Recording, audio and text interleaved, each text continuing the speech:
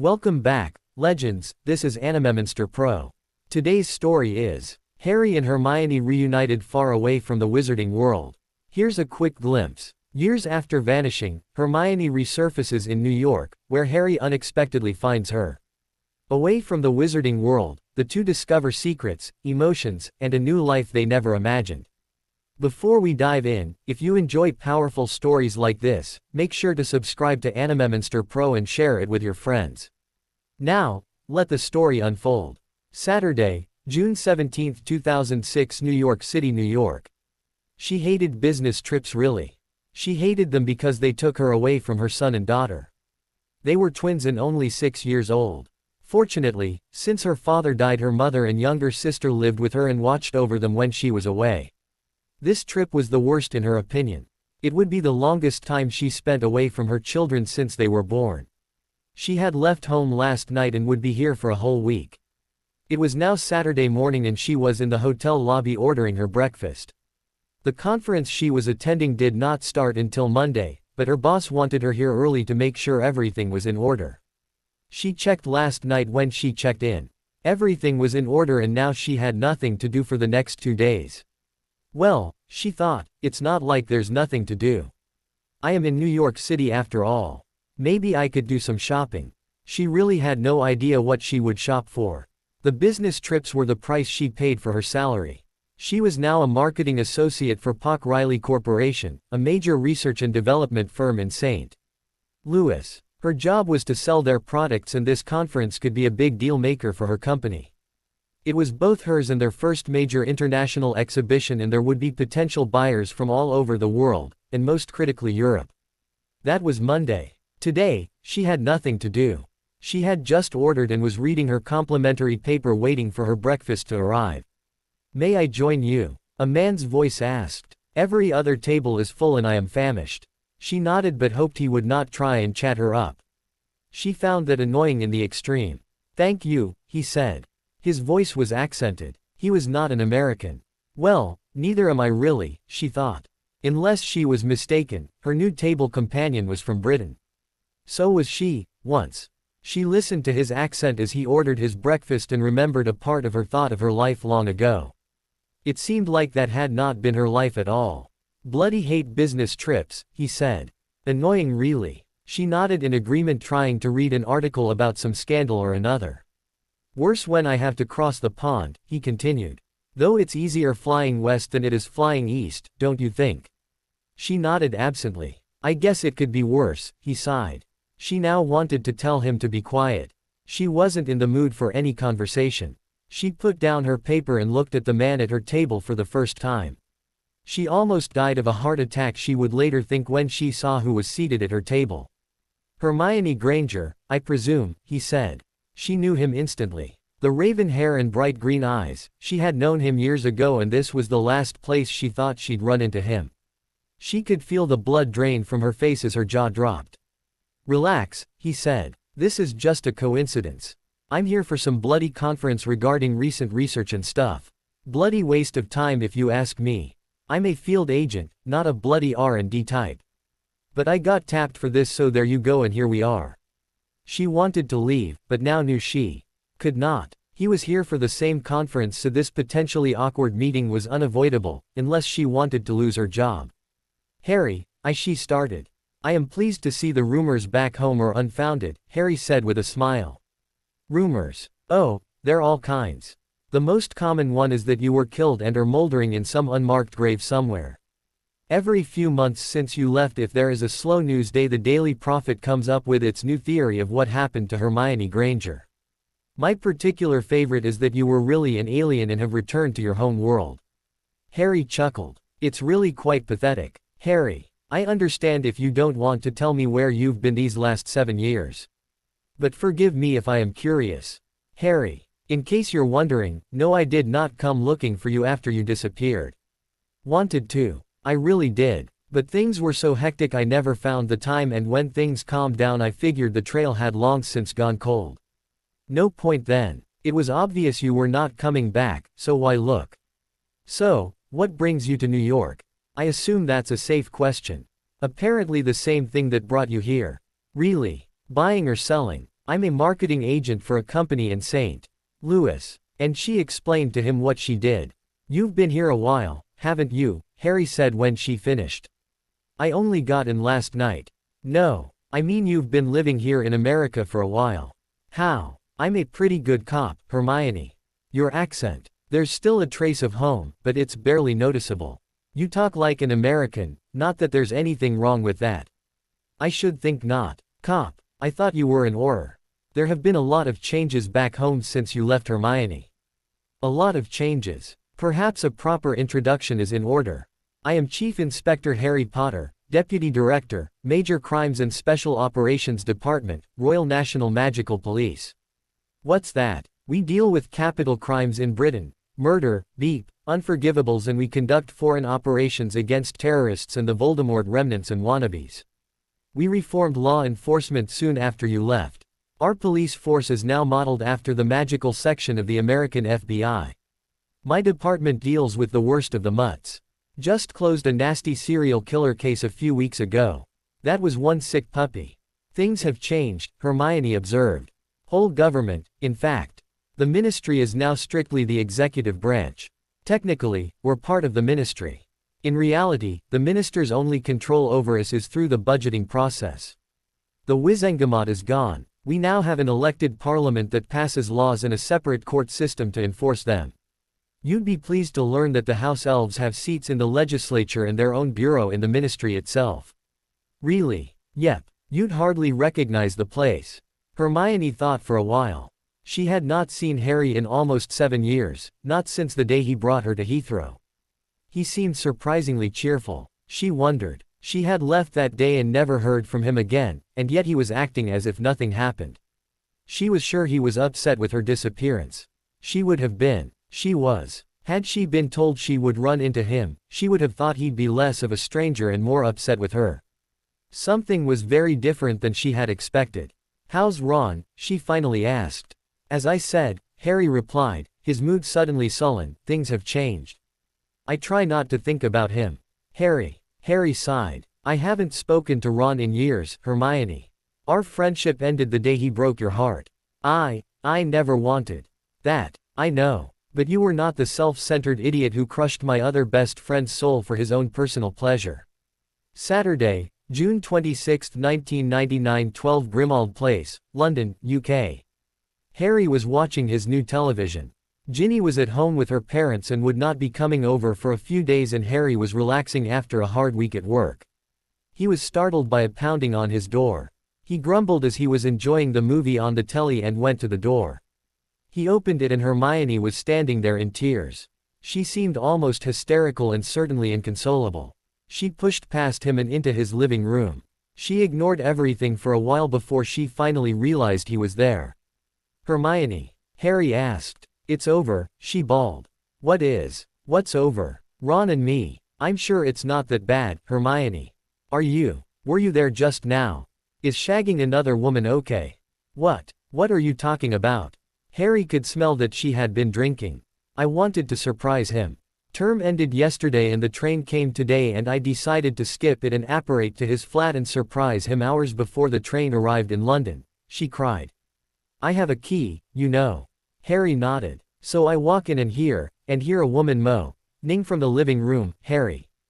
Calling his name. It sounded like, say. So I went in and there was Ron Bare Aston going at it with Lavender Brown. There was nothing Harry could say in reply to his friend. They never noticed me, all wrapped up in each other as they were, and I was too stunned to do anything. I slipped back into the hall, left Ron a note and my engagement ring. It's over. Harry nodded. He really did not know what else to do. Ooh, but he's sure to get the point. I caught him and he knows. What do you mean, Hermione? I didn't write the note on a piece of parchment. I used my wand and graffitied it on the walls of his King front hall. Made it indelible. No paint, other than black paint, will cover it up. He'll either have to paint his whole house black or replace the damn wall. She seemed to shudder with a thrill for her ingenuity, Harry noted. Harry also knew she was pissed, both angry and drunk. She never used such language before so far as he could remember. What time did you get to Ron's? Harry asked. Why the hell do you care? Because, well, You seem to have been drinking, a lot, Hermione. Why do you care? Because I care about you, Hermione. You do. Harry nodded. You know I always have. Sometimes you've got a funny way of showing it. Harry looked at her questioningly. When she was sober, all it took was a look to ask a question. She would know he wanted to know what she meant. He had looks for her, she had looks for him. Somehow, they could communicate without talking. Harry did not know if that silent communication worked when she was trashed. When Ron ran out on us during the war, she said. Why you ignored me? I did not, Harry protested. You let me bawl my eyes out. You didn't offer me a shoulder to cry on or anything. I thought. What? I thought you needed your space. Damn it, Harry. I needed you to be my friend. I thought I was being your friend. Well, you were wrong. I wanted you to hold me and make the pain go away. Harry started to tear up. He thought she had appreciated him leaving her alone and not doing anything he thought might violate their trust. For the first time, he now knew she had needed him and he had failed her. The revelation was killing him inside. I would have if Harry could not finish the sentence. If what? Hermione yelled. If you had asked, Harry replied. Why should I? I thought you were my friend. I am, Hermione. I always have been and always will be. But, I was a stupid, 17-year-old boy who knew next to nothing about girls. And now I'm a stupid 18-year-old boy who knows next to nothing about girls. And what about me? She asked in a scared voice. I know you probably better than anyone, Harry said softly. But I cannot read your mind. Like to, but that would be rude. While I'd like to think I'm pretty good at reading you. You are, she said. She then laughed for some reason Harry could not fathom. I also know I'm not perfect. I'm sorry, Hermione. Sorry for not being there for you then. I'm here for you now, though. She smiled at him for a moment, but then her face changed. Her mouth opened as if in pain. Her eyes crushed themselves shut and Harry could see tears falling and saw her shoulders heaving, even though she made no sound at all. Her hands were pulled up under her chin as she shook with silent tears. I'm here for her now, Harry thought. He walked up to her and pulled her into a hug. Gently, he pulled her head to his and felt her shake and felt her tears. Finally, she began to cry vocally, and he pulled her as close as he could, rubbing her back and dotting her beautiful, if seemingly unmanageable brown, curly hair. He could not help but smell her and to his embarrassment was enraptured by the smell. He wanted her even closer, but prayed she kept her arms in front of her. His involuntary reaction to holding his friend and beautiful young woman, he thought, so close scared him and, should she realize it might scare her as well. He did not want that. All he wanted, all he had ever wanted for her, was for Hermione to be happy. As she cried, he was lost in thought. Ron was his best mate, had been since he first met Ron almost 8 years ago. Hermione, however, was his best friend, again practically since they first met almost 8 years ago. He could tell her things he could never tell anyone else. Ron and he had had their fights over the years. Most arose because Ron had a massive inferiority complex, which Harry thought might explain what Hermione had walked in to find a few hours ago. Hermione and Harry had had their tiffs as well. But there was a difference. She never stopped caring for him and their spats were when she had done what she thought was best for him and he acted like an immature git as a result. He had always feared this day. Ron and Hermione had begun dating officially about a year ago, just as the war ended. Deep down, there was a part of Harry that wanted her too, but she seemed to have a thing for Ron and Ron for her and he knew it.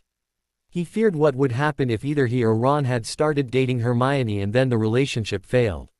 He knew he would have to take a side, Ron or Hermione. He feared losing either or both of his best friends. Now, that day was here. To Harry's surprise, the choice was easy, Hermione. It's okay, Harry whispered. It's not okay, she cried back. He broke my heart. I hate him. I know. I never want to see that bastard again. Part of Harry hoped that was not true. Another part knew she was serious and meant it. Hermione was not perfect, who was? But one thing this broken friend of his was not and would never be was a doormat. Lavender was. Maybe that was what Ron wanted in a girlfriend, someone he could treat like dirt and get away with it. Then don't, Harry said. What? But I love him. And he obviously does not love you, Harry said. How can you say that? Did he tell you? No. But if he loved you, truly loved you, you would not be here now and he would not have been. Him, Hermione wailed. Sorry. What? Don't like Lavender's sloppy seconds, Harry quipped. Bastard. Harry shrugged and tightened the hug. He broke my heart, Harry, she cried. I know, Harry said soothingly. Again, I know. How could I be so stupid? Hush, you're not stupid, Hermione. You're the smartest, kindest and most special person I've ever known. And yet I couldn't see this. That makes two of us, Hermione. Until just now, I had no reason to think that he was. You were here, in London, with him all this year. I was stuck in school, Harry. What do you mean you did not know? He got his own flat, you know. I know. I helped him pick it. He didn't want to be beholden to me for a place to live. Goodness knows, Hermione, I offered him a room here. You know he flat out refused. Bugger hated feeling like he was second class or something. You remember, don't you? She chuckled reluctantly. Ron could be such an insecure git, she thought. Tuesday, July 14, 1998, 12 Grimald Place, London, UK. The Golden Trio, Harry scoffed. Another one of the totally stupid names the press had forced upon him over his brief lifetime. Harry though, except now they dragged his two best friends into that cesspool with him. Bah, so what? So we killed, the most dangerous dark wizard in memory. So what? I'm not even 18. You bastards want to lionize me and my friends. Wait until we have a lifetime of accomplishments, not a moment's fleeting glory in the sun at the dawn of our young lives. But the press has a bloody nutter of a mind of its own, Harry thought. He and his two best friends stood at the door of the house he had inherited from his godfather. Over the past couple of weeks Harry had the place completely renovated while Ron and Hermione lived at Ron's parents' place, the Burrow. Harry was now moving in at last. He had brought his friends here to make them an offer. They were all acting Aurors now, hunting down the remnants of Voldemort's followers. Hermione was only a temp as she intended to return for her final year of school. Harry and Ron, and Neville, for that matter, were now permanent additions to the elite Auror Corps, the youngest ever. Then again, as most of the Corps died in the war, their youth was not that unexpected given their wartime accomplishments. Grimald Place had been an old, dark, horribly out-of-date garden house near the Camden Town section of London.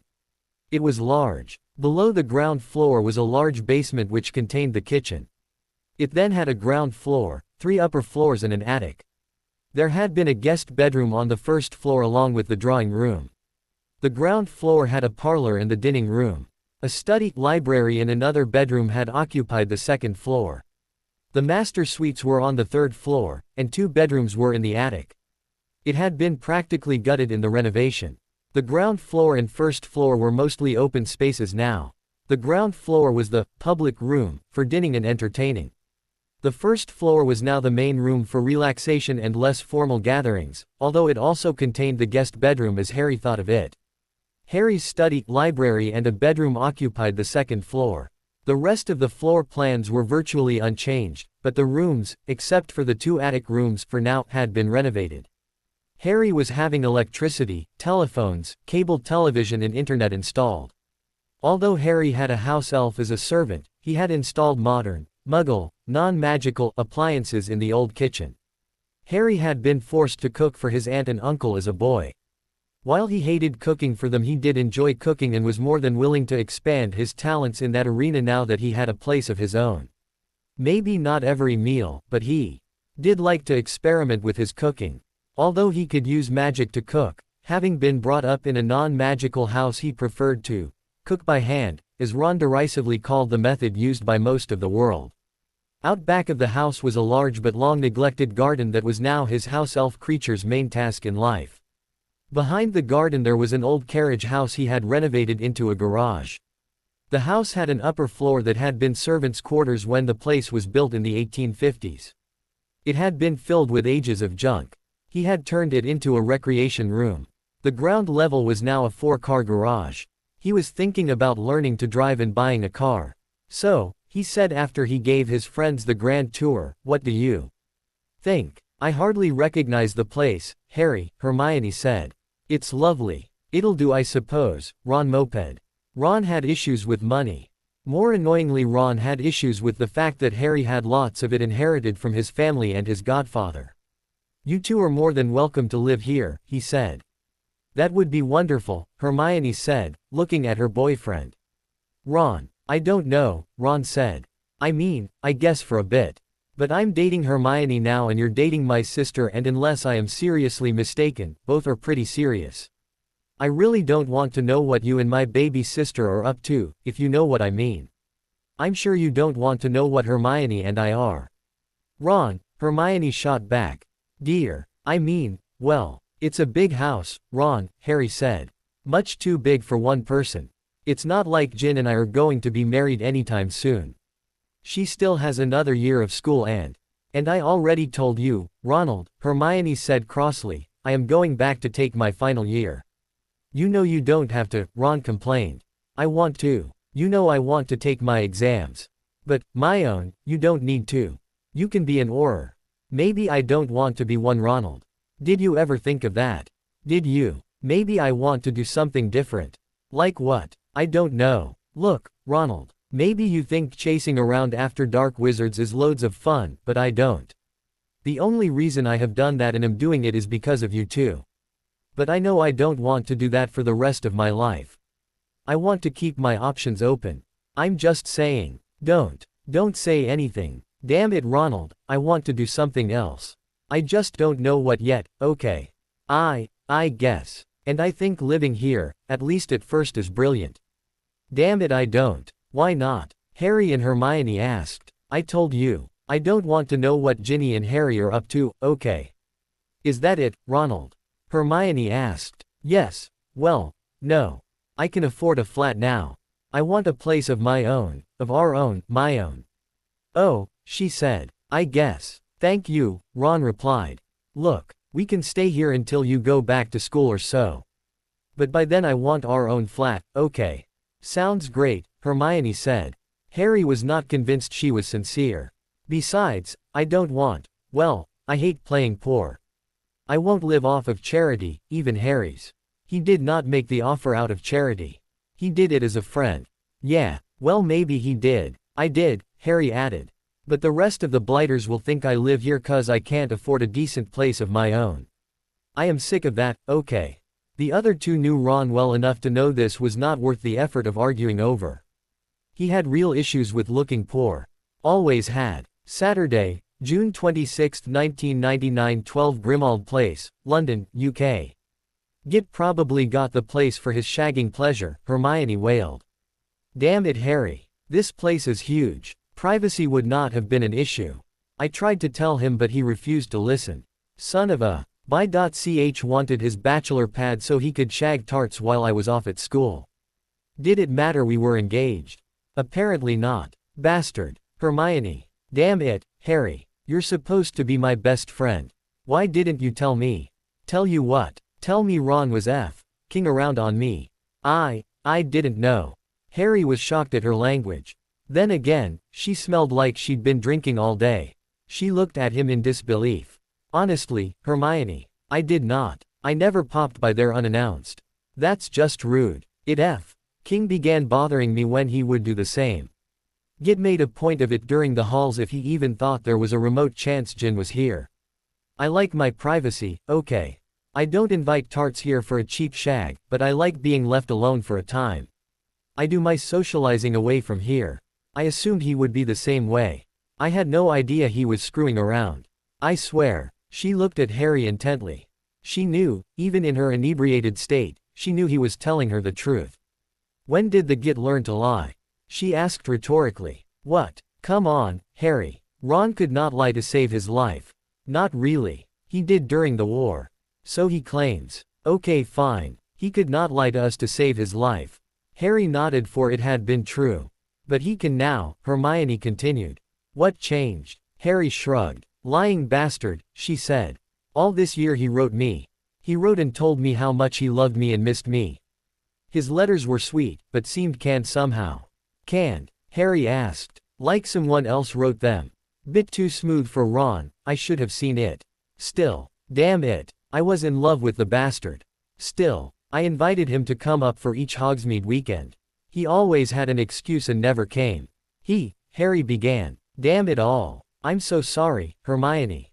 What? I made every weekend except one to visit Gin, Harry said. 1. As hectic as things are at the office, I could still find a few weekends to take off. I made it to all of her matches. All of them. And I've been on loads foreign and undercover assignments. Ron's not trusted with those. He has an aversion to all things Muggle, he does. He only did 4 in the last year and they were all during the week. He's damn good at takedowns, fights, but useless at the more cloak and dagger sort of missions. Takedowns are few and far between. Takes months to run a perp to the ground. The other assignments are frequent. In a way, you were lucky today. Odds are, I would not be here. Damn. Ron said he was so busy, Hermione whimpered. He wasn't that busy. Damn it. The bastard. What are you saying? I don't know. Sorry, Hermione, I don't. But damn it. The git was not that busy. He could have easily spared a little time for you. Damn it. Why didn't I see it? How could you know? I was there. I never saw you or Ron or, damn it all. Ginny never told you. She never did. I asked her to. I asked her to find out what Ron was up to. I asked her to tell me why he could not see me. I asked her to ask you. She never did. Harry shook his head. Ch. Hey, Harry protested. Sorry Harry. Maybe she forgot. It's been a bad day. Please don't take it out on her. She's supposed to be my friend. She's also miffed at you. Why? Because she says I am closer to you than to her and Harry, we've been best friends forever. I know. Still, it pisses her off that you and I are so close. She knows there's nothing going on, still. Weasley jealousy. Yeah, throw in the fact that you were head girl. Her mum was, well, she told her that how could Gin expect that honor? You were a far better student and, still, Molly would have preferred. Damn it all, Hermione exclaimed. King. Weasleys. I did not covet that position. I know. I earned it. I know, Hermione. I need a drink. Hermione, what? I need a bloody belt. Got any booze in this palace? You sure? You're not my daddy. I'm of age. I can have a bloody belt if I want one. If you have one. Otherwise, it's back to the pub. Spent a few hours there before coming over. Or hadn't you noticed? Well, you going to offer me a drink or what? I really don't think you should. I told you. You're not my goddamn daddy. This day KS. My life KS. I want a drink. It doesn't help, believe me. I don't care. Harry resigned. He pointed her to his bar. Better here, he thought, than in some pub. Goodness knows what might happen to her there. Harry watched as Hermione walked over to his bar and poured herself a disturbingly large glass of scotch. Hermione, are you sure you should? After this afternoon, KIT. I getting pissed. Hermione. Don't Harry. Don't, she said in a near rage as she drained the glass and nearly coughed herself into oblivion. Never had that before, she said when she regained a bit of control. She refilled her glass a couple of times, but she faded fast and was soon lying on Harry's couch drunk. Harry had never seen Hermione like this and it scared him. It scared him even more that he had no idea what to do. She was fading fast and her eyes were closing. I love you, Harry, she slurred. She was drunk, Harry thought, really drunk. Love you too, he said. He found a blanket Mrs. Weasley had knitted for him and placed it over her as she passed out. He keyed at her forehead and heard an unintelligible mumble in reply. He then went upstairs to bed. Saturday, June 17, 2006, New York City, New York. Harry always wondered if she remembered what she said just before she fell asleep that night or what he said to her. He always wondered if she meant it and if so how she meant it. Sunday, June 29, 1999, 12 Grimald Place, London, UK. Harry woke up late the next morning. It was a Sunday and he usually slept in. He had forgotten Hermione had passed out on his couch. He went down to make his breakfast and an acrid odor hit him. He then remembered Hermione. He walked into the living room and saw she had been sick all over his couch, floor, blanket and herself. At least she was still breathing, he thought, although she's going to regret that bit as soon as she starts to wake up. He decided to do his best to put off that misery for her as long as possible. Shimo.net as he picked her up from the couch. He carried her to the guest room on the first floor. With his hands full, he could not use a wand to do anything, but the last year's intensive training had taught him how to use magic without any wand at all. The bed linens seemed to turn down on their own as he gently placed Hermione onto the bed. He removed her soiled blouse and slacks and blushed at seeing her in nothing but her underwear. He then tucked her in and cast a spell that would keep the room dark and another that would prevent any noise from outside to disturb her sleep. He closed the door and then left his house to deliver Hermione's clothes to the dry cleaner a block away. When he returned, he noticed a trunk and 2 large suitcases in his front hall he had not noticed before. Each had a noticeable, HG, monogram. He was so preoccupied with his upset, then drunk, then sick friend, he had not noticed she had brought her luggage with her. He carried the bags up and quietly placed them in her room before returning to clean his living room. There was a knock at the door and Harry stopped cleaning the couch to answer it. He opened the door and his friend and Hermione's former fiancé as of last night, was standing at the door. Is Hermione here? Ron asked with more than a hint of desperation. Harry nodded and Ron smiled slightly. Good. I need to talk to her. His nose wrinkled at something. What's that smell? Puke, Harry said. Hermione's somewhere between drop-dead drunk and suffering from the worst hangover of her life. Drunk? Ron asked. Hermione never. She was lit when she showed up and then downed far more scotch than would be advisable under any circumstances. Passed out and threw up all over the place. I don't think she'll be talking to anyone for quite some time. Maybe not until tomorrow. If it was possible for Ron to become any paler, he just did. What happened? You tell me, Ron, Harry said, getting a little annoyed. Ron shrugged. Always said she was mental. Ron, you're thick. Harry yelled. She came over here 3 sheets to the wind. She said she caught you and Lavender shagging each other's brains out yesterday afternoon, left you a message and left. My guess is she spent the next several hours in a pub somewhere. Ron's expression seemed to be a cross between fear and surprise. She saw that. So you were getting shagged. It's not what either of you think, Harry. What is it then? There was real hostility in Harry's voice. It's nothing, really. Lavender's just got an itch that needs scratching is all, and Hermione wasn't supposed to be there, and, well, Lavender means nothing, really. Maybe not to you, but to Hermione she means everything, Ron. Well, it's her bloody fault, Ron started. What does she expect me to do? She's holding out on me, waiting for marriage, she says. So why shouldn't I get lucky now and then? Ron, just 'cause she's holding out does not mean. Don't bloody lecture me, Harry. You've been shagging my sister since she turned 17. You two didn't wait. Why should we? I would have, Ron. And you should, because that's what she wants. Mental, Ron mumbled. What do you think Ginny would do to me if she thought I was dipping my quill in another inkwell?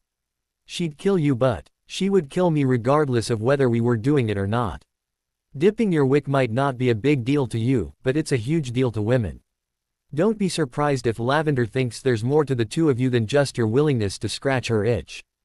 After a long pause, Ron said, It's Hermione I love, you know. And right now she hates you, Ron. Maybe she'll get over it. But don't expect her to soon. Even when she gets over her current condition, I doubt she'll talk to you. Maybe when she gets back. Monday, June 28, 1999, 12 Grimald Place, London, UK. What happened to me the other night? Hermione asked Harry, having just finished 3 large helpings of his lasagna. You were drunk, you got drunker, you passed out, you threw up, Harry replied. Sorry, Harry. Harry shrugged. Nothing happened between us. No. Why do you ask? When I finally woke up, my clothes were gone. You threw up on them. Hermione nodded. I took them to the dry cleaners and they are in the hall closet. Thanks, Harry. Do you remember why you were so drunk? I left Ron, she huffed. Just making sure. I can stay here, right? At least until I leave to find my parents. When's that? My flight is on the 10th. Yes, you can stay. But I can't take off work to keep you company. I wouldn't ask that of you, Harry, thank you. Harry saw tears in her eyes. I have nowhere else to go, Harry. You're always welcome here, Hermione. Hermione smiled. Harry could not smile back as he placed her dinner before her and took his seat across from her. She was a wreck when she arrived, and yesterday, when she finally woke up, she was horribly hungover. She did not say much at all, too sick to talk, Harry figured. He merely asked her what she remembered, if anything, from the day before. She remembered most of it. Ron talked to me at work today, Harry said. Hermione merely grunted. He was here yesterday as well when you were. She merely shrugged. He wants to talk to you. Fat chance, Hermione said. Are you suggesting he should? Are you trying to help him get me back, because if you or she was beginning to get angry? No, I am not, Harry said firmly. Merely relaying the message. Good, 'cause I never want to see him again. Harry nodded. You probably should tell him that, in person. Why would I want to do that? Why? I'm not saying you should want to, Harry said calmly. He seems to think you making a big deal about nothing. What? Practically his words. Thinks if you two talk, this will blow over. And what do you think, Harry? She said icily. Stupid git's got his head so far up his as he is to fart to breath, Harry deadpanned. She calmed down and actually smiled again. What did you tell him? Told him there was a better chance that Voldemort would return than you would. She actually laughed. How'd he take that? Asked whose side I was on. And I told him the right side. What did he say? Earlier that day. Thank goodness. I was afraid you might pick her over me, Ron said. So you'll help me? No, Harry said gravely. I told you I picked the right side. What's that supposed to mean? You brought this one on all by yourself. I'll relay a message, but I am not going to help you fix this. But Harry, I thought we were mates. Right now, the operative word is, were. You broke her heart, Ron. I'll be damned if I knowingly give you a chance to do it again. So, you're picking her over me. You made that choice, Ron. You did. She was your fiancé. You're supposed to remain faithful too. That's a load of dung. It's not like we're actually married yet. Should be. So you're telling me you have not had an occasional roll in the sack when Ginny was away? I have not. I don't believe you. Fine. Don't. But it is true. Mental. They all are. Perhaps, Harry said. So she's staying with you. Far as I know she has nowhere else to go, so yeah, I guess.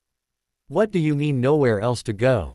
What about her parents? Still in Australia? Oh, the burrow. I don't think she's in the mood for dealing with your family. The leaky cauldron, then. Not sure how she's fixed for money, Ron. Even if she has some, her trip to find her parents won't come cheap. Kick her out. I'm not going to do that, Ron. Fine, but I'm telling Ginny. Fine. Monday, June 28, 1999, 12 Grimald Place, London, UK. So, Hermione said with anger, he wants you to help him get us back together, and yet he also wants you to kick me out in the cold. Basically. Is he mental? Harry shrugged. Does he honestly think I'll go running back to him and beg him to take me back again? Harry shrugged. Maybe there's a chapter in that damned book of his that tells how to win back the witch you cheated on. Book? What book? What are you talking about? I'll show you, Harry said, and he got up from the table. Back in a bit. He came back later and handed her a book that looked brand new. 12 Fail-Safe Ways to Charm Witches, she asked. What the bloody hell is this about? Harry shrugged. You don't know. Never bothered to read it, Harry admitted. Ron has. Swears by it. Some kind of dating guide, I think. Why do you have a copy? Hermione asked suspiciously. He gave me one for my 17th birthday. Told me it works wonders. Did he now? She practically growled. You two were getting along pretty well at the time, as I recall. Only because he seemed to be, you mean. Probably got some pointers from that thing, Harry smiled. I don't know whether I should be flattered or insulted. Harry looked into her eyes and raised an eyebrow. I mean, I guess it was something to get the git to actually read a book. But to think he used it to get me. I think insulted. If he thinks for 1 minute I am going to take him back. He told me he does. He's mistaken. Harry nodded. I happen to agree with you, my own. Cheating on a floozy like Lavender is one thing. Cheating on you, totally different. Seems he's been doing both. What? How do you know? Git told me today. Said something about taking advantage of our overseas assignments to, well, dip his wick. Didn't come right out and say it, but yeah. How did that come up? He could not believe I remained faithful to Ginny. He can be thick, but I never knew he was that stupid. Immature. Insecure. Him. No thanks, Harry said. Seems everybody has. Hermione actually laughed. Slut boy, Harry added and was rewarded with another laugh. You really are on my side in this, Harry. I am. You're right, he's wrong. And Ginny, where do you think she'll come down? If my guess is right, she'll be pissed as hell for not supporting her brother. What? Weasleys are strange that way, haven't you noticed? They can hate each other, but an outsider, like you or me, an outsider mess with them. They band together against you. And you are willing to. You're right, he's wrong. He has no right to break your heart and then expect me to be okay with it. No right to expect me not to take your side, Hermione. None. And if Ginny sides with her family, if she truly loves me, she won't. And if she does, Hermione, I pick you. Thank you, Harry, she said softly. Saturday, June 17, 2006, New York City, New York. You haven't spoken to Ron in years, Hermione asked. Not since the divorce. Even before then, we were hardly friends. Divorce. Hardly friends. To begin with, he never really forgave me for taking you side after the lavender incident. Never. I never really cared because you were right and he was wrong. Best mates before, after Ron and I were not chummy at all. We were civil to one another for a while, had to be considering I did marry his sister. But when I divorced her, well, you divorced. Technically, it was an annulment under the law. But I thought she dumped you. She did, for a time. Friday, July 2, 1999, 12 Grimald Place, London, UK. Ginny's coming over, Harry said over dinner. Great, Hermione said happily. Ginny was her best girlfriend. I'd love to see her. I don't know. I don't think you would now. Why? I think she's pissed at me because you're here. You left Ron, which makes you a traitor in her book, and are here with me, which makes you a threat. Something tells me I'm not getting lucky tonight. I'm sure you're exaggerating, Harry. She has a short temper and a jealous streak, Harry said. And she's furious I am refusing to do what she wants me to do. What's that? Kick you out? She never said that. No, but that's what she meant. She never understood us, Hermione. Never. She thinks there's more to us than just being friends. But, deep down Hermione now knew she and Harry were more than just friends, and she hoped Harry knew it too. They had been practically in love since they met on the train to school all those years ago. She would do anything for him, anything. She knew it was at least almost the same for him, but he could be so thick about his emotions and such.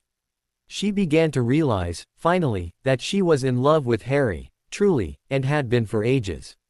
Ron was a fancy, not much more. She had been with Ron because he acted like a boyfriend. But it was displaced love. Like displaced aggression maybe. Now there was a thought. It is and always has been Harry. Not the bloody boy who lived, Harry. If only he felt the same way about me, she thought sadly. Little did she know, he did. He had yet to admit it to himself, but for years all others had been compared to her and found wanting, even Ginny. The doorbell rang. At least, Harry thought, at least she, meaning Ginny, had the decency to ring the bell.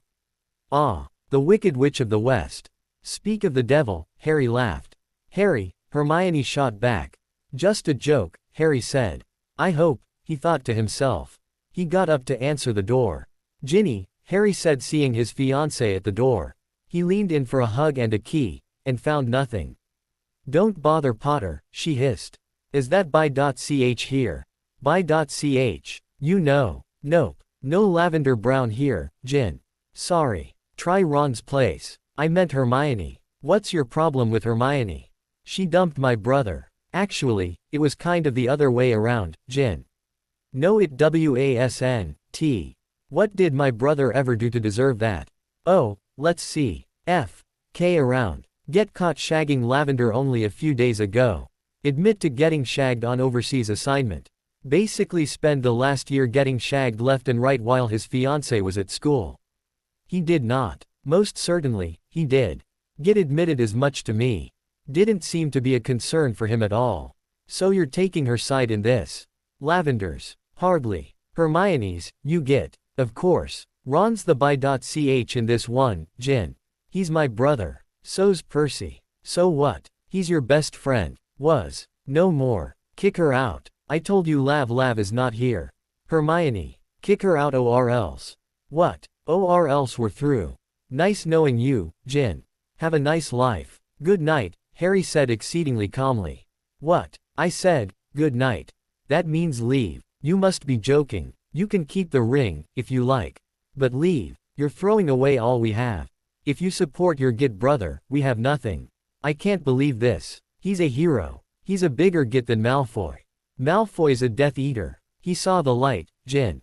He's still a world-class ass, but at least he doesn't pretend not to be. Same can't be said for the useless waste of air you call a brother. He's a Weasley. In that case, same applies to you. Have a nice life, Jin.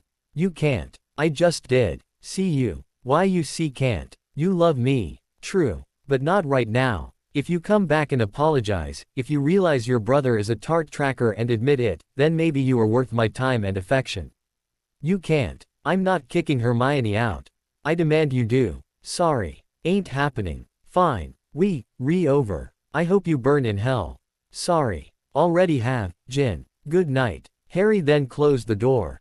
He ignored her pounding and ended up placing a silencing charm on the door, as well as additional wards on the house to keep Ginny out.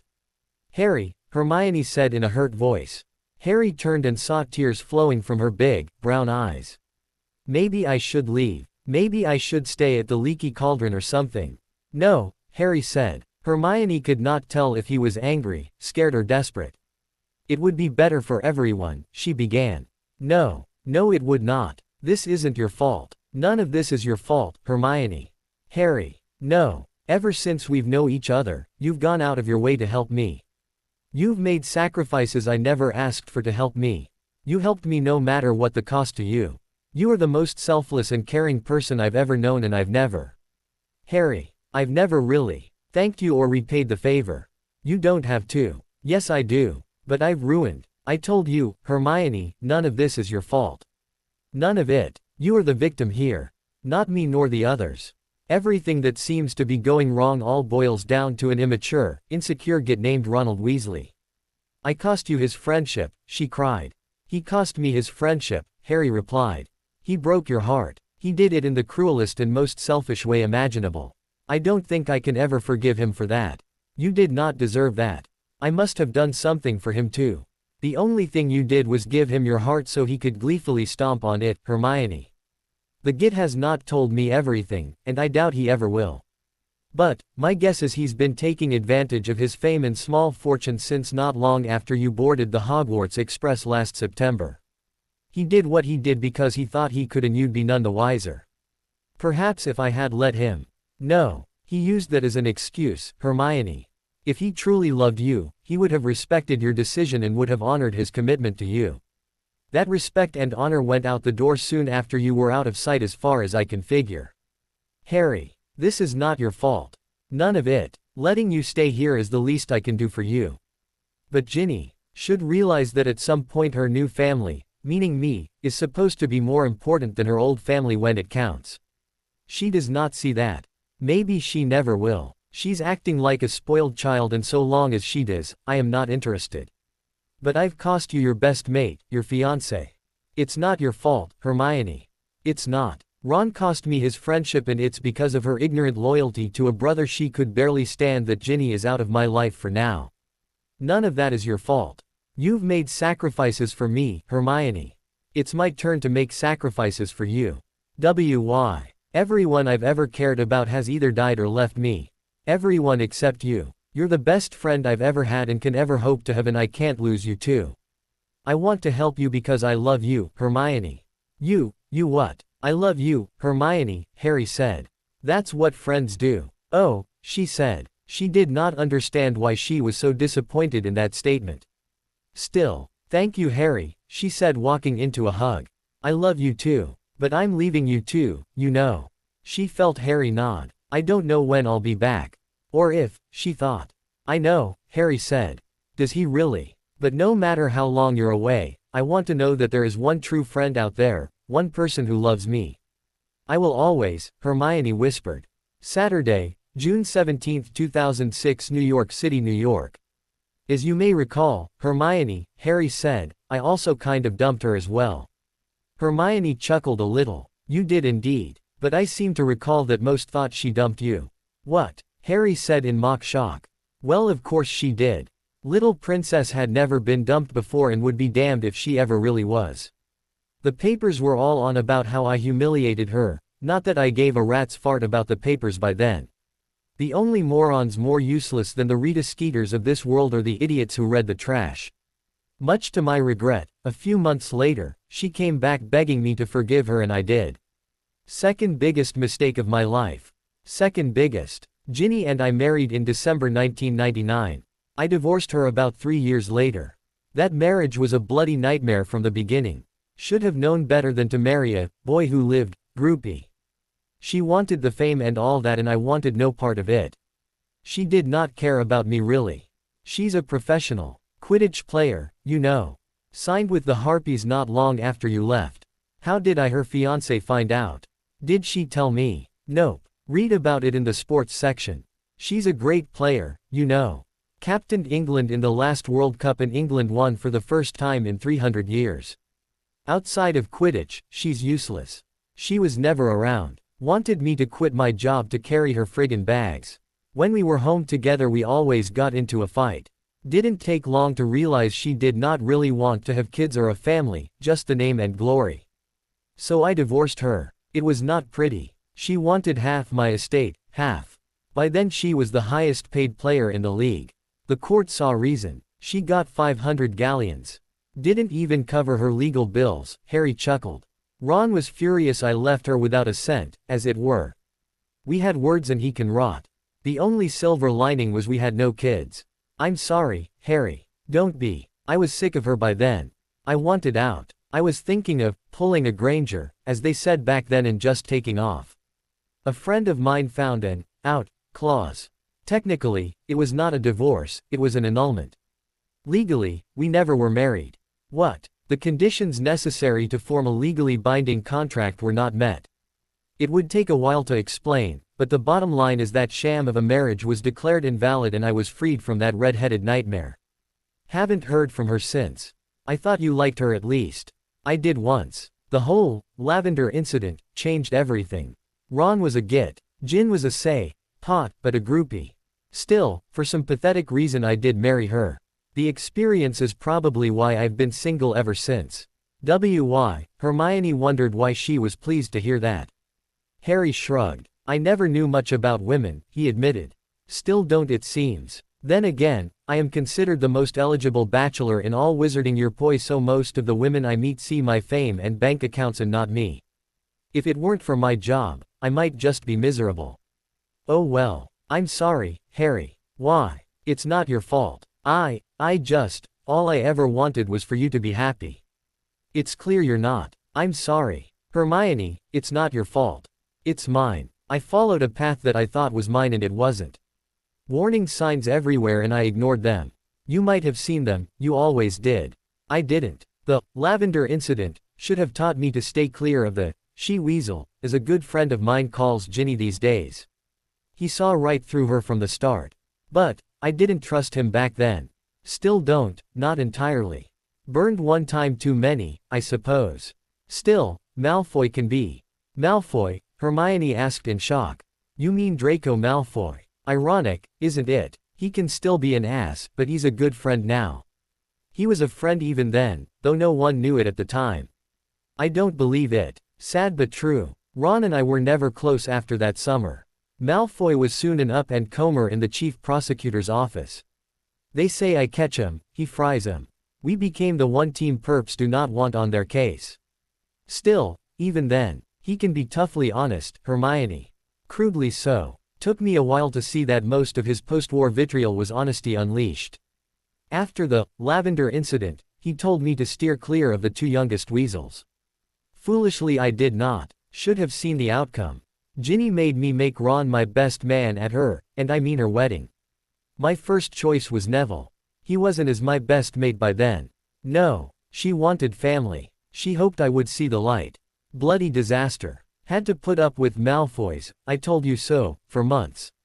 Ron made an ass of himself at the rehearsal dinner. There was Ginny, crying her ass off 'cause her brother and my best man was such a scandal, and all I could do was say that I told her so. Not a good way to start a marriage. Then, Just months later, I had to fire him for compromising a sensitive operation. Ron was a lousy orer. You fired him. I wrote him up. He was shagging the daughter of our Mark, a Death Eater who had evaded us for almost 2 years. Ron brags to his shags. She tipped Daddy Deadly off and he was gone just as we set up to take him down. Ron was given a choice, resign or be prosecuted. He at least did the honorable thing and took the hint. He had a family to feed, after all. What? Ron works with his brother George now. He married Lavender a few weeks after you left. He what? Had to, it seems. She gave birth to their first kid less than 5 months later. Seems he'd been shagging her since just after you went back to school. Seems she's also never heard of the concept of birth control. Last I heard, they had 4 kids and another on the way. I don't believe it, Hermione started. Wednesday, July 7, 1999 Orr Section, Department of Magical Law Enforcement, Ministry for Magic, London, UK. I'm in deep shit, Harry, Ron said at lunch. I'll say. No, not just with Hermione. Although when she finds out I'll be in deeper shit with her. Oh, Lavender's pregnant. What? She's got my bun in her oven, Harry. And she intends to have it. When? Says she's due in December. What the hell am I going to do, Harry? Told you. I know. Women are bloody mental. Maybe you should look in the mirror. What's then supposed to mean? Harry shrugged. She insists I do right by her, Ron moped. Meaning, marry her. I can't. Hermione doesn't want you, remember. She'll come around. She always does. I don't think she'll change her mind about you this time. This was one hurt she won't get over and one transgression she'll never forgive. Mental. Human. Wednesday, July 7, 1999 12 Grimald Place, London, UK. Hermione had little to do that day. She had purchased her plane ticket to Australia and had spent a few days getting ready. She had seen Bill Weasley about her finances. It turned out the award she had received from the government was worth far more than she had imagined. If she lived frugally, she could live a modest yet comfortable, if boring, life without ever needing a job. £2 million at 4% per year was a lot of money by anyone's standards. She had purchased a one-way ticket to Australia. It was a practical decision she had made way back when she had sent her parents into involuntary exile during the war. She had erased their memories. Robert and Rose Granger, parents of one Hermione Granger, partners in a successful dental practice in Lawton, SA, a suburb of London, now believed they were Wendell and Monica Wilkins, dentists married to one another who had no children and certainly never had a daughter. They also had always dreamed of living in Australia. Hermione used her magic, for she was a bona fide witch, to alter their reality to save them from the war that was ravaging her world. She knew how powerful the charm she used was and knew she had no idea how long it might take to find them. She was worried, though. They had resisted going overseas. She had to use her magic on them in the end. They might not be happy about that when she found them, if she found them. She thought she had done a good job 2 years ago, but over those 2 years she had learned that while she was smart, she was not perfect. She prayed that when the spell was lifted, they would forgive her. What if they didn't? What if they hated her? She did not know if she could deal with that, especially now. What if they did, but did not want to return home? Could she leave them again? If her family was not in Britain, what reason was there for her to return now that Ron was out of her life? Harry. He was a dear friend. He was more than that. He was everything to her. But was that enough? Was it enough if she was not everything to him? She had been receiving mixed signals for days now. She loved Harry as a friend, but now knew she could not come home to Britain just to remain his friend. Unless he gives me a better reason, as in, maybe I should consider staying away from this place, she thought. By place, she meant Britain, and Harry, although it broke her heart yet again to consider leaving her friend. We need time, she thought. Part of her disagreed. She did not, but until he did not, what was the point? Still, why had the last couple of weeks almost been so happy for her? She should be miserable. Why wasn't she? She liked to think he had been waiting on her hand and foot, but that was not entirely true. He made dinner and after they would talk or just sit in the living room and read or watch the telly. There were a few days when he and Neville were partnered for a surveillance operation. He told her the basics but not the specifics. He still managed to come home in the evenings and cook her a meal, and another portion he would then take to Neville. He would keep Neville's portion warm while he spent a couple of hours keeping her company. Damn, she thought. Ron hated my cooking, so did Harry, but he was gracious about it, yet he can cook and is not looking to. Damn. Why did I ever get involved with that toe-rag, she though? He was a friend, true enough. But I should have seen it. He never took me seriously. He never really listened to me about anything, unless I was complimenting him about something. He was fun to be around, at least until he said something stupid, which was often. I should have known. Why did I let myself fall for that selfish, insecure, immature git? You know why. You were afraid to follow your heart. You were afraid to fall for Harry. Why? We always got along. Because you had no idea if he saw you as more than just a friend. Sometimes, it seemed that he did, sometimes not. Mixed signals. Better to have Harry as a friend than to ruin it by trying to push the relationship in a direction only one of us wants, she tried to convince herself. If Harry was sending her mixed signals, Hermione herself was so confused. She was confused by her own feelings. She had usually been able to master them, control them since she was a little girl. It was her defense mechanism that had saved her from loneliness and despair on countless occasions as a child. Until she was almost 12, until she met Harry, she had never had any real friends, not one. There were a few kids she knew in school who were nice to her on occasion, but she was always alone. She remembered her 8th birthday. It fell on a Saturday and her mum offered to throw her a party so she could invite her friends. How could she tell her mum she didn't have any friends? She couldn't. Her mum seemed so eager. So she invited some classmates from her primary school, the ones who were not mean to her. She was not surprised when none of them came. She should have been heartbroken, but she was not. Her mother was. Her mother could not understand why Hermione was not upset by the obvious snub. Harry had ruined her nice, safe walls. Chip by chip, over the years, at least for him, her emotional castle fell. It began when he was genuinely nice to her practically from her first day at Hogwarts. Everyone else seemed to ignore her, but Harry did not. Then again, Harry was nice to everyone in their dorm. He was the only one who remembered she was missing the night a troll had been set loose in the school. He had dragged Ron with him to find her. She had only recently learned that Ron had no interest in finding her that day. Seconds from certain death, Harry and Ron came to her rescue. How could a girl not admire her knights in shining armor? Why did she fall for the wrong one? Somehow, Harry had learned when her birthday was. Hermione never recalled telling him. After her 8th birthday fiasco, she could care less about anyone aside from her parents remembering.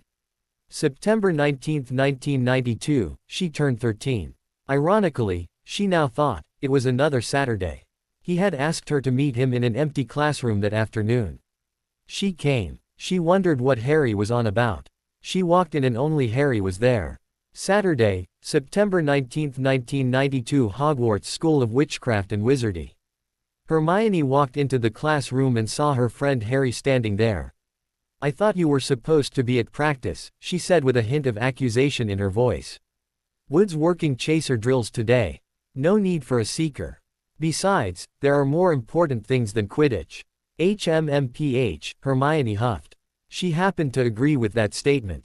Well, you'd never know that around here. It's true, Harry said with a smile. Look at Ron, for example. It's all he ever talks about, Hermione groaned. Think about it, my own. What is more important to Ron than Quidditch? Hermione thought long and hard about that one. I give up, she confessed. Do you think for 1 minute he would skip a meal to see a Quidditch match? Harry chortled. Hermione actually laughed. Harry had hit on Ron's true passion, stuffing his face. Okay, she confessed, you got me there. But what about you, Harry? What's more important to you? My friends, Harry said. He paused and then added, and their birthdays. Hermione was left speechless and watched as a set of curtains were pulled back. Surprise, several voices called out at once. Hermione was speechless. Standing before her were every member of her class in Gryffindor House, her dorm, Harry, Ron, Dean Thomas, Neville Longbottom, Seamus Finnegan, Parvati Patil, Lavender Brown and Sally Ann Perks. Also there were Ron's older brothers Fred and George, which could only mean trouble, she thought. Lee Jordan, Angelina Johnson and Katie Bell, All were a year or two ahead of her in school and Ginny Weasley, who was a year behind. Hagrid was there as well. "Happy birthday, Hermione," Harry said. There was a table laden with food and a huge cake. There were also presents. Hermione could not help herself. She hugged Harry and cried tears of joy. Most of her gifts were simple and edible. She had enough candy to give her parents, who were dentists and had never allowed her sweets, a fit. Harry, however, had bought her books. Not magical books as she expected, but works of literature.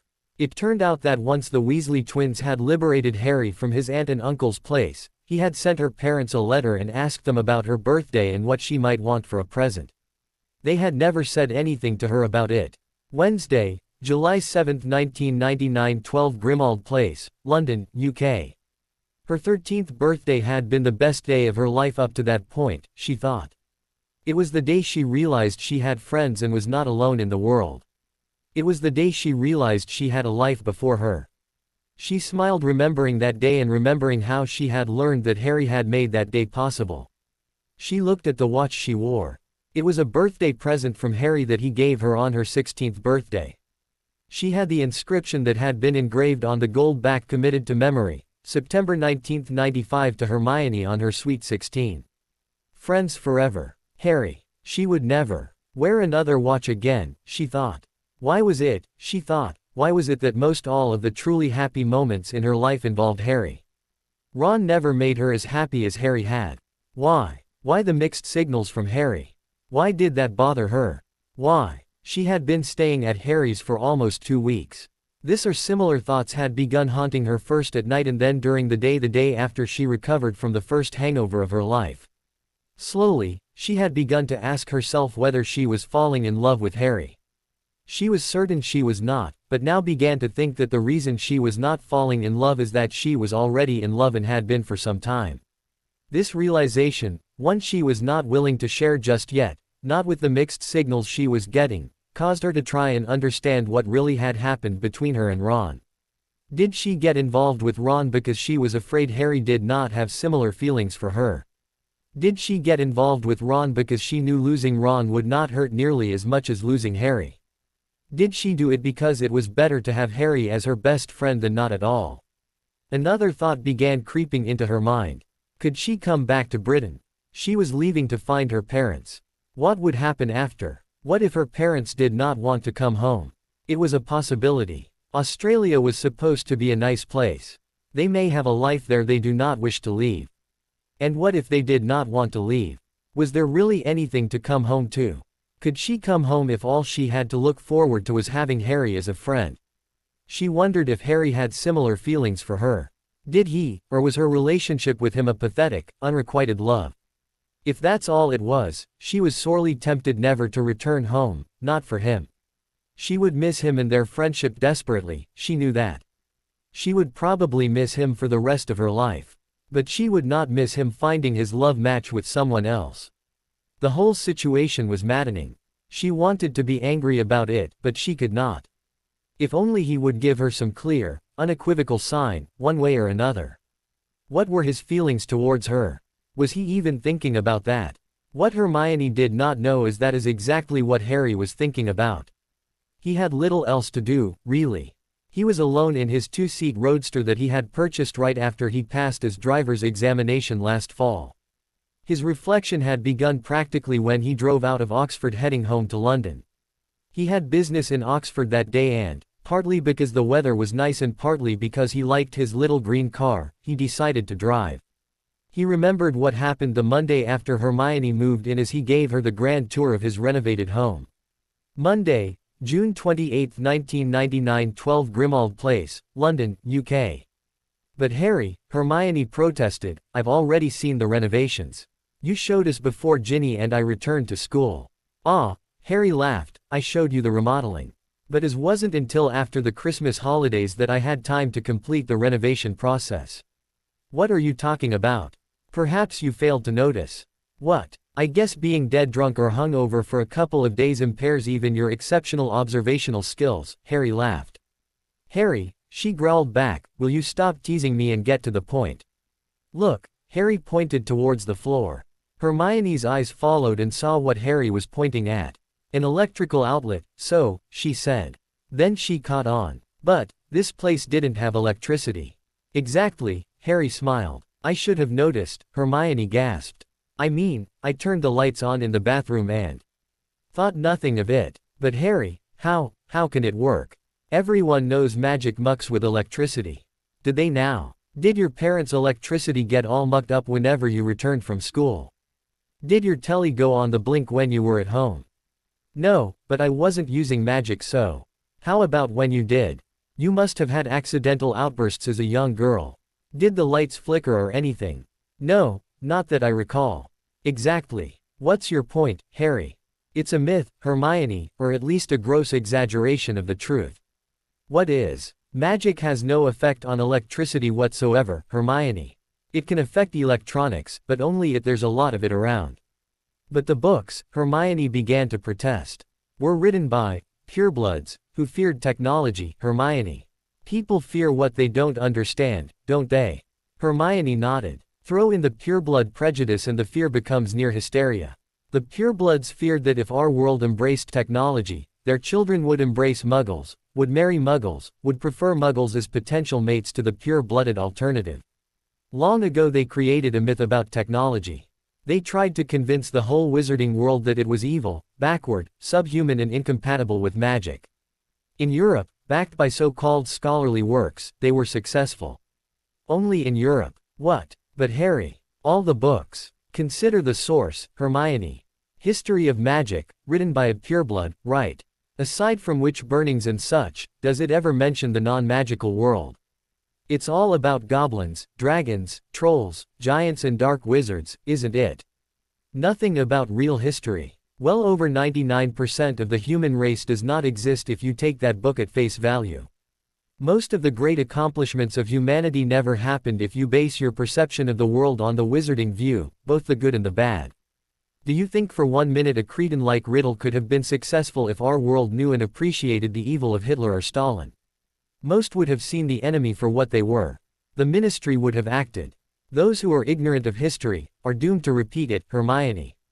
But what about the Hogwarts Express, Harry?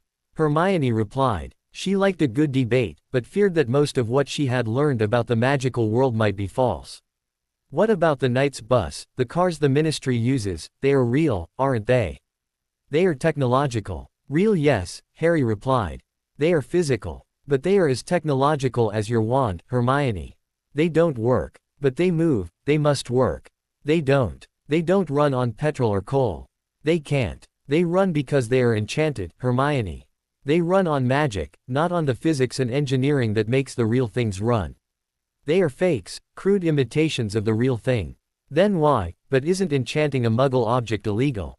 That law's a bloody joke, my own. A broom is technically a muggle object. The ministry decides when to enforce that silly law and when to look the other way. Truth is, the only part of that law that is enforced with some degree of uniformity is the section about passing enchanted objects onto a muggle. Harry, but surely there are some who don't have an issue with muggles. Aside from those raised by one or more non-magical parents, name me one. Dumbledore. You know as well as I do at my age he thought so highly of his non-magical kin that he felt wizards should rule over them. He grew out of that. The megalomania. Certainly. His idea of the greater good did change. But did he ever try and assimilate into the non-magical world?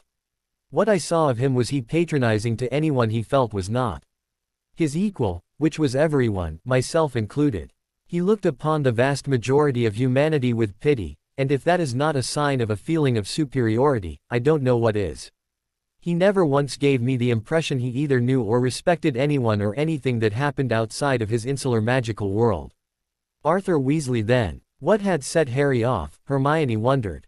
Ah yes. The blood traitor himself. Self-professed muggle lover. Been in muggle affairs for almost 30 years, hasn't he? Considers muggles fascinating, doesn't he? He collects bloody plugs, Hermione. He doesn't even know what they do. Almost 30 years of work experience, and outstanding NEWT in muggle studies and he doesn't even know the language. Pleasement. Pumblers. Eccentricity. Fellitone. If he was so bloody sincere, he would learn about them. If he was so bloody sincere, he would try and live as one at least to some extent. Molly would kill him. And there is the point. The entire bloody point of our society is to be totally and completely isolated from the non-magical world. The so-called experts study the rest of humanity the way a zoologist studies a wild animal. But Harry, the statute of secrecy requires that. Have you ever actually read the statute? Well, I have read the Wizengametes Enabling Act of 1692.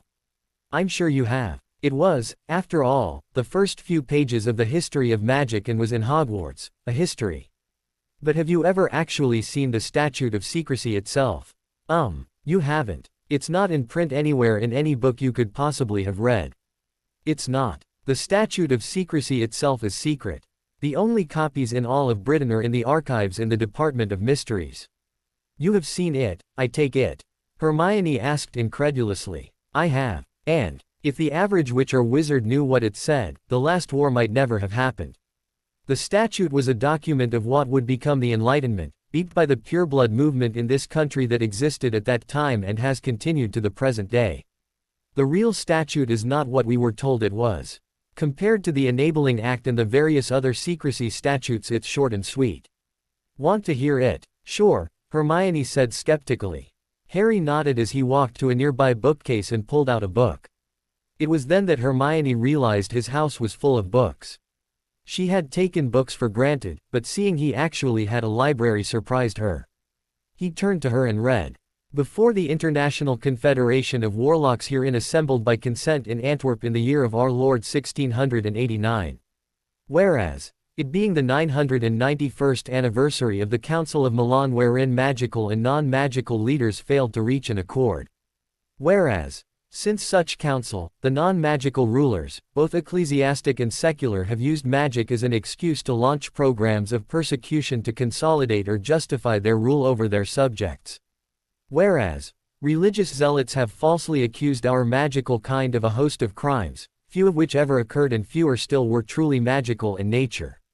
Whereas, from time to time through the centuries, the rulers and fearful have launched slanderous campaigns against us, killing untold tens of thousands of innocents in their zeal. Whereas, despite recent decrees from the Holy Mother Church declaring witch-hunting heresy, the zealous still seek to do us harm. Whereas, recent developments in technology, most notably firearms, have rendered magical defenses practically useless. Whereas, should some despot come to power who seeks our annihilation, we are now rendered impotent to prevent it, as our kind cannot survive an assault from their armies. Whereas, since the dawn of time, it has been the sacred mission of our kind to protect and defend all mankind. Whereas, since the dawn of time, our kind has recognized the right of all mankind to rule themselves as they see fit. It is hereby resolved that in order to fulfill our most sacred trust, we must and shall disappear from this world forever. Therefore, it shall be unlawful for any witch or wizard to reveal their nature to any person, however low or mighty, lest it be known to said witch or wizard that such person is magical themselves, unless such person is the parent, husband, wife, brother, sister, son or daughter of aforesaid witch or wizard, or such others deemed trustworthy in the eyes of each signatory. It shall be unlawful for any witch or wizard to use any spell, potion or any other magical craft on, or allow any spell, potion or magical craft to be used upon any non-magical human except to prevent grievous bodily harm or violent death. Each of the signatories hereto shall enact such laws as they deem appropriate to carry out the spirit of this charter. Such laws shall criminalize and impose harsh punishments upon those who risk violation of this charter. Such laws shall safeguard our magical world from discovery and detection and shall, insofar as necessary, provide for the regulation and control of all life with known and powerful magical properties. Such laws may authorize duly appointed agents of each of the signatories to use memory or other nonviolent charms to prevent the dissemination of information of our world in event of any breach of this charter. Each of the signatories is encouraged to enact such laws and post such incentives as they deem appropriate to encourage full integration of our kind in the greater world, to include, without limitation, ending the practice of separate communities, economies and education, ending all prohibitions of marriage or impairment of property rights based upon magical status, prohibiting all magic where non-magical options are reasonably available, ending any and all practices that might be deemed as promoting any degree of enmity between our kind and the rest of humanity, of whom we are a part, and prohibiting arranged marriages based solely upon magical lineage. I thought you said the only copy was in the Department of Mysteries, Hermione said. Harry nodded. Then how? Harry handed Hermione his book. She read the title, Magical Perspectives on Western Civilization, Exploration, Empire and Enlightenment, 1487-1815. What's this? She asked. One of the standard fifth-year texts from the American Magical Education Board. They study history, magical and non-magical all through school there. They also take courses in non-magical studies. It's a separate curriculum there. They begin magical education at age 6, not 11. In addition to magic, they also take math, science, English and literature and other non-magical courses. I have found their approach to everything very enlightening. So why haven't I seen this book? Legally, this book is banned in Britain, Harry said calmly. Although it is not a crime for me to have it, for me to reproduce it, sell it, give it away or even show it to someone is a crime. Hold over from the war, I assume, Hermione started. The notion of banning books really riled her. No. The law in question was passed in 1692. All reproductions of the actual statute of secrecy were banned in Britain. That law, of course, allowed banning of other books deemed subversive, as in not promoting the notion of pureblood supremacy. For therein lay the problem. The pureblood movement, while not nor never unique to Britain, is and always was strongest here. The statute was deemed a direct attack on the very basis of our magical government, bloodlines. You mean purebloods? Hermione asked. Who becomes a member of the Wizengamot? Harry asked back. The brightest and wisest witches and wizards of the day, with some seats for key members of the ministry, such as the minister himself. Textbook answer. Pity it's a lie. A lie. Tell me, Hermione, why are you not on the Wizengamot? I'm too young obviously. Then why are Neville and I on the Wizengamot? Why you are? She asked in shock. You have to admit you are brighter, and certainly wiser, or at least more mature than either of us. Yet we have seats and you don't. Why? Purebloods. You know that's not true. My father married a Muggleborn. I am technically a half-blood. You're a half-blood if one set of grandparents were not magical. But legally, yes. The Wizengamot is like the House of Lords. You were born into it. When it was established in 832, it consisted of the heads of the 600 houses, 600 clans, as it were, of wizarding communities. Their heads formed the first chamber, the first Wizengamot that ruled a united magical Britain. The seat passed down the family line, from oldest child to oldest child.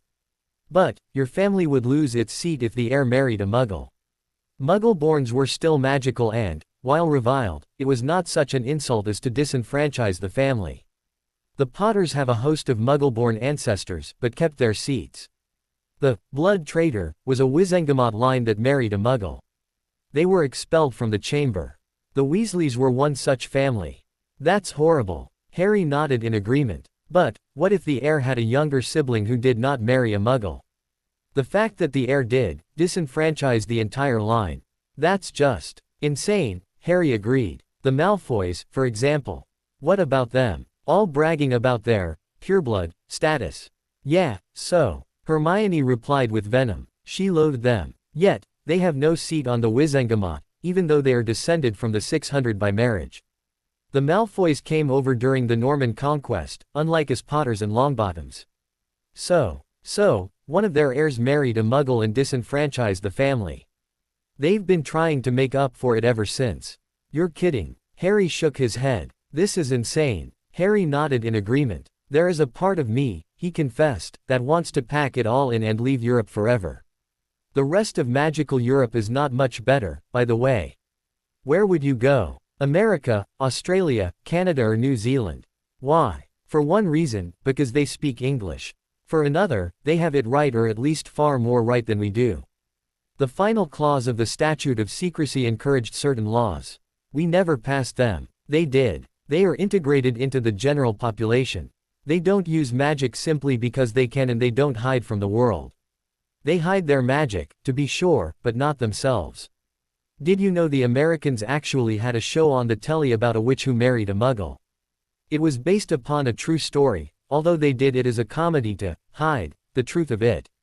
It was hugely popular at the time. How do you know this? Hermione asked in disbelief. To quote Ron, "I have been corrupted by evil and foreign influences." What do you mean? You know what happened to the Auror Corps. Hermione did indeed. Before the war, there had been 75 Aurors, those tasked with dealing with dark wizards and witches and dark magic.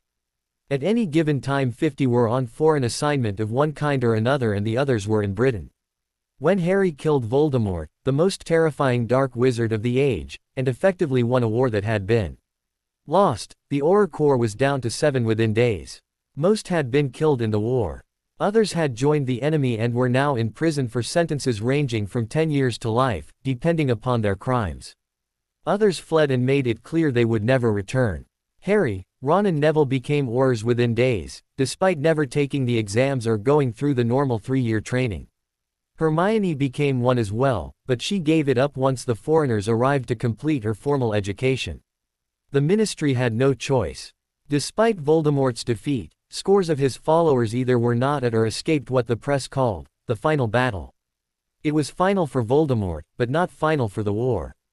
Hermione would fight in 3 more before she returned to school. All were at least as desperate. She thanked God every day that none were anywhere near as costly.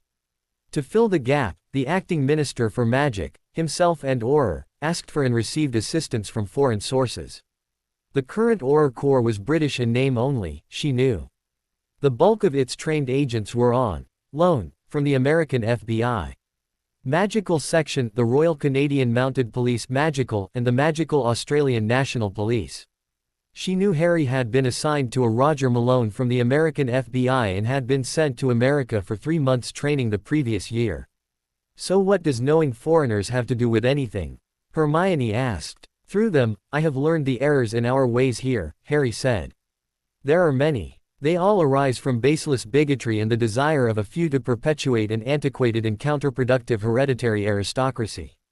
The whole system, the whole culture here in Britain is geared to preserve a falsehood. Our English-speaking cousins left these shores for that reason and have been at best highly critical of us ever since. Do you realize that when magical folk visit from those countries, they travel as muggles? They do not want to be sullied with our backwards society. They look upon us with disdain as a culture. Why? Our cultural distrust if not fear of humanity, Harry said. In those countries, they live mostly as muggles do here. True, they teach and learn magic, but they are far more open about it. Tell me, Hermione, and be honest, how were things between you and your parents before you sent them away? Hermione thought for a long while before cautiously saying, "Strange. I take it they were not that way before they learned of your magical nature." No, I mean they were concerned about things. They were upset that I didn't really have any friends. Other than that, no. They were very loving and supportive. You were spending less and less time with them as the years went on, Harry noted. Well, there was so much going on and Hermione began. It probably would have happened anyway. Our culture is designed to remove the magical child from the non-magical world and their non-magical families forever. That's why we did not learn of our nature until about a month before school started. That's why your parents' only additional education about our world could only come from you. That's why the statute of secrecy and the laws regarding underage wizardry were pounded into our heads at school, so that those of us from the Muggle world would keep silent.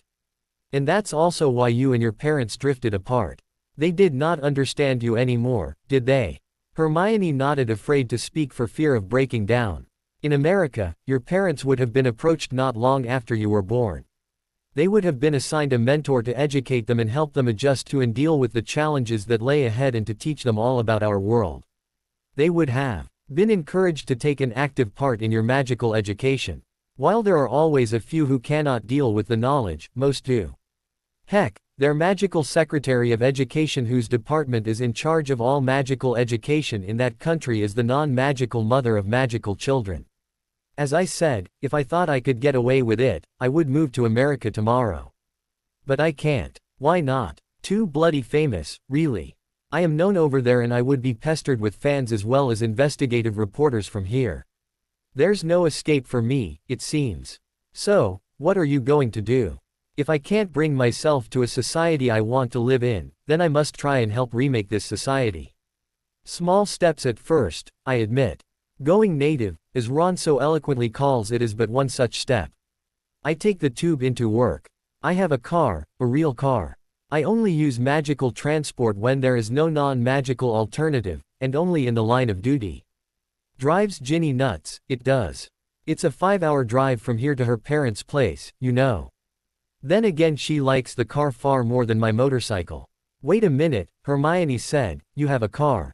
A motorcycle. Harry nodded. Did they fly or something? Hermione asked. Nope. And you'd be surprised at how often I get that question from magical types. Want to see them? She nodded. Right then. They're kept out back in the carriage house. For once, she kept her curiosity to herself. Hermione's brain had gone into overdrive. She was afraid to ask about Harry's rent.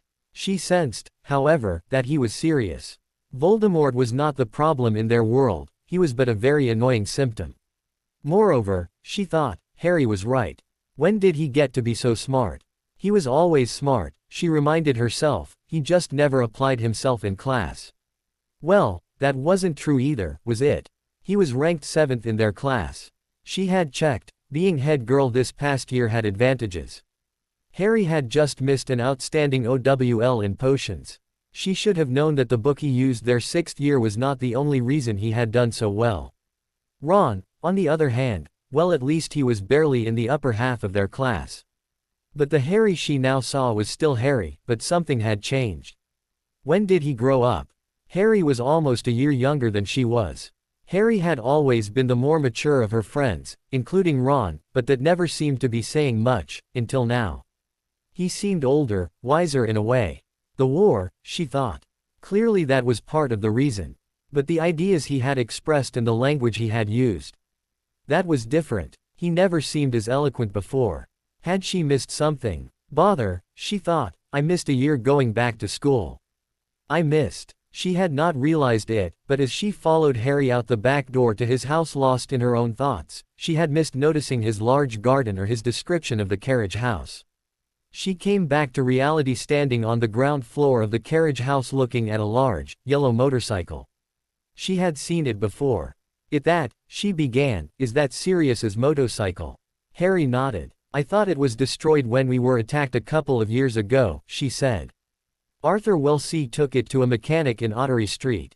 Catchpole while we were off hunting Horcruxes. Took a while, but the bike was rebuilt. That was nice of him, Hermione said. Harry laughed. I guess it's the thought that counts, really. What do you mean? Well, when it was fixed, Arthur didn't realize the mechanic expected to be paid in coin of the realm, as it were. Fortunately, that was after the war I was able to pay for the repairs, it cost over £10,000. Hermione asked in shock. Harry nodded. I could have bought a bike just like it for less. Hermione then saw Harry's car. It was a small, dark green, 2-seat convertible with tan leather seats. It looked awfully impractical and expensive. What a cute little car, she said as cheerfully as she could be. Cute little car, Harry mumbled, clearly insulted. What did I say? Hermione asked. This, Harry replied, is an Aston Martin DB7. It's one of the finest motor cars ever made. You ever see the James Bond movies? No, Hermione said. Well, James Bond is a fictional British secret agent who takes on megalomaniacs bent on world domination. Not unlike someone you might know, Harry laughed, and he usually drove an Aston Martin. So, I figured if it's good enough for James Bond, it's good enough for Harry Potter, he laughed again. Is it expensive? About 70,000 quid, Harry admitted. Harry, Hermione shot in an accusing tone. How much money have you spent? It doesn't grow on trees, you know. An expensive sports car you don't really need. Are you mad? Harry laughed. What's so funny? What are you going to do if you go broke? What's funny is most people think I'm mental for even buying a car. The Wellesleys have no idea how expensive it was, they just think I've gone off the deep end. You have. You're spending money like there's no bottom to your vault. That's insane, Harry. Ah, Harry exclaimed smugly, but you are mistaken, Hermione. How so? I am exceedingly wealthy. The rich are not insane, they are eccentric. Hermione stared at him in disbelief. In the years since the war ended, I've probably spent close to 300,000 on the car, renovations to the house, furnishings, and other conveniences. 300,000. And, Harry continued unfazed, in the same time, I've earned far more than 10 times that in investments and interest. Hermione's jaw dropped. Seems I inherited far more than I had thought, Harry laughed. The Potters were quite wealthy and the inheritance from my godfather was hardly a pittance. Who knows about this? Hermione asked. Not many, Harry admitted. Aside from Bill Weasley, no one knows the full extent of my finances. Ginny has an idea. She's been on me for months about it. She can't understand why I would want to work when it's clear I don't need the money. Hermione merely nodded. Money won't change the world, Harry continued, it takes people to do that, although having a large bankroll certainly helps. Now, if you can lay off about the money, I promise to take you on a nice drive out in the country this weekend. Deal. She could only nod in reply. Wednesday, July 7, 1999, 12 Grimmauld Place, London, UK. Hermione sat upon the couch thinking about the last week. The mixed signals from Harry could not detract from the fact that this had been one of the best weeks of her life. True, it began horribly. It began with her catching her fiancé shagging another woman. It began with her decision following such betrayal to dump him forever. She should have been miserable, but she was not. Harry had been a true friend. He had gone out of his way to make her feel special. During the week Harry still had to go into work. Last week Hermione had been busy herself getting ready for her next adventure, finding her parents. She had shopping to do, her finances to arrange and sort out, her passport to update, flight reservations and such to make. Her errands took her into central London near where Harry worked, so he offered to take her to lunch each day. He took her to non-magical restaurants, all of them were really nice and each featured a different cuisine. Italian, Indian, Japanese, American or as Harry had been told, Southern cuisine, a barbecue place he had really liked. Harry cooked dinner for her most nights. She had to admit, if Harry ever gave up being an Auror, he probably had a future as a chef. His meals were amazing. The past weekend had almost been perfect. His drive through the country was wonderful. The weather had been lovely, so Harry kept the top down. He did not tell her where they were going and all she knew was they were heading north and west. Finally, after almost 4 hours they drove into a village Hermione recognized, Godric's Hollow. Harry explained he was having his parents' house rebuilt. It had been destroyed in the war and left as a monument. Harry was planning on using it as a vacation home or a place for a weekend getaway. He showed her around as he spoke with the contractor. He asked for her opinion on things, which surprised her. She was even more surprised that he listened to her advice. He then took Hermione to the local pub which he said was worth the trip itself, best fish and chips in England, he said. Harry was well known in his hometown, but not a celebrity Hermione was pleased to see. The villagers, magical and non-magical, all treated him like a local, updating him on the town gossip, playing a round of darts, speculating about the upcoming football season and whether England would win the next test. He was grilled about his new girlfriend and Hermione was practically interrogated by the women of the village. It was a little uncomfortable, as she did not really see herself as Harry's girlfriend, but upon reflection it had been a wonderful time. On Sunday, Harry had taken her shopping, dining and to a movie. Actually, they saw 2 movies as they could not agree on one, so Harry suggested she pick one, he'd pick another. It had been almost perfect. Almost. He never tried anything really, she reflected. He'd hold her hand, but he never tried to key her. Mixed signals. Today, she had nothing to do really. She had not met Harry for lunch earlier as he was in Cambridge on business. Harry had taken his car and had told her he should be back between 5 and 6. It was a little after 4 in the afternoon and she was at Harry's trying to read a book, but her thoughts kept her from reading at all. The doorbell rang and absently she stood up and went to answer it. It was when she opened the door and saw who had come calling that she realized she had made a big mistake. Before her stood the last person on earth she ever wanted to see, and he was not alone. Ron Weasley looked at her with an odd expression on his face and his mother was expressionless. Hermione folded her arms across her and glared at him. "Well," she said, "what do you want?" She made no effort to hide the hostility she felt. "Is Harry here?" Ron asked. He was obvious in avoiding the real answer. "Unlike you," Hermione practically growled, "Harry takes his work seriously." "He's at work, of course." "Oh," Ron replied softly, "well good, I guess. I came to see you, you know." Hermione did not reply, she just glared. "Tried to see you yesterday and the day before but neither you nor Harry were here." Where were you? None of your damn business, Weasley, Hermione shot back. And, I thought Harry made it clear to you that I never want to see you again. I thought he was kidding, Ron started. You really are thick, aren't you? Hermione yelled back. What possible reason would I have to see you? You made it quite clear where I stand last Saturday and I don't want to be any part of your pathetic life.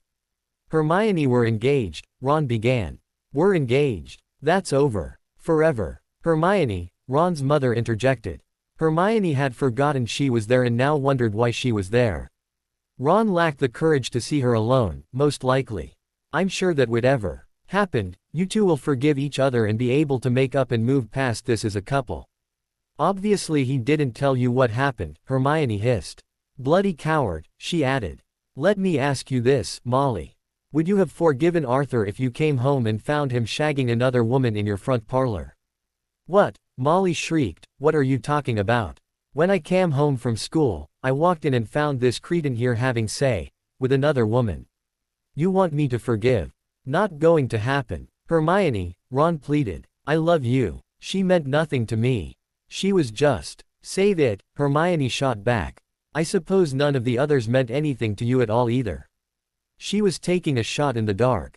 She had no real reason to suspect there were others, but he seemed so bereft of remorse or conscious about what he had done, she was almost certain Lavender was not his only affair. They didn't, he began before realizing the gravity of his admission.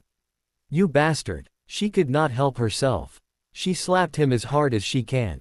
I never want to see you again, Weasley. I never want to hear from you again. I don't even want to hear rumors about you. Don't you love me? He replied in a small voice. No. What's more, I'm not sure I ever really did. You are not the Ron Weasley I knew and I thought I loved. You are a selfish, immature, thick, unfaithful, disloyal, untrustworthy traitor. I cannot love that. I'd sooner fall in love with Malfoy than a piece of filth like you. Ron was pale and speechless. Maybe, Molly suggested, maybe when you get back we can. And what makes you think I'm coming back? You're not. Ron started. Why should I? Why Ronald? I sure as hell won't come back for you. I'm not sure if my parents will ever want to return here after all that happened and I don't blame them. The war is over, but nothing has changed and I don't want to live in this country with things the way they are. I can see no reason for me to return. But I need you, Ron said sounding desperate. Obviously a lie, Hermione said. Looks to me like you need a shag more than a soulmate. I hope you have a nice life, but I doubt that will be your fate, Weasley. Hermione, I love you. Rubbish. It's true, he argued. Not only do I think you don't love me, I'm not even sure if you ever really liked me. Hermione, shut it. For once in the 8 years we've known each other, listen to me. He stared at her in silence as she took a breath. If Harry had not decided to be my friend first year, would you have? Would you? No, you would not. You thought I was a mental, insufferable know-it-all. You made it clear I could never have any friends. Do you have any idea how much that hurt me? I cried in the bathroom for hours because I never had a friend before and I thought you might be right. That was the day the troll was let into our school, remember? If Harry had not decided to try and find me, would you have? Would you? No, you would not, and don't say otherwise. You would not have risked your life on my account, you never did. That's not true. What about Malfoy Manor? Okay. Once in 8 years, and there had been plenty of other opportunities. The night I was petrified second year, I asked you to help me in the library. You refused. You thought I was insane taking that risk with the monster at large. When things got a little uncomfortable during the war, you tried to convince me to abandon Harry. Don't deny it, you did. It was the Horcrux, Ron protested. And you were the only git who lost the faith, Ronald. You left me. You left Harry. But you left me. How could you? I thought we were past this, Ron began. I should have known then. It was the third time you put yourself ahead of me and the third time you broke my heart, and yet I was fool enough to take you back. I should have seen that all I was a trophy for you. I was a girl and all you saw me as was AF. King piece of meat, a potential conquest, something you might have that Harry might not. What a fool I was. Hermione, shut up. Did you ever take my side? Ever? The few times Harry and I had a falling out, whose side were you on? It was never mine. Never. Harry admits that I was usually right, he was just upset that, well, that I acted without telling him. I can understand why he was upset, but he always knew I was just trying to help. You never understood that. You always saw it as an act of betrayal. The war ends and I want to go find my parents. Do you offer to help? Do you offer even the slightest bit of encouragement? No. You beg me to stay because there was so much to do. You begged me to stay to help hunt down the enemy that escaped. Harry didn't. He understood. Foolishly, I listened to you. Then, I decide to go back to school and finish my final year. What do? You accuse me of being mental. You could not understand why I wanted to finish school. We don't need NEWTs, you said. You never understood me. You never understood how important education is to me. You were just pissed off that I was going away and too stupid to join me when you could have. If you really loved me, you would have understood. And now I learn you spent your time away from me shagging any tart that would part her knees for you. If you truly loved me, you would never have done that. If you even liked me, you would have broken up with me rather than string me along while you dipped your wick in others. You're shagging him, aren't you? Ron said in an accusing tone as Hermione tried to catch her breath. What? You're shagging Harry, aren't you? Don't be silly, Hermione said. You're just jealous. As always. I meant it when I said I am waiting for my wedding night, Ronald. That rule applies to anyone and not just you. You're such an insecure, selfish git. What about Harry? Ron asked. What about him? Well, what about him? You're going to abandon him too. He's not about to marry me, Weasley. I will not come back just to be his friend. That's not reason enough to come back to this cesspool and there is no other reason. Does he know? Hermione nodded. Surely he's trying to stop you. Unlike you, he understands. He'd leave himself if he thought he could just disappear. Well, I can and I will. Hermione, I'm not coming back, but I want to marry you. I need to marry you. I don't care. Well, I hope you die a dried up old spinster, Ron started. Better that than your wife. Anything is better than that. Goodbye, Ronald. Have a nice life. She then slammed the door in his face. She returned to the couch and broke down in tears. Later that evening, Hermione, what's wrong? She heard Harry ask. She had no idea how long she had been crying. It seemed mostly over. There are after all only so many tears one can shed in one sitting, she thought, still the pain remained. She looked to the voice and saw a blurry Harry sitting next to her. What's wrong? He asked again. She could hear the concern in his voice. She wiped her eyes and nose and sniffled a couple of times. Ron, she said softly. She saw Harry nod. He seems to be doing a lot of that lately, he commented cryptically. You did tell him I did not want to talk to him. She said accusingly. More than once, Harry replied, ignoring the accusation. He insisted he needed to see you this morning, in fact. I told him I'd mention it to you, but that for now the answer was still a big, fat, no. He seemed to understand. Why? Well, he seems to ignore you as well as all.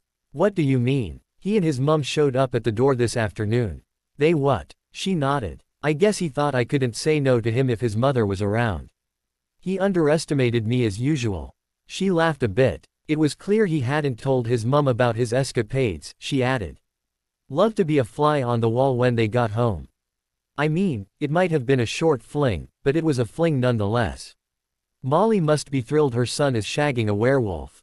Hermione, she liked Remus, Harry said. Yeah, well, as I understand it, it's supposed to be different for women, Hermione said. Although I've seen no proof, the general belief is that a child born to a mother werewolf is born a werewolf. How? Harry began. I visited her in hospital after the battle. It wasn't known if she was one, but everyone was certain she would be. Greyback had changed, you know. It was a full moon that night, though it rose late.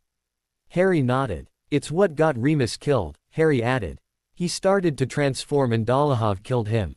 Hermione nodded. Lavender was crushed. She was certain she could never have a family, as what wizard, what man for that matter, would want a wife who would bear monsters from birth. I felt sorry for her then. She was cured, you know. Yeah, a Muggle-born late-blooming wizard with a background in Muggle medicine finds a cure before she ever transformed when the pureblood bastards in the Ministry and St. Mungos had spent centuries writing them off and declaring them dark creatures. The attitude is still there, Harry. I saw it at school last year. There were a few new students who had been wares and most of the proper wizards shunned them like lepers. Yet another reason I would love to be done with this place, Harry grumbled. Hermione could only nod in agreement. Harry nodded. So what did Ron want? Wanted me back, didn't he? He seemed bloody desperate, even for Ron. Seemed like he wanted me too. I don't know, Harry. But it seemed that he wanted to marry me as soon as possible. No surprise there after what Lavender told him, Harry said absently. He was too busy evaluating this new information to notice what he was saying. What? Hermione asked softly. Well, if he doesn't marry you soon, he'll probably have to marry her, Harry began, then shut up. What? Hermione shrieked. Damn, Harry thought, think before opening your mouth. Harry. Lavender's pregnant with Ron's child. That bastard. It's not the kid's fault, Hermione, Harry said, hoping to tone down the bad situation. I meant Ron. So when is this love child due, or does the kid even care? December, he says. Son of a bi.ch has been busy while I was at school, hasn't he? Hermione hissed. I can do the math. She might have been knocked up before the spring holiday. It's worse. What do you mean? I've told you this much, I should tell you all I have been told, Hermione. Ron and Lavender have been shagging since early September. That bastard. Hermione broke down and cried for a long time. Saturday, June 17, 2006, New York City, New York. You knew Lavender was pregnant before you left, Harry said. Sorry, forgot. What's worse is while he was cheating on you with Lav, he was also cheating on her. For all I know, he still is. But unlike you, Lav was a bit of a doormat. The gossip is he has several love children out there. You're kidding. It's true. Or at least it's true that there's a rumor about Ron's love children. A lot has changed. Now I'm glad I never returned. Can I be honest with you, Hermione? Can you? When I said goodbye to you at Heathrow when you left to search for your parents, part of me felt it was final. I felt you were not coming back. The war had messed everything up. I felt that once you found your parents, you'd move on. Did you find them? Monday, August 9, 1999, Sydney, New South Wales, Australia. Hermione had been in Australia almost a month. So far, all she had really seen was Sydney and the surrounding area, but the city had amazed her. No sooner than she first stepped off the plane from London and she was looking at a large sign proclaiming Sydney 2000. With a picture of strange but amazing-looking white-walled and glass building that for some reason reminded her of clams that she soon learned was the Opera House. There was a symbol below it, 5 interlocking rings, 3 on top and 2 below. She knew she had seen that symbol somewhere, but could not remember where. On her first ride through the city to the very nice hotel she stayed in upon arriving, there were similar signs seemingly all over the place. Some showed landmarks, but others showed what were clearly athletes. A large Nike sign caught her eye showing a young man in incredible shape and mostly bikini. Aussie, Aussie, Aussie, it said. Again, the rings. It then hit her, the Olympics. After 8 years as a witch living in the insular work of magical Britain, she had totally forgotten about a lot of Muggle things such as the Olympics. She remembered what they were, the largest sporting event in the world with athletes from all over the planet competing.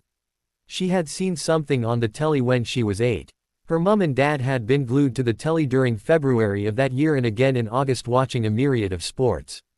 She vaguely remembered something about Eddie the Eagle, a British ski jumper who barely could ski in a sledding team from a country where it never snowed. She had been fascinated with the figure skating and later that year, gymnastics. She wanted to be one of those graceful young women, one day. So it seemed the Olympics were coming to Australia next summer, she mused. I wonder if I'll still be here to see them. When she arrived, she was confident she would find her parents fairly quickly. She was the best student in her school and could research any topic. Besides, there were only about 20 million people in all of Australia. How hard could it be? Now, a month later, she was beginning to think it was damned near impossible. She had hoped to move from place to place, just as she had during the war. But moving around Britain was easy. In Australia, the distances involved were daunting to say the least. Hermione had entered the country as Jane Granger. She used her middle name because she knew Ronald did not know it. She met up with her first Australian witch and wizard while passing through customs. To her surprise, the Aussies had magical customs at their international airports. After she had been thoroughly checked out by 2 members of the Australian Magical Police, they explained to her that they were looking for refugees from the recent war in Britain, in particular, the evil witches and wizards from the losing side. They explained that magical transport across the oceans was practically impossible, so the fugitives would only come through on Muggle transport. The Aussies used the term, non-magical. Once it was determined she was not a dark witch on the run from the repercussions of the Lost War, she was asked what brought her to Australia. She explained that soon after the war had broken out, she had sent her parents here to be safe. They were not magical, and the enemy was hunting down people like them and killing them for having a magical child. Magical Customs was able to confirm that Wendell and Monica Wilkins from her hometown had indeed arrived in country. On July 7, 1997, while there were some records indicating the Wilkins had left for Thailand and other vacation spots, the current records indicated they had returned to Australia through Perth about a year ago and had not left since. Perth was a city on the west coast, over 2,000 miles away. She was given the name of a contact at Non-Magical Customs to inquire further. The problem was that the contact was on holiday for 3 weeks. Fine, she had thought, I'll just do what I can to find them between now and then. 3 weeks. If she was going to be here that long, she wondered if she could rent a flat rather than pay through the nose for a hotel room. The 2 magical customs agents also told her about the Billabong, Sydney's equivalent of the Magical Centre of London. After settling to her hotel, Hermione went to check it out the next day. Whereas Diagon Alley in London looked like it had been torn from the page of a Dickens novel, Billabong looked like a modern shopping district. The only clue that it was for magical folk was the means of entry and the wares on display for sale. Being Hermione, she headed straight for the nearest bookstore. To Hermione's surprise, even in the Billabong, which she soon learned was an Aboriginal term for a river or pond, there were posters declaring the upcoming Olympics. It seemed that Magical Australia was as excited about the event as the rest of the country. The store was huge. She spent several hours there browsing and selected several books on Magical Australia for her reading. What shocked her was the large section with what looked like non-magical things. She saw what she knew had to be a section with compact discs of music, another with movies, non-magical movies on tape and in the new DVD format her parents had been talking about getting a couple of years ago. There were also computer programs. She wondered how that could be. Britain, she had been taught that magic and electronics don't mix. Apparently, the rules were different here in so many ways. In the charms section, she found a book on electronics protection charms that she added to her growing collection. The bookstore was not the only surprise. There were stores that actually sold electronics, radios, televisions, computers, cell phones, stereos, video recorders and a whole host of others. There were even digital cameras that took the moving magical photos she had grown accustomed to in color, which she had never seen in a magical photo. She was flush with money from her reward for her part in the downfall of the most evil wizard in ages and bought a phone, camera and a laptop computer, as well as a book on using a computer. To her surprise, she also found ads for flats or asking for roommates. She collected a few of these and returned to her hotel. She returned to her hotel, laden down with books and new gadgets. Fortunately, she had kept her special purse she had made herself some 2 years ago and was able to carry everything out without difficulty. For the next 3 days, she stayed in her room and read. She was Hermione Granger, that's what she did. By the end she came to a realization. Her home, Britain, was backwards. It was a third world country, at least the magical part was. The Aussies only hid their magic from their neighbors. So unlike Britain, Australia was enlightened compared to her insular magical home. The magical Aussies were fully integrated into the Greater Australia. Their government, while secret, was part of the Greater Australian government. Their children attended magical schools, or programs. But they would also attend university and grow up to get jobs in and outside of magical fields. At least 4 potential members of the Aussie Olympic team would be magical. Of course, they could not use magic at the games. Still, the longer Hermione stayed in Australia, the less she wanted to go home. She would, of course, if her parents wanted to. But what if they didn't? Australia was amazing. Maybe they would not want to leave. The only reason to even consider going back was Harry. She missed him so much. But he had not. She would not go back just to be his friend. Within a week, Hermione was sharing a flat with another young witch named Amanda O'Hare. Amanda was a couple of years older and studying literature at a university in Sydney. When they met, Hermione explained that she was in Australia to find her parents and had no idea how long it would take. Weeks for certain, maybe longer. Amanda seemed thrilled to meet someone from England. She and Hermione hit it off to Hermione's surprise.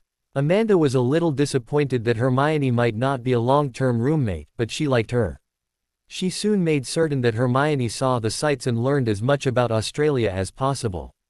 Of course, Amanda knew Hermione as Jane Granger. She tried to set Hermione up on a date a couple weeks ago. Her boyfriend Roger had a friend and such. Hermione had to tell Amanda about her recent experiences. She used Harry and Ron's middle names and avoided their last names altogether. Bill, Ron, had cheated on her. James, Harry, well, their relationship was confusing at best. She needed time before she could consider dating again. Amanda, bless her, did not press the issue. Today she woke up and began her morning routine, which would eventually find her in the library a few miles away poring through books and, most critical for her mission, phone directories. She was fairly certain her parents were not in Sydney and her search was slowly expanding to the north, south and west. She was methodical and she prayed that they had not settled in Perth to the far west. First of all, the library had no directories for Perth, and second, it would be the last place her search would look. She figured that at the rate she was going, she might just get to see the Sydney Olympics before she found her parents. She had mixed feelings about that. She was falling in love with Australia and its cosmopolitan, as she saw it, magical community. There were only two reasons to ever consider returning to Britain. She was from there, not reason enough at all, and Harry was there. If only he had given her a clear reason to return, she mused. He hadn't. Mixed signals. She was suddenly hit by a massive wave of nausea. Soon, she was face down in the loo, losing what little her pre-breakfast stomach had contained. For a week she suffered through her first ever bouts of heartburn. Now this must be the stress. Saturday, August 21, 1999, Sydney, New South Wales, Australia. Janie. Amanda called. You're not throwing up again. Hermione could not say anything because she was. Something was wrong with her and she knew it. Stress, she was convinced. Still, Janie, you need to see a doctor. I'm fine, Hermione called from the loo. It's just the stress of. Bollocks. Something is wrong with you, Janie. I'm your friend, Janie. I may be sharing a flat with you, but I am your friend. I won't stand by and watch you die. It's not that bad, Hermione complained. You've been losing your lunch for over a week, Janie. Every day. You are either suffering from an acute eating disorder, but you're not losing weight as far as I can tell, or you got something else wrong with you. It's just stress. No, it's not, Janie. Something is wrong with you. You need to see a doctor. I insist. But I am a witch. I need to see a healer, just in case. Same difference here. Healer is such a quaint term. Not even our Aborigines use it except for the most primitive of magical medical styles. I have a doc in mind. She's real good. She'll fix you up proper. It's Saturday, surely her office is closed. Probably. But I can see about getting you an appointment early next week. How? I mean, if the office is closed, how can you schedule an appointment? On the internet. Her website can be used to schedule appointments. The what? Her what? Cricky. You've never heard of the internet. Should I have? Everything is on the internet. It's a worldwide computer network. You can find anything on it. Most businesses have their own sites, some better than others. Dr. Mears' site allows patients to schedule appointments. Course, you can also ring the office, but the internet doesn't put you on hold or shuffle you to voicemail. I'll show you. Hermione followed Amanda to her room where Hermione could see a computer set up on her desk. It was already running. Amanda sat at her desks and Hermione watched in awe as her friend's fingers flew over the confusing keyboard. How did she know where the letters were? They seemed to be in random order. She also used a separate device that Hermione said seemed to move a pointer across the screen. Amanda asked Hermione a series of questions. The answers appeared on the screen soon after Hermione spoke. With a final flourish, there was a click and Hermione heard a whir as the machine next to the computer began to do something. Soon, Amanda handed Hermione a couple of sheets of paper. "There," Amanda said. "You have an appointment with Dr. Mears at 11:30 Monday morning." The top sheet is the confirmation. Beneath that are directions to her office. "Amazing. You've never used a computer before?" Amanda asked. "I bought one soon after I arrived," Hermione said, "but no. Not really." "Why not?" Hermione seemed embarrassed. "We were always told that magic messed them up. Don't they know the electronics buffer charm in Britain?" "I don't think so," Hermione responded. She then remembered Harry. "Then again, I do have a friend back home who's got a telly and a lot of other electrical devices. Still, some consider him a bit odd." "Why?" "Well, like me, James was raised by muggles, so he's used to that. Most of those who I know who were raised in magical families, all, in fact, have no interest in or understanding of technology. Daddy always said you Brits were a backwards lot," Amanda said. "Came to that conclusion practically the day I arrived here," Hermione shrugged. "Can you find anything on here? If the information is out there in cyberspace, yeah. Pretty much." "Wow. Can I try?" "Sure. What do you want to look up?" Amanda asked. Hermione could not help but roll her eyes. Amanda actually laughed. Hermione looked at the keyboard and frowned. "This makes no sense at all," Hermione complained. "QWERTY, it's illogical." "Nonsense," Amanda said. "It's a standard typewriter keyboard. It makes no sense if you only use one or two fingers to type. It makes perfect sense if you use both hands, but that takes practice. There is a logic to it based upon which fingers people use more often and which letters are most frequently used, or so I'm told. Did not take a typing course myself. Few did these days. Most kids learn to type before they learn to write, I'm told." "Blimey. Let me guess," Amanda laughed, "they probably use fountain pens back in jolly old England." "Quills, actually." "You're joking." Hermione shook her head. "And I'll post." Hermione nodded, feeling somehow inadequate. "Well, that might work in England, but it never worked here." "Didn't work well in the Americas either," Amanda said. "Owls traveling by day tended to wind up as dinner for some predator or another. So much for mail. Besides, the distances are too vast. Mind you, there are some nutters who keep post owls for nostalgic reasons and clubs that breed and show them, but we don't use them to carry the post." "What do you use?" "We use regular post for letters and packages that don't have to get there immediately. If I need a package to get to its destination tomorrow, I can pay a little extra and use one of the parcel services. I could send a package to England today and it would get to its destination tomorrow." Increasingly, everyone is using email for letters and such. "Email. Computers," Amanda said. "If you have an email account, I could send you a note or letter. I type it in here and send it. It would reach your account within seconds, even if you were halfway around the world. When you checked your account, which I do daily, you would have my note. It would take days or weeks otherwise. I guess we really are a little backwards," Hermione confessed. "So, how do I use this to find my parents?" "Type in their names and let's see what happens," Amanda said. It took Hermione a while, but the names, Wendell Wilkins, and Monica Wilkins, soon appeared on the search bar. Amanda showed her what to do next. The computer flickered and a list of things showed up. "What's all this?" Hermione asked. The computer searched all accessible databases for the terms, your parents' names. It lists every site or reference on the network from anywhere on Earth. It guesses which is the most likely. Any look promising. "This one," Hermione pointed. "Suncoast Dentistry. It appears to be here in Australia and my parents are dentists. Click on it and see what happens." Tentatively, Hermione clicked on the title as Amanda had instructed. "It might take a minute or two," Amanda said. "I really need to upgrade from dial-up to DSL or something." "What?" "DSL is a high-speed internet connection. I use the phone lines. They're bloody slow. We have DSL at the university. Lightning fast that is, but this flat isn't wired for it and I can't afford to have it installed. My landlord's one cheap bastard." "Ah, here we go." A new screen appeared on the computer with a banner headline, Suncoast Dentistry, Shoalwater, Western Australia. It advertised that it was a family practice specializing in pediatric dentistry and orthodontics, her parents' specialties. The page said appointments could be made online or by phone, and it gave the address and phone number. There was no other information. Hermione frowned. It says nothing about who the dentists are, she began. This is the homepage, Amanda said. See the bar along the top. Hermione nodded. Click on About Us, Amanda suggested. Hermione did, and after several excruciating seconds, the screen changed. There was a picture of a man she recognized. Beside the picture was a name and brief biography. Drive.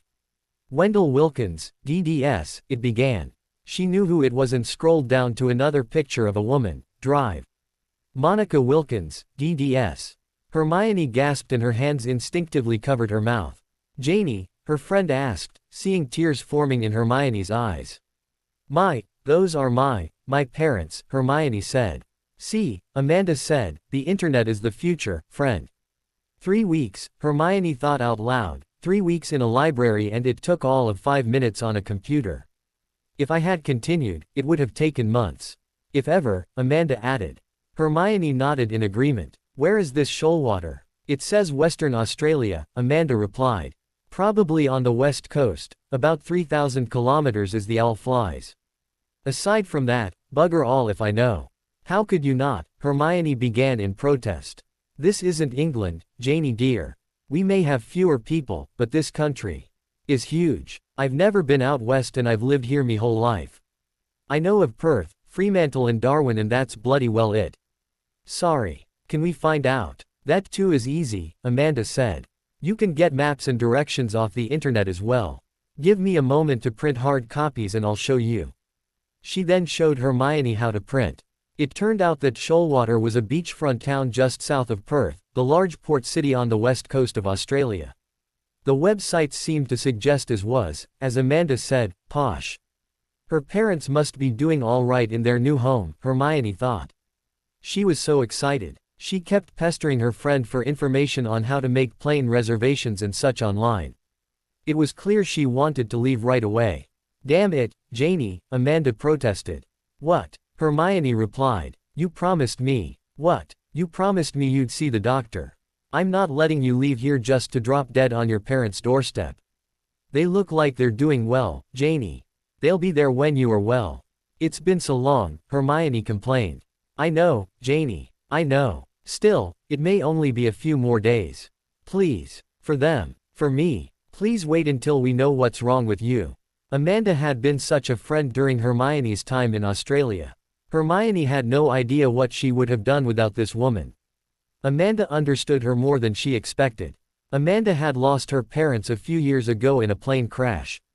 Like Hermione, Amanda's parents were not magical. They were scientists, and on a trip into the outback to study rocks and such, the bush plane had crashed.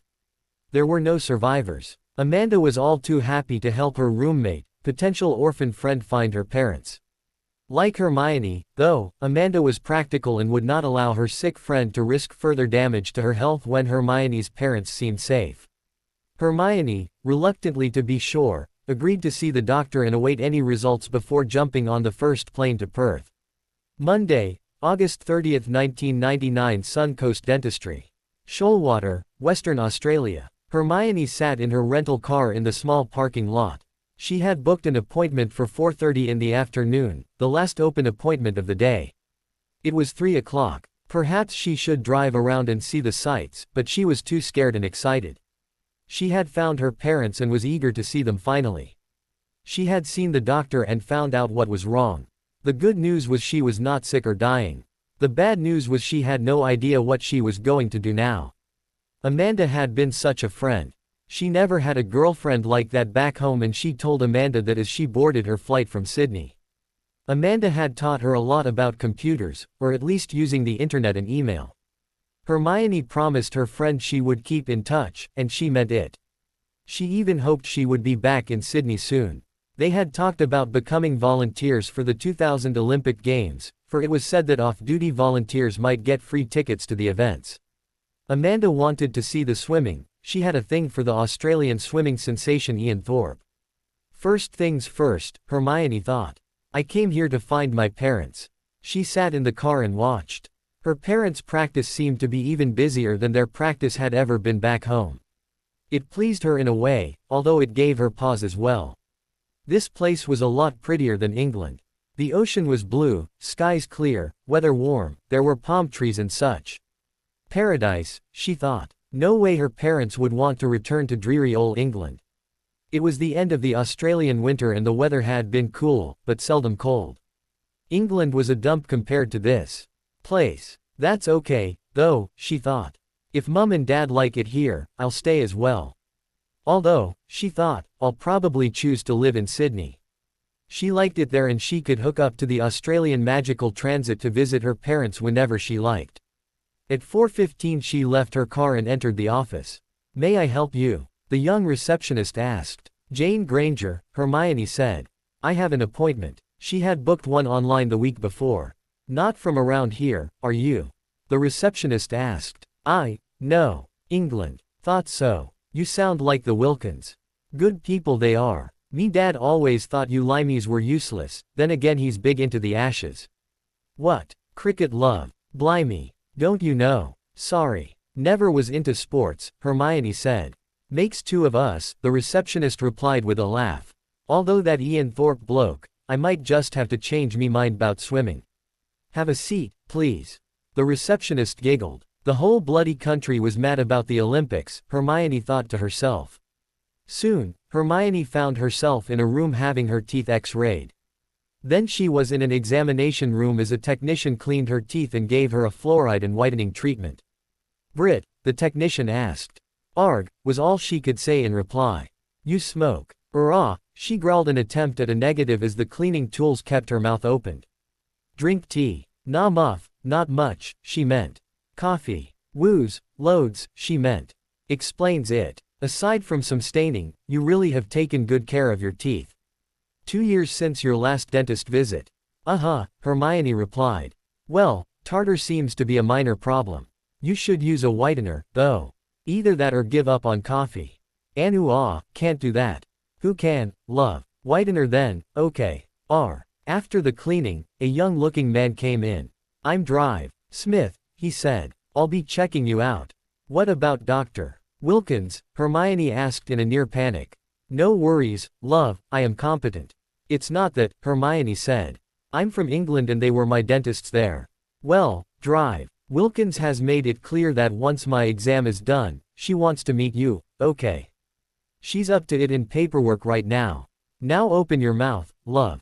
Even though her parents were dentists, Hermione never had gotten used to the plink, plink, plink of the pick searching for cavities. It had always bothered her. "Still got your wisdom teeth, Drive," Smith said. "And they came in straight.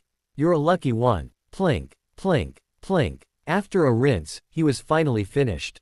"Well," he said, "you should be pleased to learn that you have no cavities. Oddly, you have incredibly good and straight teeth for a Brit. Then again, Drive Wilkins's, it's an honor to work for such a quality dentist."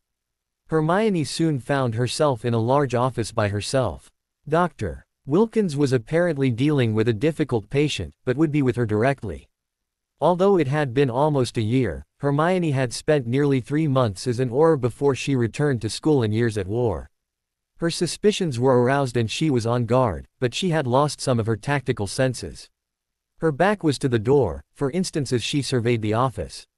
Before she could take it all in, she heard the door open and a woman's voice asked cautiously, "Hermione?"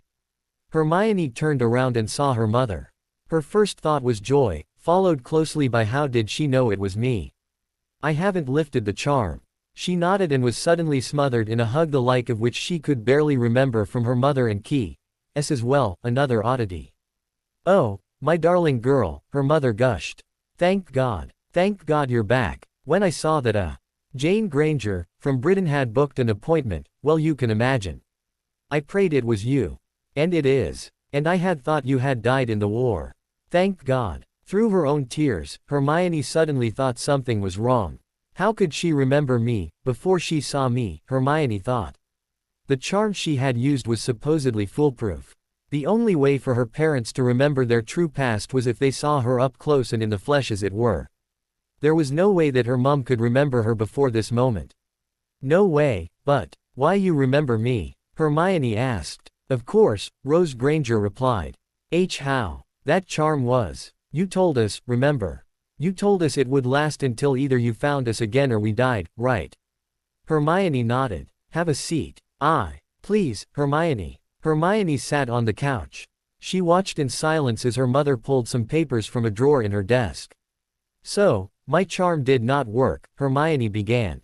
It worked just fine, love, her mother replied as she sat beside Hermione. But how then? Hermione began again. You told us, your father and me, that there were only 2 ways to break it. There were only 2 ways we might ever remember you were our daughter. First, you found us and we saw you, and second when we died. I don't understand, Hermione began. Her mother handed her some papers. Read, my darling, she said gravely, it's from your father. The 17th of June 1999. My little angel, I hope and pray you are reading this. I hope this letter finds you and finds you well. Your mother and I have feared these past few hours since your charm lifted that it meant you had died. If you are reading this, then our fears were silly. Forgive us, please. We understood why you had to do this to us. You know we never liked it, but we did understand. We've tried so hard to understand you, always. We are now in Australia where they are more understanding and compassionate with us non-magical parents. Mum will explain. Hermione, I am very sick. I think, no I pray, that's why your brilliant charm is failing and why you mother and I are remembering our perfect little girl. You told us that the spell would last a lifetime, and it seems it has. I am dictating this letter for I am too weak to write. I have cancer, and the doctors have told me there's nothing left to be done. I have but a day or 2 left to live at best. We are so proud of you, my darling. So proud. I remember the first time I ever held you. I remember how perfect you were. I remember everything about you and how proud I was in every one of your accomplishments. You were and are so smart, so compassionate, such a joy to know. You have made our lives so much more meaningful just by being.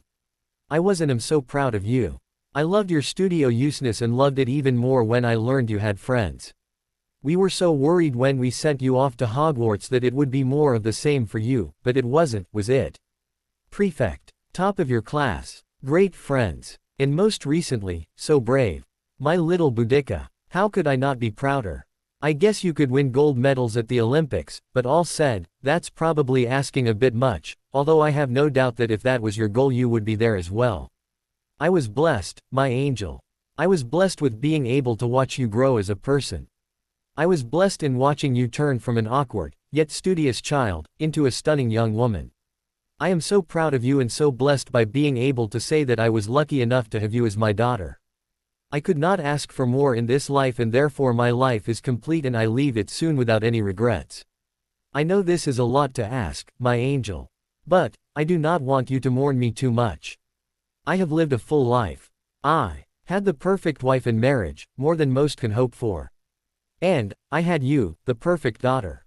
I have loved you since the day you were born, maybe even before then. I loved you even after we learned about your abilities. Despite what you may think, when we learned of your abilities, it explained a lot and we could not have been prouder of you. I love you, my angel. I always have and always will. If this letter never finds you, then we shall soon meet again in heaven. If it does, then I want you to know that I do love you. I shall watch over you and do what I can to keep you safe and happy. We will meet again in better times. Try not to shed too many tears for me, because I face not the end, but a new beginning and we shall meet again and I look forward to that day, although I pray it's a long, long time from now. All I want for now is for you to be happy, my angel. Please try. I want to thank you, my angel. I want to thank you for being born and for being my daughter. I even want to thank you for Australia. It turned out to be our second chance, your mum and me. As painful as this time is, we would not have missed this for the world and if we had to do it all over again, we cannot envision a life without our Hermione in it. Goodbye, my Hermione. Love always. Daddy. No, Hermione whimpered weakly, no. Your father was diagnosed with pancreatic cancer in March. He passed away 2 days after this letter, my own. No. Hermione lost it and cried inconsolably. Her mother held her as she let go. It's all my fault. Hermione finally whimpered, all my fault. Hush love, her mother said stroking her hair, hush. It's not. If I hadn't sent you away. Don't be silly. If we had stayed, you know what would have happened. I could have, I should have. Hush. You did the right thing, love. You told us why you had to do it. We knew the risks you were taking and how necessary it was for you to believe we were safe. We understood, even if we did not like the idea of having to forget you for a time. We knew you'd find us one day if you lived and were grateful that we would not have to be there to bury our perfect little girl in a way. We understood. But Daddy, if I hadn't, your father would still have died, love. My fault. Hush, love, it's not your fault. Your charm did not give him his cancer, neither did Australia. In all probability, he would have gotten it anyway. It's practically incurable, yet mercifully quick. And as you will see, we both are so thankful for the opportunity you gave us. What do you mean, Mom? You will see, love. I should have been here. I could have been. I know.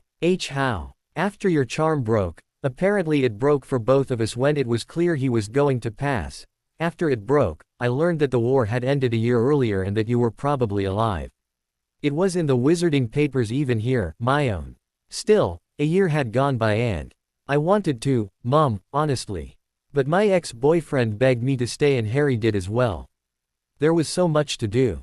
Then, I learned I could finish school if, and only if, I returned last September 1st. I knew you would want me to, so, I'm so sorry. Don't be, love. We would have expected you to and you know it. I should have been here. You know how important your education was to us, my own. Still, your father would have insisted you finish school. I should have been here. Don't you beat yourself up, Hermione. Don't you dare. Your father would have wanted you to finish your education. He would have wanted you to take your, what are they called? Your 7th year exams. NEWTs, nastily exhausting wizard's test. Her mother chuckled. Did you take them? Yes. Do. You know how you did. I had the scores transferred here, yes. All outstandings. Your father would be so proud. I should have been here. Nonsense. How could you have known? That's not the point, Mother. It's entirely the point. You sent us here because the enemy would probably have killed us, right? Definitely, really. They got vicious not long after you left. So, we were spared outright murder. But there are no promises in life that fate cannot break. Your father could just as easily died in a car crash. Then again, this is Australia. It's loaded with deadly snakes and insects and man-eating crocs, and that's just on land. Walking out in the grass could be a life-ending experience on a bad day. Cancer. That was unexpected and there was nothing you could have done to save him. Still, hush. He is probably happy now that you did come back. How can you say that? Because, there is something he would have wanted you to learn about. The reason why we both forgive you completely. Why's that? You'll see. Hermione had hoped she would be forgiven and prayed she would be invited to come home. In such hope, she had checked out of her hotel before she drove to the dental clinic and her bags were in the car. After what seemed like a good cry, one in which she believed her mother joined her, her mother invited her home. Are you sure? Don't be silly, child, her mother said. You're my daughter and I've missed you so much. And, you've obviously got a lot to tell me. Might take months, she laughed. Of course you should come home. They decided to ride home in Monica's car. Hermione's rental would remain at the clinic until the morning, when she would return it. As they buckled in, Hermione surprised herself. She knew she would have to face this, she just had not been sure she wanted to so soon after learning about her father. Mom. Yes dear. If it's not too much trouble, could we see Daddy? Her mother looked over and smiled at her long-lost daughter. Of course, dear. Later that evening. Hermione realized she was not as ready for the experience as she had hoped. Still, no worries as the Aussies say. In a way she was glad she did not put it off. It was so hard doing it on the spur of the moment. It might have been unbearable had it been scheduled. She had stood there, staring at the headstone that marked the last resting place of her daddy. Her daddy probably never stopped seeing her as his little girl, she thought as she sobbed, her mother's arm around her shoulder and her head resting on her mother's shoulder. She had never stopped seeing him as she had when she was much younger, when she was nothing more than her daddy's little princess and when the real world of magic is nothing more than fantasy fiction she had loved to read. The fact that she would never see him again was a crushing weight.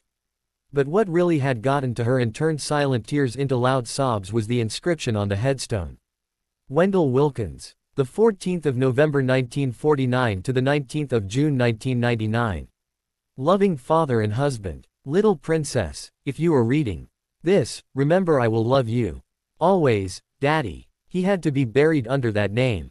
Hermione cried. All of our paperwork is under that name, dear, her mother explained in as soothing a voice as possible. He did not even realize it was an alias until. Hermione nodded. He was very happy as Wendell, Hermione, just as I was very happy as Monica. I am sure he does not mind it one bit. And the other inscription, Little Princess. We did not know if you were alive. We did know that if you were, one day you might come looking for us. One day, you would find him. One day you would look upon this stone. In case you found him first. He wanted to make sure you knew just how special he thinks you are, love. Hermione cried for several minutes. She was not keeping track of the time. All the time, she thought about and remembered her father. There were unpleasant ones. No two people can live close to one another emotionally and not have an occasional spat. No parent or child can live their lives without some pain between them. Mostly, though, there were good memories. Memories of holidays, of reading together, of talking, of his smile, his laugh, his pride in her accomplishments all came back and slowly drowned the pain of loss she was feeling. Finally, with the red and gold sunset illuminating the western sky over the Indian Ocean, Hermione broke free of her mother and walked up to the headstone. Gently, she touched the polished granite. It felt so cold and final. She steeled herself, trying to rein in her emotions. No, she thought. I've done that most of my life. No need to any more. She cried some more. She thought she had never cried so much as in these past several weeks. She had probably shed more tears since the day she found out about Ron than she had her entire life. Yet, she was feeling better in some way she did not yet understand. She felt free, free from her past. She bent down and at the stone, all that remained of her father, the one man who had never let her down, she thought. You were far too young to die, Daddy, she squeaked. Far too young. You should have lived to see your grandbabies. You should have lived to see so many things. But, I feel grateful for every day I had with you, and it was far better for me to have known you for so short a time than not at all. Thank you for being my daddy. I will never forget and I will always love you. Goodbye. Hermione stepped back and looked around. Aside from her mother, no one was there. She pulled her wand from her jacket pocket and gave it a wave. A large wreath of roses appeared with a sash proclaiming, "With love always, Daddy." Hermione. Her wand back in her pocket, she waved goodbye and turned to her mother, who she could see was crying as well. "Thank you, Mum," she said. With that, the two women walked back to the car. Saturday, June 17, 2006, New York City, New York. Found my mum, Hermione said. My dad died of cancer about 2 months before I left for Australia. Surely you knew this. Harry looked at her in confusion. I wrote you about it. I didn't get the letter, Harry said in confusion. What? I wrote you almost every month for almost 4 years. You didn't get any of my letters. I got one, Hermione. You wrote me a few days after you arrived to tell me you made it there safely and then how hard it might be to find your parents. Got the letter just before my birthday. 15 pages long, it was. I was at a loss at how you could come up with 15 pages of material after just a few days, but you did. I was sent to Sydney on business the next year. Had no problem finding my way around thanks to that one letter. After that, nothing. How can that be? Did you move? Harry shook his head. I still live at Grimmauld Place, he said. I don't understand. He doesn't know, she thought to herself. Oh my God, he doesn't know about anything.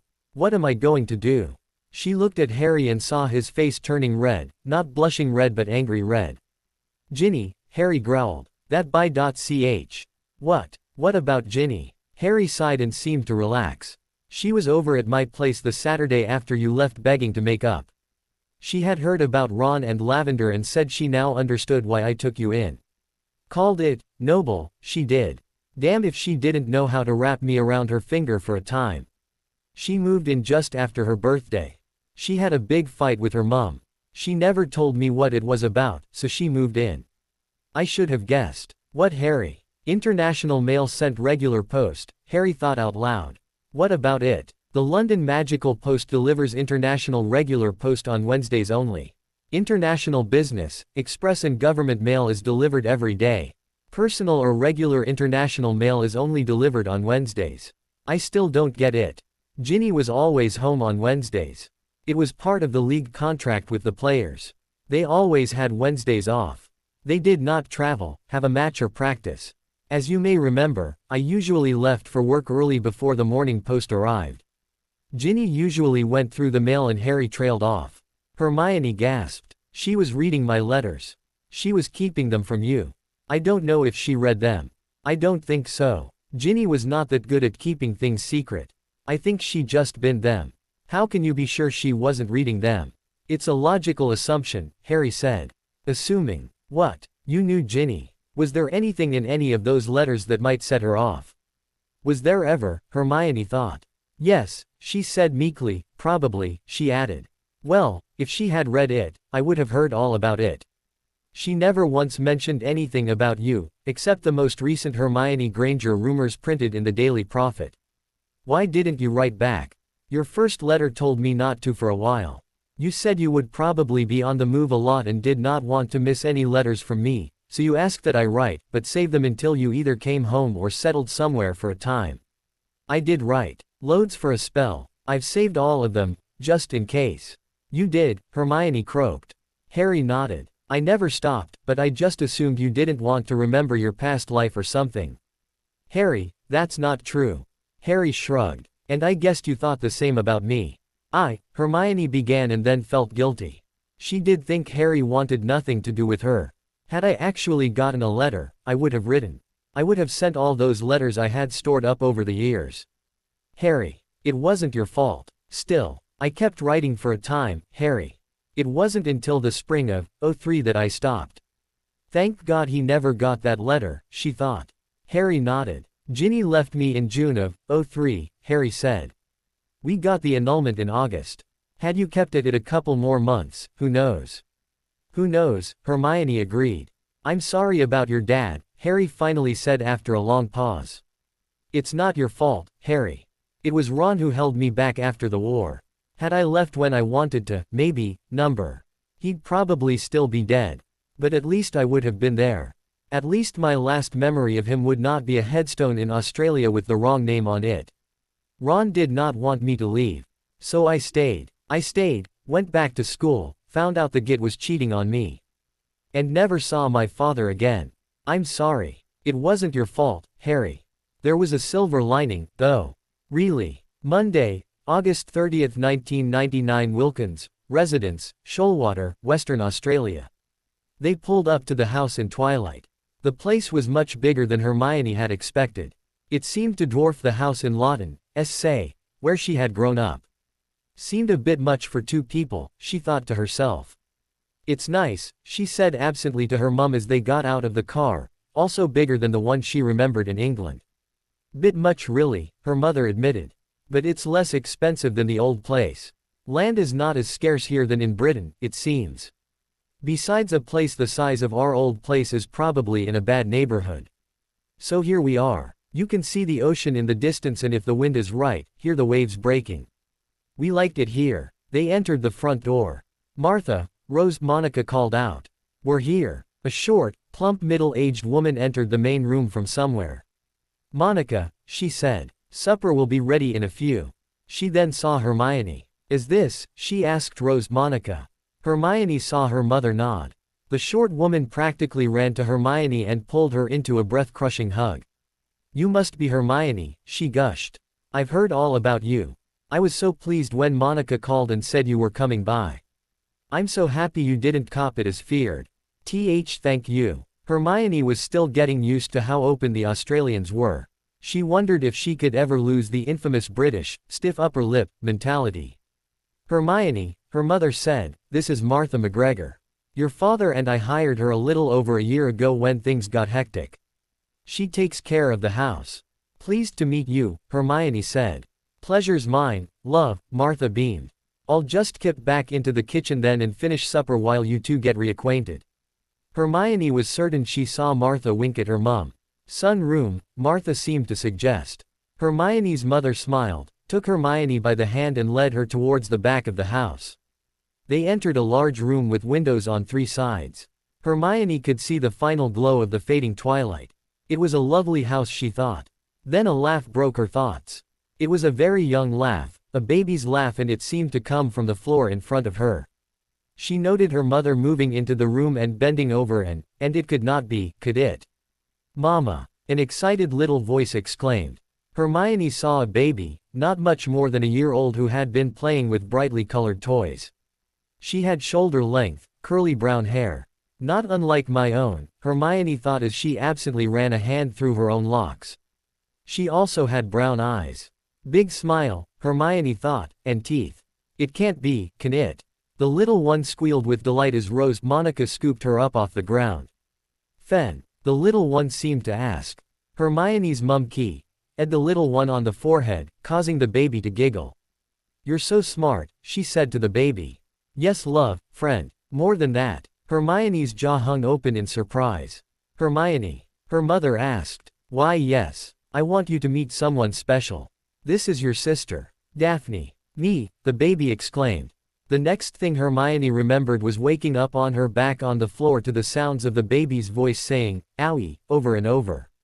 She could feel a very small hand stroking her forehead and hair. "Owie." She also felt a slight weight on her. "Owie," the little voice said. Hermione opened her eyes and saw the little face of her sister above her. Daphne was not looking at her face, but somewhere just above it, and her tiny hands seemed to dance on Hermione's forehead and run through her hair. "Owie," Daphne said. Then, the baby's brown eyes looked into Hermione's, and Daphne seemed to beam at her big sister. Daphne giggled and clapped her hands over her head. She has a lovely smile, Hermione thought. The weight seemed to lift and Hermione watched Daphne rise into the air in her mother's arms. Hermione sat up and leaned back against a couch. What happened?" she asked. "You fainted," her mother said. "Are you all right? You're not sick, are you?" "No," Hermione thought. "No, mother. It's been a bit of a day is all." "What happened? Why was she?" "You fell face first, Hermione," her mother said. "Busted nose, a nasty gash over your right eye that required stitches." Instinctively Hermione began to check herself. Out. Nose felt normal and she found no gash or bandages. "Mum, you should thank Daphne," her mother said. "She's a witch." "Naturally. But what?" "She's what's called a healer manifestation, Hermione. Have you heard of that?" Hermione shook her head. The term describes a particular way a child manifests their magic. Most magical children are outburst manifestations. When they first express magic, it's out of fear, anger or frustration or some other emotion. Magic is instinctively defensive in nature, that is, without training it is expressed as some sort of self-preservation or protection motive. "You were an outburst type, you know." Hermione merely nodded. She was confused. Where did her mum learn this? "Healer and empath manifestations are rare," her mother continued. "The child expresses magic not out of self-interest or fear, but out of compassion for others.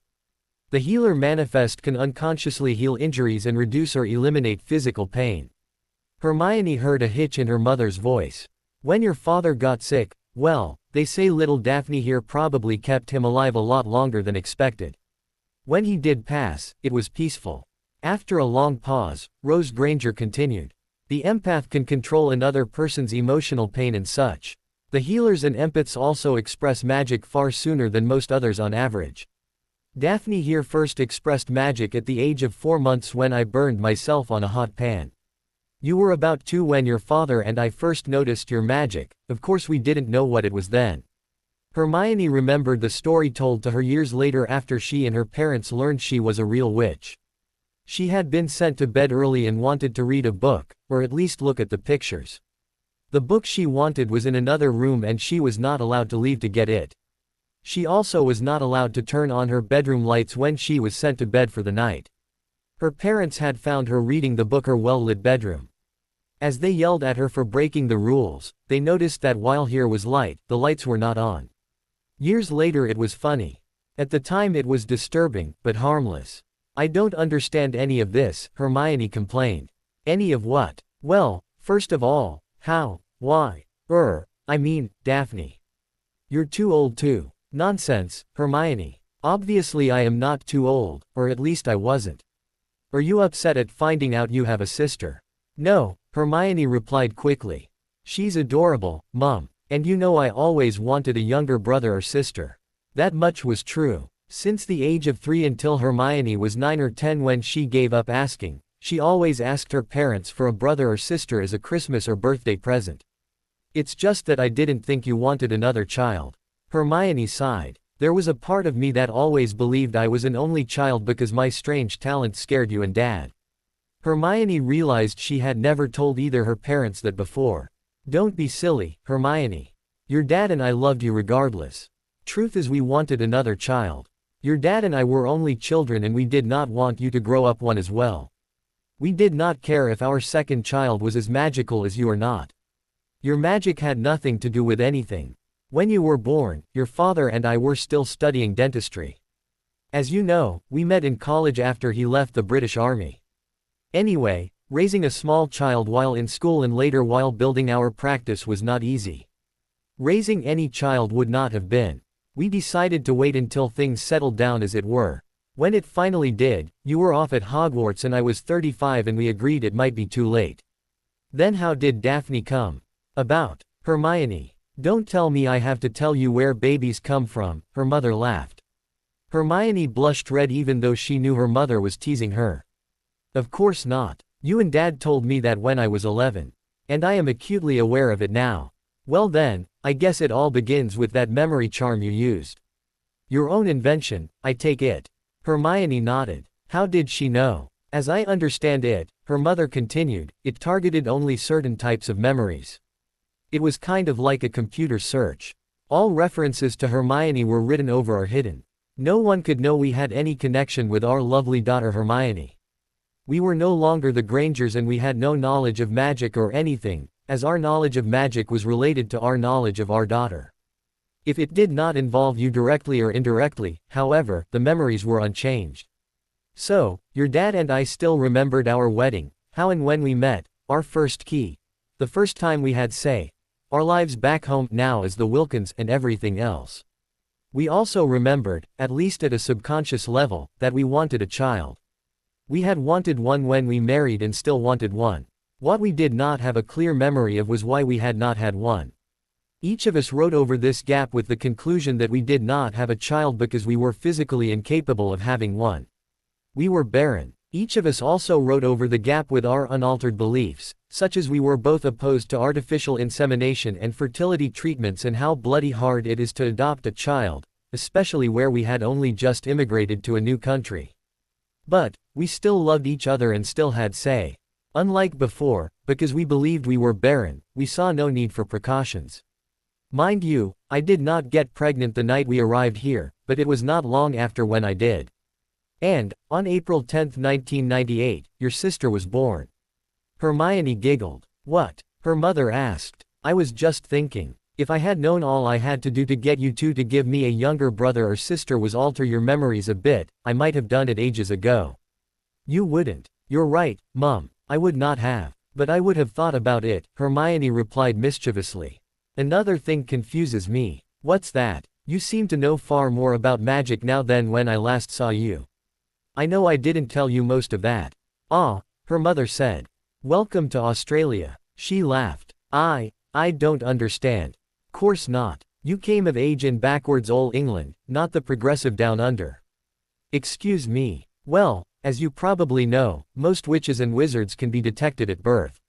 Hermione nodded. In merry old England, if said witch or wizard is born to non-magical parents, nothing happens until the child reaches the age when they are to be sent to magical school.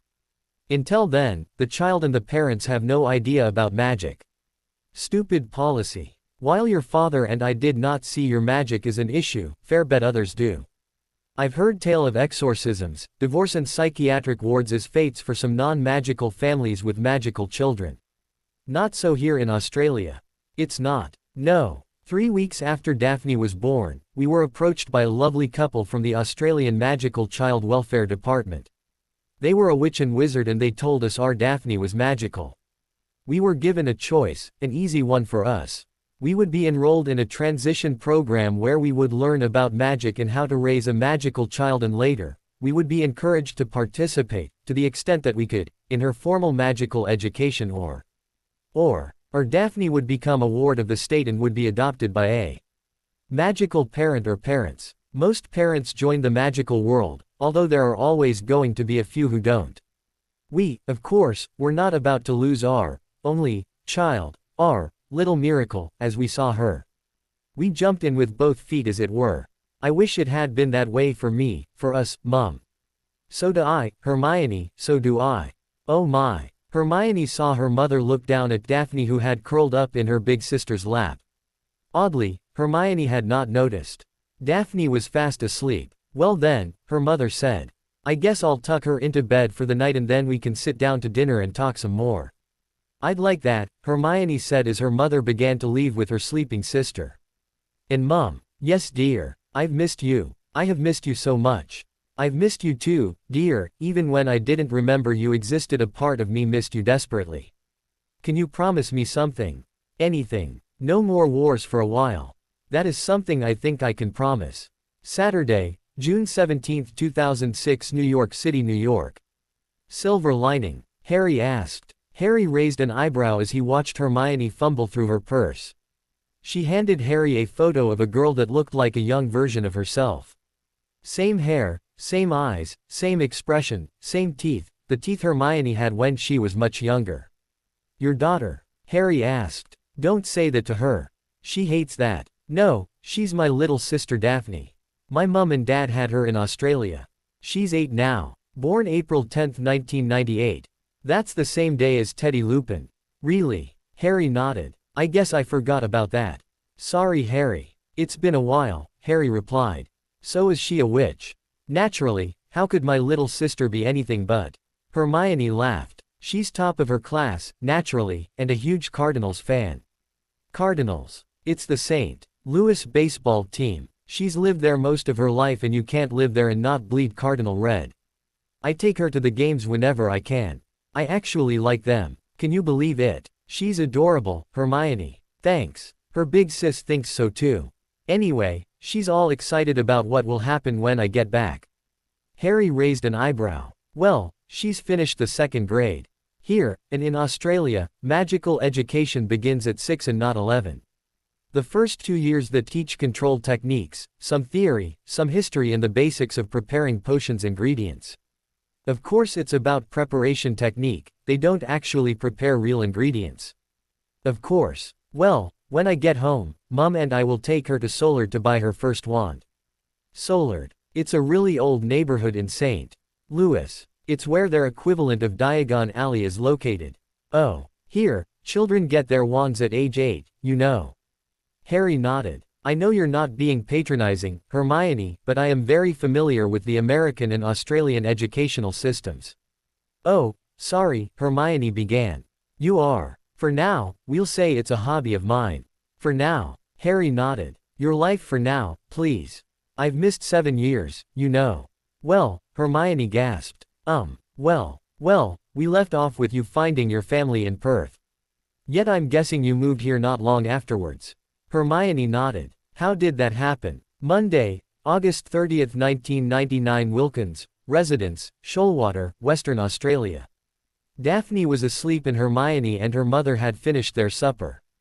They were now in the sunroom sipping lemonade and talking. Hermione had just finished telling her mother about her search for her family, sparing only a few painful details that were not directly relevant to the tale. So, her mother said, now that you've found us, what's your plan? Plan? Hermione asked. I don't understand. You going to drag me back to Britain? Drag you? No. I'm not even going to ask you to go back. Good, because I'm not going there. No. Not for all the tea in China. I don't blame you, Hermione agreed. Why do you say that? Her mother asked in genuine surprise. Are you not going back? Hermione shrugged. I will if that's the only option I have. Otherwise, no. Why? It's complicated. So, her mother was trying to get her to talk. There were some things Hermione was not yet willing to reveal. Hermione sighed after a long pause. Had that stupid war never happened, well, we wouldn't be here. But I would not have learned how messed up my life was back there. Even if I had a perfect life, it would have been messed up. If you had the choice, Mother, would you have raised me there or here? Here. There are far more opportunities for a smart girl like you here than in Britain. And not just here, Canada, the United States. Over there, you're kind considered as an afterthought. Even your friends the Weasleys look down their noses at us, just not as obviously as others.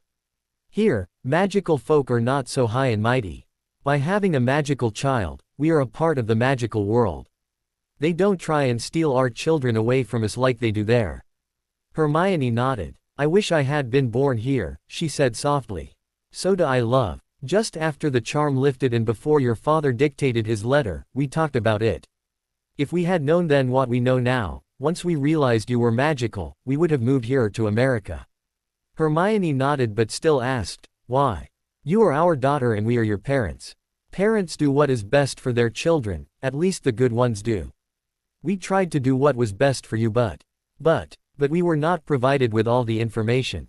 Your magical friends never told us that there was a better deal out there for you. Britain was the best place to be, Hogwarts the best school.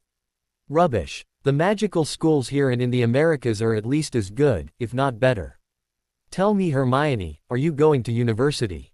There is no university for my kind. Not in Britain. What do you mean?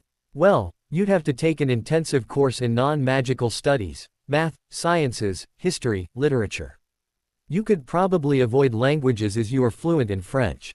But then you could sit for your college boards and attend university and get a degree in magic or non-magic studies. You are smart enough, dear. I always thought stopping your formal education at 18 was stupid. Then, I read an article, banned in Britain of course, even after the war, it was illuminating. You might know the author. She handed Hermione a slick-looking magazine. At once Hermione knew it was magical, the pictures moved, and it as from Britain. She knew the publisher and his daughter personally. It was the October 1998 edition of the Quibbler. The headline read, Why Britain and Western Europe are the laughingstock of the magical world. Hermione read further, A Critique of British Magical Society, Law and Education by Harry James Potter. Hermione began to turn the page and her mother took the magazine away. We're talking now, remember? Sorry Mum, you can read it later, okay. Habit. And it can be an annoying one at times.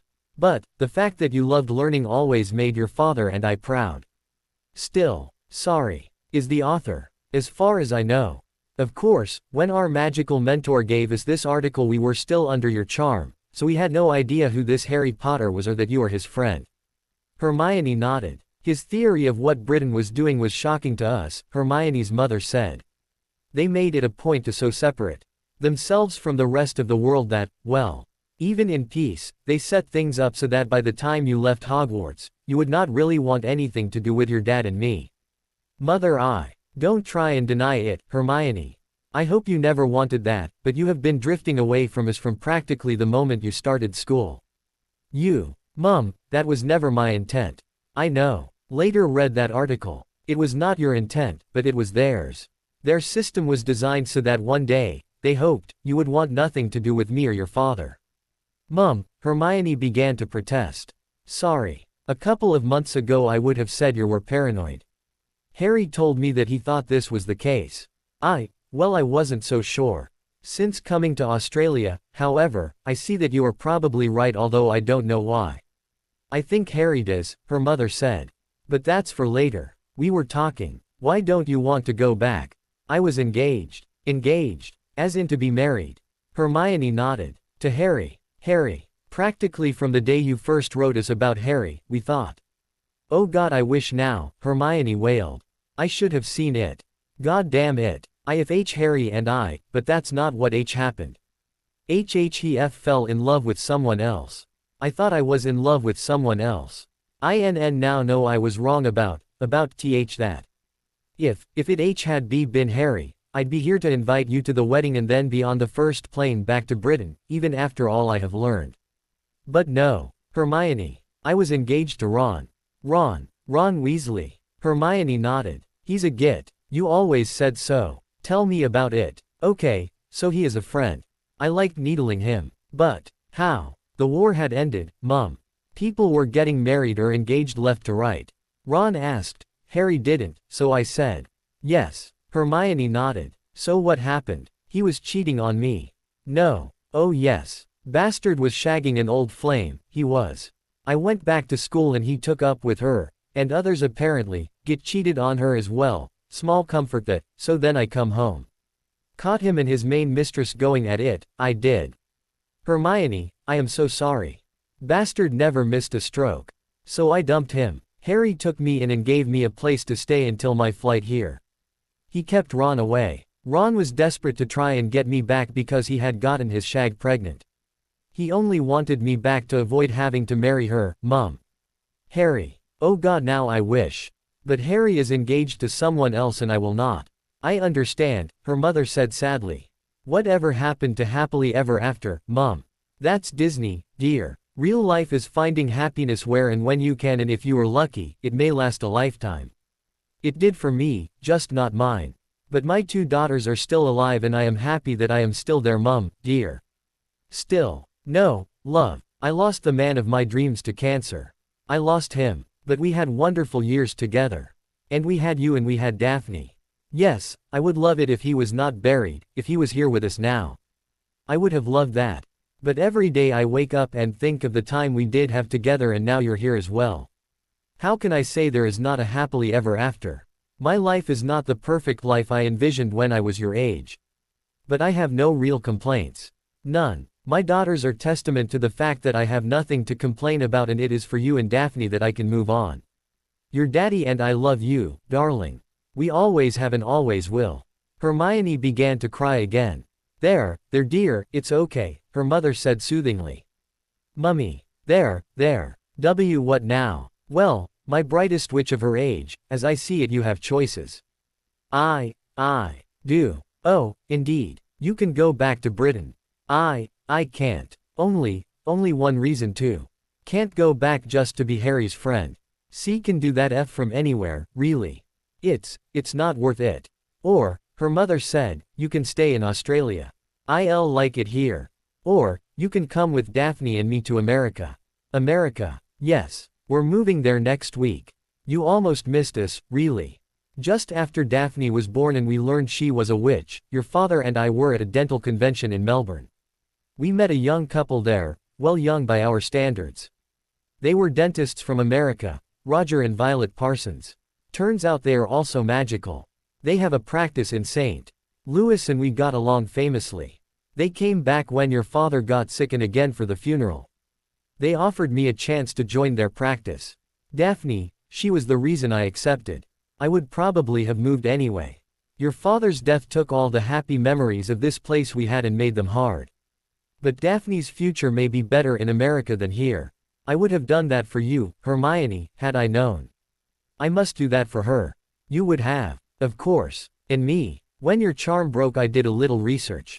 There is still the chance for you to go on to university, if you want. Hard work to get there, to be sure. You've missed years of schooling, but I never thought about that, Mom. Well, not since I'd like that chance. I've hoped and prayed that you would. So, can I? You don't mind. You're my daughter, girl. Why would I mind? Hermione nodded. America it is then, though Amanda, my roommate in Sydney, will give me grief about not being a volunteer for the 2000 Olympics like we planned. I am sure she'll understand. Street. Lewis, look out. The Grangers are coming. Saturday, June 17, 2006, New York City, New York. So did you? Harry asked. Did I what? Go on to university? Not right away, Hermione said. Mum and Daph and I moved to St. Louis in early September of '99. I was enrolled immediately in a remedial course offered by the American Board of Magical Education for NEWT or similar level student immigrants. It was a course designed to catch us up in non-magical studies. Far be it for me not to put forth my best effort. Based on my NEWT scores, I had a provisional acceptance to St. Louis University. I still had to pass the American College Entrance Exams, the SAT, with acceptable scores. All college applicants in the country have to take either that test or another called the ACT. I took my exam in May of 2000 and scored really well. No surprise. What do you mean, Harry? Hard tests have never fazed the great Hermione Granger, is all. Hermione laughed in appreciation of the compliment. Thanks, Harry. It was hard though. Don't doubt it for a moment, he replied. Did you go to college? Hermione nodded. I started at St. Louis University in August 2000. I double majored in applied magical theory and business administration and minored in history. History was fun, by the way. Anyway, thanks to summer school, I attended class year-round. In May 2003 I graduated. I was summa cum laude, top of my class in applied magical theory and, to my own amazement considering I had not been to non-magical school in years, magna cum laude in business administration. Both degrees could allow me to study on for a master's or doctoral degree. But I got an offer from Pock Riley and could not pass it up, and now here we are. Indeed, Harry said. I want you to know, my own, I am proud of you.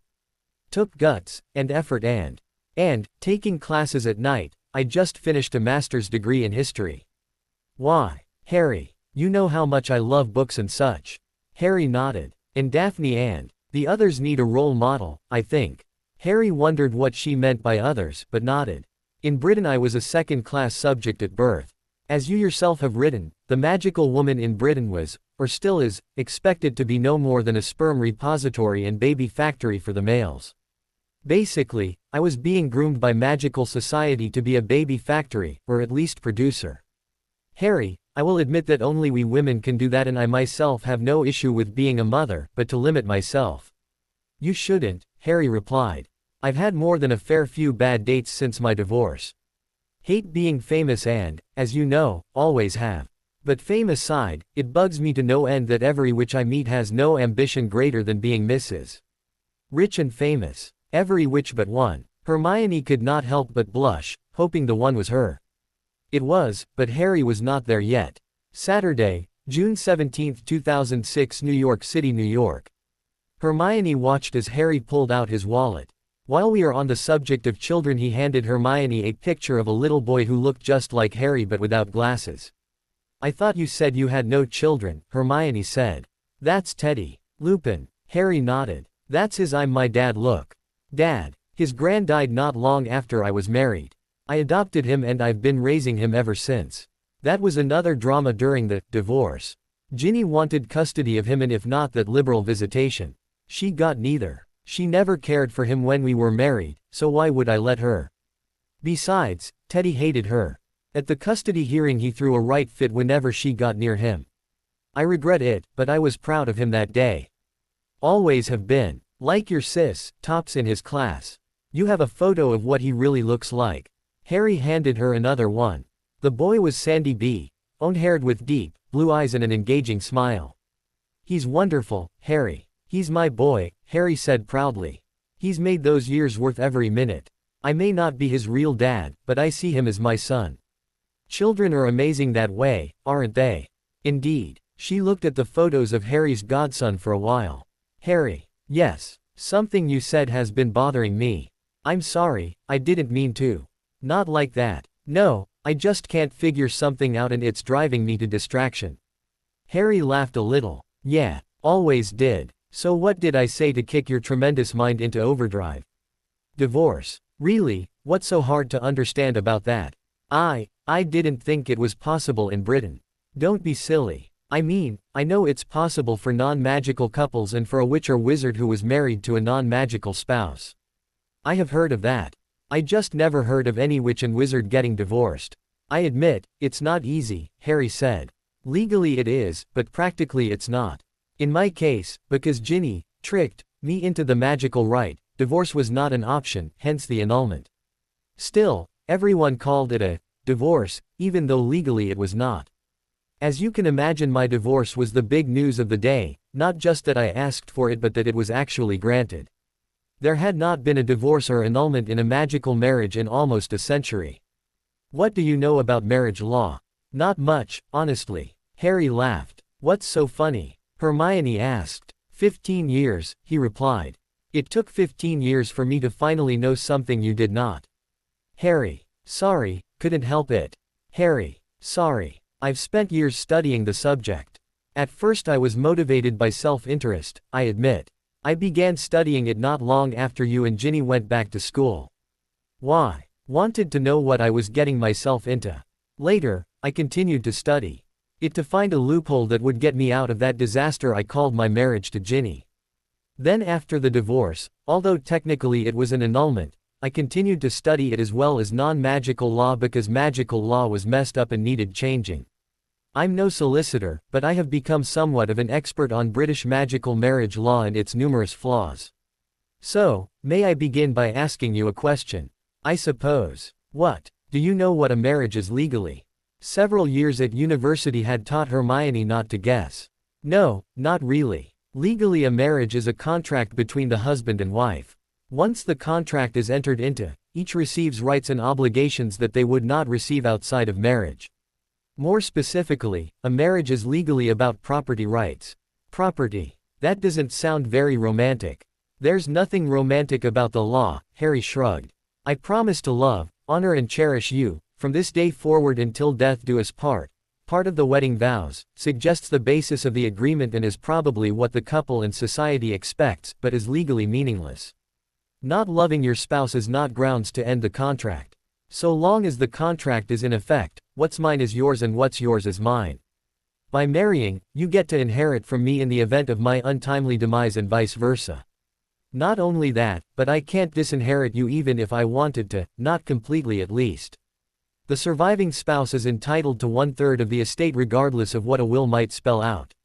All property or wealth that is accumulated during marriage is shared equally between spouses without regard to who got it or why, although there is an exception for inheritances. But, it also cuts the other way. Right now, if I were in default on a loan, could my creditor take your money or property to repay the debt? No, of course not. But, if we were married, you are as liable as I am for my debts and I am as liable as you are for yours. Marriage was always about money, Hermione. A long time ago, if you wanted to marry me, for example, your family would have to pay my family. No pay, no way. That used to be the law. It survives in the custom where the bride's parents pay for the wedding and her father gives her away. But, being cheap on the wedding does not invalidate the marriage. A long time ago, stiffing the groom's family on their dowry would invalidate the marriage. Why is this bothering me? Because of the underlying meaning, women were property. When they were single, they were the property of their family. When they married, they became the property of their husband. Only when they outlived their husband and became what was then known as a dowager, did they become independent. Daughters were used to buy power and influence. They were offered up in marriage to give their family prestige or cement a political alliance. The wealthier the families were, the more likely the marriage had nothing to do with romance and everything to do with bloodlines and influence. Back in the day, if a single woman became pregnant, her family could sue the impregnator for damaging their property. The claim was called seduction, and it allowed her family to ask for and receive money for caring for the pregnant woman and her bastard child, for the loss of her labor because of the pregnancy and her need to care for the child, and for her devaluation or depreciation in value as a potential bride as she had been deflowered and was less marketable. That's outrageous. That was the law. The law was written by men for men, if you must know. Although a woman could also sue for certain losses as well. Such as what happened to you, my own. You were engaged and another woman stole your fiancé. That's not what happened. Didn't matter. You were engaged, meaning you had a vested interest in your future husband. They called the claim criminal conversation, and it allowed the victim to seek the benefit of the lost marriage, monetary benefit, from the seductress. Although most of the cases I was aware of were men suing over their lost women, the law did not make a distinction. Finally, there was the claim for alienation of affection. That was a claim a married person could bring against his or her spouse's lover, provided the lovebird flew the co-op. Those three claims no longer exist. They existed because when they were developed, divorce was not an option and bastard children had no rights. Divorce became legal in non-magical Britain around the time of Henry VIII. The heart bomb claims and absolute impairment of bastards were eliminated in the 19th century. The British magical world was slow to adopt those changes.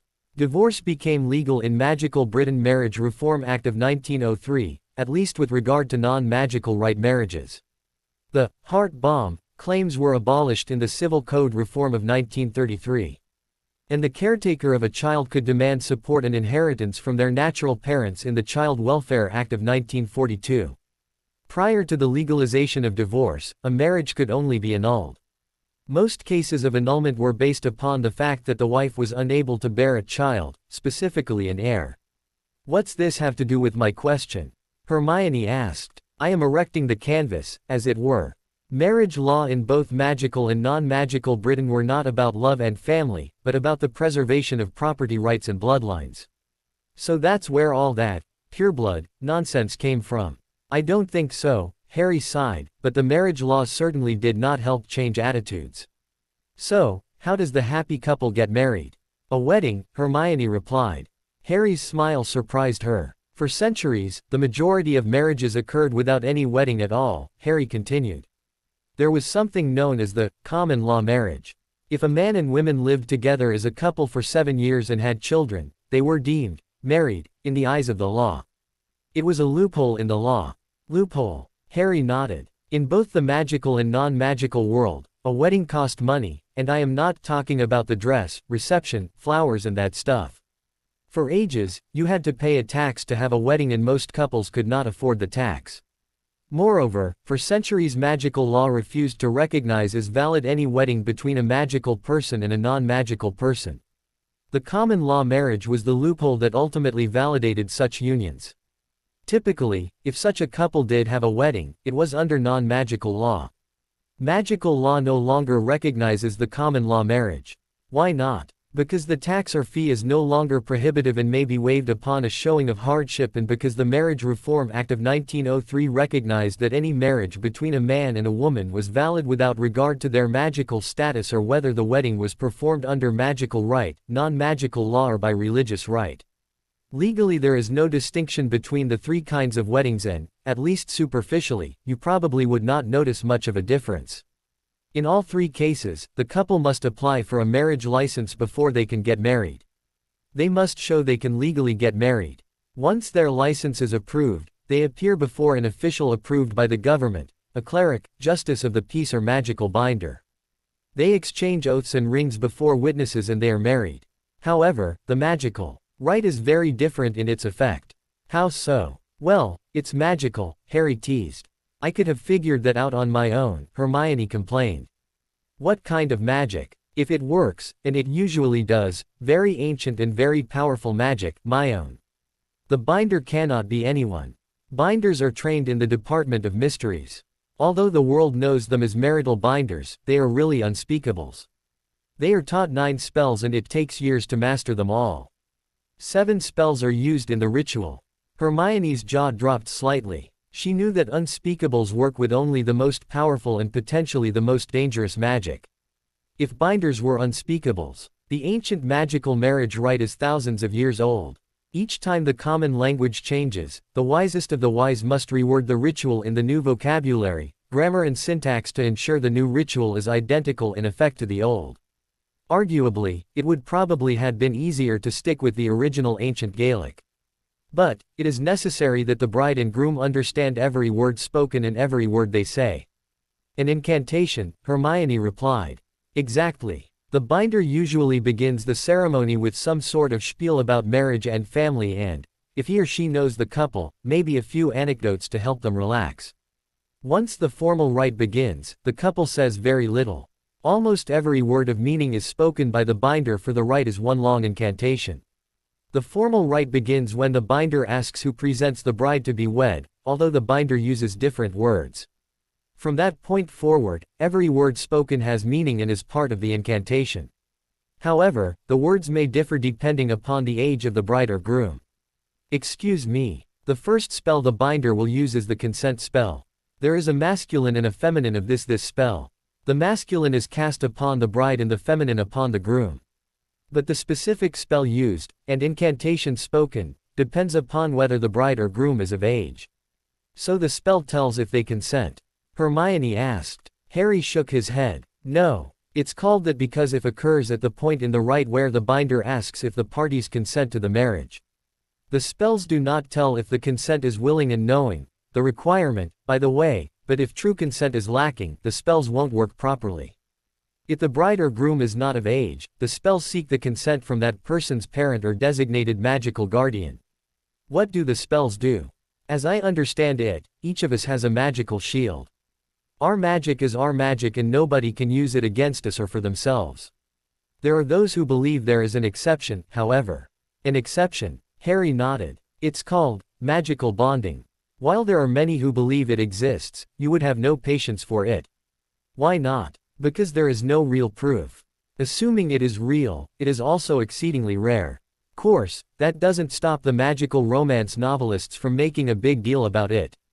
Ginny was into those books. How Lance and Miranda magically bonded in school but were forced into arranged marriages by their evil parents and such. Still, the notion is out there that a witch and wizard might be so suited for each other magically that should they get together their barriers will fall and magically they will become one, and that one is greater than the sum of its parts. The magical rite tries to do just that and, if completed, succeeds to a point. To a point. If the spell takes hold, the couple will be bound to one another for life. But the mythical bonding went far beyond just being bound. The mythical couple was far more powerful than they would have been before, magically speaking. They also tended to breed like rabbits. In the myth, birth control is not an option cause it won't work at all. The spell does not make birth control impossible. Do you think there's anything to that mythical bonding, Harry? Harry shrugged. On the one hand, I have not read of a single documented case of it nor any real evidence of it. On the other, it seems to be too big a deal to have absolutely no basis in fact. Why the complicated binding ritual? Makes no sense, really. Especially when you consider that divorce was not an option for over 1,000 years. Yet it is clear the intent was to create an artificial magical bonding, or so it seems to me.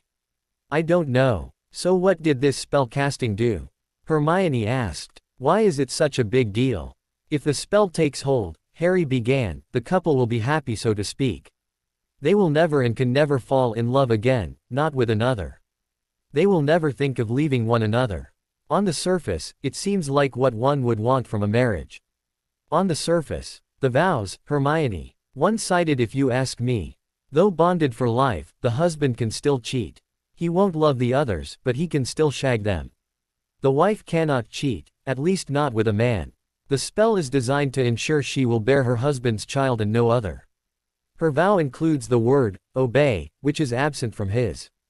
If the spell takes, the husband's word is law. The wife's opinion does not matter and she loses the ability to care. That's outrageous, Hermione shot out. Harry nodded. I agree, he said softly. If a couple truly loves each other, it is outrageous. I always saw marriage as a partnership. The husband and wife discussed things, set goals and worked together to achieve them. The spell made the husband the only opinion that mattered. The wife was, therefore, relegated to breeding stock as far as I can see. Took me a while, but I realized what was the point of that. The Ginny I had hoped to marry did not deserve to be a mere servant to me, which is what I could have had if the spell had taken hold. You most certainly would have been a wasted life had you married Ron under the rite, don't you think? To think that your ideas would never come to light and you would support any boneheaded idea Ron had. I take it you don't think much about magical rites, Hermione commented. Harry shrugged. Happy and even content marriages are a good thing, Hermione. They are good for the couple and certainly for their children. It's much healthier being raised by a couple who loves you and each other rather than in a broken home. I should know. Harry chuckled. And I am not saying the rite does not work. There are some couples I know married under that rite who seem perfect with happy children and all. Still, assuming that magical bonding is real, then the rite is artificial. It's an illusion. Whatever utility it may have, whatever its benefits, morally it is still almost as repugnant as the unbreakable vow or the imperious curse, for it robs the couple of their free will. Still I did agree to it. Ginny wanted it and I did want her to be happy. I did want our marriage to work. Honestly I did. I agreed to and underwent the rite knowing full well what I was getting into because I wanted what was best for Ginny. The problem was the spells never became binding. How was that possible? I knew something was wrong within months of our wedding, Harry said, ignoring her question for now. Other I know that have been married under the rite and, at least when they were together, they seemed genuinely happy. That's not to say the husband stops chasing after other women. But at home, they were the picture of the dutiful husband. As far as I knew, the couples seldom ever argue. But the rite is supposed to do that, make the couple see eye to eye on things and such. It was not like that with Ginny. I won't say we fought all the time, but it was more often than not we had a row about something. She hated my job and could not understand why I wanted to work at all. She hated that I did not wish to be part of the magical social set and spend my time hosting parties. She hated what she called my foolish pursuit of useless philanthropic endeavors. And, about once a month or so, she'd go off at me about you. Me? What about me? Ginny was convinced you were out there somewhere. She was certain you and I were having an affair, that the reason no one knew where you were was because you were a kept woman. That ridiculous. Mental. Harry nodded. Gin was certain it was only a matter of time before you reappeared and stole me away from her forever. That's just. Harry nodded. Until today, I thought her periodic, Hermione days, as I thought of them, were tied to her female issues. PMS. Harry nodded. But you told me you wrote me about once a month. Hermione nodded. I now realize that she went off about you on Wednesdays, the day international post would arrive. She must have seen the letter and binned it, then waited for me to come home to accuse me of infidelity and anything else she could think of. Harry, I never meant. I know, Hermione. It's not your fault I married an immature and insecure woman born with a double dose of the infamous Weasley temper. Needless to say, I was miserable. That was not what was supposed to happen. The right was supposed to prevent just the kind of misery I was forced to endure. She might have believed otherwise, but I know Ginny was not happy either. Something was wrong, Hermione. It was about a year after we were married that I resumed my research into marriage law in general and the magical rite in particular. I wanted to know what was wrong and whether it could be fixed. I still wanted us to work, Ginny and me. What I learned shocked me. The magical rite is not permanent really. It can be, but only if all conditions are met. If one condition is missing, the spells will not take effect at all. What are those conditions? I call them, the 3 C's, consent, casting and consummation. If there was a flaw in any one of these, the magical binding would fail. I tried to figure out which, if any of them, may have failed. As to consent, it would be lacking if either of us had been forced or compelled into the marriage against our will. It would also be lacking if one of us was already married to someone else. Unfortunately, consent was not the problem. Neither could I see a defect in the casting of the spells by the binder. There may have been one, but not that I could see. That left consummation. If the marriage was not consummated within 2 years, the spells would not take effect at all. Harry, Hermione said with a tone of disbelief, I find it hard to believe that you and Ginny were not having say. After you got married, especially. She then blushed. Especially after you and Ron walked in on us on her 17th birthday. Now that was not my fault, Harry, Hermione protested. That was Ron's brilliant idea. He thought it'd be fun to surprise his sister for her birthday. He thought you two were in different rooms. I told him it was a terrible idea. Told the git it was rude. Did he listen? Harry started to laugh. What's so funny? Hermione complained. Oh, nothing, Harry. Okay. It's just that you reminded me just now of what happened after. After. Ron and you barge in on us and there could be little doubt what I was doing to his little sister.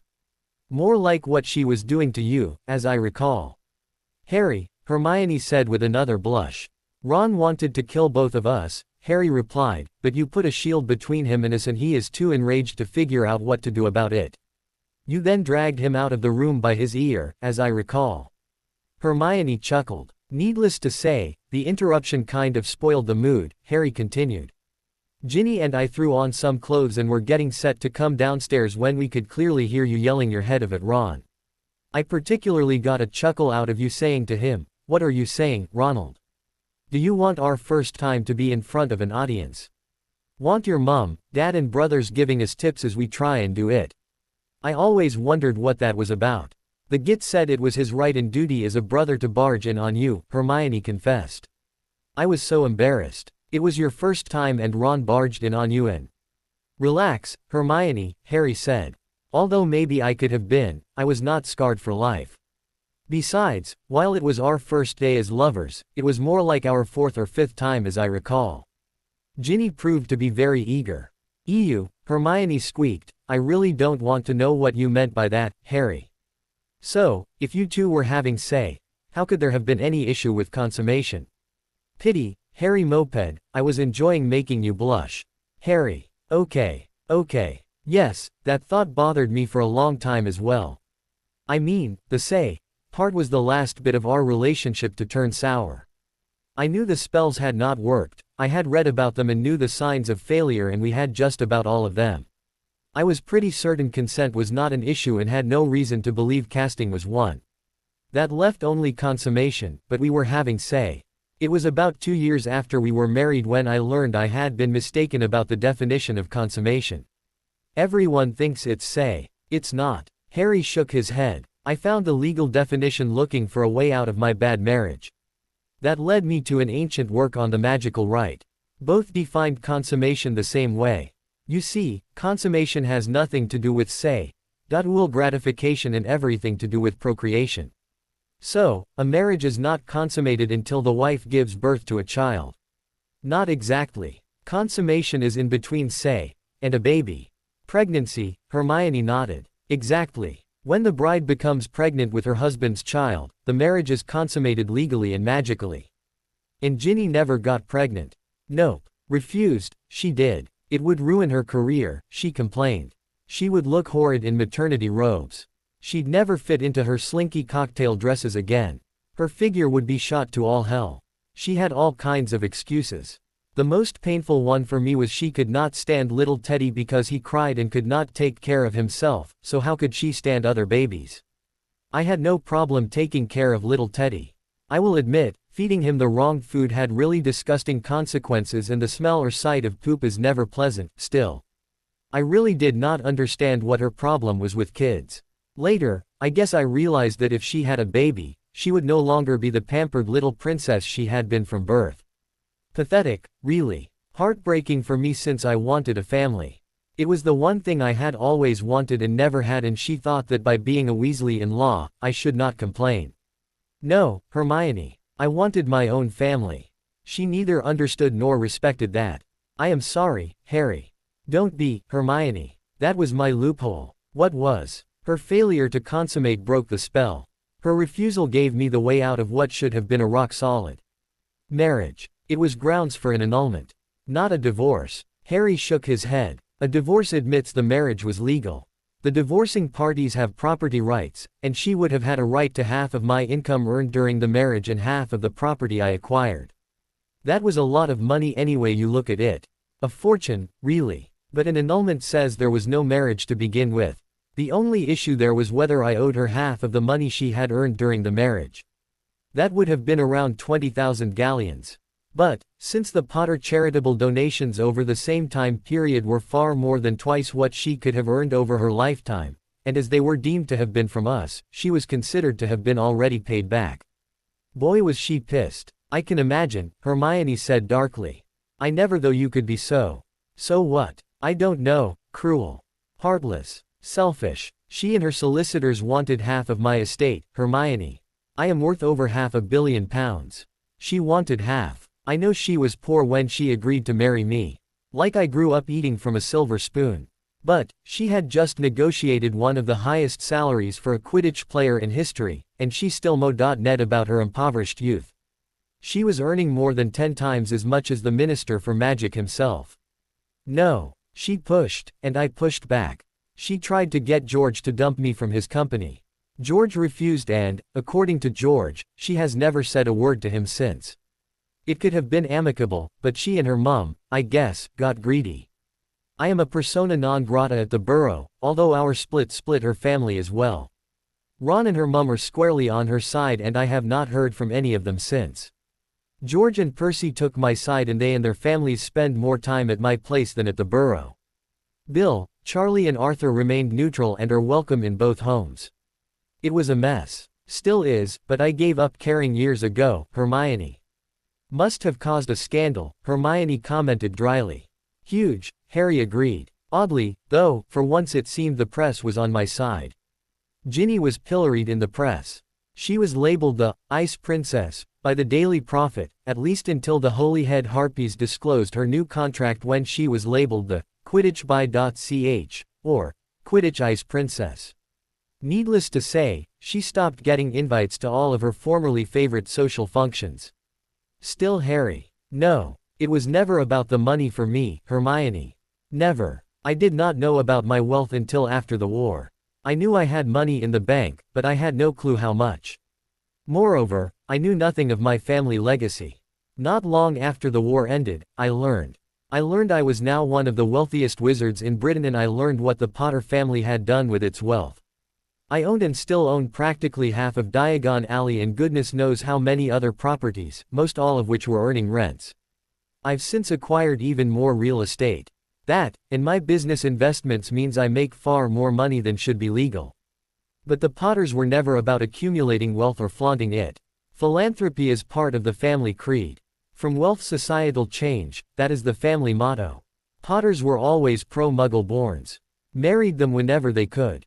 You know, if it were not for the Potter Foundation, you would never have attended Hogwarts. What? It's true. Muggle-borns attended Hogwarts tuition-free. Everyone else had to pay the £20,000 a year or qualify for a tuition waiver. Muggle-borns could never qualify for the waiver like the Weasleys did. $20,000 a year, could your parents have afforded that? No, Hermione said weakly. A third of the school were Muggle-borns, Harry continued. A third. All attended thanks to my family's fortune, although there were other contributors, such as the Longbottoms. Largely because of our largesse, the Potters have a permanent seat on the Board of Governors, something that annoyed the Malfoy family to no end, I might add. Didn't know about that either until after the war either. It has proven useful. How so? Long story. I don't have anything better to do today, Harry. Harry sighed. Not 2 weeks after the war ended, I bought a lot of properties. As you may recall, Grimmauld Place is a cul-de-sac of garden homes near Camden Town.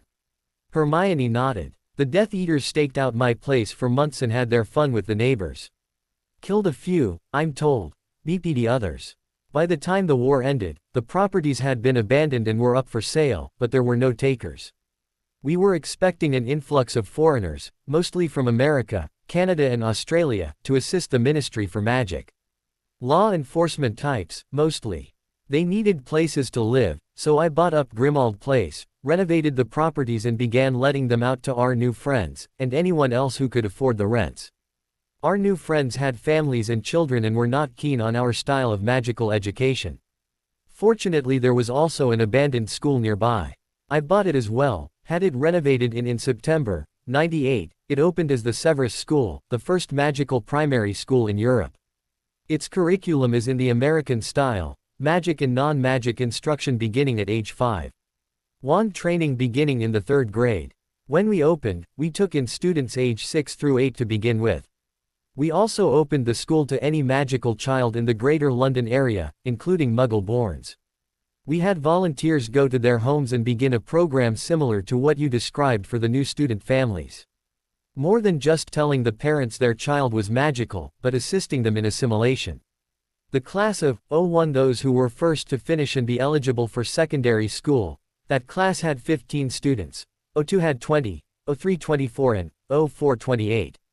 Our most recent class that started, 11 has 35 students. When our first class finished, we knew the British secondary school system was not ready for them. They were 11-year-olds who were 3rd-year level at least by Hogwarts standards. There was a debate as to where to send them, a debate that had begun almost the same year they had. They were far ahead of their peers. We decided to initiate the American-style secondary educational system. Their non-magical studies would continue, and their magical education would also continue into secondary school. We debated where to send them. King's College in London was the logical choice, but King's College, it's the regional magical secondary school, Hermione. But I thought Hogwarts was the only school of its type in Britain. Hermione nodded. England, at least. I had heard of one in Ireland. No. Hogwarts is one of 3 private schools of its type in Britain and it is the oldest school of its type in Europe. Plymouth Academy near Plymouth and St. Patrick's near Dublin are the others. Then, there are 11 public schools, regional ones funded by the Ministry for Magic. There are 2 in Scotland, 2 more in Ireland, 1 in Wales and the rest, including King's College, are in England. Most Muggle-borns attend the public schools. The ones who attend Hogwarts are selected by lottery at age 5. You mean, I was not destined to go there? Harry shrugged. I like to think that you were, Hermione. But yes, there was a bit of luck involved. Odds were, you would have been invited to attend King's College as your family lived in Lawton, SA, the same district. Anyway, because I was on the board of governors, the Severus class of '01 all went to Hogwarts, as has every other class since, so far. Hogwarts had ample facilities, it once housed and taught over 1,000 students, centuries ago, mind you. They were not sorted into the existing houses, rather our Severus school students formed their own house, Potter House, they called it. They attended separate course from the others in their year. They began with magical electives first year. They got Hogsmeade weekends every other week beginning first year if family was visiting and were allowed out for the general weekends as well. They too compete for the House and Quidditch Cup, of course they did not win either at first. At the end of their 4th year, they took their ordinary wizarding levels. As a group, they blew the doors off the exams. The worst student scored higher than any but the top 5 fifth years at Hogwarts. Sweet Merlin, indeed. This spring, they also took their non-magical GSCE exams. They scored well above the national average. The professors tell me that the second class of Severus school students will probably outperform the first class on this year's OWLs. They basically are embarrassing the rest of the British wizarding world. After last year, applications for the Severus school tripled and we are getting applications from all over Britain and Europe, for that matter. In the fall, we will be opening another school near Birmingham and a third in Ireland to accommodate the new applicants. Those two will include boarding facilities for some of their students. You mean to tell me, if Mum and I moved back, Daphne and, well, Daphne could enjoy the same educational opportunities in Britain as she does in the US? I'd like to think so, Harry said. Still need to work on the university bit. We have plans in the works and maybe, by the time Teddy and Daphne finish, there will be a magical university to attend. That's my plan, at any rate. And what is the ministry's position on all this? They left me alone, really. There were no laws regarding primary education, you know. All I needed to get for the students were exemptions from the restrictions on wand use and underage wizardry, which proved easier than I expected. After all, it was only a handful of children and it was not like the ministry had to pay for any of it. Now, however, it's front-page news. The ministry is faced with a fait accompli, and the families are really bringing pressure to bear to open more schools and adopt the Potter House secondary system for their children as well. How did you pull this off? Money, Harry shrugged. I have loads of it. I found that at least in certain circumstances, with money it is easier to bypass the government altogether than to try and go through channels. They let me do this because they did not have to pay for it and though I was mental. Now they are being asked questions as to why they have not tried something similar. It's been quite amusing, really. How so? I am quite close with all of the Severus students. I've had them all over to the house, as they attend school a block away. I visit them at Hogwarts several times during the year and teach them defense lessons. I know them and their families really well.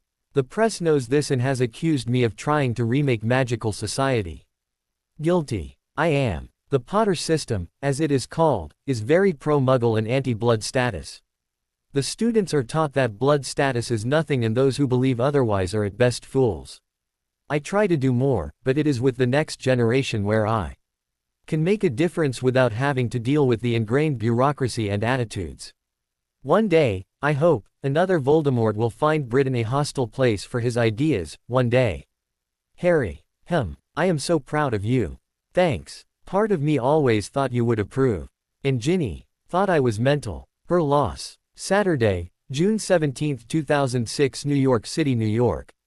Harry sipped on his now cold cup of coffee for a moment. Hermione looked at him intently. Harry. Can I be honest with you? Sure. Honestly, I don't know how to begin. I really did not expect to see you, you know. Makes two of us. Please Harry. Sorry. I never thought I'd ever see you again, much less talk to you. But ever since I boarded that plane, a part of me feared that I would. I was worried that I had hurt you and that you would hate me for leaving. This is not at all what I expected. Had this been a few years ago, Harry said, you would not have been far off. I never hated you. But I was hurt. Sorry Harry. Don't be. It took years of lying awake at night and years of therapy to realize some things. I was not hurt because you left, Hermione. I was not hurt because you never came back. I was hurt because I failed you and because I failed to give you a reason to come back. Hermione was speechless. When you boarded that flight, as I watched you walk down the boarding ramp, I knew you were leaving and that you were probably would not be coming back. I knew that hug and the goodbye we said to each other was probably the last time I'd have you as a friend. I know you said you were coming back and if you were delayed you would write me and let me know. But part of me knew that was not going to happen. I was angry when that part proved to be right. I thought I was angry at you. I was wrong. Wrong. Harry nodded. You had reasons to move away. What happened between you and Ron was a big one. I knew if your parents did not want to return, that was a big one as well. You had no real reason to return aside from the fact that you had lived your life here and I was your friend. Given the war, I believed your homeland alone was not enough. And as your friend, I failed to give you any other reason to return. I did not think that just being friends would be strong enough if your parents and family remained abroad. So I knew there was a good chance you were moving away, not just taking an extended holiday to find your parents. In a way I thought I understood. I really wanted to leave and start over somewhere else, somewhere where I was not the famous Harry Potter, somewhere where I could be normal. But I knew that would not happen. I was too well known. I would have been hounded. Even if I managed to change my identity, as I learned hunting criminals, sooner or later that ruse would fail. So I resigned to remain in Britain. Harry sighed. Did you miss me, Harry? Harry nodded. I always did, Hermione. I missed you every holiday when we were in school and we were apart. I missed you those few times we had a falling out. I missed you when you went back for your final year, although I understood why you went back. I made it a point to see you every chance I could, even though it drove Ginny to distraction. She could not seem to understand that I wanted to see my best friend. She seemed to think it not possible for me to be friends with another girl. But I was, and I missed our times together. To be honest, I now think I missed you far more than I ever missed her. And I've missed you every day since you left, Hermione. Every night for the last 7 years, I prayed you were safe and that you had found the life you deserved. Still, a part of me wanted to know that that was true. Harry did not notice Hermione's tears. When I got your first letter, I knew the likelihood of your returning had diminished. Why? Although you admitted that you were finding the search for your parents much harder than you had anticipated, you seemed so excited, so upbeat, so full of hope. It was a side of you that I had not seen nearly enough of in years, not since before the battle at the Department of Mysteries. You seemed so thrilled at being on your own, Hermione. I realized that was what you had truly been looking for, your own life. I knew you would only be happy if you had your own goals to achieve. I knew you could never have been happy with Ron, since he was not looking for a partner, but a housewife, something that would have destroyed you. You seemed to be finding yourself, and I knew that if you did, you probably would not return. Harry, when I wrote that letter I was still hoping to return. It was not until sometime later or so, certainly when my mum told me she was moving to the States, that I finally decided not to.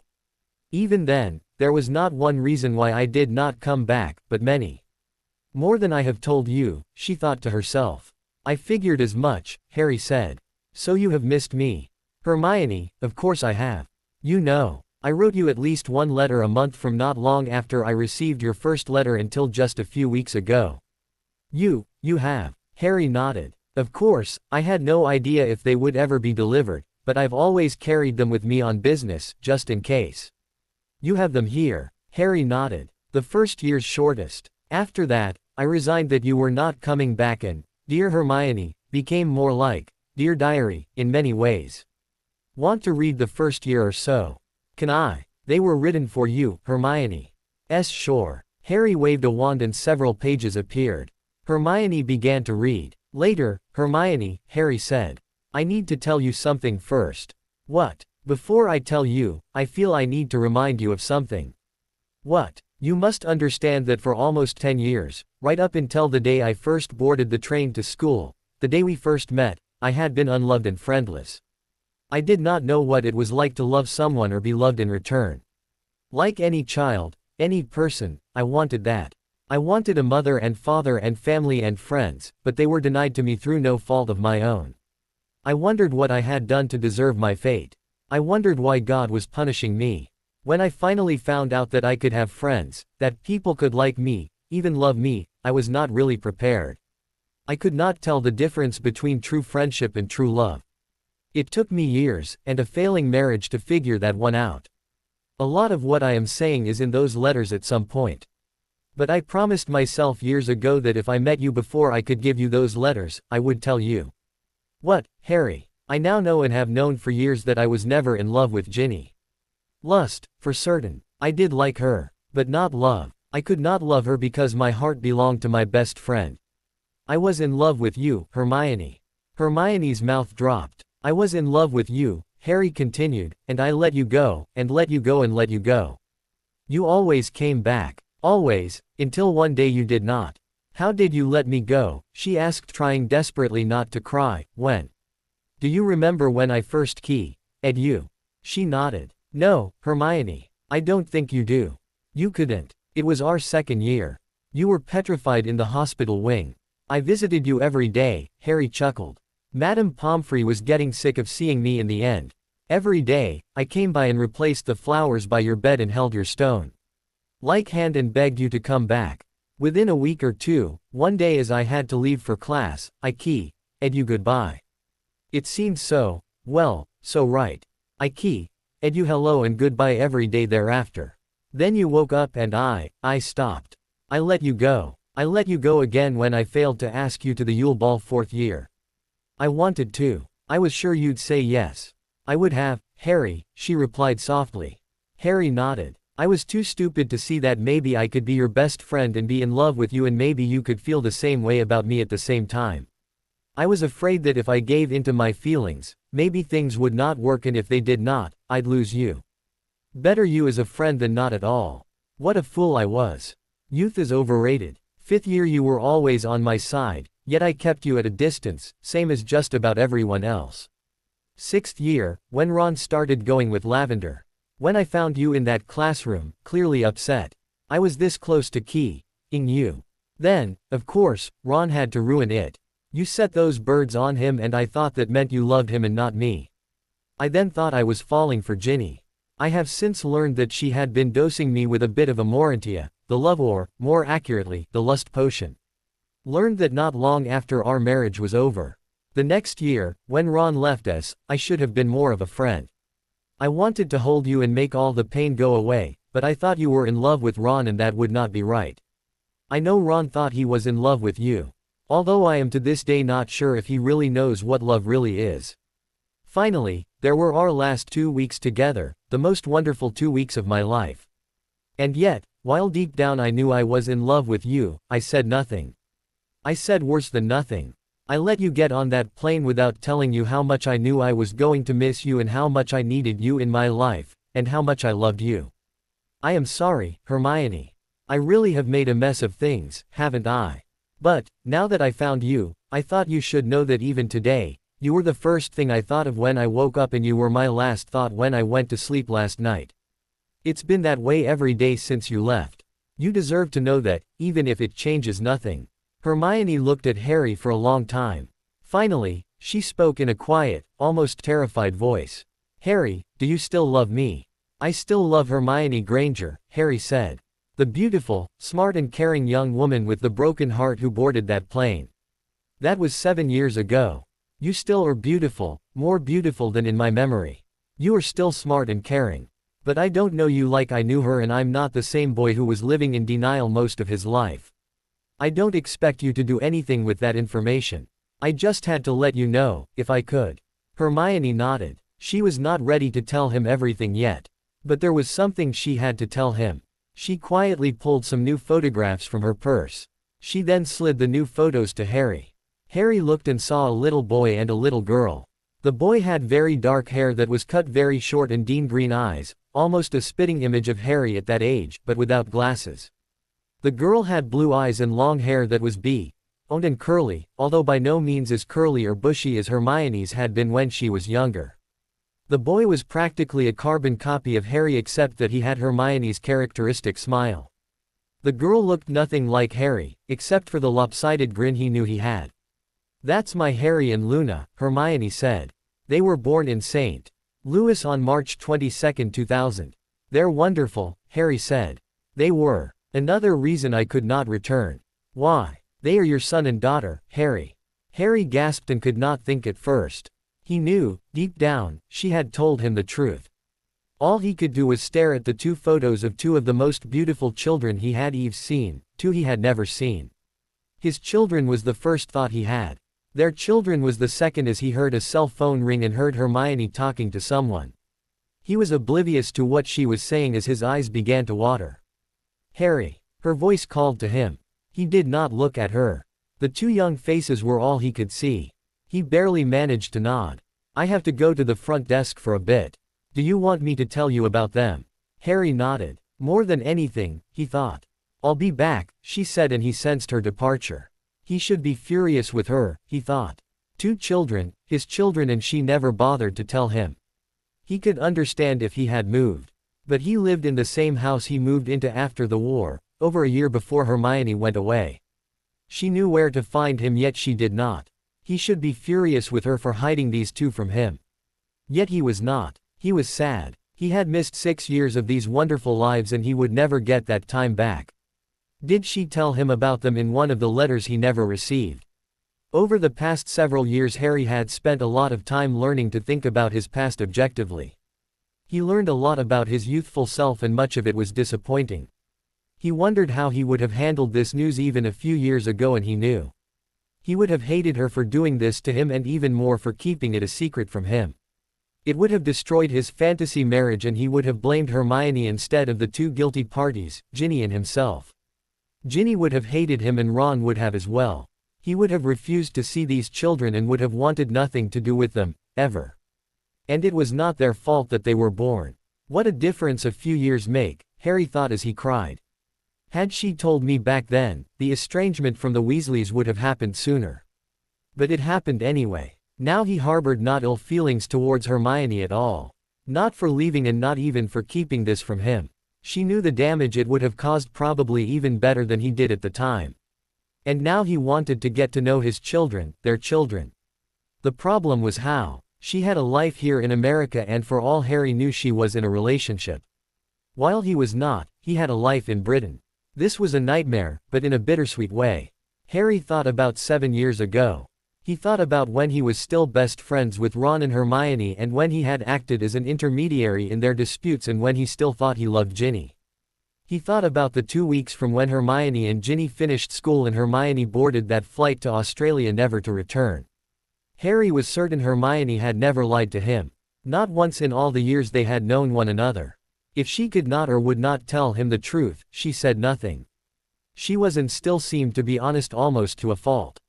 Saturday, July 10, 1999, Heathrow International Airport, London, UK. They did not say too much to one another on the drive to the airport, each lost in their own thoughts. Hermione was leaving for Australia to find her parents whom she had sent there into hiding over 2 years ago. Harry was also flying out today. His was business, a mission in Italy, and his flight to Rome was scheduled to depart 2 hours after Hermione's flight to Sydney. Harry is thinking about everything that had happened recently and especially the last 3 days or nights rather. The night he had accidentally told Hermione about Ron's lavender problem. As he now thought of Ron's unborn child, she had come to him. She should not have, but she did, and he let her even though he knew it was a mistake and for all the wrong reasons. She gave him her purity not for love, Harry thought, but to get even with Ron. Harry accepted that once-in-a-lifetime gift not for love, but because his friend was hurting and he was angry with his future wife. It was a mistake, and one they would commit over and over again over the next 3 nights and mornings. But, for some reason, it did not feel like a mistake. It felt right. It felt like they were meant to be together. That could not be possible. She was his best friend. They never loved each other like that. He was in love with Ginny, wasn't he? Still, his flight was only a few gates down from hers and they waited for hers together. The gate was crowded, so much so that there were no seats for them. They stood and hugged each other for a long time. Hermione buried her face into his and he buried his in her beautiful brown hair. He loved the smell of her. He could feel her shaking in his arms and knew she was crying quietly. He did not mind at all, because he was doing the same thing. He knew he would never forget this moment together. They broke their tight hug when the gate attendant announced that they would begin boarding her flight. They looked into each other's tearing eyes and she refused to let him go just yet. "They key, Ed." It was tender and it spoke of a farewell. Both seemed to want this key, burned into each other's memory forever. The key lingered until her row was called to board. "Thank you, Harry," she said softly. "Thank you for everything. Thank you for being my friend." "Thank you, too, Hermione," he whispered back. She gave him one last key, then broke their embrace. He could see the tears return and felt his own as well. "Goodbye, Harry," she sniffed as she gathered her carry-on luggage and began to walk to the queue. "Goodbye, Hermione," Harry said. "I wish you well." "Thanks," she said. She walked to the queue looking back at him and smiling and waving as he waved back with tears in his eyes. "I love you, Hermione," he thought but lacked the courage to say. He watched as she joined the queue and watched as she walked down the jetway to her flight. He watched until he could no longer see her at all. He knew she was leaving him forever. He stood rooted on the spot. Absently, he watched as the other passengers boarded the flight. When the gate was empty, he walked up to the large windows and stared in the British Airways 747. He watched it as it pushed back from the gate. He watched as it turned and listened as its engines wound up. He watched as it began to move towards the taxiways. He kept watching it until it disappeared from view. He felt dead inside as he finally moved and walked off to the gate for his flight to Rome. Saturday, June 17, 2006, New York City, New York. Harry was slowly eating his now very cold breakfast, staring through his tears at the two photos of the two most beautiful children he never knew. He was surprised at them. He knew they were his and Hermione's. There were traits from each of them that were obvious to him. He was overwhelmed by the emotions he felt and he wanted them in his life. "Harry," Hermione's voice asked. All he could do was nod to acknowledge he heard her. She looked at him intently. "He should be mad at me about this," she thought. "But he's not. I don't know how he feels, but I can tell he's not mad. Is he happy, sad, both?" "Harry, I know this is a bit of a shock but—" "Tell me about them," Harry said, tears evident in his voice. "Tell me about our babies." Hermione was left momentarily speechless. "Our babies," echoed in her mind for a moment. Harry's tone told her he was both happy and sad at the same time. It was not the reaction she expected at all. Harry wanted to know about our children, she thought. It took her a moment to regain any sense of composure. "I will, Harry. But I got a message to call home." "The kids?" Harry asked in fear. "I am sure they're fine," Hermione said. If there was something wrong, the message would have been to come home, not call. Harry could not help but sigh in relief. "Besides," Hermione said, "you know me. Give me reading material, and I can't pass it up," she laughed, placing her hands on Harry's letters. "And, oh by the way." She waved her own wand and a large stack of papers appeared before Harry. "What's this?" he asked. "I made copies of every letter I wrote to you," she said. "You know me, little Miss Thorough. I made copies so that I would not repeat myself too much. I wanted each letter to be new and not say the same stuff over and over again." "And you kept them?" Hermione nodded. "They remind me of you, Harry. They were all I really had of you, at least until our children arrived. I always keep them with me. When I read them, I remember our times together like it had just happened. I keep them because they help me tell our children about the wonderful daddy they have. I thought you had seen them, but seeing as you didn't, have a good read." "Hermione," Harry pleaded. She looked at her watch. "I'm not going to leave, Harry. Just kip up to my room, call home and read some of your letters. Meet me back here at 5.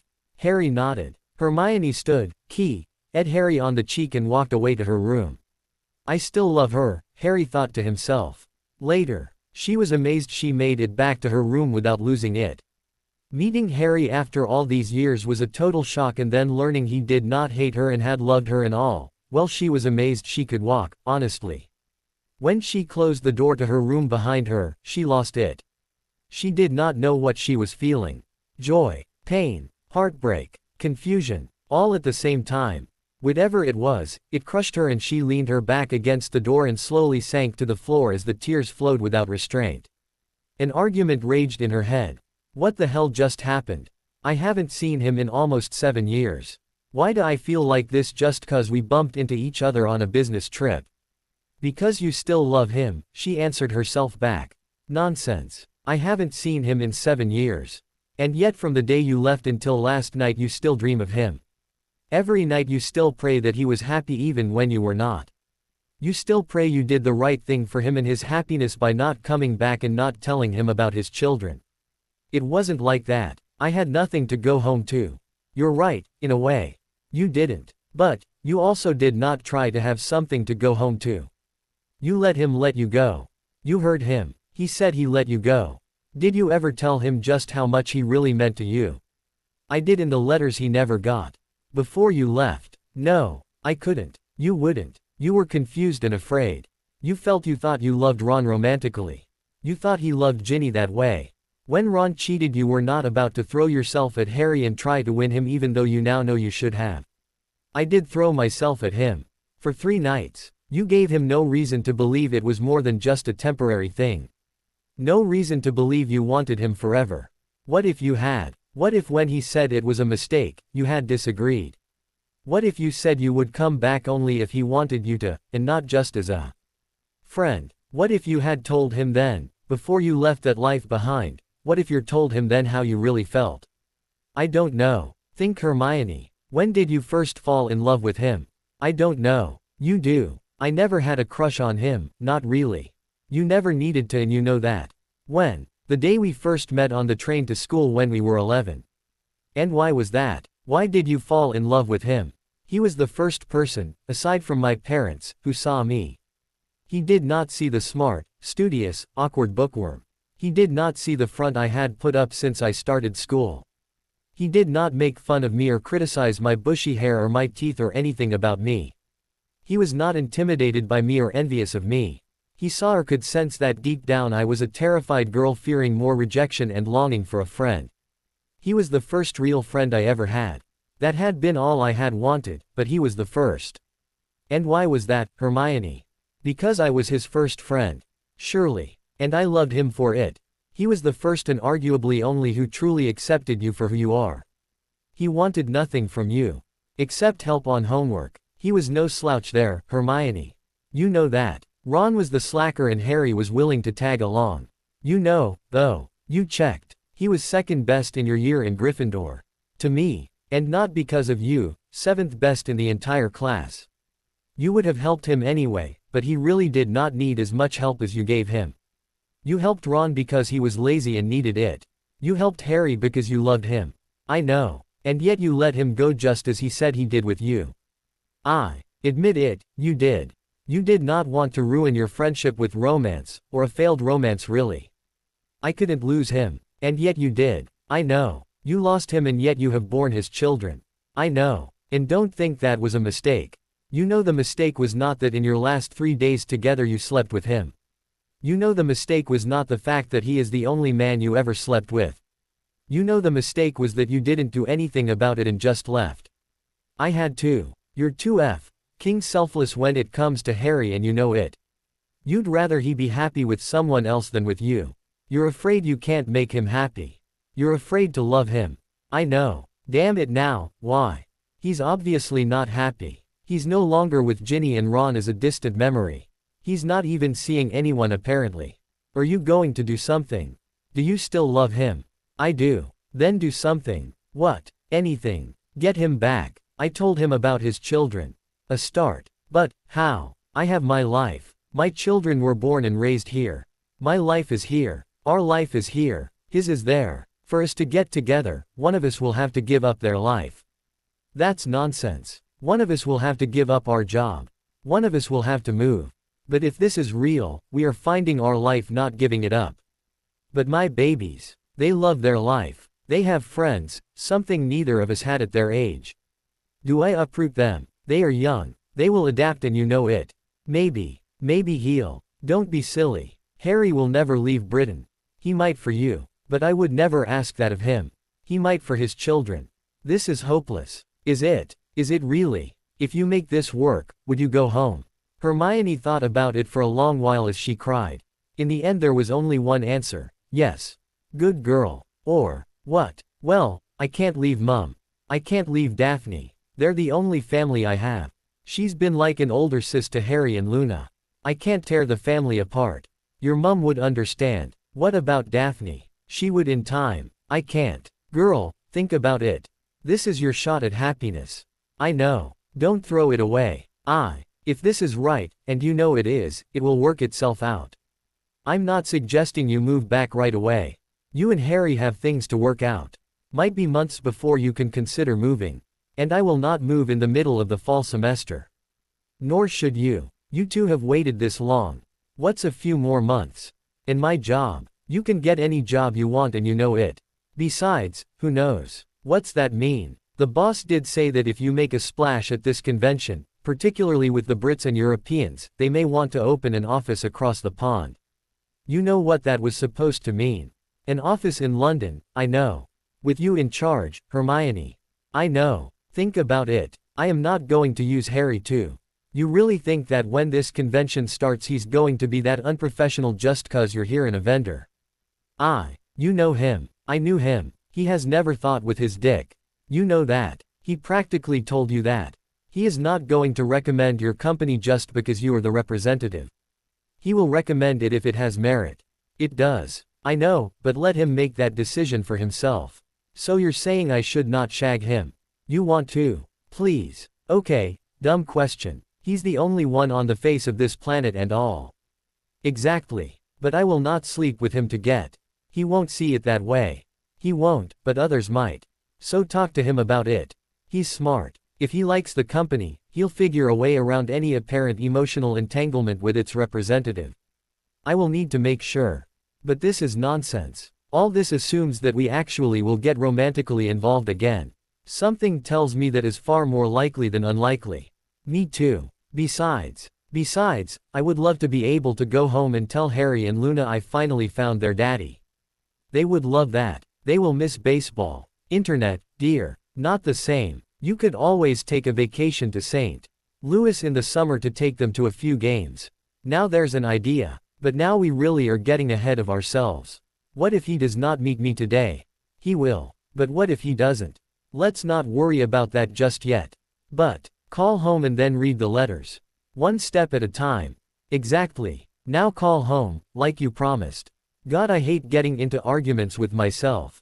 Only because you always lose. Hermione shrugged. She wiped the tears from her eyes, took a few deep breaths to pull herself together and dialed her home phone number on her cell phone. Hello. A young girl's voice answered. Hey Daph, Hermione replied. Janie, her sister squealed. To the post-Britain world, everyone, including her sister and mother, called her Jane, or Janie. How's New York? Daphne asked. Haven't seen much, I'm afraid. It was raining yesterday and this morning, Hermione replied. Is Mum there? I got several messages to call. She's around, Daphne replied. Mommy. Janie's on the phone. Hermione wondered just how well her kids would adapt to Britain. Her sis, born in Australia, was fully Americanized, she thought. Her own children were born in America. They called her Mommy, not the British mummy or mum. She remembered a year or so ago when she told them about differences in how British said things. They giggled when she told them about lorries, trucks, boots, trunks, and mummies. Why would anyone call their mom a mummy? Daphne had asked. Moms aren't all in bandages there, are they? It had been around Halloween, Hermione remembered. She thought about it. Harry was probably right. She too might pass for an American were she to return to Britain. She had taken to the same colloquialisms and had, she only now had noticed, lost her British accent to a large degree. Janie, a new voice said. Anything wrong? No dear. Then why the apparent panic? Front desk, voicemail, all begging I call as soon as possible. Mother. Well, I was thinking, you know. I am on vacation. I've always wanted to see New York. So, Mother, we're packing as we speak. We have a flight on Southwest Airlines to New York. We've got adjoining rooms at your hotel. I thought I could take the kids sightseeing while you do your conference thing during days and we could spend evenings together. Oh, and I got 6 tickets to tomorrow afternoon's Yankees game. The kids are Cardinals fans. Yeah, but Daph thinks Derek Jeter and Alex Rodriguez are dreamy, so, the seats are right behind the first base dugout and. Hermione sighed. When are you getting in? Should be at the hotel by 9 o'clock your time. Janie. Yes. Is there a problem? No. No problem at all. I thought you'd be thrilled. Janie, her mother insisted. It's just that. Don't tell me you met someone. Hermione nodded, forgetting her mum could not see her. Janie, you'll never guess who I met at breakfast this morning, Hermione said. Donald Trump. Harry, her mum whispered back. Harry Potter. And, he's divorced. Well, that's not totally true. He got an annulment. Church annulment. Magical. I didn't know you could do that. Neither did I. How? Wife didn't want kids apparently. That means the marriage never happened. It also means, dear, that as far as the church is concerned, he never was married either. Really? Defect is to form. His marriage was not sacramental or equivalent, and refusing to want children is another basis. So, he told me that he loved me. He didn't. He did. I got the impression he may still. Perhaps we should not come. No. I told him about the children. I can tell he wants to meet them. Mum, I don't know if this is going anywhere, I hope it will, but the kids should meet him. Do you still love him? Yes, Hermione said softly. Yes, I do. How's this going to work, Janie? I don't know. Do you want us to come? Yes. He should meet. I understand. I'll try to meet you in the atrium when you arrive, but I understand, love. Mum. Yes, dear. What do you think? After all the talks we had. You'd be a fool not to try, Janie. I can't say if it's a true love match. I don't know. But if it is, you should. Thanks, Mum. Good luck. Mum. Don't tell the young ones. I want it to be a surprise. Wouldn't dream of it, dear. Thanks. My own. It was the first time her mum had called her that in years. Yes. Well, you know we never really met him. We saw him once, years and years ago when you were 12 or 13. What's he like? What do you mean? I mean, is he good looking? I think Daff may forget about Jeter and all, Mum. She heard her mum laugh. Okay. See you in a few. Good luck. Thanks. Saturday, June 17, 2006, New York City, New York. Hermione then picked up the first letter and began to read. The 31st of July 1999. Dear Hermione. Well, it's my birthday. I am now, for the moment, as old as you are. Happy birthday to me. I got your first letter this past Wednesday. I was sorry to hear that you think the search for your parents may take a long while, but I am not that surprised. From what you told me, you made them hard to find. I am as hopeful as you are that because they are so hard to find they are safe and you will soon be with them again. Aside from that, you really sounded great. Until your letter, I had totally forgotten about the Olympics. They are really going to be held in Sydney. I told Ron about the Olympics but not your letter, and he was not impressed. I really wonder about magical types. They are so out of touch. Anyway, things have been busy here for me. My Italy mission went well as we bagged a few fugitives. I've started taking Teddy for weekends, at least when I'm around. While I admit that while changing nappies is disgusting, having the little tyke around is more enjoyable than I imagined. He's gotten so big. Of course he takes after his mum and can change aspects of his appearance at will. Can be both amusing and bloody annoying at times. For example, I take him to play in the park with other babies his age. He seems to know when I think playtime is over and changes into some other baby to keep me from finding him. It is frustrating as hell, but I can't help but laugh in the end. Ron told me the other day he's decided he should marry Lavender.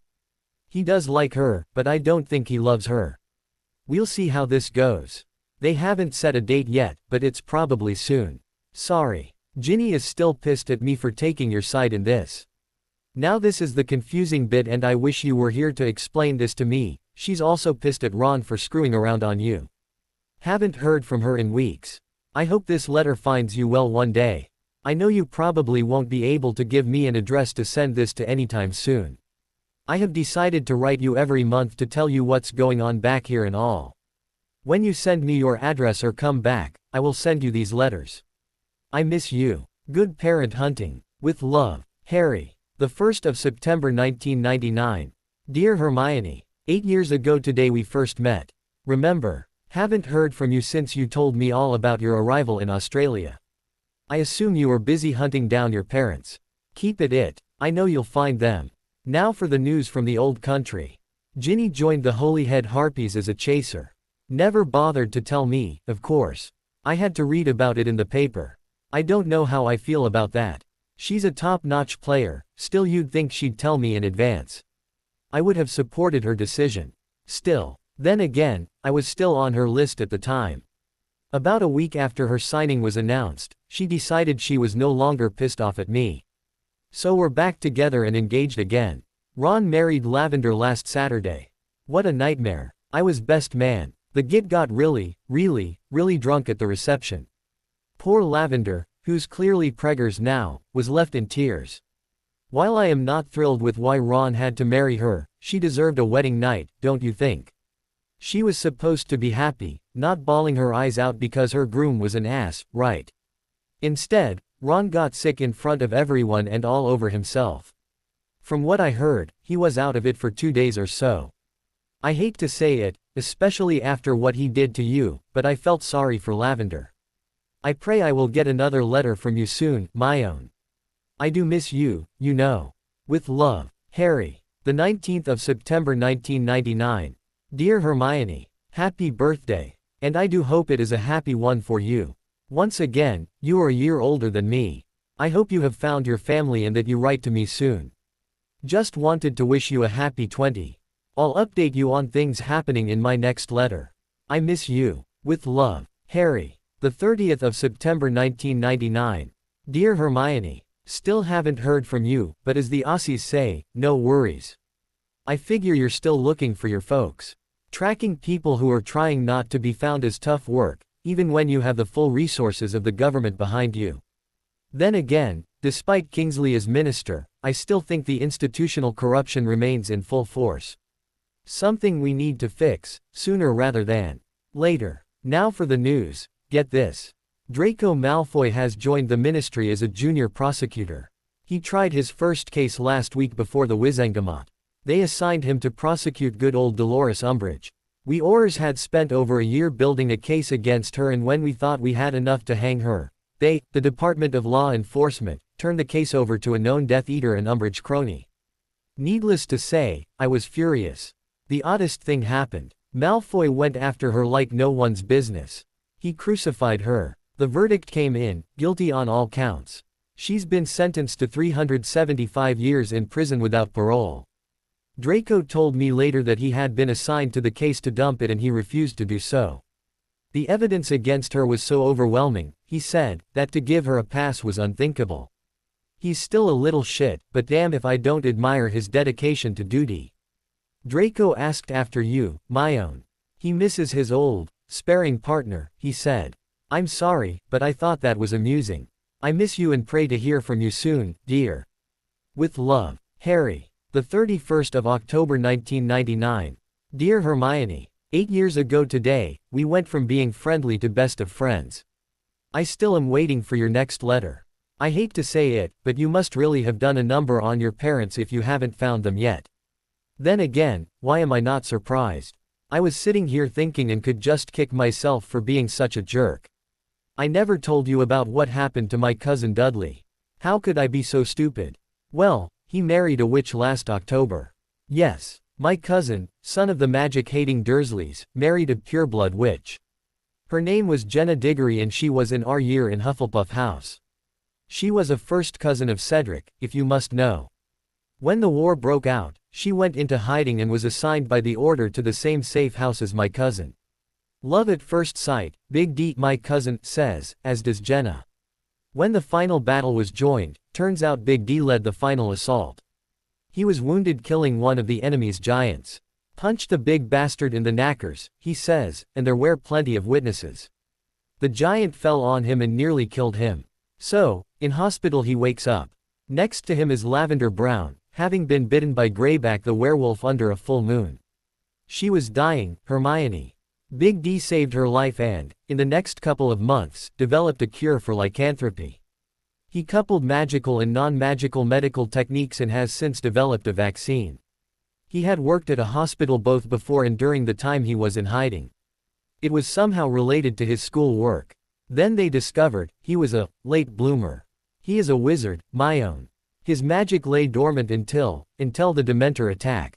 His latent magic held off the Dementor just long enough for me to deal with it. Why do I tell you this? He's now professor of non-magical studies at our school. This year, he has started the new course for third years.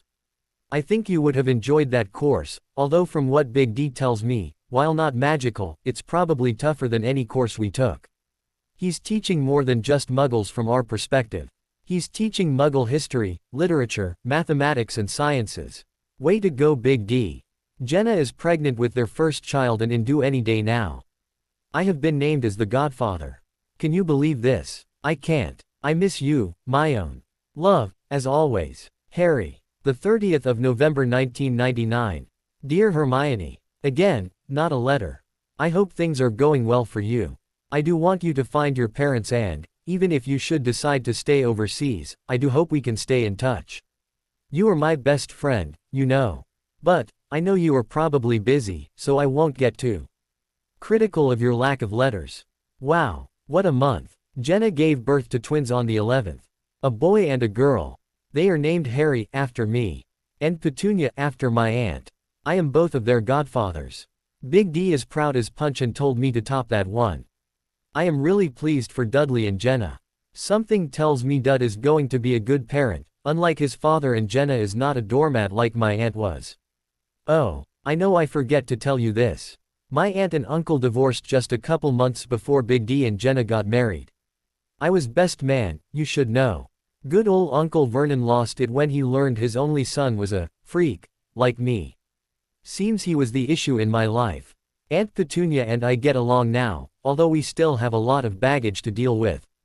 Still, I've learned far more about my mum over the last year and was surprised how much her older sister had admired her.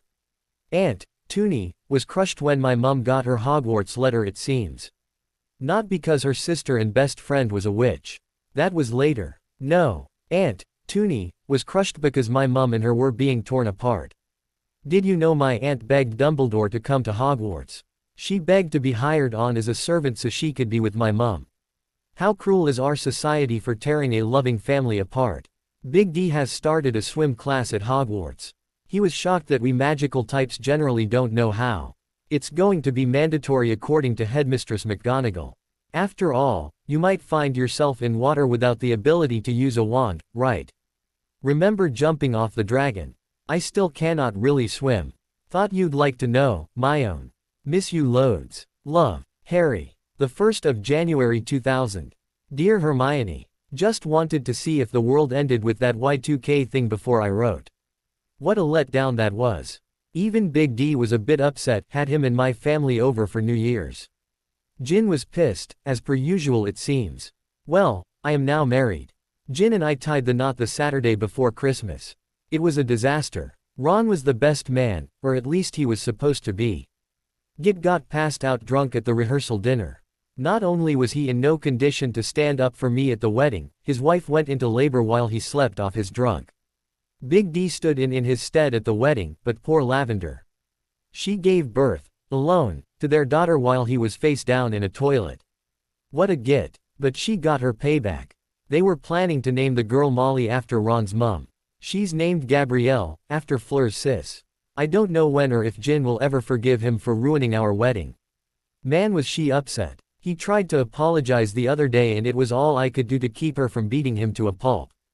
I am worried about him, my own. This isn't right, is it?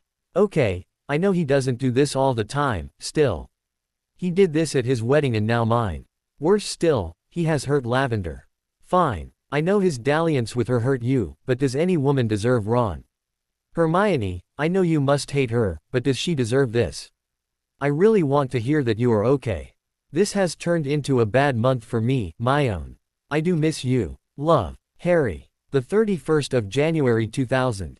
Dear Hermione. Still no letter. Oh well. I really do want to hear from you, but you must still be on the move looking and such. Ron is still on Jin's shit list for the wedding, although she's busy now with preseason training so I don't see her all that much. She's home 1 day a week for certain, it's in all the players' contract. Still, it's not like I am promised Wednesdays off. So much for a honeymoon. It's been real busy at work. It seems that several cases broke open at once. We've been rounding up fugitives left and right, it seems. Still, I was on overseas assignment with Ron. Last week, we were staking out a known Death Eater. We took turns monitoring the flat where he was hiding. Ron missed his shift. Seems he was out shagging a local. Bastard had the audacity to brag about it. As I am the superior officer on assignment, I called him on the carpet for it. How dare he blow off his job for a piece of tail? I would not tolerate that from a bachelor. And this git is married with a baby at home. The son of a bi.ch thought I was overreacting. Am I missing something? The more I see, the more I am convinced dumping Ron was a good decision for you, my own. I am so sorry about all of that, but I hope you find your parents soon and write me. Miss you, my own. Honestly. Love. Harry. The 29th of February 2000. Dear Hermione, I have a confession to make this leap year. When you left for Australia, I felt there was a real possibility you might not return. Too much had happened over the last few years. I confess, I would have loved to join you and avoid being me for the rest of my life. I cannot see why anyone would want to be famous. KS. I cannot go to Diagon Alley or Hogsmeade without being hounded for autographs or pictures. Never mind the press. Rita Skeeter just published her biography of me. What a load of shit. 90% of it is false. Sorry, but the bi.ch pissed me off. I hired a solicitor and we are set to sue her and her publisher for libel. I really don't care if I win a Canute, so long as I show she's a right fraud. You know, my own. You are one of what the press calls the golden trio, the trio what won the war. Yet, the papers here have been silent about you. Your engagement to Ron was front-page stuff. Ron's marriage to Lavender, and the implied end to your engagement, was just above the obituary section. Only a handful of us know you are overseas. I don't understand it, Hermione. You were a major player and yet they don't seem to know you have been gone all these months. They really have their heads in a warm and smelly place. A couple of weeks ago, Jin was home on her off Wednesday. I came home and absently wondered aloud whether a letter from you had arrived. International post is delivered on Wednesdays. Jin went mental on me. Told me I am not allowed to have any female friends. Can you believe that? Last week, I had lunch with Luna, who has just returned from a 4-month expedition up the Amazon River seeking out new magical creatures with her boyfriend, a herbologist from Austria. They discovered and have catalogued over 60 new species of plants and animals unknown to magical science. Hagrid has the live specimens. He's building a zoo behind the dark forest. That dragon we released from Gringotts. It was the last of its kind. Its breed was thought hunt to extinction over 100 years ago and is now healthy and on exhibit. Hagrid says he's planning on a breeding colony of Welsh greens to help repopulate the remote regions of Wales. The new head of the Department for Regulation and Control of Magical Creatures is fully endorsing Hagrid's conservation plan. Wow. Anyway, I told Jin about my lunch with Luna and she went mental again. I hope she's pregnant, Ginny that is. If this is not one of those women things, sorry, I don't know how I can take it. Luna's a friend. So are you. Why can't I have female friends? I guess the honeymoon is over. Sorry to be so down. I miss you, my own. Love, Harry. The 31st of March 2000. Dear Hermione, I confess that I now am forced to believe you made the decision I feared you would make when you boarded your flight to Australia. I confess, I fear you have decided not to return to England, ever. I can only hope that this decision is made because your new life is happier and more fulfilling for you than your life here. I pray that is true. I only wish I could still hear from my best friend. Lavender is pregnant again. I am sorry, Hermione.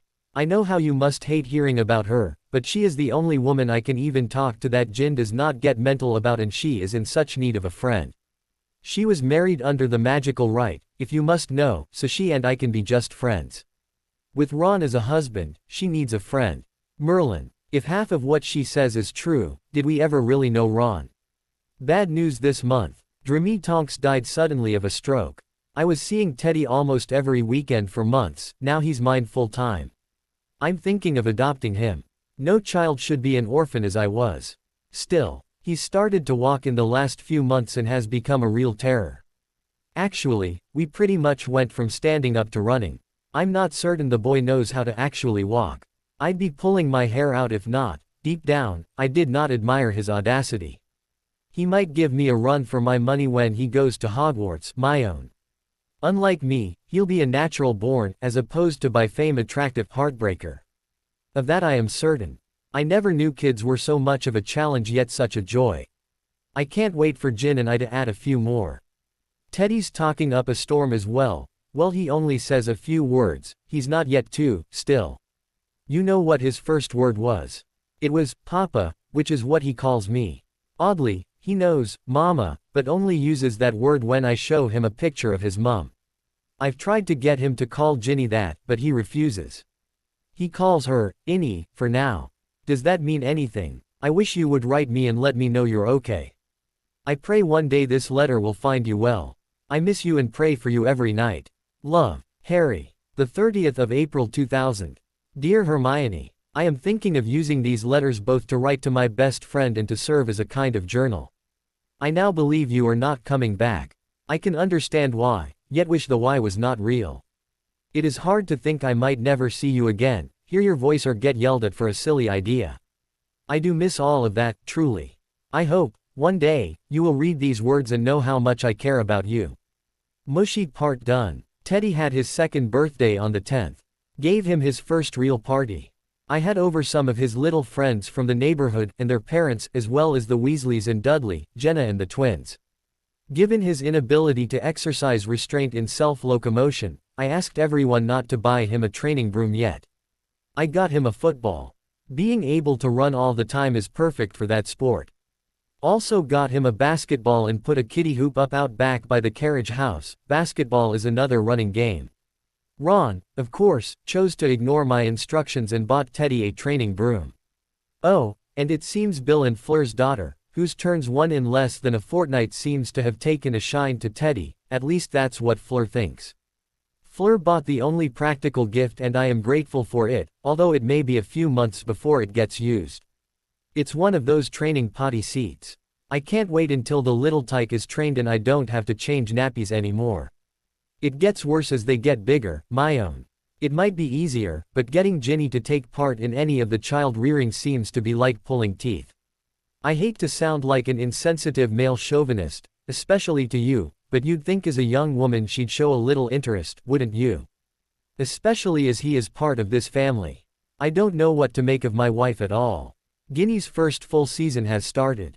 I see her maybe once a week now. It's mostly just me and Teddy at home. During the days and when I'm away on assignment, he stays with friends and family. I think he seems to understand, but he's only 2 now. Mostly, he stays at the Burrow when I am away.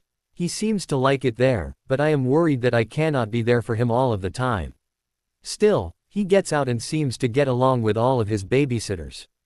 I am so proud of him. I formally adopted him a couple of weeks ago. Legally, now, Teddy is my son. I'm a dad. Damn, I cannot tell you how great that makes me feel. I hope and pray one day you will be a mom. I know you'll be brilliant at it. Any child would be lucky to be yours, my own. There is no greater thrill than having a child I've recently found. Yes, I do think I'm too young to be a dad, but I love it so. To my horror, Jin is not thrilled at all. As far as Teddy's concerned, he is less than a house elf. I don't know what to make of that, my own. Auror and Dad. Busy, busy, busy. I do miss you. Love, Harry. The 31st of May 2000. Dear Hermione. What a bloody horrible month this has been, my own.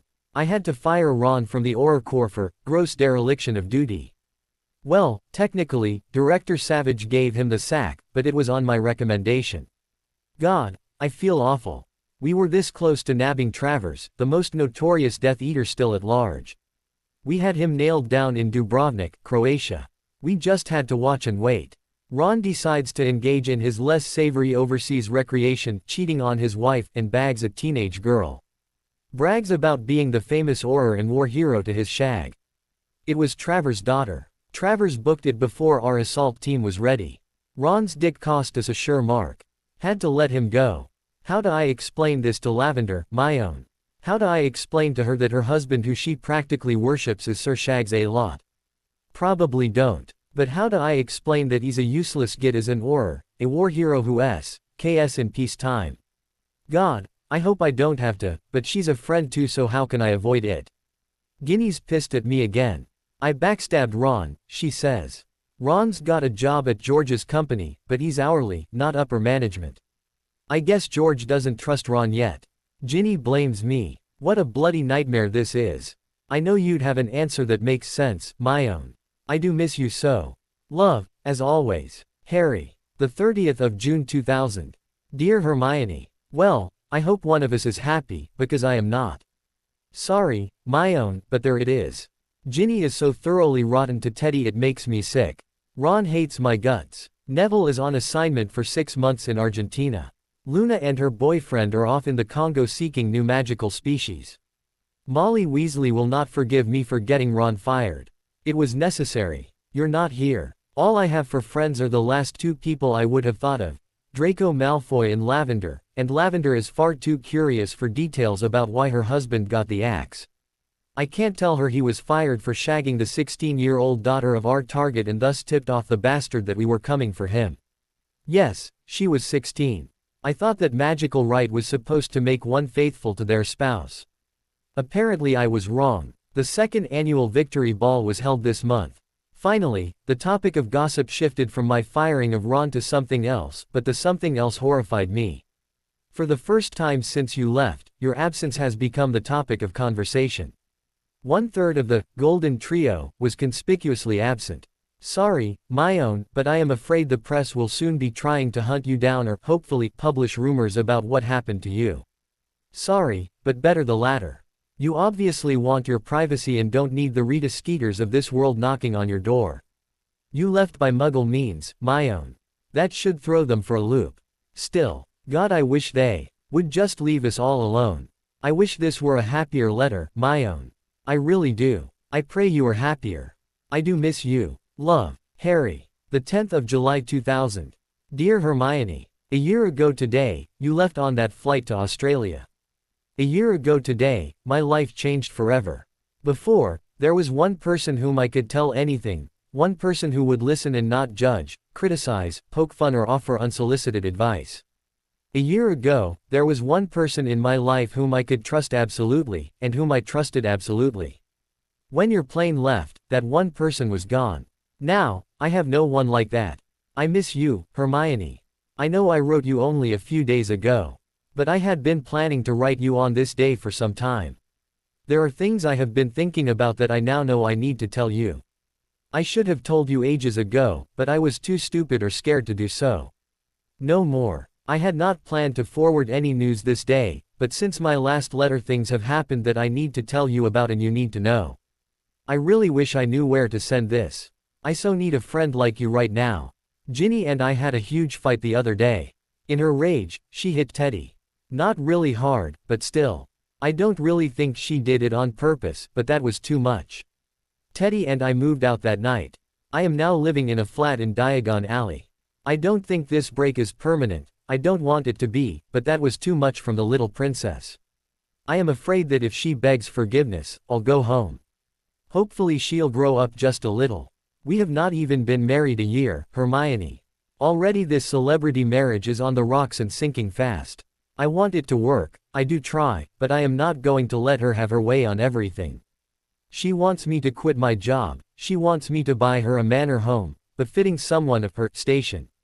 She wants me to put Teddy up for adoption because she has no use for children, she says. She told me she doesn't want any brats, doesn't want anything to interfere with her career or ruin her figure. Damn it, I want children. Why doesn't she love me? Why doesn't she know that neither of us can or should get our way? We're supposed to be a couple and that means that when we disagree on something important, we're supposed to work things out and compromise, right? I don't think she knows what the word means. I'm so upset that I've started researching to see if there is a way I can end this nightmare. So, what started this row? An article about you in the paper, believe it or not. There was an article about you a few weeks ago just after the Victory Ball. It didn't say much, only that you were not there and that your friends believed you had gone to Australia. I was not interviewed, thankfully. I think Ron told them about Australia. It seemed to reek of intrigue and maybe scandal. It suggested that you left for another man and left poor Ron all alone. Pathetic. But, it also inspired a certain reporter to dig further. Rita Skeeter wrote a piece confirming that Hermione Granger boarded a flight to Australia via Singapore on July 10, 1999, about 2 weeks after she had a huge fight with Ronald Weasley. The article said you hit him and wondered why my office refused to hunt down a violent and powerful witch who had obviously gone dark. What rubbish. Anyway, Rita continued and said that through her connections in Australia she learned that no Hermione Granger ever arrived in Australia. Later, she learned that Hermione Granger did not get off the plane in Singapore. She could draw only one conclusion: Hermione apparated off the flight somewhere in flight and was now making her way back to England to wreak havoc. It asked anyone with information about you to contact her at the Daily Prophet. Ginny believed every single word. Now I know you made it to Australia on that flight, and I know you know how to alter your identity to throw off hacks like Skeeter. I made the mistake of telling Ginny. I thought she'd be pleased to learn her friend was not evil and all. Wrong. She accused me of having an affair with you. Technically, she was right. But, at the time, you and I had broken up with the Weasleys, so it's really none of her business whether we did or not. Still, I know we agreed that what happened between us, however wonderful it was, was a mistake. I did not really believe that then, and I don't believe it now. I made several mistakes back then. I should have come with you, or, failing that, I should have told you how I really felt and given you a reason to come back to me forever as more than just my best friend. But, expressing my true feelings has always been hard. Much easier in a letter than in person, I find. No, the mistake I made was I let you go again. Seems to be a disturbing theme in my life, Hermione. In many ways I let you go and you left long before that flight. I know that now, and that was what I was really angry about. I am a wreck as a person. Every intimate relationship I ever had with anyone ended in disaster. True, some of them died, but many others did not. They ended because I messed up somewhere. I did not know how to deal with that part of me in my life. When I thought I was being noble or honorable, I was really being a coward. I was afraid to let people get too close because I believed I would lose them or they would hurt me in the end. Stupid of me, really. Another thing I learned is that the past cannot be changed. It's done. I could either be like I was and dwell on it and ask loads of what ifs, and wither and fester, or I can learn from the mistakes and failures and grow as a person. The later is more satisfying, even with the pain. I cannot say if things would have been different if I did something different. I don't know. We are the sum of our experiences and those cannot be changed. So I have to live the life I was given. But as I learned to deal with my past, I also knew that if I ever see you again I would want to talk to you and tell you something I should have told you long ago. I let you go during our 4th year. I don't know if my life or yours or anyone else's would have been different or better had I not done that. I don't. But that was when I let you go. I refused to admit it to myself then. I refused to admit it to myself years later. I refused to admit it to myself as I watched you board that plane. That was how I could let you go. But now I should tell you what I really felt that whole time. What I still feel. I love you, Hermione. I now know that. I refused to admit it to myself back then. I fell in love with you certainly by our 2nd year. I let you go when I failed to ask you to the Yule Ball, when I believed that Ron and you were, well. I never forgave myself for that and made no effort to try and win you. I know now I wanted to and was beating myself up for years about not doing anything about it. I wasn't one messed up kid. The result is who knows how much pain others have suffered over the years. I only know how much I suffered. When you left, I was pretty sure you were not coming back. Ron had broken your precious heart into a million pieces. I was fooling myself into believing my relationship with Ginny was real. Why would you come back? Then there was that week before. I thought that was a mistake at the time. I now know it was a mistake to think that it was a mistake. I should have, but I didn't. Instead I only gave you another reason not to return and to leave me behind forever, and I hated myself for that for a long time. I was in love with you and let you go. I don't know what that means to you or if it will make any difference about anything. But I promised myself if I could, I would tell you because you deserve to know. Ginny wants to believe you and I are having an affair. Fine. We are, or at least I am in my hopes and dreams. Should you finally write and tell me where you are, I promise you I'll find a way to end this sham of a marriage and find a way to try and make a new life with the only woman I ever truly loved. Hermione, you are my only reason for being and the only person with whom I have ever been happy. I can be myself with you in ways I cannot with Ginny or anyone else for that matter except maybe little Teddy. I love you and probably always have and I always will, even if we never meet again. I love you and only you, Hermione. Please save me. With all the love in this poor heart. Harry. She finished the last letter Harry had given her. She put it down, tears streaming from her eyes. He had loved her. It was one thing to hear it now, years later, but another from way back then when he was still married and still committed to trying to make it work. He had loved her. He let her go. Now he was back in her life again if only for a little while. She wanted to make sure she never would lose him and never let him let her go again. Even more so, the way he wrote about Teddy. He sounded like such a wonderful father, although he probably let his adopted boy get away with more than she would have.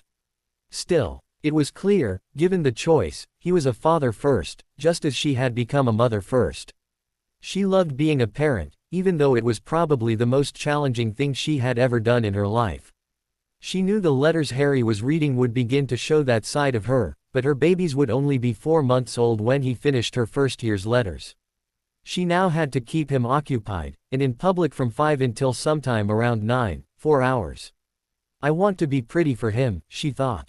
Dressed up, but not too fancy, certainly more feminine than I am now.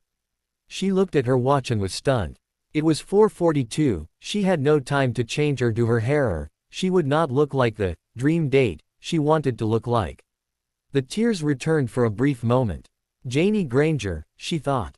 You're a witch. Her self-composure restored, she pulled out her wand and did what her little sister called the fairy godmother spell, actually several at once. She selected some tasteful jewelry to go with the dress she had transfigured, picked up her laptop full of photos of the kids, and left the room. Saturday, June 17, 2006, New York City, New York. Harry returned to his room and called up his cousin Dudley. Teddy was staying with the Dursley clan while Harry was away and he was really calling to talk to Teddy. Teddy had been so worried when he heard his dad was flying across the Atlantic, which struck Harry as a little odd considering, but Teddy had been younger when Harry and his boy last flew across the pond and Harry was certain Teddy hated airplanes. He called and spoke to Teddy for several minutes and, once Teddy was sure his dad was just fine, Dudley came back on the line. Hey Big D, Harry said, so how's Teddy doing? He was a little worried about the flying over the sea bit, Sparks, Dudley said. But Jenna and I assured him we do it all the time. No worries. Still, he seemed quite relieved when you spoke to him. Dudley's last dig into Harry had actually occurred before the war, it seemed. After the Dementor attack, he had returned to school a changed person. His grades went from near failing to near the top of his class and he seemed to work harder at everything. He accepted an externship at a local hospital and dropped actual boxing, although he still worked out. His classmates and teachers all noticed and asked him about it and Dudley had told them about his new friend Sparks who had saved his life over the summer. Dudley could not tell them it was Harry. For years he had been bad-mouthing his cousin to anyone who would listen. Dudley vaguely remembered the spark of light that shot from Harry's wand and saved his life. Sparks was born. After the war, Dudley made the connection of Sparks and Harry somewhat public and, to Harry's initial embarrassment, Sparks stuck. All of his close friends called him that. It took a while, but now he accepted it. Woe betide, however, a person who presumed they had the right to call him that to his face. Aside from that, you know your boy Whoseface, Dudley said. Dudley had an annoying habit of assigning nicknames to people he liked or admired. What made it really annoying was the damn names stuck like glue. Teddy was Whoseface because of his natural ability to change his appearance at will. Harry thought Dudley had been too into comic books as a lad, to be honest. Still, it could be worse. The Dudley Harry now knew was a good friend and the kind of friend one could count on in times of trouble, as Harry had when his marriage finally unraveled. My girls thinks he's dreamy and the boys think he's so cool. They're loving it, Sparks. And you and Jenna are pulling your hair out, Harry chuckled. Not just yet. So how's New York? Interesting and very American, Harry replied. Dudley had gleaned onto Harry clues. So, something unexpected has happened, You could say that. What? Too early to tell for sure. Could go any which way. Full debriefing when I return, deal. There had better be. Jenna and I will be placing wagers all week, Sparks. The phone call soon ended and Harry turned to the Hermione letters. X. The 22nd of August 1999.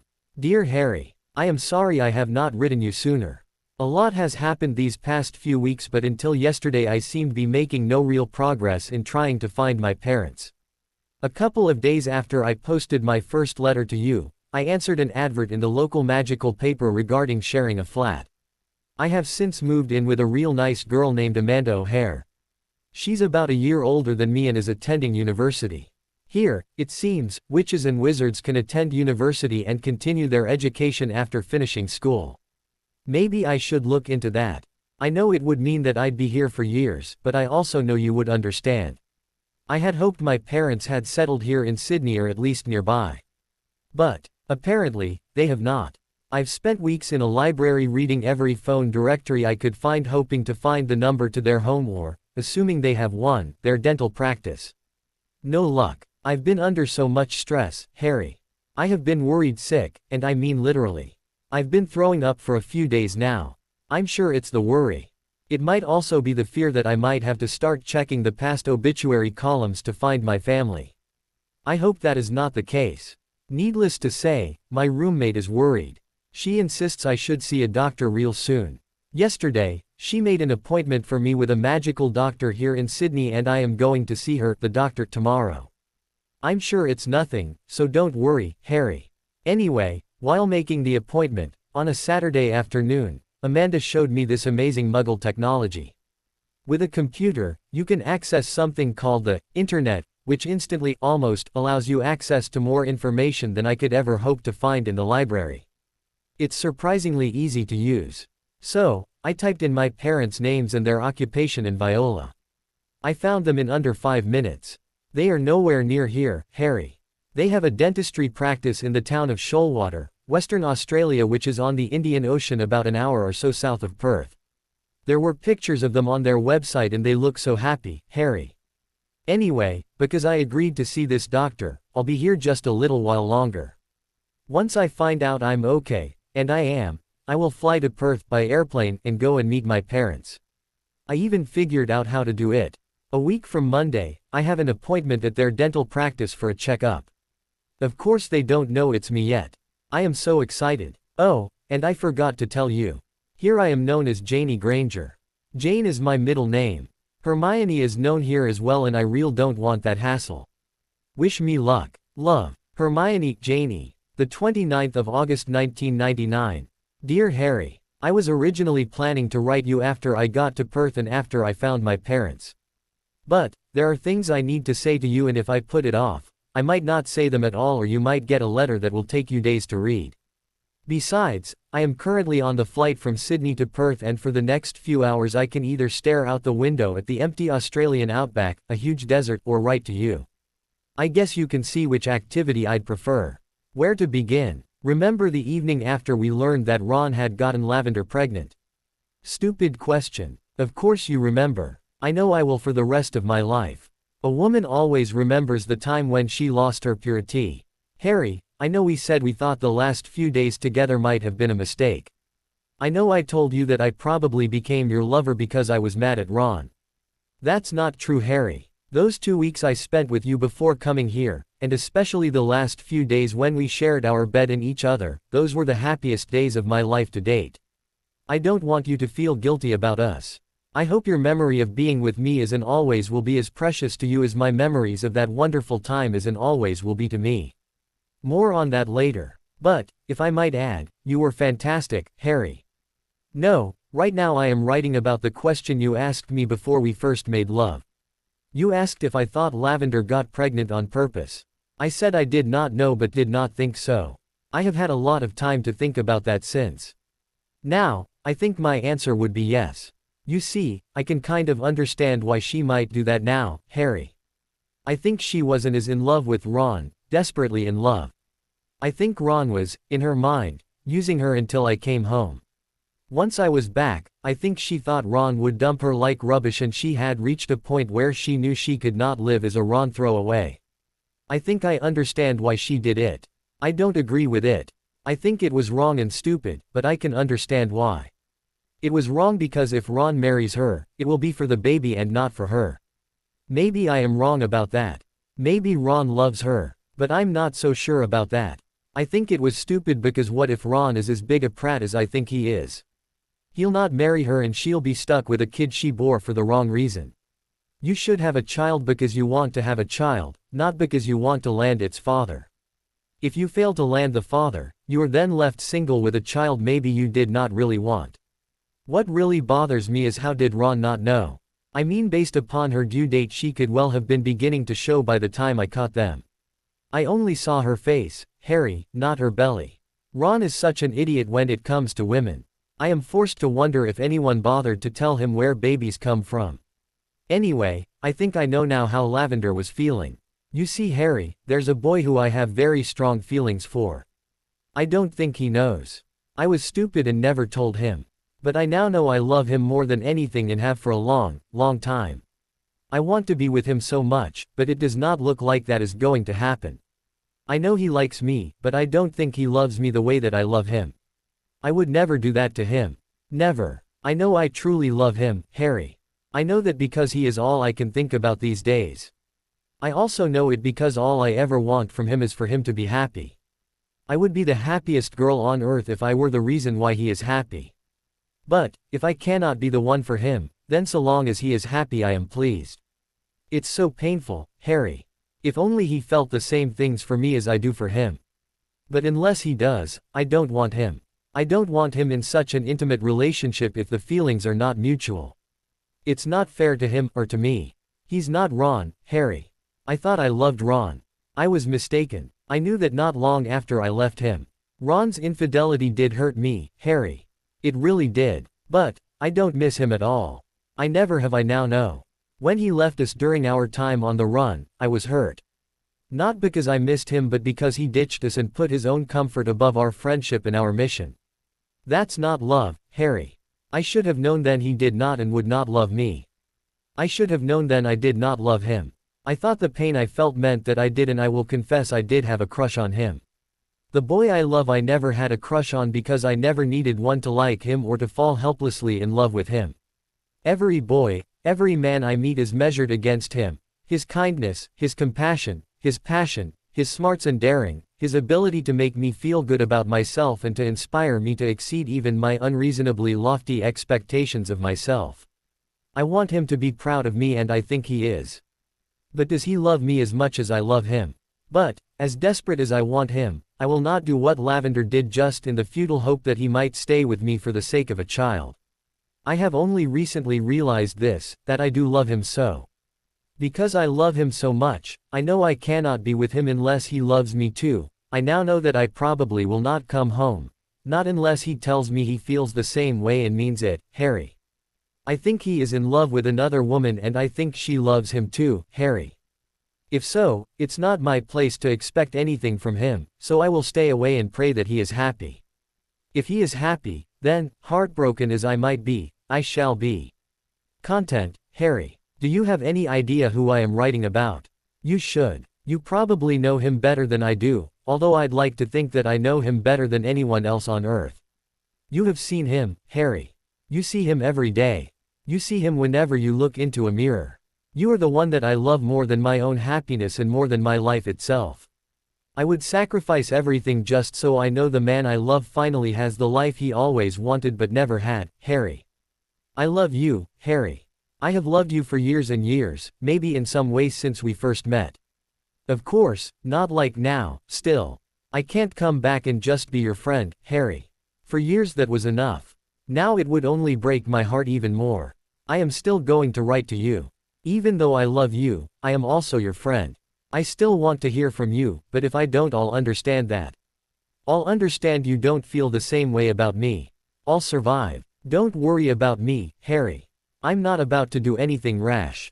Even if I cannot have you, I do have a reason to avoid wallowing in self-pity and despair. It is the reason I am writing this particular letter today. Once I get settled, I'll send you my address. You should get a computer because I do have email. Even if I cannot be with you I still want to hear from you, Harry. But please, don't come looking for me. Don't ask me to come home. Don't. Not unless you feel the same way about me, Harry. I mean it. Harry, remember my last letter when I told you I was going to see a doctor because I was not feeling well? Well, I am not sick. Apparently everything is perfectly normal. Normal as can be expected for an expectant mother to be. I am pregnant, Harry. I don't expect or want anything from you, Harry. I meant what I said. Unless you love me as much as I love you, I cannot bear to be with you again. It's just too hard. I am going to have this child, Harry. How can I not? I was raised a Catholic and, while not as devout as I once was, I do believe in the sanctity of an innocent life. I will not marry you if you ask just so the child has a father. I meant what I said before, even more so now. This child, like our time together that created it, is not a mistake. It's unexpected. It is an accident. But it cannot be a mistake. God must have wanted me to have this child for some reason. I was using birth control and that is supposed to be foolproof. I've been using it for years, although not because of say. It has other benefits. For women like me who have irregular and particularly difficult periods, it regulates us and takes the edge off the discomfort. I've been on birth control since I was 13. No, this child is meant to be. I will continue to write to you. Even if you don't love me, you deserve to know about this child and I still know we are friends and if I don't write, you'll worry. I'll probably write again in a few days to tell you about my family reunion and my plans going forward. Please don't hate me. It's hard to believe I am going to be a mom, but I am. Talk about an adventure. I love you, Harry. Hermione. The 1st of September 1999. Dearest Harry. I promised I'd continue to write, and I will. This has been a bizarre week full of shocks, surprises, wonderful news and the worst kind of news of all. And no, being pregnant is not the worst kind of news of all. That falls into shocks and surprises and the more I think about it, it's becoming wonderful news. Well, I arrived safely in Perth, no worries there. On Monday late in the afternoon, I drove to my parents' dental practice for my appointment. I got the full drill, minus the drill, thankfully. Got my teeth cleaned and then saw the dentist. He was not my dad. When he was done, I was told drive. Wilkins wished to see me. I was ushered into an office and there was my mum. There was a counter charm I was supposed to use to fully break the spell. Proved unnecessary. You see, Harry, the spell I used on them blocked any memory of me for so long as they were alive. Or so I thought. It seems once one of them was near death, the spell would break as to both. My father died of cancer a couple of months ago. A couple of days before he passed, the spell broke and he and Mum talked about me until his last breath. We stopped by his grave on the way back to where my mum lives. Harry, I know how important it was for you to go and see where your parents were buried. I wonder if it was as hard for you as it was for me. I mean, after all, you had known they passed for a long, long time. Less than an hour after I learned I lost my father, there I was at his grave. Oh, how I cried, Harry. But, like you, it provided closure I guess. I am glad I did it. I went back again today. I went back to tell him he's going to be a grandfather. I hope he's happy, Harry.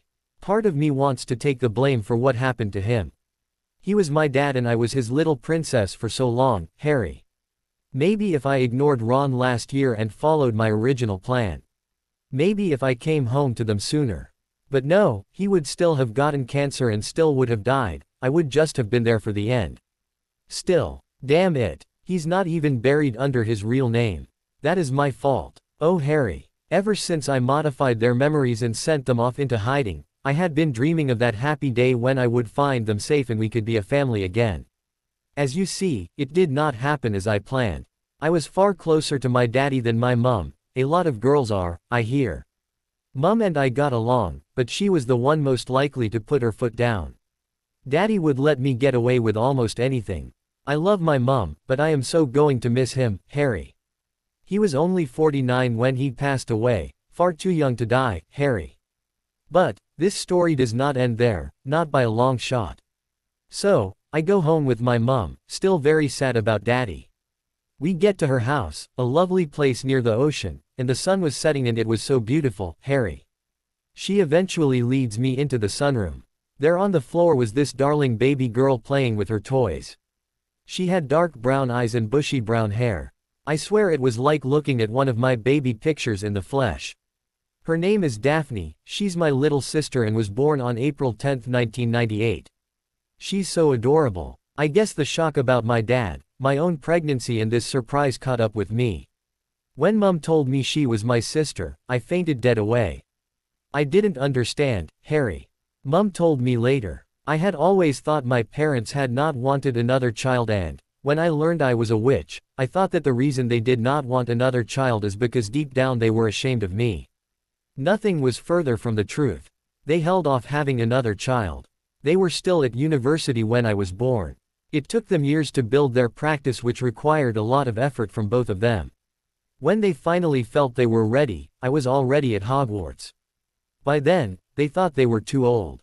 So, I erased their memory of me, but that was a targeted spell. They forgot about me and magic, but not about their desire to have a family. They wrote over the gap, the reason why they had no child, and concluded that they physically could not. To their pleasant surprise, they were wrong. Funny how that works. When I came to, I learned my little sis is not just a witch, but a very special kind of witch. She has what is known as a healer manifestation, which means her uncontrolled magic heals people she cares about. She could not cure my daddy's cancer, but the doctors think she kept him alive, lucid and comfortable far longer than would otherwise have been the case. I woke up and she was sitting on my chest fixing my owies. I had a broken nose and some nasty bruises, Mum said. Daphne fixed them. I hope our baby is like that. I wish home was like Australia. Mum and Dad had totally forgotten about magic, thanks to yours truly. When they had Daphne, they were as clueless about our world as they were when they had me. Within weeks, Magical Child Welfare sent a couple to my parents to tell them about our world and about what my sister was, or would be one day. They have all kinds of programs to help non-magical families adjust and join and even participate in our world, Harry. Through that program, they met many witches and wizards and made friends. The magical folk here are very accepting of muggles. Same's true in America, apparently. Mum and Dad met and became friends with a witch and wizard couple from America who also happened to be dentists at a convention in Melbourne about a year before Dad passed. When Dad passed, the couple offered Mum a chance to join their practice and she jumped at the opportunity. Within a week, we are moving to St. Louis in the United States. Yesterday, I applied for a course they have there for foreign magical peoples that could allow me to attend university. I was accepted today and it starts not long after Mum and I move into the flat she's rented in Clayton. Yesterday was terrifying, Harry. Mum had already invited me to move with her and Daphne to America and I had already accepted. But I knew I had to tell her I was pregnant. Mum was always the straight-laced one in our family. I feared her reaction to the news. But, she had to know, Harry. I told her. I told her about Ron and about what happened between us.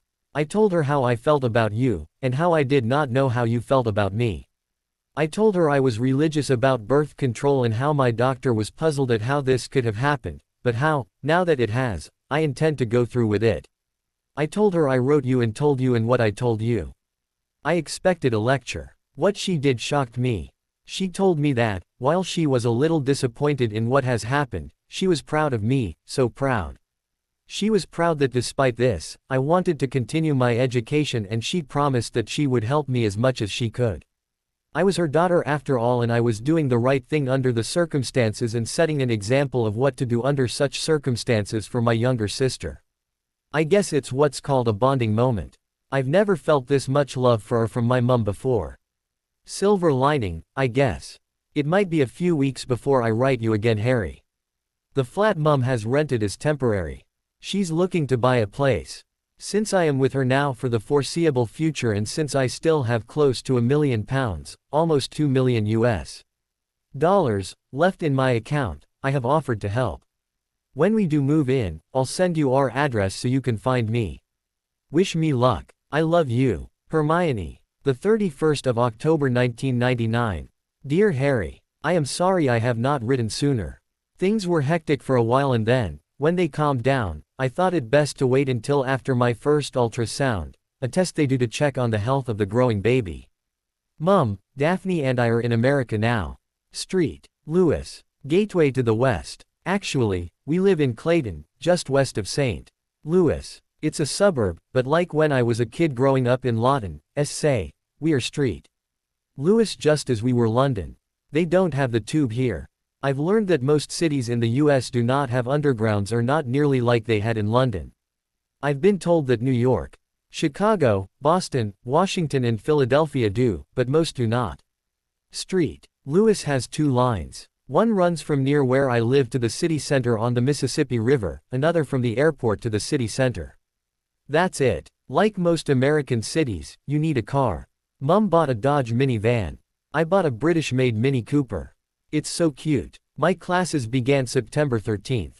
It began with a test. No study time, nothing. It was a test for us, foreigners, to identify academic deficiencies, so that they could tailor our courses to get us our non-magical diplomas and prepare us for our college entrance exams. Needless to say, the thought that I might be academically deficient, honestly. Well, much to my horror, as you can imagine, I did not ace the exams. English, reading and writing, literature and languages, French. I am fluent, I did ace. History, mathematics and science I failed, miserably.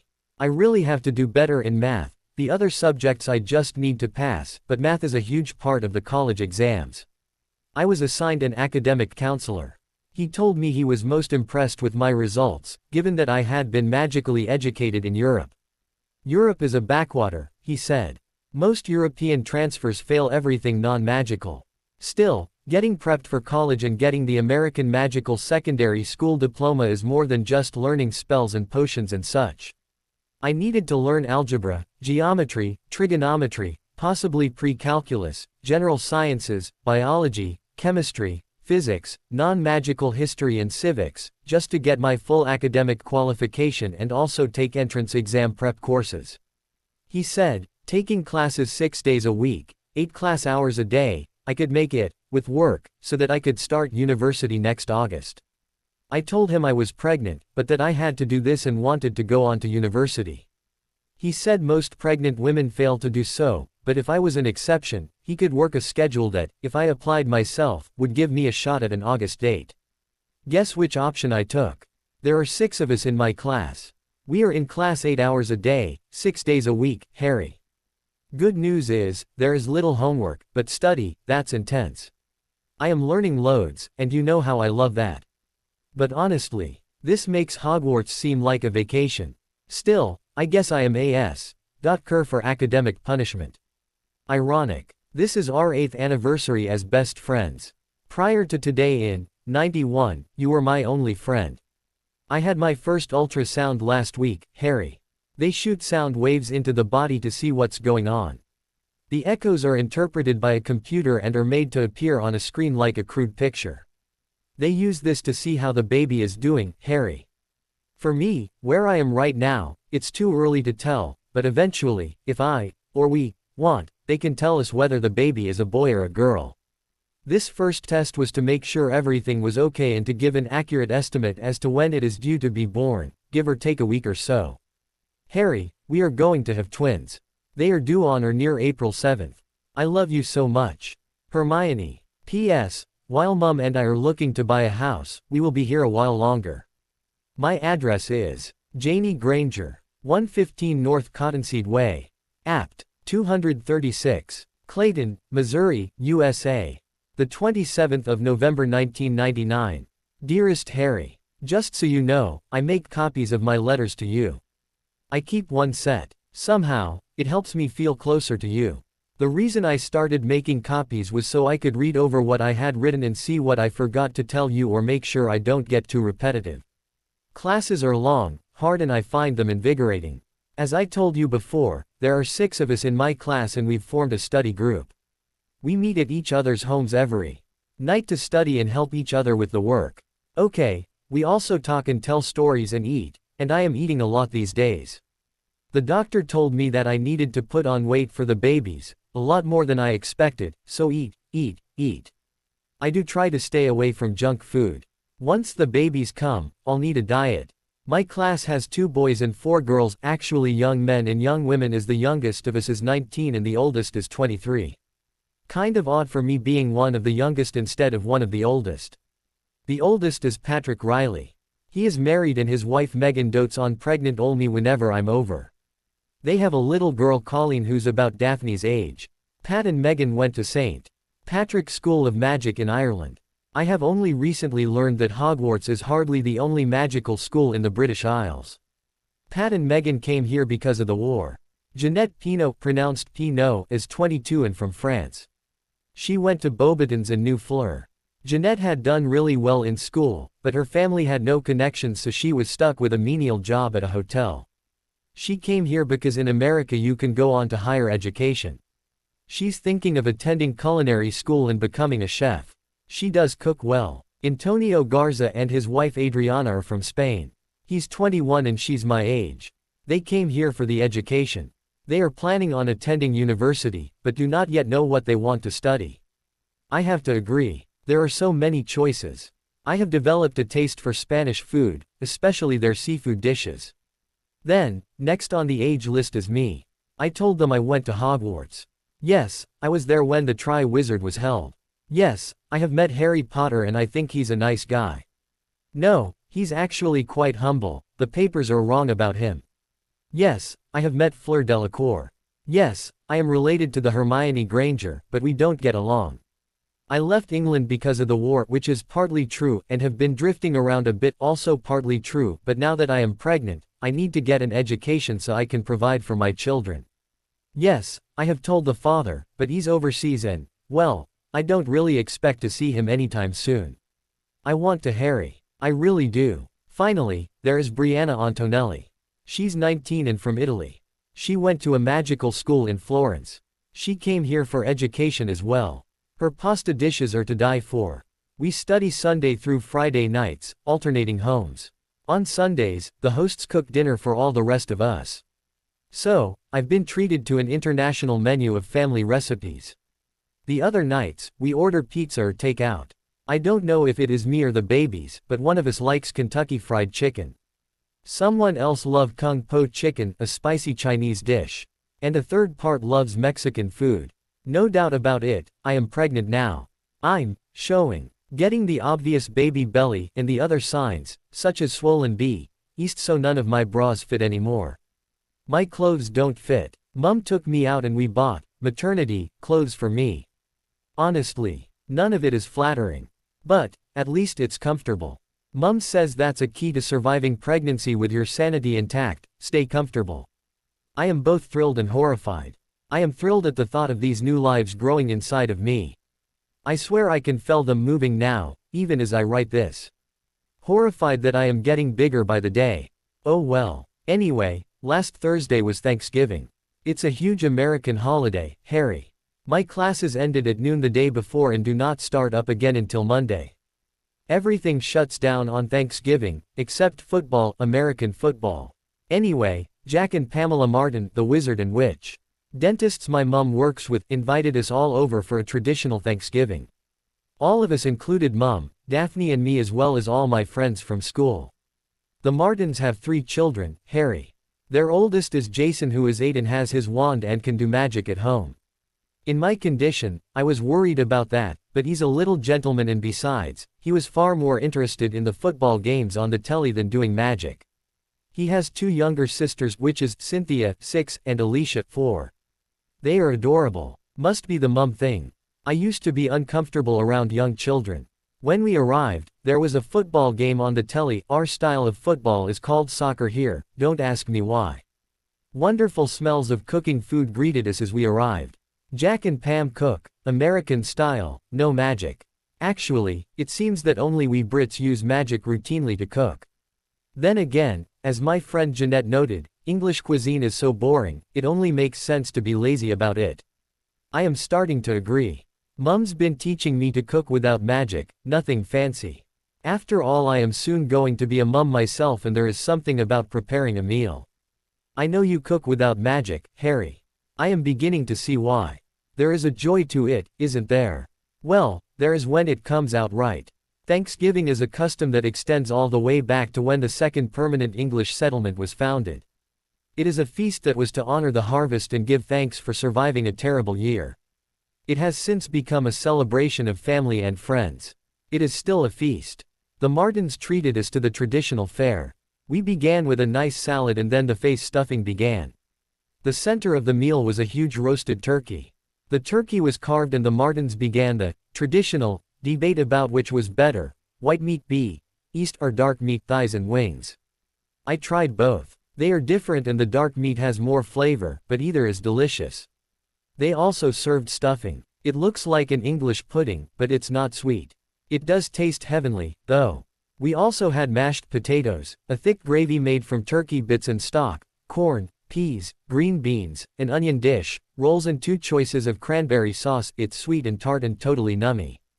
My plate must have weighed 5 pounds or more. Then came the dessert. We had a choice between pumpkin pie or apple pie with vanilla ice cream. I was allowed both. I am eating for 3 after all. I was so full. Mum and I got home late that night. I was so tired. Normally, I wake up around 8 even without an alarm. But I slept until almost noon. I had such wonderful dreams, Harry. I did not want to wake up. I dreamt of you and me being together with our children.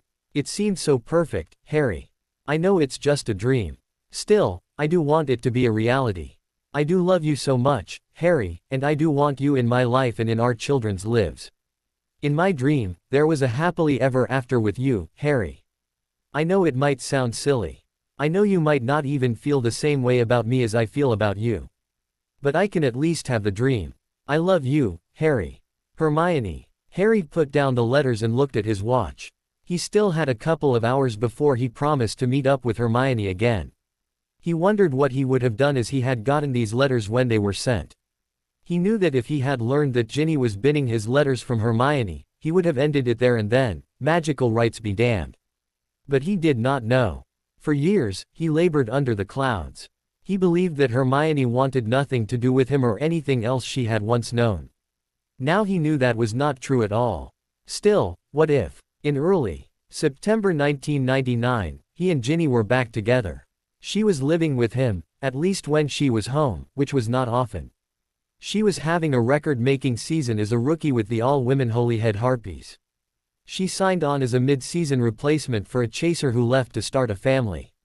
She did not even start in the reserve squad but was on the main line literally 2 days after signing in a game against the team leading the league at the time, Puddlemere United. Harry's old captain from school, Oliver Wood, was keeper for that team and considered the best in the league. Harry was at this match. Ginny scored 36 goals on Oliver, more than he had given up all season. Ginny had an additional 16 assists as the second-to-last place Harpies crushed Puddlemere. Would he have dumped Ginny back then? Those 2 weeks with Hermione were far better than the times he had spent with Ginny, even when they did get along. Maybe. But would he have? After what Lavender did to Ron, would he have run to Hermione's side upon learning about her pregnancy? He would now. But back then he was 18 and did not know what he knew now. He would like to think that he would have. He would like to think that when Hermione sent him her address, he would have been on the next plane to America, he would have shown up at her door, no warning, and begged her to marry him until she said yes. That would have been the perfect end to a story, but it did not happen. Ginny had binned Hermione's letters and, but for a chance encounter years later, Harry would never have found the one true love of his life again. What now? Harry asked himself. Short term, one step at a time. You know you still love her. You've let her go and lost her. Never again. Long term, marry her. Harry picked up the remaining letters and began to read. Saturday, June 17, 2006, New York City, New York. The 1st of January 2000. Dear Harry. Another month has passed, Harry. I am bigger. I can feel the little ones when they are awake. Thankfully, they seem to sleep most of the time. When they wake up, though, I've been known to scold them for causing such a ruckus in my tummy. Oddly, they seem to sense Mummy is upset with them and calm down a bit. Mum says just I wait, till they start kicking me in the bladder. Like I am so looking forward to that. I have monthly visits with a doctor and so far everything is perfect. Classes ended the 22nd of December for Christmas and we start up again the 3rd of January. I thought Thanksgiving was a big deal here. Christmas is huge. It starts literally the day after Thanksgiving when all the shops have huge sales to kick off the buying sprees. It seems the whole city is decorated with lights. Most houses have lights and decorations up. The parties continue through New Year's Eve. I've been to 4. The Martins had one, the Rileys hosted one for us students, there was one at our church, Mum's drugged me back and we attend Mass every Sunday. And, I can't believe I forgot to tell you this, Harry. Not long after Mum, Daphne and I arrived here in St. Louis, we were visited by Magical Child Social Services. They came in to tell us that Mum's baby daughter was a witch and all that. Of course we already knew. Anyway, we were still invited to join the various support organizations for parents of magical children. Here, there are even magical parents who are members, so Mum and I joined. I was not sure at first about my joining. I am not yet a parent and there's no way to know if our children are magical, right? But the social service asked me if I was of non-magical birth, as in no magical parents. Of course, I told them proudly. They said the odds are our children are more likely to be magical than had you and I been descended from pureblood lines. Apparently, Muggle-borns are essential to the survival of magic.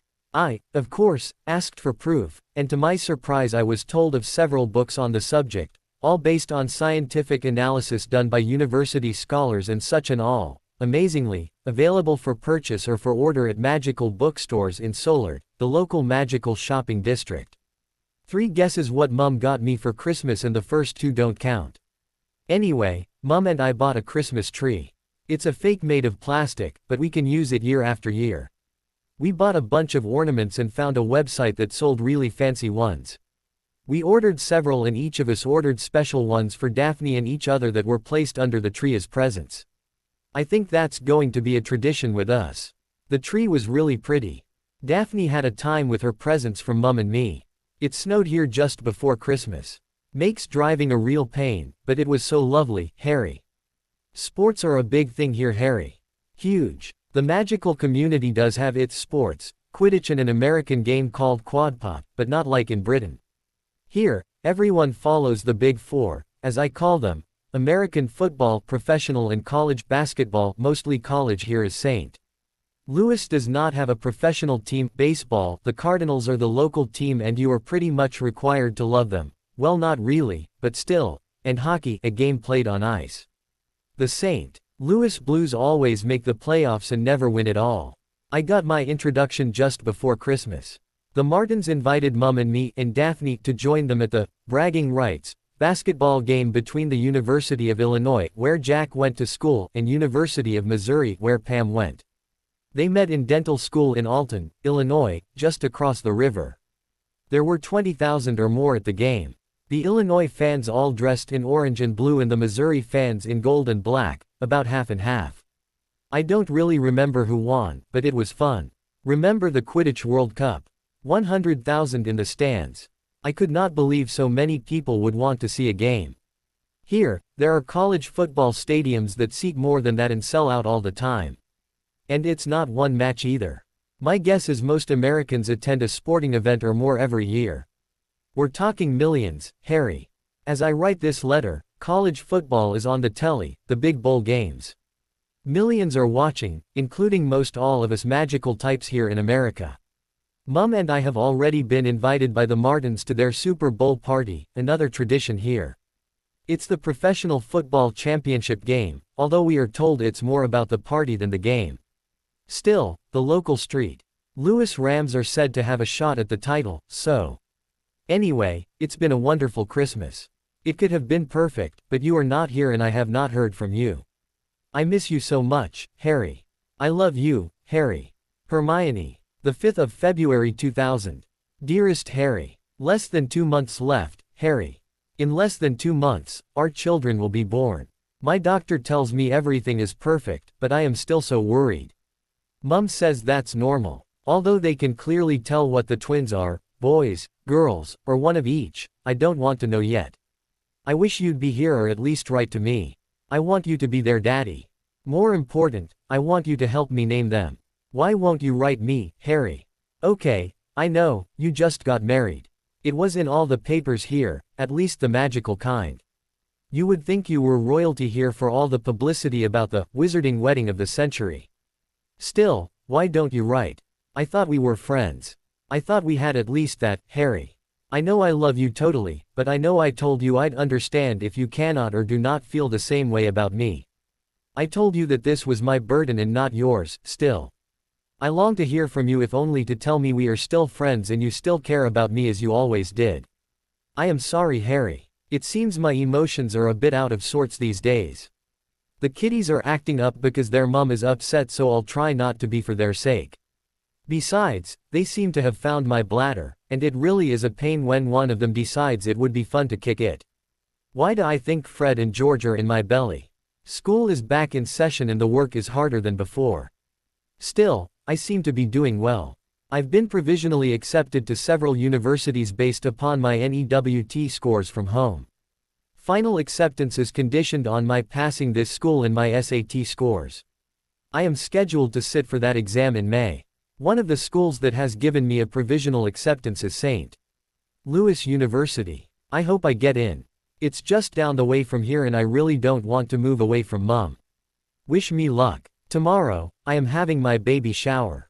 My women friends are going to shower me with gifts for the babies, mostly practical stuff I am told. I already have some things.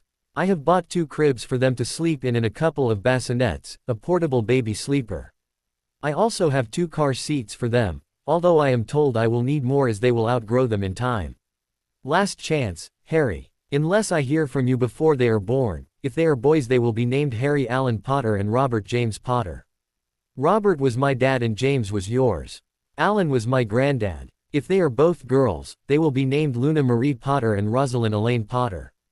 If it's one of each, it will be Harry Robert Potter and Luna Rosalind Potter. So, unless you write with an objection, there you go. I do miss you so much, Harry. I know you are married, but that doesn't stop me from missing you or loving you. I love you so much. Hermione. The 4th of March 2000. Dear Harry. I am big as a house, Harry. It's hard to get out of bed or a chair and I swear I waddle. I really don't want to know how fat I am. My doctor tells me my weight is just fine, but my belly seems to enter the room a few minutes before I do. Thank goodness this will all be over soon. I think this is God's cruel joke to get us women ready for being mums, making us fat and desperate to get the little ones out into the world. My mum tends to agree. We have really become close over the last several months. Before, it was my daddy who I looked up to. Over the course of my pregnancy and all, Mum and I have really become friends. I help her with my sis and she helps me and tells me what to expect and such. I am so lucky and grateful to have her now.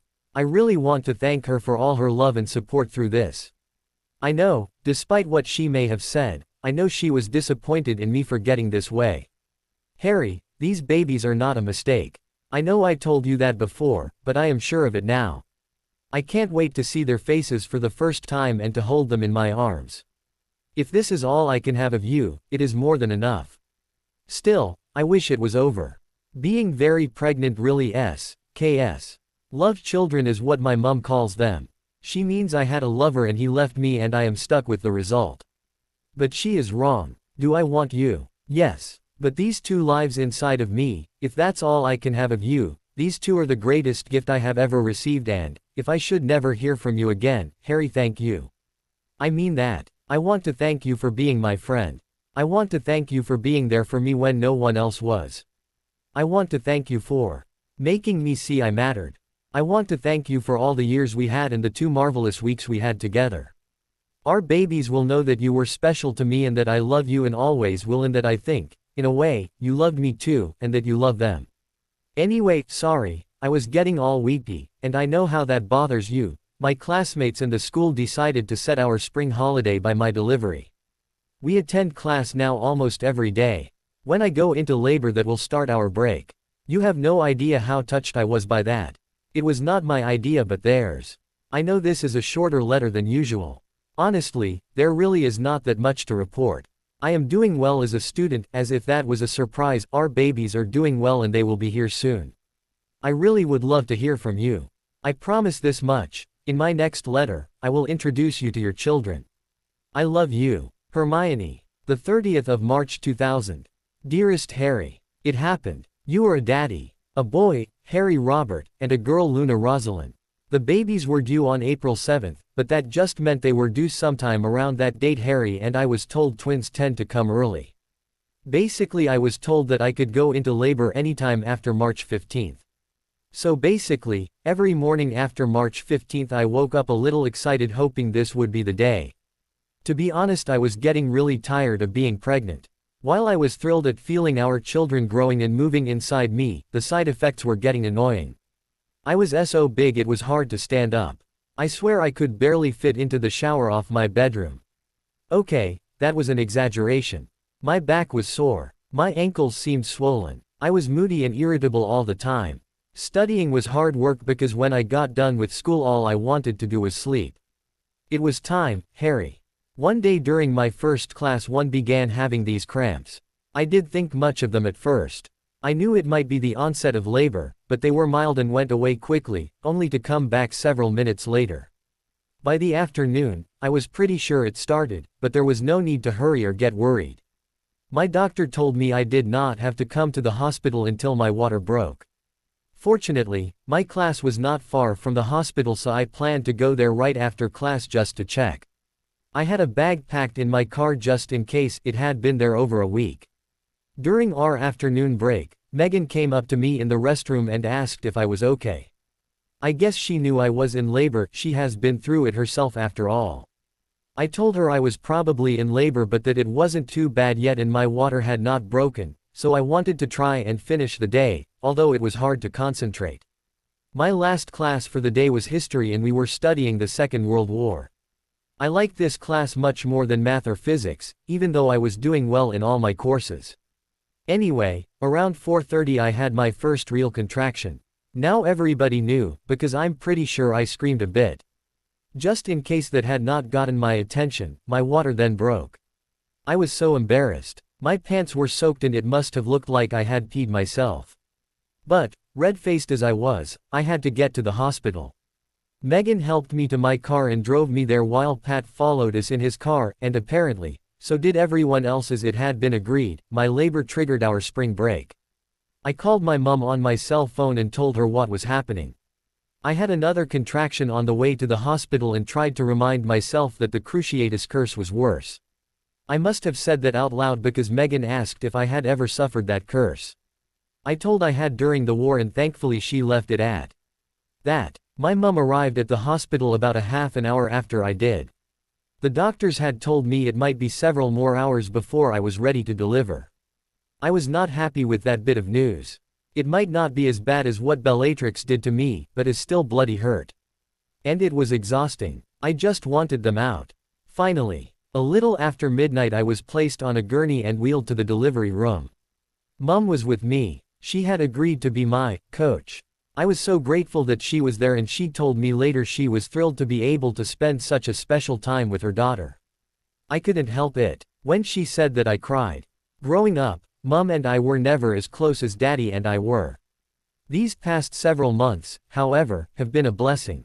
From the moment she learned I was pregnant, Mom has been by my side and has been teaching me everything I need to know about raising babies, letting me practice on my sis. Harry Robert was born at 12:47 in the morning, March 22, 2000. His sister Luna Rosalind followed 4 minutes later. Harry was 5 pounds, 14 ounces, at birth. I was told that was a healthy size for a twin. I wish I could tell you his hair color, but I can't because he does not have any yet. I can tell you the color of his eyes. He has the most beautiful green eyes just like his daddy. Luna was 6 pounds, 1 ounce, at birth. She was born with a head of fine, owned hair, like my mom and blue eyes like my daddy.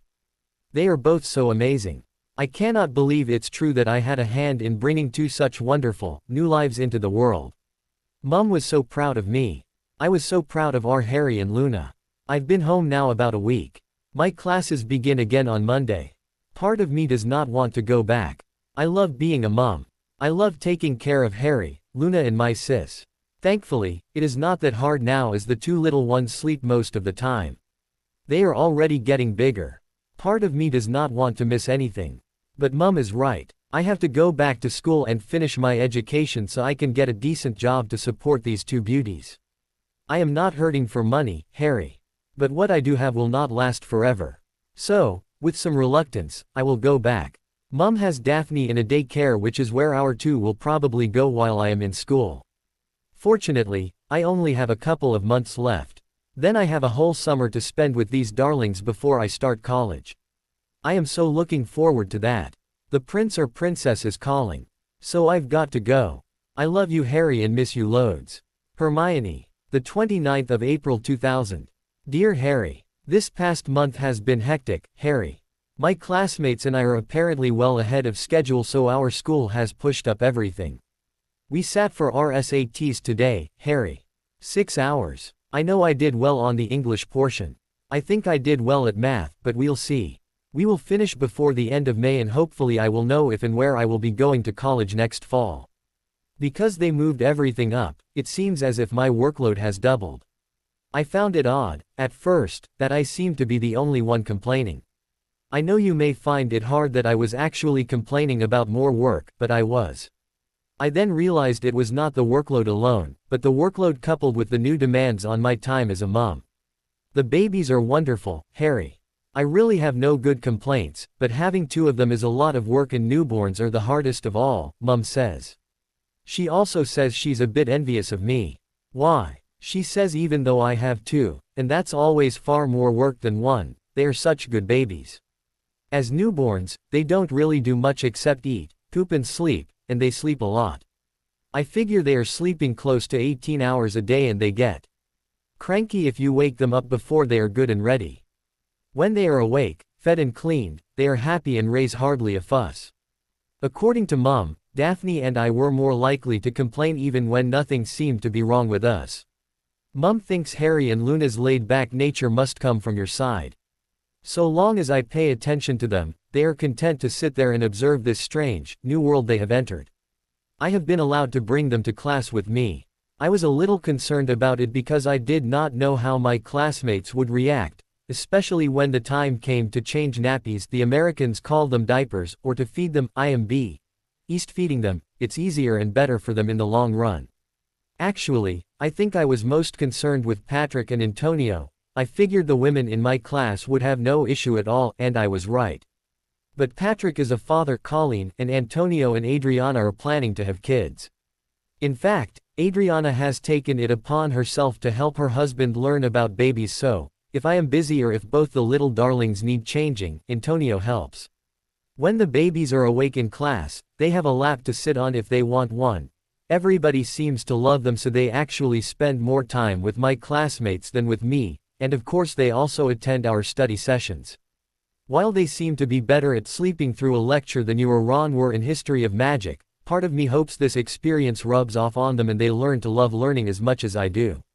I was a little concerned at first about bringing them to class with me. I was afraid that they might be exposed to germs and get sick.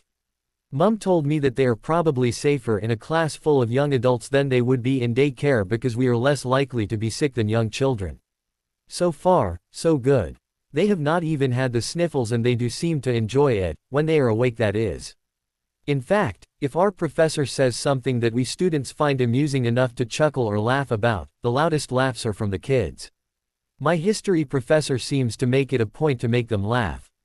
I'd like to think they are having a wonderful start to life, and I'm so glad I can be with them all the time. I know I would miss them terribly, and will miss them. They will probably have to be in daycare when I start college, probably as much as I miss you. Then again, I would know that I would see them in a few hours, whereas with you, Harry, I honestly do not know when or if I will ever see you again. That has proven far harder than I ever imagined. When we are home and they are awake and I am studying, I sit them on my lap so they can see the book I am reading and read it out loud to them. I know they probably don't understand most all of what I am saying. They understand their names, and that I am Mum and Mum is Gran and my friends' names and such, or at least seem to, but that's it so far. I know that even if they did, they could probably care less about electromagnetic theory, basic differential calculus, or the Korean War. Still, they act like it's the most fun to be had. I like to think it's because they are spending quality time with their mum. Harry, I am doing my best to see that your babies have the childhood that you were denied. I really am. I am sorry, Harry.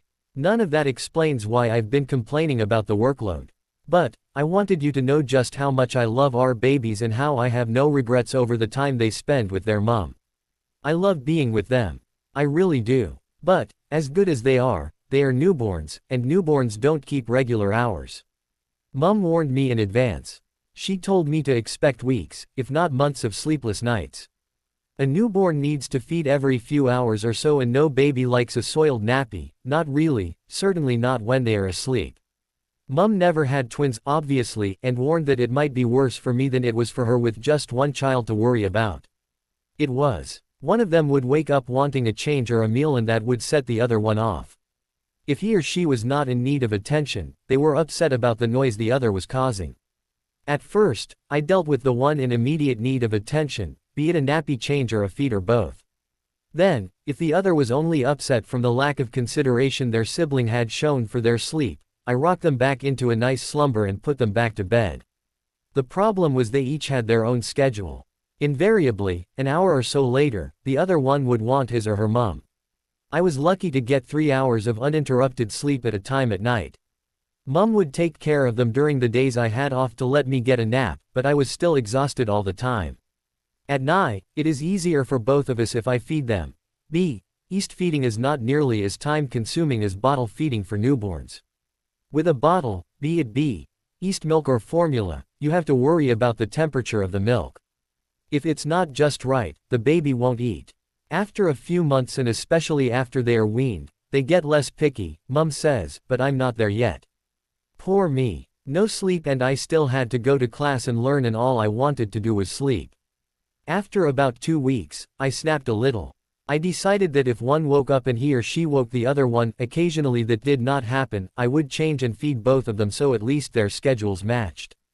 It seemed to work as I was able to get a little more sleep every night. Still, I prayed for the day they would both sleep 6 or more hours at night so I could get a halfway decent night's sleep.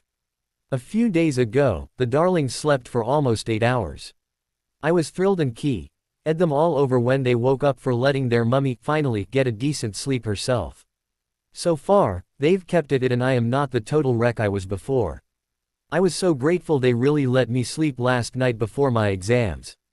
I wonder if they knew. I doubt it. Still, Harry, I wish you were here with me right now, or I was there with you.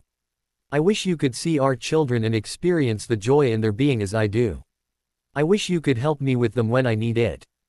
But most of all, I wish we were together because I miss you so terribly it hurts. When we were last together, when I had to leave to find my family, how I wish I'd told you how I really felt about you. I love you, Harry. I always have. I was really messed up in the head at the time, and for that I am sorry. I wonder what would have happened if I had the courage to tell you. Would it have changed things? Would we be together as I hope and dream? Harry, I know you are now married to Ginny. I saw it in the papers months ago. I wonder if that would have happened if I had the courage to truly open my heart to you. I don't know. It would have only if you felt the same way. Did you? Sometimes it seemed as if you might. But that's not what happened. For now, I pray you are happy in your life and marriage. While I now truly wish it was me who met you at the altar, so long as your life is happy, I cannot ask for more, as that is all I have ever wanted. Your happiness is all I have ever wanted. I just wish I was the reason. I am sorry, Harry. I know how emotional stuff makes you uncomfortable. I think I know why, read Dursleys. But I do miss you terribly and love you more than anything. I just want you to know, I am trying to be the best mum ever for our children and hope one day you'll meet them and be as proud of them as I am. I am crying now because I miss you so much. I will love you forever, Harry. Hermione. P.S. Harry's hair is coming in. I don't know yet if it is as uncontrollable as yours is, but it is the same color. A part of me hopes that he and Luna will inherit my eyesight. Too early to tell on that. The 28th of May 2000. Dear Harry. Well, my school is now officially over. I've graduated. They had a ceremony for all 6 of us. We dressed in academic robes, the same worn by all secondary school and uptype graduates in this country. They are based upon a medieval or Renaissance design. The girls wore magenta robes and the boys black. We had our family and friends to witness as we received our diplomas, saying that we had successfully finished secondary school.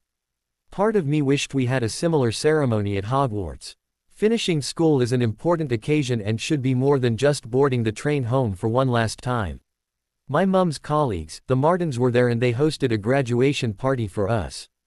They have been like a surrogate family to all of us since Thanksgiving. 2 weekends ago, they took the lot of us to our first baseball game.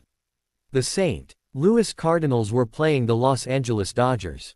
The local team won 5-4. The Martins explained baseball to all of us and were helped by the fans sitting all around us. I think I might actually like this game as a spectator. I finished at the top of my class, but there was not huge difference between the 6 of us. We all did extremely well and all did well on our SATs. The class of 2000 is one of the best the school ever had academically. I and the Rileys and Garzas are all accepted to and going to attend St. Louis University starting in the fall term. Brianna is going to Notre Dame in Indiana, a good school, and Jeanette has been accepted to a top-notch culinary school. We have all promised to keep in touch. I am so grateful for all the help they have given me in assimilating and with the babies. As for Jeanette and Brianna, I will miss them. Oh, and we all just learned that Adriana is pregnant. As she has helped me, I have promised to help her. Next week, our babies are going to be baptized. I really wish you could be here for that, but as I have not heard from you in ages, I have asked Mum's colleague Jack Martin to stand as godfather to Harry and Pat Riley as Luna's. I asked Megan and Pamela to be the godmothers. I have invited all my friends and they will all be there. Mum's going to host a party afterwards. It should be special. The babies are doing wonderfully. I am so looking forward to spending this summer with them. Luna rolled herself over just the other day and boy did Harry seem jealous. He's been trying hard to do the same thing ever since. I know they like each other, but I am getting the feeling there's a competitive streak between them. It may be useful. Mum and Pam Martin told me boys potty train later than girls. Maybe, if Luna gets out of nappies, Harry will be inspired to follow along just to stay even. Although it's over a year away, I can't wait.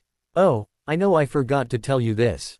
Although neither has manifested yet, and, unless they were born metamorphoguses like Teddy, they would not have. Our babies are both magical, and apparently very magical. Magical Child Services informed me of that a little over a month ago when they had their monthly visit with Mum and Daphne. I knew, deep down, they probably were. Still I cannot say there was not a part of me that was concerned just a little. It's a parent thing, I suppose. Harry, I do wish you would write me. I do wish you would tell me you know of us. I don't expect you to come and see us, but I do wish you would tell me and us that you do care for us. In some small way. I know you are married. I know you must love Ginny. But I wish you would let me know we are still friends despite everything. I love you Harry and miss you as my best and truest friend. Our children will grow up knowing how special you are to me and how much their mummy loves you. They will grow up knowing how special you are, although I will protect your true identity from them for now out of my abiding respect and love for you. Obviously, if you don't want to hear from me and don't want your children to know who you are, I should respect that. All I want for you is for you to be happy. But our babies deserve to know at least a little about their wonderful daddy whom I love so much. When they are older, I will tell them about you and how wonderful you are. Still, there are plenty of stories I can tell them without invading your privacy. In those stories I will tell, my love. I will tell them about how brave you are and how noble. I will tell them you were practically born famous, yet wanted nothing to do with fame or fortune, unless you earned it for what you really did and not for what others claimed you did, and even then not so much. I will tell them what I love about you, your kindness, your support, your ability to see things in people they cannot see for themselves, your inherent gift of leadership and your saving people thing. As much as you might think that annoyed me, it only did because you might have died and that was a fate I could not accept. I now know that is the reason I did not tell you how I truly felt about you. During that damned war, I was afraid you would die and I felt it was better for me to lose you as a friend than as the only love I had and will ever know. Harry, that was the biggest mistake I have ever made. I wish I had told you that you are my life. I wonder all the time, if I had told you that before I left, would we be together now? I'd like to think that we would. I really wish that we were.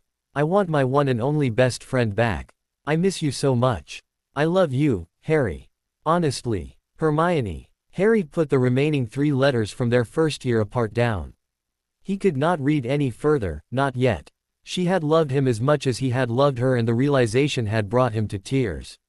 He had missed his children's birth. He had missed their first months of life. He had missed their entire lives. He had missed watching Hermione grow into what seemed to be a mother he wished he had had and that any child deserved. He had missed all that because of a jealous girl who he had wasted years of his life with, when all the while, the one and only woman in the world wanted him, as a friend and as the love of her life. Ginny had denied him children. Hermione had given him children. Ginny wanted his fame, wealth and glory. Hermione wanted him and nothing more. How could he have been so stupid? But how do I feel about her now, he asked herself. You love her, he answered. You have loved her all these years and you still do. Still. Cut the crap, Harry. Indecision is what cost you her time and time again. But, it's been 7 years. We have changed. We both have, haven't we? And yet, for 7 years, even when you were married to another, you wrote her every month, and on her birthday, and on the anniversary of the day she left. For 7 years, even when you were married, it was Hermione you worried about. It was Hermione you dreamt about at night. It was Hermione who was the last thought before sleep took you and the first thought you had in the morning. It was thinking of her and dreaming she was with me that kept the nightmares under control. You wrote her again not 3 weeks ago, Harry. You dreamt of her last night, as always. You remember the dream. I do. It's the same theme. We are married, happy and at the park watching our children play. It's always warm and sunny and she is always as beautiful as an angel. But not half as beautiful as she is now, don't you think? She was stunning. My mouth was dry when I first walked up to her this morning, hoping and praying it was her, yet fearing it was as well. Your fears seem unjustified, which has me a bit confused. She could have easily thought I hated her and she could have hated me for it, but it seemed almost as if we last saw each other yesterday. Which might mean, the memory of me is as important to her as hers is to me. Memory. Is that all she can be? I don't know. What do you want? What I probably can't have. Why can't you? Her life is here now. I have a life in Britain. I can't ask her to throw away her life, to uproot her family and come home. I can't do that to Teddy either. You know how resilient children can be, Harry. He could adapt, so could her children. I just don't see it. So you will let her go again. The last time would have been forever had Fortune not intervened today. The next time, do you really think you can let her go again? You know damn well you can never be truly happy without her in your life. But does she feel the same way about me? She admitted she stopped writing me 3 years ago. Does not mean she stopped loving you, does it? You never wrote back. What was the poor girl supposed to think? You saw her face this morning. Did that look like the face of someone who wanted nothing to do with you? What am I going to do? You know damn well. Indeed. This time, if fate tears us apart, it will not be because I let it. Time's a wasting, Harry. Go down and get her back in your life.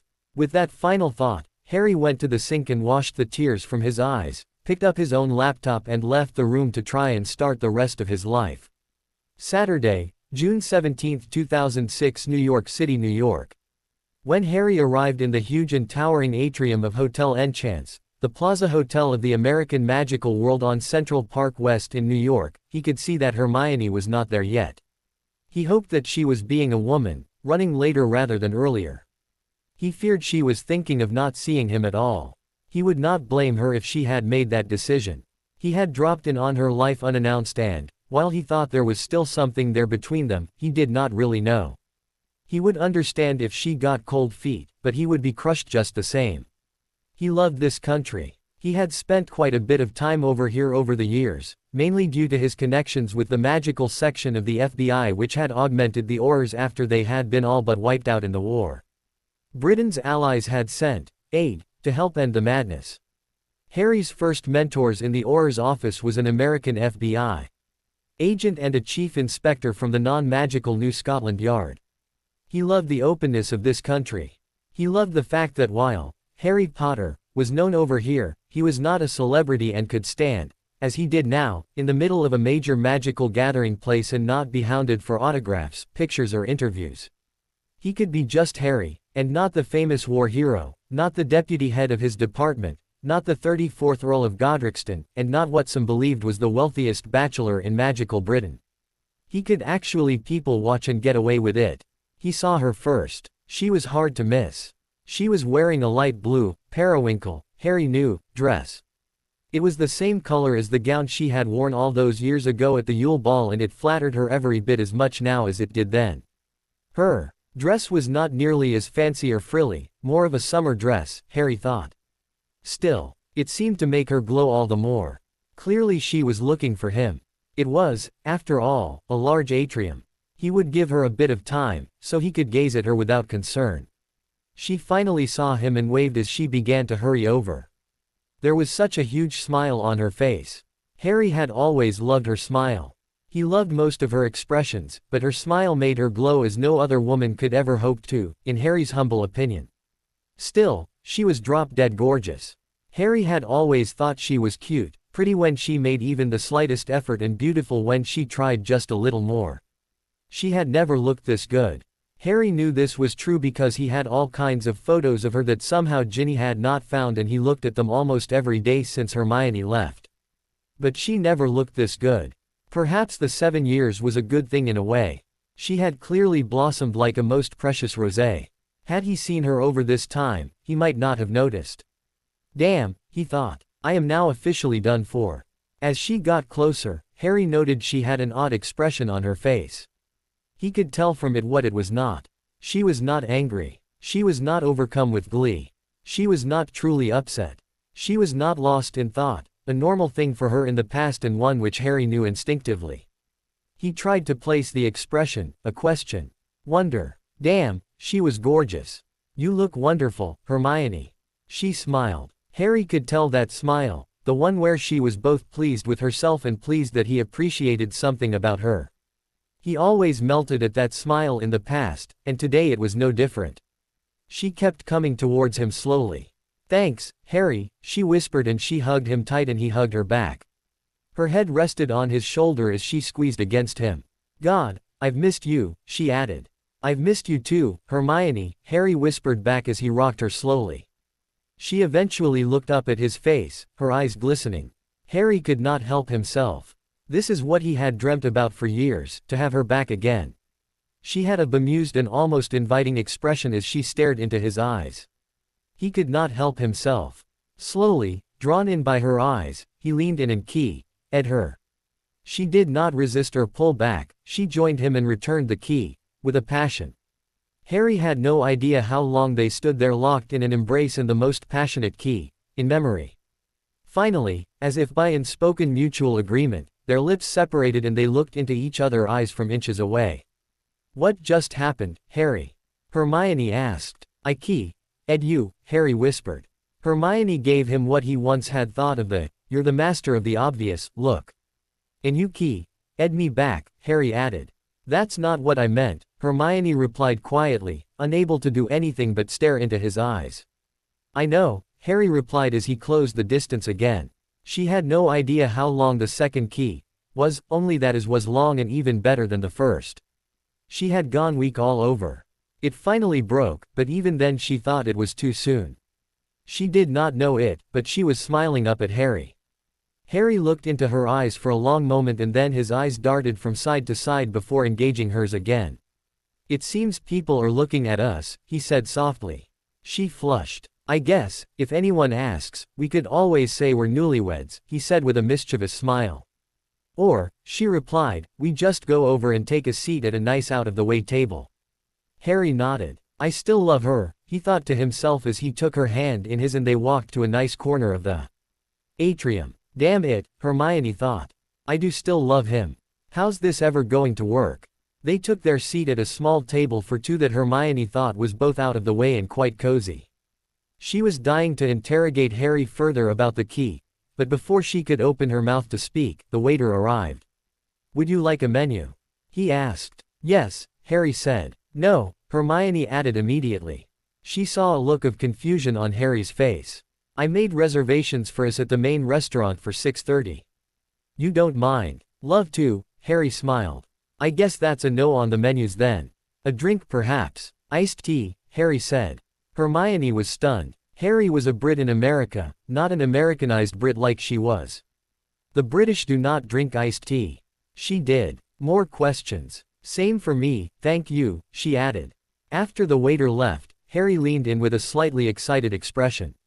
I've been dying to eat there since I arrived late last night. Have you seen the menu? Classic steaks, Southern-style cooking and barbecue, Cajun. You know, there are places in London that claim to serve genuine American fare. Rubbish. It is edible, but it's not the real thing. Then again, this might not be either, it is New York and not New Orleans or Atlanta or Memphis, still. I do miss the real thing. Made me a little homesick, really. Why would American food make you think of London, Harry? The key question could wait, she thought to herself. Not American food in general, Harry said, good old down-home Southern food, he added in a passable Southern accent.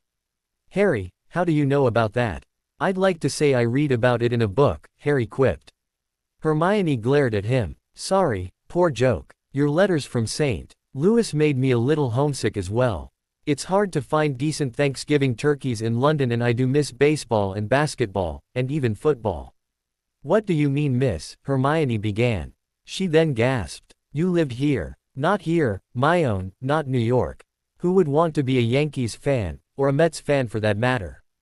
While I agree with that, being a Cardinals fan, what are you saying, Harry?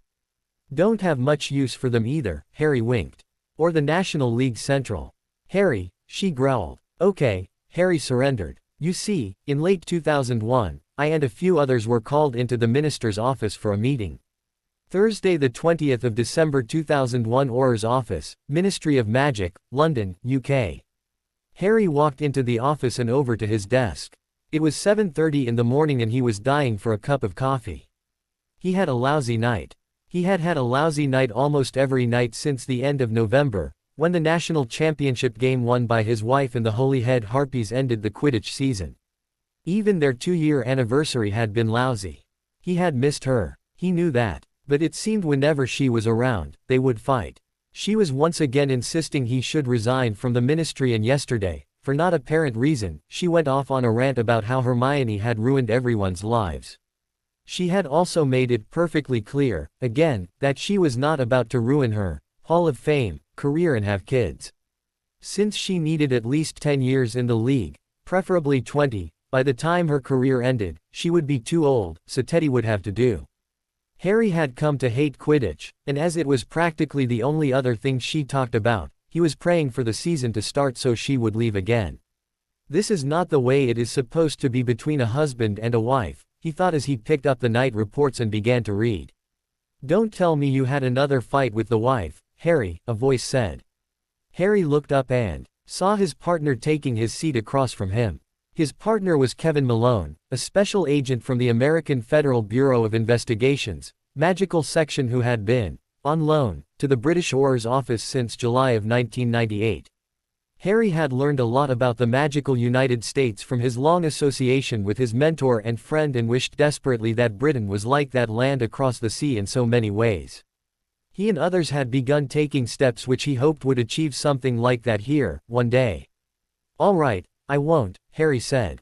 I swear, that marriage of yours, Kevin began. I know. Believe me, it gets worse, and if I could figure a way out of it, it would be over. We could always arrange for her to have an accident, Kevin quipped. Harry looked shocked, until he realized it was another of Kevin's mob jokes. Women, Kevin began. Can't live with him, can't kill him, Harry finished and chuckled a bit. So how are things in a normal home? Forget normal, mate, Kevin said. With the move coming up after Christmas, Maria's about to have kittens. The kids, well, Michael and Christy, were upset.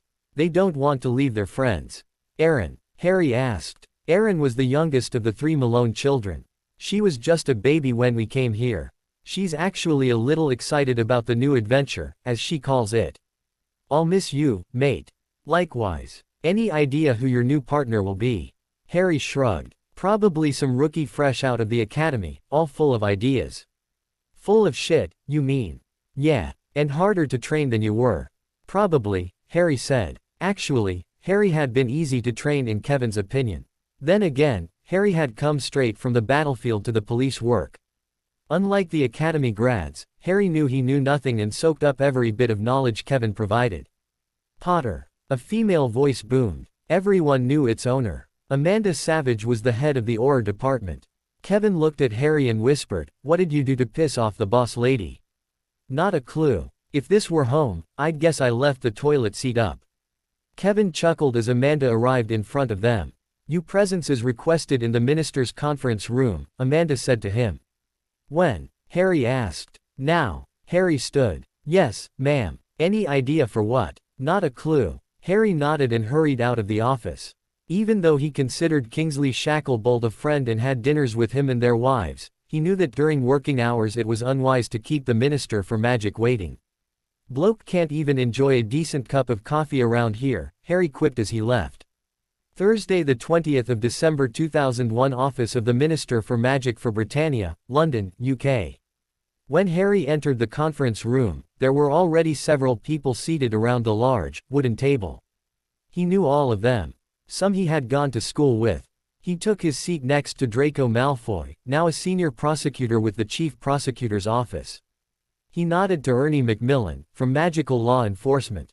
There was also Justin Finch-Fletchley, Muggle Relations, Katie Bell, Wizengamot Services Legislative Affairs, Zach Smith, International Affairs, Susan Bones, Court Services, the same job her mother had once held early in her career, Terry Boot, Magical Transport Office, Parvati Patil, Magical Board of Education, Pamda Patil, Magical Board of Health. The others he had come to know recently. They were from all over the ministry. They all were about the same age. Many had gone to other magical schools in the British Isles. "Guess this is a meeting of the Charter Committee," Harry noted. "Master of the obvious, as per usual," Malfoy chided. "Someone has to be," Harry quipped, getting a chuckle from the assembly. "Any clue as to what this is about?" "The charter goes to the Wizengamot in 2 weeks," Malfoy noted dryly. "Probably has something to do with that." "Probably," Harry agreed. The minister entered and took his seat at the head of the long table. "So," he said, "my guess is you are all wondering why you are here." Everyone chuckled. "As you all know, the charter shall be submitted before the full Wizengamot for consideration as the only legislative item during the next term after the new year. While I am confident that in the end it shall pass, I do expect lengthy and heated debate, both in the assembly and in the press. I also expect that inevitably pressure will be brought to bear to defeat the charter by those who stand to lose the most by its passage." "Muggle haters and blood maniacs," Draco Malfoy said. "Exactly," the minister agreed. "You know as well as anyone, Draco, what that Bill of Rights for all mankind you wrote would mean to them." "All too well, sir. Wouldn't be surprised if one of those nutters tried to off me for it." "Unfortunately, I would assume that is more than mere speculation," the minister said. "I expect enormous pressure will be brought to bear to defeat, undermine, or alter to the point of uselessness all the hard work you all have done over the last 2 years. I would expect pressure to be brought to bear on each of you to renounce this work." "Never," several voices said. "But," the minister continued, "as you all are aware, this charter is not the end, but the beginning of the reformation of our country. With its passage, most of our old laws will be obsolete. All of our governmental institutions will be changed. I still need the Young Turks to come up with the ideas and flesh out the detail for that change. So, in light of the potential threats of political intrigue and the need for a core who can turn this charter into a reality, and after consulting with our liaisons and some trusted advisors, I have decided that all of you need to go somewhere and learn about the details we will need to implement."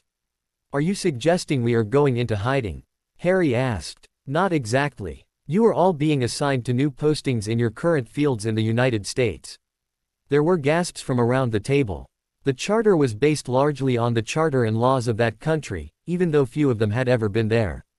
While there, you will all also attend university, studying in your fields. "Sounds like we may be there a while," Draco said. 2 years, the minister said in reply. "This is voluntary, of course, but I would strongly recommend your agreement." "I'm in," Draco said. The others all followed suit, leaving only Harry. He nodded as well. "Ginny's going to kill me," he thought. Then again, 2 years away from her might be a good thing. "I am pleased," the minister said as all 30 agreed, even if reluctantly. "You will move just after Christmas. You may bring your families and housing has already been arranged. While your belongings will be moved magically, as part of this process we will expect you to use Muggle transport." "Great," Malfoy Mo.Ned. It's not all that bad, Harry said. Planes do fly. Unless they're flown by some nutter who wants to destroy a building, Malfoy added. The attacks on New York and Washington happened only a few months earlier and were well known in magical Britain. I just got married, Draco sighed. Some honeymoon, flying into a building. I'm sure that won't happen, Harry said. Yeah, while I agree, I'm sure I'll have to sedate my wife for the flight. At least she will go, Harry moped. Ginny, first thing she'll do is demand I resign for the millionth time. Then she'll throw a fit. Finally, she'll kick me and Teddy out. No way she's coming. I'm sorry. I married her, Harry shrugged. Teddy, not about to leave him with her, am I? No, he's coming with me. Apparently similar conversations were being held all around the table. When the din finally died down, the minister began to tell each of them where they were going. One by one, each got their new assignment. Draco Malfoy, the minister said eventually. Sir, you will be assigned to the U.S. Attorney General's office, Magical Section, in Austin, Texas. You will study law at the University of Texas. Sir, I am told Austin is a wonderful city, the minister added. Well, it seems I will soon find out about that, Draco replied. After a few more assignments were handed out, the minister called Harry Potter. Sir, Federal Bureau of Investigations, Magical Section, Atlanta Field Office. Atlanta. That's where my partner is being reassigned to as assistant agent in charge. It seems there is a method to my madness, the minister chuckled. Wow, at least I will know someone. That and aren't the Malones Teddy's favorite babysitters, Draco noted. Yeah, he's gonna love it. Harry, sorry minister. You will attend Georgia Tech University in Atlanta to study political science. What's that? The study of governmental systems, I am told. But what's that got to do with criminal investigations? Nothing. But, I am sure the FBI will fill that void nicely. Yes, sir. Ah, what about my votes in the Wizengamot? Legislative Affairs will contact you in regards to your proxy votes, Potter. I assume you'd vote in favor of the Charter, Bill of Rights and against debate or amendment. Yes, sir. Your houses control over a quarter of all votes. I think it's fair to say we would like those votes on our side of the aisle. Saturday, June 17, 2006, New York City, New York. Atlanta. Hermione gasped. You were there how long? 2 years. Teddy and I moved back in January of '04. And Ginny did not come. Harry shook his head. She was livid, as you can imagine. While I was away, I wrote her constantly. She rarely wrote me. In America, I learned 3 things. First, my marriage, what there was of one, was over. Second, she never loved me, just my name. And third, I learned how to end it. It was there that I learned about the annulment procedure. Apparently, the books that would have told me of it are banned in Britain, or at least they were. Did you? Wait a minute. If I am not mistaken, your annulment would have happened while you were in the States. Harry nodded. I went back twice. First time was in late '02 to hire a solicitor and get the ball rolling. The second was in the spring of '03 for the hearing. I'm sorry, Harry, Hermione said. Harry looked and saw she was crying. Hermione, all I've ever wanted was for you to be happy. To have the family you always wanted. And, hey, Harry said in a comforting voice, it's not your fault. It is. No, love, it's not. Before the war ended, I lived a life that was not mine. I had no choices to make and no consequences to live from my choices. As much as I wanted otherwise, I knew I was destined to die in that war. Knew it since age 12. Then, the war ends and by some miracle, some twist of fate, I survived. I now could make choices. I chose to get back together with Ginny. I chose to ignore how I really felt about you. I chose to let you go, even though I probably knew what I was losing. I made those choices and paid the price for them. My life since the war has been my own, however flawed and unsatisfying. It is not your fault, Hermione. But, it's not. I don't know what would have happened if you had told me what you did in your letters when we were together. I really don't. I had never truly known love before or had a life of my own before, and those were both things I should have had much earlier than I did. Maybe things would have been different. I don't know. I don't know how I would have reacted to your letter that first told me I was going to be a dad. I'd like to think, had I seen it, I would have been on the next plane to Australia to find you. I don't know if I would have done what I now know would have been right. I just don't. I don't know if you would have come back to me had I told you then what I told you in my letters and today. I do know you would not come back if I married her. I knew that even back then. Hermione. Why yes. When that door to that jetway closed, when that plane pushed back from the gate, it took a huge part of me with it. A part that I knew I would never get again, until today. Harry took hold of her hands. Harry, she whispered. You asked me why I keyed you earlier. She nodded. I need to know. What? Whether the feelings I've had since you first spoke to me this morning were real, or was I in love with a memory? I lost you, Hermione. I lost you a long time ago. Now that I found you, I am never going to lose you again. I still love you, Hermione. For the first time in a long time, I feel complete. I feel like I have finally come home. I never want to lose you again, Hermione. Harry. Unless what? Unless there's someone else, Harry said with pain in his voice. Harry, there's no one else. There never has been. I have had dates, but most were turned off by the kids. Men, it seems, do not want instant families. The few who did not dump me after the first date, I always told my date about the children immediately. Those few failed to live up to you, to what I had lost. When we Harry, I knew. I knew then, as if dreaming and thinking of you all the time for the last 7 years was not enough of a clue, I knew I still love you. Damn it all. Hermione began to cry. What's wrong? Harry asked with concern. I want this to work, Harry. God knows I've not had much luck in romance. I have dreamt of you for years. I knew it was foolish. I knew you had gotten married and did not know your marriage had ended, and I was certain that you were happy and finally had the life you deserved. I had wanted to be the one to give you that life, but it had not come out that way. I was happy for you, but you still haunted me. Now I see that I was wrong and that I can be the one for you. When you sat down with me at breakfast, I was worried, scared even. I had tried to hide my past because of all of the pain I had suffered. I was worried you might hate me for leaving, and I wondered why you even bothered, considering I thought you were married. I was confused as well, because I thought you knew about Harry and Luna and did not want to be a part of their lives for some reason. Then, I learned you were no longer married. I learned you had not received my letters and did not know about our children. I learned that you had the same feelings for me that I had for you. We both were fools not to tell each other back then. Had you told me you loved me and would wait for me, I would have come back. But you never did, albeit because of a jealous redhead who shall go unnamed. Naturally, I thought you didn't really care about me. Now, I come to find that you did, and you do. I want you back in my life, Harry. I want you to get to know your wonderful children. I hope we can become a family, the one you deserve. But how? Hermione, I want you to. I hope we can have all of that. I don't know how. Not really. But, if we really want it, it can happen. It's hopeless, isn't it? No, Hermione. Not anymore. When I woke up this morning, a part of me hoped by some small miracle I would run into you today. Every time I am overseas, I hope that. I hoped that when I was in Australia. Australia. When were you there? September 2000. A bunch of us were sent to augment magical security for the Summer Olympics. Really? Harry nodded. Were they wonderful? Harry shrugged. Didn't see much of them, to be honest. Still, I did manage to see a couple of events and the atmosphere was electric, to say the least. So you did not go there to find me? Harry shook his head. Never really went looking. I did have a secret hobby, though. What's that? Harry pulled out his laptop and turned it on. Almost from the day you left, I have collected, Hermione, clues.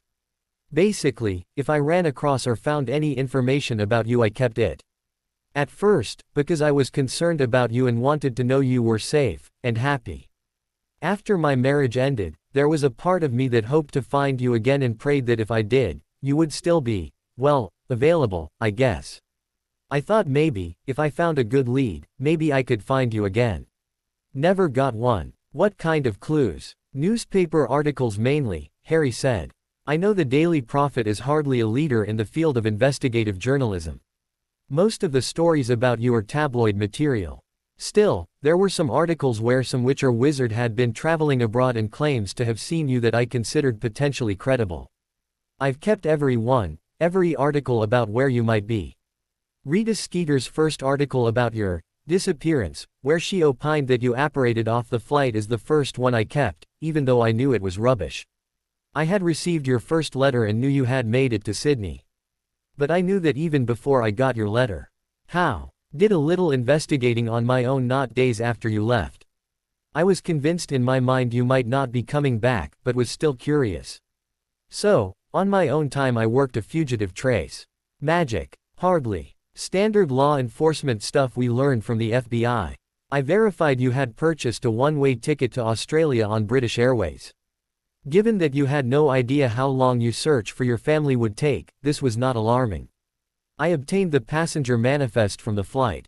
Although it does not say you got off in Sydney, it was obvious the flight was not one passenger short on arrival and that you had not gotten off in Singapore. I then learned you were traveling on a British passport and had obtained a resident Australian visa that would allow you to remain in Australia indefinitely. You had arranged the visa through Gringotts, as in all probability you could not have obtained one through normal channels. Suspicious, but again not alarming, as again you had no idea how long you had to be there. The real clue came from the money trace. What's that? The easiest way to track a fugitive is to follow their money. Money leaves a trail, unless the fugitive knows the one way not to, and apparently you did.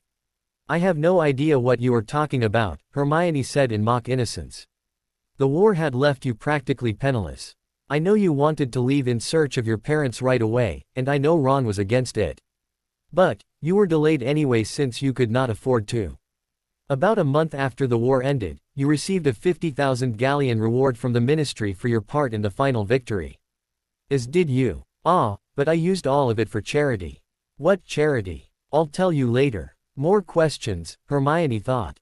You did not use yours for charity. I thought you might, but you did not. You opened an account at Gringotts and paid for your final year at school and such. A couple of days after you broke up with Ron, you transferred almost your entire Gringotts account to the Bank of London. You did not exchange it for pounds at Gringotts, rather you traded your galleons at the market rate for gold at the Bank of London. This netted you an account well in excess of £1 million. Exchanging galleons for pounds was not surprising. Australia does not trade in galleons. Most countries outside of Europe use the same monetary system as their Muggle counterparts. You needed Muggle money for your trip.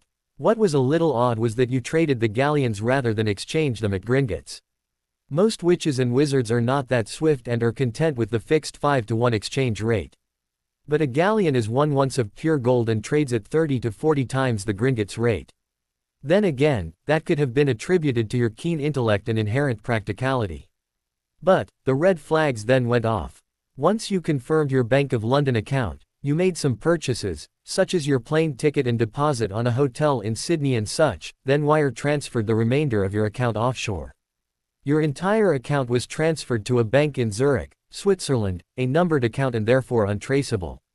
Although it is still possible to follow the money, to pick up the money trail again is both a case of a lucky break and a mistake on the part of the fugitive.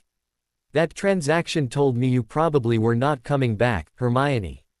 Not bad work, Chief Inspector, Hermione chuckled. Did you do any follow-up? When I was in Australia, I picked up the trail for a bit, Harry replied. I verified that no one named Hermione Granger had cleared customs on the day your flight arrived, but that a Jane Granger with a resident visa and British passport had come through customs from that flight. I figured you were traveling under your middle name. I then was able to learn that Jane Granger had made a doctor's appointment in Sydney around the middle of August, but the doctor was on holiday, so I could get no information about that. Seemed routine. Next I learned that Jane Granger booked a flight to Perth at the end of August and that the ticket was used. I then checked if Jane Granger, British passport, had ever left Australia. She had not, so I figured you were still there. But, as I was married, that ended my search as there was also no record of Jane Granger being dead or anything else to cause concern. I also checked to see if 2 British subjects had left the country, Rose and Robert Granger or Wendell and Monica Wilkins. Again, no such records existed, so I figured you had a lead on your parents but had not found them yet. Not bad, Potter, Hermione said. And you were not really trying, were you? Hobby, as I said, Harry replied. I am certain that if it was a legitimate investigation, I would have caught you. But I was already long gone, super sleuth. Let me guess, your mum, sister and you were traveling under Australian passports, yes? Hermione nodded. Had I been running a real investigation, I would have followed your trail to Perth, verified you were not there and that you had not traveled elsewhere in Australia, which would have led me to check other sources, such as whether you had managed to procure an Australian passport, as well as checking security footage for you if the paper trail failed to provide a clue. But, I was certain you were still looking for your folks. I was just checking to see if you were okay, my own. What about when you lived here? I had no idea you might even be here, Hermione. Not until after I got back, and even then it was a long shot. What do you mean? As I said, I collected any clue I could find about your whereabouts. That includes every article written about your disappearance. This includes all the ridiculous, speculative ones such as you're being abducted by avers, you're being an extraterrestrial, you're being a conjured spell used to confuse the enemy during the war. There are loads of those, quite amusing really. But there were also scores of supposed eyewitness stories about how Mrs. Smith of Cambridge thought she saw you while on holiday in France or India or Japan or some such place. There were 3 articles that I thought might be relevant. Let me read them to you. Hermione nodded. By Rita Skeeter, Daily Prophet, the 20th of August 2000. I am pleased to report that finally one of my many loyal readers has answered my request to provide any information regarding the possible whereabouts of our heroine, Ms. Hermione Granger, who has not been seen in over a year. Unfortunately, her tale is over a year old, so maybe it is of no moment. Still, loyal readers, I shall report it, for it is of interest. Mrs. Hannah Bolton of Liverpool writes, my husband Wilbur and I were on holiday in Australia a year ago in July. We were visiting Sydney and had decided to spend a day shopping. We went to the Billabong, Sydney's version of Diagon Alley, and had just finished checking out a shop that specialized in Aboriginal magic when we saw a young woman leaving a shop that sold Muggle devices such as pooters and fellitones and such. I recognized her immediately and pointed her out to Wilbur, saying that wasn't that young lady the famous Hermione Granger. He agreed it had to be, and I wanted to get her autograph, but Wilbur said she was probably on holiday herself and we decided to leave her alone. Had I known that she was on the run, well, maybe I would have stopped for a chat. That article, Harry said, I was certain it was you. Now the next 2 I was certain were the same person, but until today that was all I was certain of. I now know it was you again. By Rita Skeeter, Daily Prophet, the 15th of September 2000. Yet another loyal reader thinks she may have run into the elusive Hermione Granger. Mrs. Amelia Dinkins of Dublin writes, my husband Ian and I were on holiday last September in Perth, Australia. One lovely morning, Ian proposed we take a stroll along the beach, so we went to a small town called Shoalwater south of Perth. There were few others on the beach that morning, but one young woman caught our attention. I was sure it was the famous Hermione Granger, although she looked more pretty than in the photos I remember. She was carrying a baby girl with her in her arms and pointing out shells and things to the little one. The girl was the spitting image of her mum. We walked up to her and introduced ourselves. She said her name was Janie and did not give a last name. She told us she had come to Australia to escape the war. There were many expats in Australia, we learned. She introduced her daughter Daphne, although she never used the word daughter. Daphne is an adorable child, and it was clear her mum was quite proud and taken with her. The young woman had a British accent, so we thought it might be her. But she told us her daughter was born the 10th of April, 98, so that can't be her, can it? I mean, April 10th, 98 was just a few days after the Golden Trio was captured and brought to Malfoy Manor, according to the official history, and Hermione, lovely girl, was toughly tortured by that Bellatrix. The official history was vile enough. It was clear that poor Hermione was to be gang BPD and murdered after Bellatrix was through with her. As horrible as that history is, how much worse would it have been had Hermione been expecting, or had she just recently given birth? No, it could not be her. But we did enjoy a pleasant visit with the charming young woman and her lovely daughter. I remember that couple, Hermione said. I never told them Daphne was my daughter, but I know they assumed she was. I figured they'd then think I was someone else. Harry nodded. They did. Rita did not. She figured it all made sense. The Malfoys had gotten off light for their role in the war, and Rita wrote article after article accusing the ministry of being as corrupt as ever and covering up the truth about your torture, and even suggesting that you were snuck out of the country because you were about to expose the whole scandal. That's just silly, Hermione chuckled. It was. But people believed, Hermione. Ginny believed it was true, and I had a time for a while as she accused each of Ron and me of fathering the love child. I asked Ginny flat out, how could she assume this was true when you had roomed with her at school all the next year? She said you never told her everything. I then asked what you had done with this supposed child, and she said, relatives, must be caring for it. She could never say who, but she was sure it was true.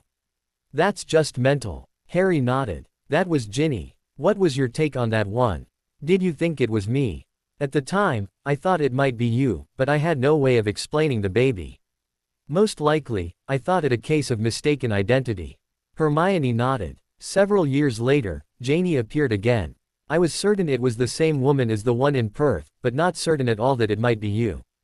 By Rita Skeeter, Daily Prophet, the 2nd of February 2005. Yet another loyal reader thinks she may have run into the elusive Hermione Granger. Mrs. Anna Marie Torelli of Bath writes, my son Ferdinand and his new wife Gloria fled this land during the war. I had not heard from them in years and feared the worst. Last year, my son wrote me and told me he and his wife had settled in the United States in a city called St. Louis. They were doing very well, thank you, and had 3 lovely children, and invited my husband and I to visit them and meet the new grandchildren. Alas, my Albert passed only a few months earlier. Dragon pox. I went for the Christmas holidays. I arrived several weeks early and enjoyed an American tradition called Thanksgiving. The next day, Gloria took me shopping for Christmas presents for the children and for my son. We went to a place called Soulard, which is the Diagon Alley of St. Louis. It's actually quite a lovely shopping district, and I swear Weasley's has a store there. Anyway, I noticed this fetching young woman with 3 children on her own, and I swear it must have been Hermione Granger. She looked a lot like Ms. Granger. I could not help myself. I walked up and said hi, and she seemed a little flustered, although it was hard to tell if it was because I had said hi, or because of the 3 little ones. There were 2 little girls and a boy. She introduced herself as Janie and said the older girl was Daphne and the younger 2 were twins, Harry and Luna. She said the younger 2 were named after heroes in the war. I asked her why she named the lovely, bee-owned-headed girl Luna, and she said it was because she was bee-owned, and also because she really did not like the names Hermione and Ginevra, the other 2 heroes. She was an expat who had fled the Muggleborn registration, just as my son had done for his wife. I asked about her husband, and she said she had lost him some time ago. It was sad, really. But they seemed like a happy family. I don't remember that one, Hermione said. I'm not saying it did not happen. The day after Thanksgiving is a huge shopping day, and Mum and I usually take the kids along. My guess is Mum was in a shop. And I was more concerned of keeping the kids nearby than about a conversation with a total stranger. What did you think at the time? I was certain the St. Louis Janie and the Perth Janie were the same woman. I wondered about Harry and Luna, though. Harry I could understand. Became a bloody popular name after the war, you see. But Luna, she was famous in Britain for her part in the war, but not elsewhere. She's better known as a naturalist and wildlife conservationist abroad these days than for what she did to win the war. Saturday, June 17, 2006, New York City, New York. So, Hermione said as she and Harry were looking at the menu in the restaurant, what are you going to have? I'm thinking the barbecue spare ribs. Really? Not the steak. I will have an opportunity to try that some other evening, won't I? Well, I am going to have a steak, Hermione said. The waiter arrived. Are you ready to order? Harry waited for Hermione to order first. The 9-ounce bourbon steak, she said, medium rare. Baked potato with butter and sour cream, the house vegetables and a side salad. Dressing. Vinaigrette. Drink. A nice glass of Merlot, I should think. An excellent choice, ma'am.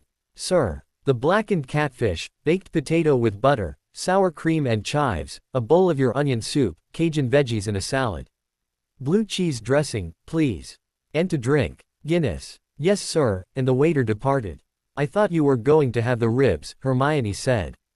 Changed my mind. I might try them, but I still think I make the best ribs around, so there you go. You make the best ribs. Indeed. Many think so. Look, I know you cook, but ribs. I mean you are talking slow smoked, right? Harry nodded. When did you learn that? Atlanta. Fell in with the wrong crowd, practically off the bat. One of the agents I knew from the office competed in ribs competitions all over the South.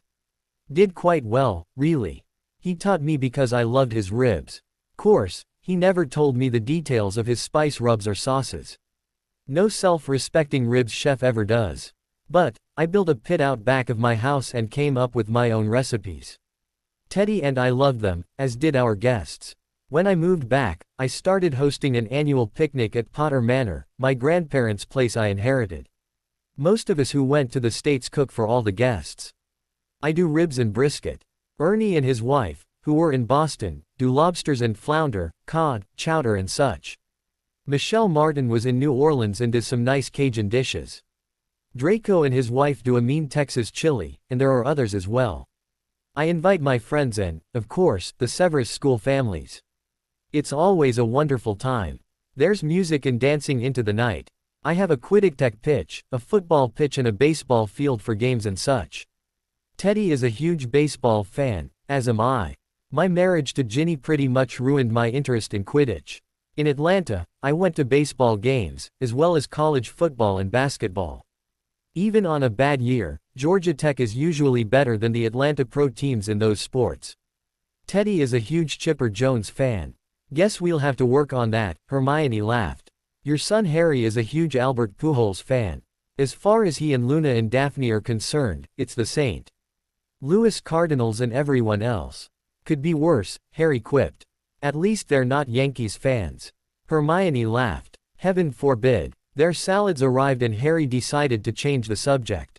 So, what are you here to sell this week? Why are you changing the subject? Hermione asked. 'Cause I want to be able to justify this meal as a legitimate business expense, Harry deadpanned. He was not totally serious. Really, he wanted a less emotional conversation during dinner. Hermione chuckled. Good point, but if that's the case, this meal is Dutch. I am on an expense account as well. Deal. Let me ask you this, Harry. What are you here to consider buying? We are looking for things that could enhance our capabilities that we cannot get from our usual suppliers. Plus, if there are things that are substantially better than what our usual suppliers carry or offer, we might be interested. What sort of things? We get most of our magical equipment and supplies from Weasley Enterprises. You are familiar with them, right? Of course. And I can say we are not in direct competition with them.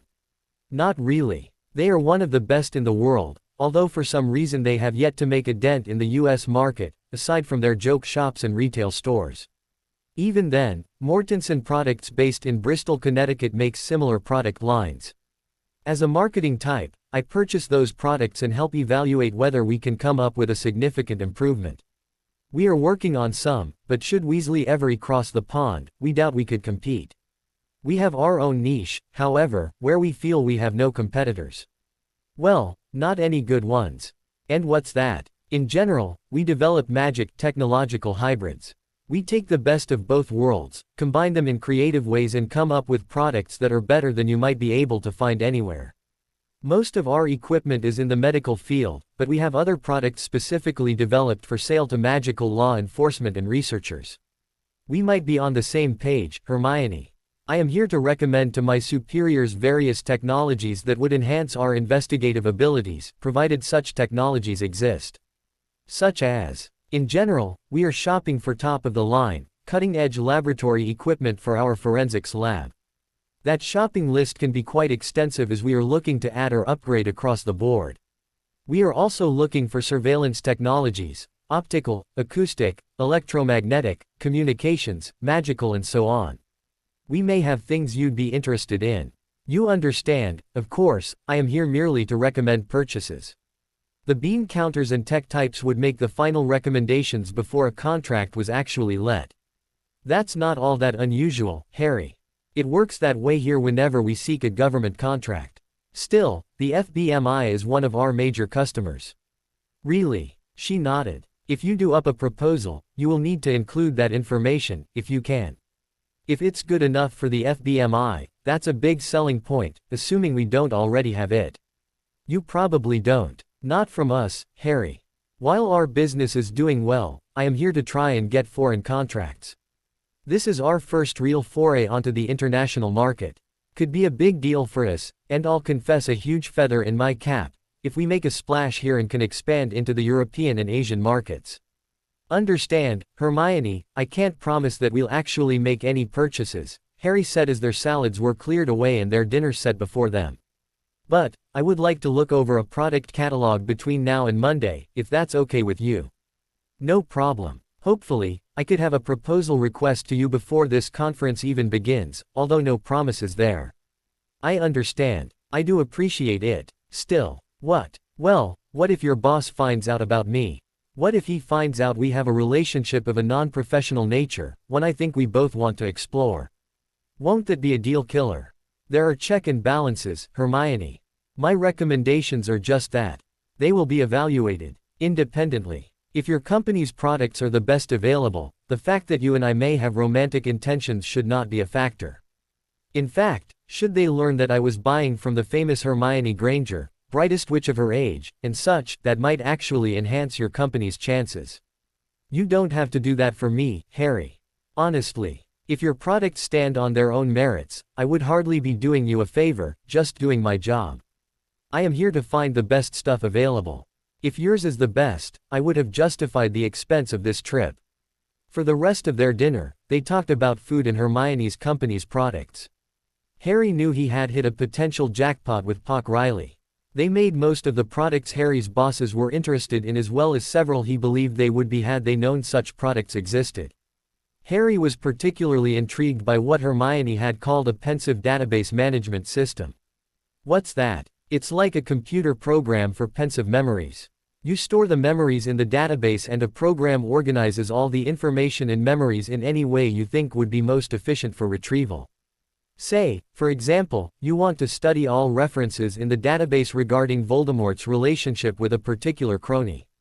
Rather than search all memories, you input the retrieval parameters and only those memories that are related to the search criteria are retrieved. Bloody hell. How does it do that? Sorry, Harry. Trade secret. But I can assure you it works. I was one of the lead researchers on that one. Really? She nodded. Research is the reason I was hired. I got into marketing because I proved good at that as well and know these products and who and why they work better than just about anyone. Harry nodded. You have any idea how many man-hours a device like that could save? We've made projections. Not hour by hour, but we figure it would reduce a pensive search time by over 90%, freeing up agents for more productive work. Damn straight it would. Look, that's something I am sure we would want. We waste days on that sort of investigating. We have actually missed some chances cause we were bogged down in the pensive search. Even if we buy nothing else, and that probably won't happen based upon what you've told me, we certainly would give that system serious consideration. It's not cheap. Considering the man-hour savings, it's probably worth its price, Hermione. That is our thinking as well. I see you've been taking notes, Harry said. I assume it's about what I have expressed an interest in. Hermione nodded. You have at least a sample of all of those products here. And more besides them, yes. I assume you shall want a demonstration this week. Far be it for me to buy sight unseen. But, you can consider that list my initial proposal request. Feel free to add to it, Hermione laughed. I will. Harry continued to ask her about her work for the remainder of the meal. He had forgotten just how much he enjoyed her voice and her passion for knowledge. He soaked up everything she said with a silly smile on his face that she could not help but notice. Hermione had forgotten what it was like to have someone to talk to like Harry. We will make this work somehow, she decided somewhere between finishing her steak and the arrival of her cheesecake dessert. Once they had finished and charged their meals to their accounts, they walked back into the atrium. They each ordered a cup of coffee to keep them awake following their large dinner, and keep Harry awake as it was already past midnight in London and he was still adjusting to the time change. Harry, Hermione then asked, in your letters, you spoke about lavender a lot. Why? Surely you must know how that would have made me feel. Honestly, Hermione nodded. At first it was because I really felt sorry for her. I know Ron and she crushed you, but I was shocked that he could be even worse to her than he was to you. He bordered on cruelty, which was not something I would have believed he was capable of, even if he did not have any feelings for her at all. What I could not for the life of me understand was how or why she put up with that. It was a little after Christmas in '99 and I was shopping in Diagon Alley by myself. I saw Lavender with her new daughter sitting on a bench, crying her eyes out. I was sure Ron had done something else to hurt her and, I don't know, I stopped and sat down with her. We began talking. We eventually became friends and I learned I had her all wrong. We both did, Hermione. What do you mean? We both assumed she knew about you from the beginning. She did not. That's impossible. She didn't. Our engagement was in all the papers. Lavender left the country not long after the war ended. She and her family needed to get away, so they went camping in British Columbia for months. Never saw a paper. Never read about the engagement. They came back in early September. By then your engagement was old news. She bumped into Ron her first week back in Diagon Alley. She still had a crush on him, you know. More than a crush, really. He asked her out practically the moment after they said hello to each other. She was ecstatic. She conceded she was a little overeager as she slept with him on their first date. Claims she could not help herself. He made the pass, she let him. They saw each other once or twice a week during the fall and usually wound up at Ron's flat for the evening. She worried it was going too fast, but could not help herself because she was falling in love with the git. He never spoke of you around her. He made her feel as if she was the sun, stars and heavens, as if she was his whole world. She must have learned about me at some point. Harry nodded. Right around the Christmas holidays in '98. She wanted to spend time with his family to get to know them and wanted him to spend time with hers. She was certain he felt the same way about her as she did about him, even though he never said so. To her surprise, he said he could not. He had commitments and felt it was too soon and such. She was devastated. To my surprise, Lavender had not seen much of Parvati since she got back and had not spoken to Parvati about Ron. After Ron and Lavi, as she calls our 6th year, she was a bit embarrassed. Parvati had been against the relationship from the beginning and could not understand what Lavender could have seen in Ron. Harry. That was obvious. But Ron. Parvati thought he was a git. Parvati may act stupid, but it's only an act, Hermione said. Anyway, Harry continued, she had lunch with Parvati and spilled her guts to her friend. She kept Ron's name out of it at first, she said. Eventually, though, she told Parvati, who was tearing her apart. Parvati flipped out apparently. I have spoken with Parvati and she says she was livid. She told Lavender that Ron was engaged to you and had been since June. And Lavender did nothing about that, did she? Hermione said in disgust. On the contrary, Harry replied. She let Ron have it. Told him he was the world's biggest loser, that no man worth anything would string 2 women along the way he had, that not even Malfoy was that heartless or cruel, and told him he had 3 choices. Dump you, dump her, or get dumped by both of you. She told him that if he did not make a decision, she was going to tell you, and she knew you would not stand for it, and, get this. Out of her respect for you, she would dump him too. She loved him, but would not stand for that. Then how come? Ron lied to her. He told her right after you went back to school that he had broken up with you. She did not know he had lied about it until that day you walked in on them. That would mean, Hermione began. Lavender did not get pregnant on purpose. It was an accident. She cannot explain how, except she knows Ron had been away on assignment for a while and they had a huge party when he came back. She barely remembers it. They were both pretty drunk. She guessed that because he returned unexpectedly, she had forgotten to take her daily birth control potion, and she does know it was the wrong time of the month to forget such things and go off the potion, even for a day, if she is ovulating. Conception is practically certain. Unless he was shooting blanks, Harry added, which it seems was not the case. She did not tell him about it. Part of her hoped he would eventually figure it out, but if he didn't, she was going to go off on another family vacation and have the child anyway. She did not want to tell him about their child unless he made it clear he wanted to marry her. So she was not trying to trap him. Harry shook his head. No. Saturday, June 26, 1999. Ronald Weasley's flat 67B, Diagon Alley, London, UK. Lavender sighed as she and Ronald recovered from yet another intense love-making session. That was wonderful. I'm pretty good, aren't I? Ron said with an annoying smugness. The best, she agreed, although she wished he was not so full of himself. She also wished he'd get a clue and figure out her increasing belly was not because she was eating too much. He had noted she was eating more than she used to. She knew. Still, she wished he would figure out that she was not really getting fat. How can he be so thick, she wondered. If he did not figure this out soon, plan B, go off and have their child without him, would become necessary. She did not want to do that, but did not want him to think she got this way on purpose either. Lav. Yes my love. I am expecting Ginny to pop by when she gets in. Ooh, I haven't seen her in so long, Lavender cooed with excitement. While she and Ginny were hardly friends, they were not enemies either and she liked Ginny. But I thought she'd go and see Harry. She will. But Mum insists she spends time with the family first. I'm glad you are beginning to see me that way, Ronald. I do love you so much, you know. What? She asked with suspicion. He's not about to hide us again, is he? Ginny might not be the best way to do that. In fact, I am sure she'll freak out unless we break this to her slowly. I can help do that, Ron. I did not mean we sit here BPD when she arrives.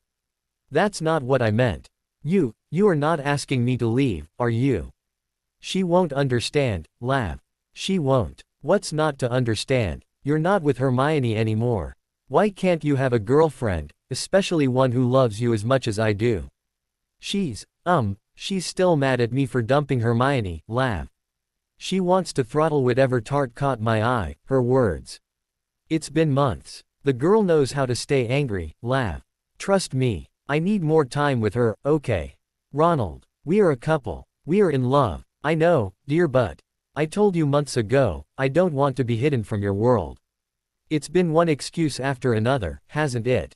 I did mean anything. It's just, she hates me, doesn't she? She hates me for 6th year. I don't know. Ronald. Please. Ron pleaded. Please. Just give me time to break this to her gently, okay? Fine, Lavender said in a hurt voice. I can't change who you are. I'll have to accept it. She started to get up. What are you doing? Ron asked. I am going upstairs, get my clothes and go home.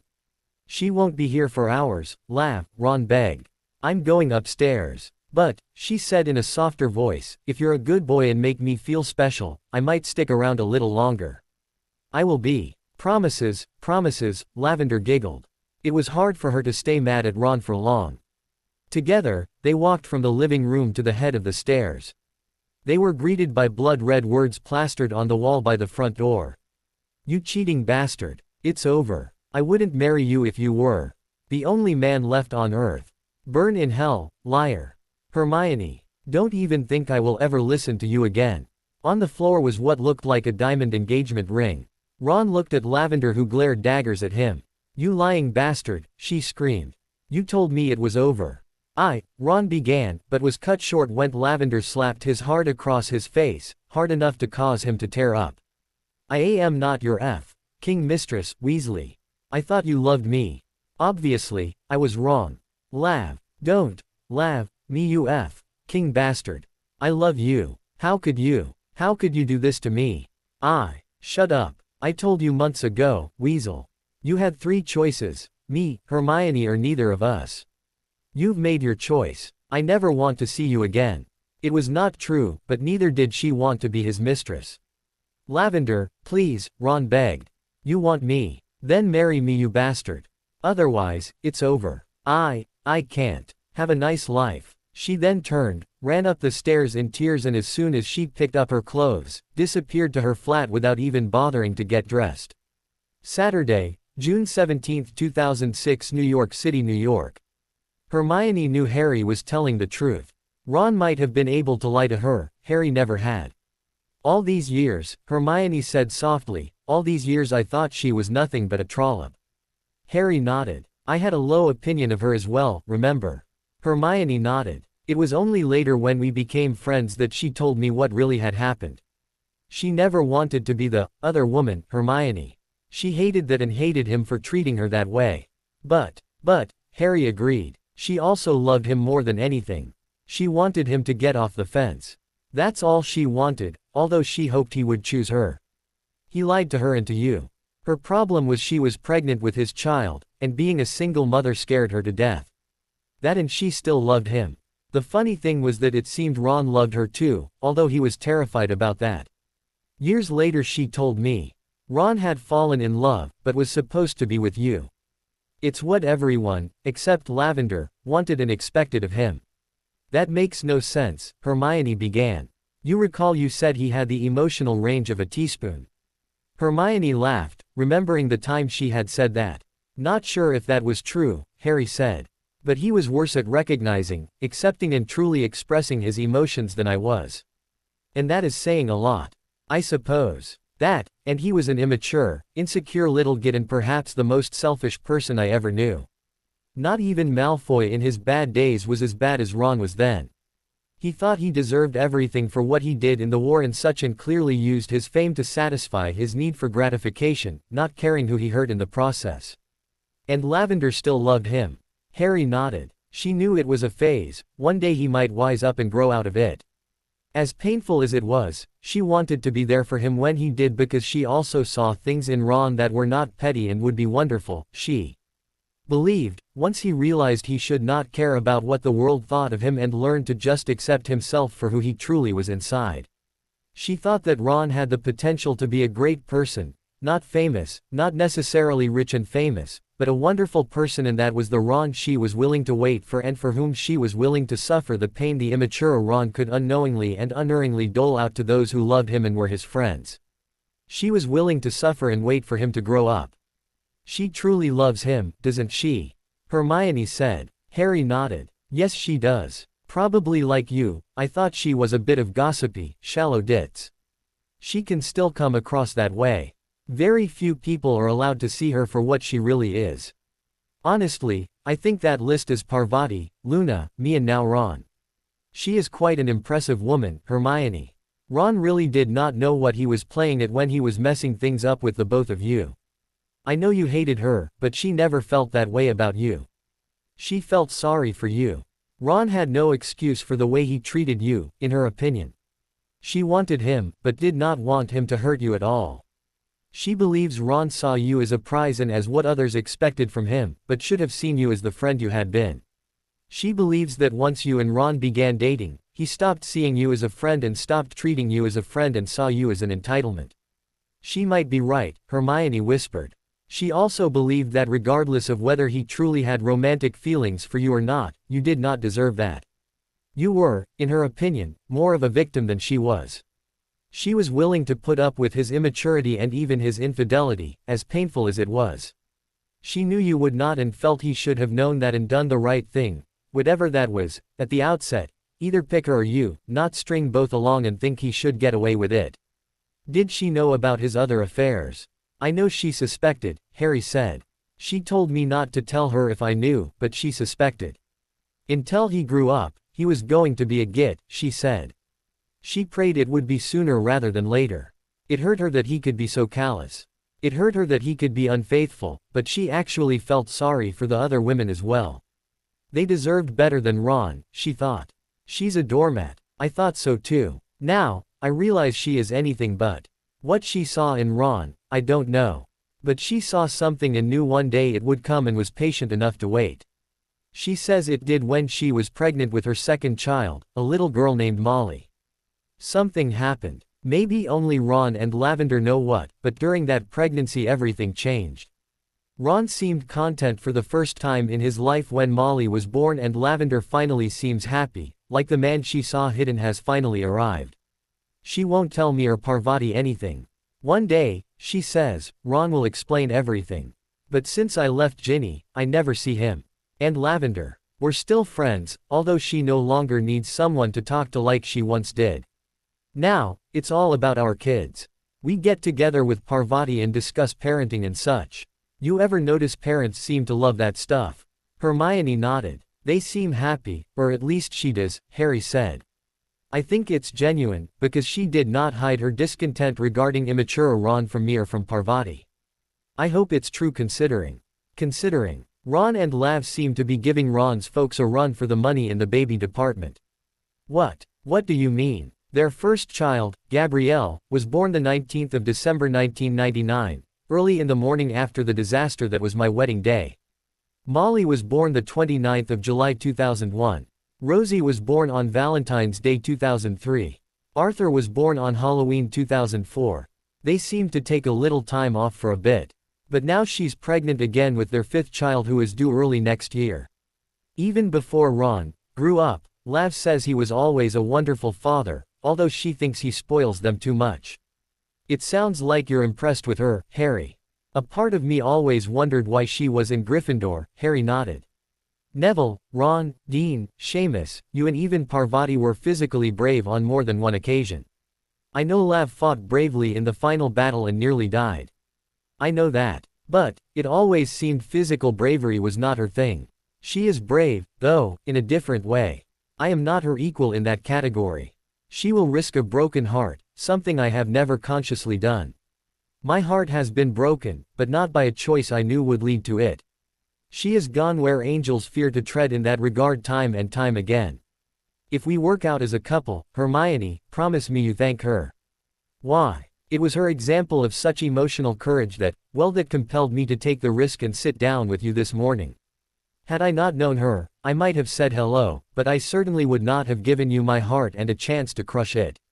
You could have, Hermione. I would have expected that to an extent. You did not. When this works, thank her for me and for us. You were scared, terrified, Hermione. In a way, I'd rather have faced Voldemort and his entire army again. But I had to tell you what I felt and what I still feel. She would have if she was in a similar circumstance. Are you glad you did? Harry nodded. I am. I really am. I still love you, Hermione. I really do. I still love you too, Harry. And I am glad you came over. Although, to be honest, you scared the shit out of me at first. Harry nodded. I thought you must hate me. And I thought you must have hated me. Turns out we were both wrong. In a wonderful way, Harry added. Wonderful. Hermione then leaned across the table and at him. He could see her eyes glisten with tears. He was sure he was while bawling their eyes out seemed like something to do, he really wanted to hear about something else. To change the topic, Harry then asked Hermione to tell him about the children. She spent the next couple of hours telling him everything she could think of about their 2 children. That was the easy part. She was a mother and had every reason to be proud of Harry and Luna. Like most parents, her children were one of her favorite topics of conversation. She did her best to bring Harry up to speed. She told him about their birthdays, and each Christmas. She told him that they still believed in Santa Claus, as Father Christmas was known over here, but that they were beginning to question his existence. They were very smart and there were just enough gaps in the story for them to ask increasingly difficult questions. The only reason they had no deduced he was imaginary was because they, like their parents, were magical. Harry and Luna were a young wizard and witch just like their mom and dad, and they knew it. She told Harry about their first word, Mama, and the first time they expressed magic. Harry was a little over a year old. His teddy bear, he later named Bonkers, had been taken away from him because he was teasing his sister with it. He was angry and wanted Bonkers back. Hermione had left the room to start a load of laundry, and when she came back, Harry was happily hugging his Bonkers. Luna was different, she told Harry. She had manifested at 6 months, and it was not out of anger or fear or frustration as it was with most young magical children. She was also harder to detect, not because she wasn't magical, but because the magic she manifested was rare indeed. Hermione remembered that her sister Daphne had been really upset about something and remembered that she was inconsolable. She remembered that Luna watched her intently with an odd, sympathetic expression, and Daphne had suddenly calmed down and then began to laugh. Luna, it seems, was an empath. She had the ability without knowing how to use her magic to make people feel better. She told Harry how their children were reading by the age of 4 and both seemed happier with a book than sitting in front of the television, unless it was for a favorite movie. They had several favorites. She told him how they had just finished kindergarten at a non-magical school and how they were well ahead of their classmates but had lots of friends. She knew their children differed from the parents in that respect. She told him how they were excited about starting first grade, and explained the differences between primary and secondary education in the US and Britain when it was clear he did not understand the term. She told him that they would start magic school in the fall. She explained that here in the US, magical children start learning magic at age 6 and not 11 as it had been for her and Harry. They would get their wands at age 8. As she understood it, by the time Harry and Luna were 11, they would know as much magic as would an average student at Harry and Hermione's secondary school after their 3rd year, at least in the core courses. And, unlike in Britain, the children could practice magic at home, under adult supervision, of course. Harry was a little disappointed to learn that his formerly favorite sport, Quidditch, was not very popular in the US, although many magical children did play. They learned to fly brooms in 2nd grade and could start youth league in the 3rd grade. Most US magical children also played non-magical sports. Harry and Luna both played soccer, which is what the Americans call football. Americans have their own kind of football that looked like it was even more dangerous than Quidditch even without the flying. Harry and Luna also played t-ball, a beginner's form of baseball. They were both good at it. They also knew how to swim, a skill Harry had never learned. Luna was also in ballet. Hermione added and explained what that was. Harry asked Hermione what their favorite team was. He was thinking Quidditch and Hermione knew that. She told him that the St. Louis Vipers were the professional Quidditch team, but they were even more pathetic than the Chudley Cannons. The magical sports writers said the only reason the team existed at all was because the owner used it as a huge tax write-off. No, Harry's children's favorite sports team was the St. Louis Cardinals, just like their Aunt Daphne. Somebody named Albert Pujols was their favorite player, and then Hermione spent time explaining baseball to Harry as Harry and Ron had once tried to explain Quidditch to her.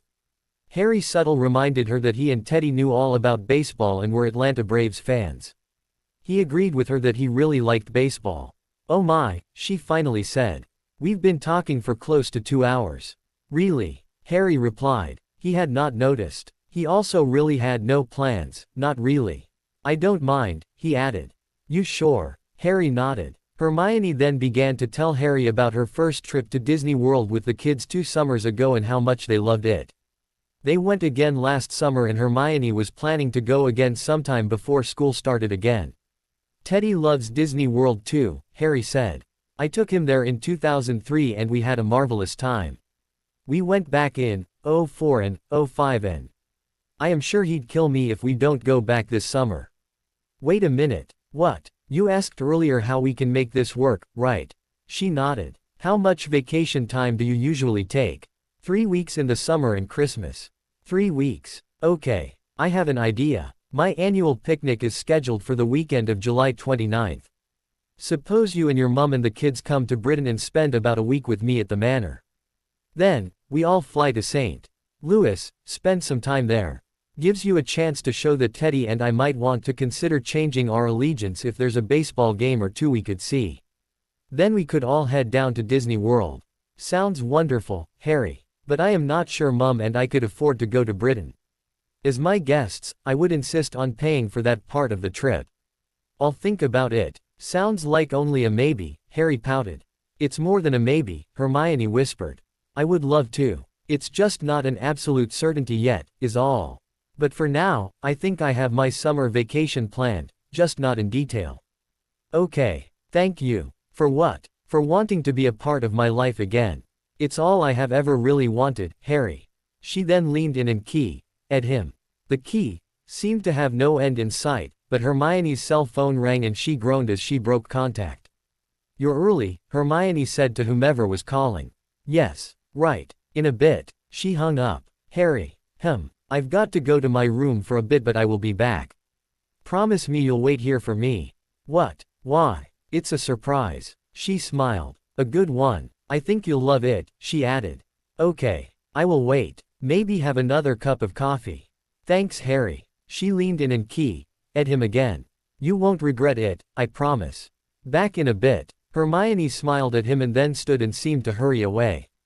Harry's eyes remained fixed on her and a part of him hoped she wasn't running away. He knew she was not, still. He was so focused on Hermione, he did not notice that someone else had joined him at the table. When she finally disappeared in the direction of the elevators, his trance broken, he regained an awareness for his surroundings. He nearly jumped when he saw he was not alone. He recognized his new companion immediately. The red hair and curious blue eyes were a dead giveaway. "Bloody hell," Harry almost yelled. "You damn near gave me a heart attack. What the bloody hell are you doing here, Weasley?" There was clearly hostility in Harry's voice. Ron Weasley said nothing, seemingly taken aback at the obvious hostility. Harry saw Ron pale and recognized that Ron wanted to leave, fast. Harry noted the hesitation and realized Ron was not alone. Next to him was Lavender, Harry's friend and Ron's wife. "Sorry," he said to Lavender.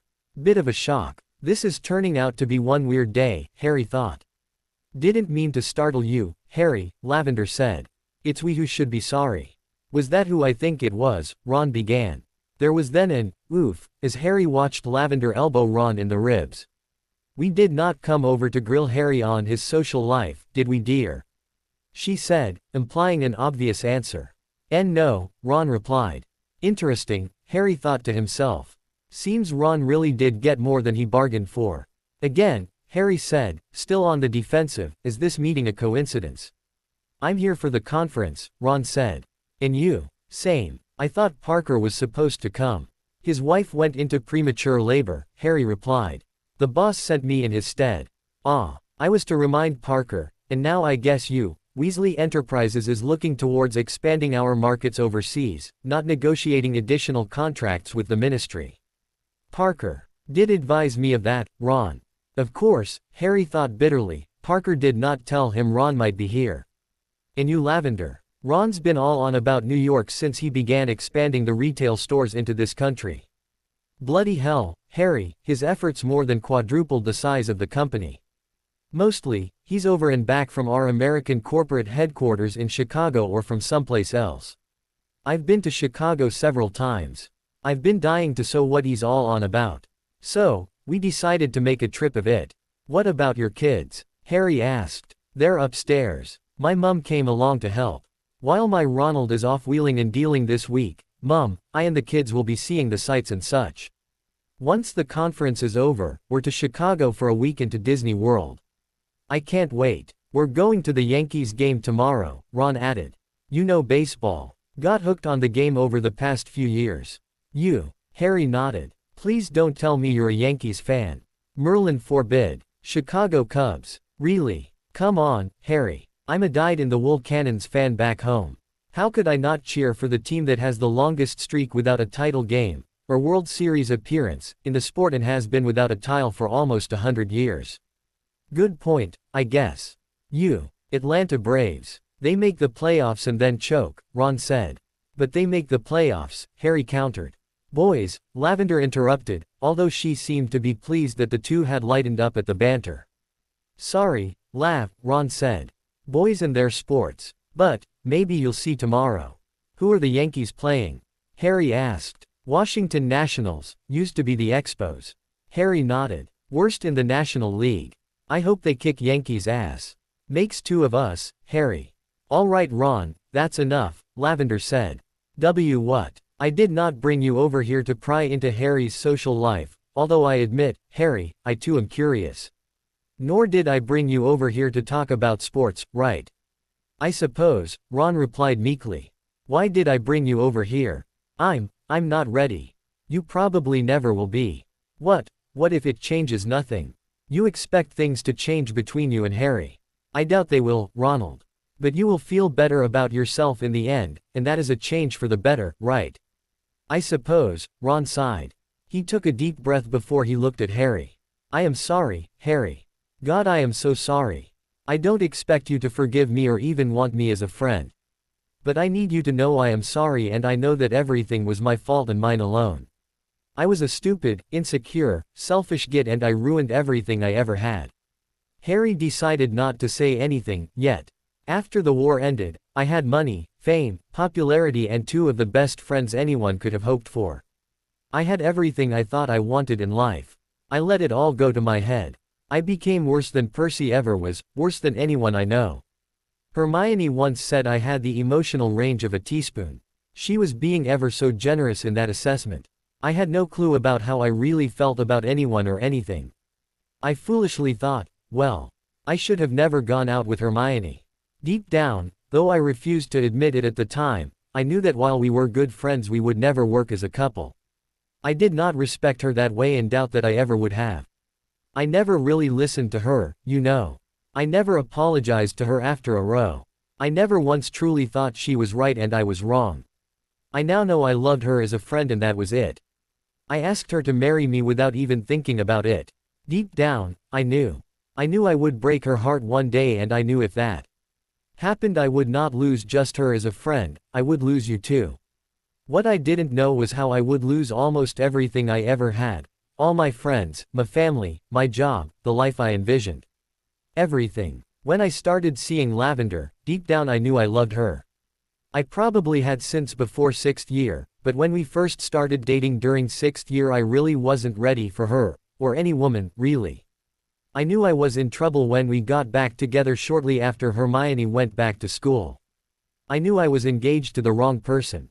But I could not do what I knew was right. I could not break up with her.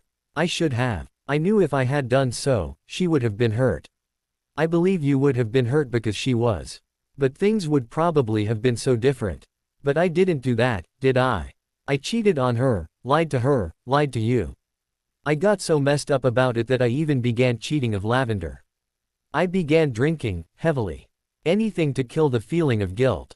Except all it did was make me feel worse, which meant drink more, chase more skirts. A vicious cycle which I did not know how to break. No, that's wrong. I did. Come clean. Apologize. Stop lying to myself and others. In the end I did and am doing just that. But back then Hermione caught me with Lavender.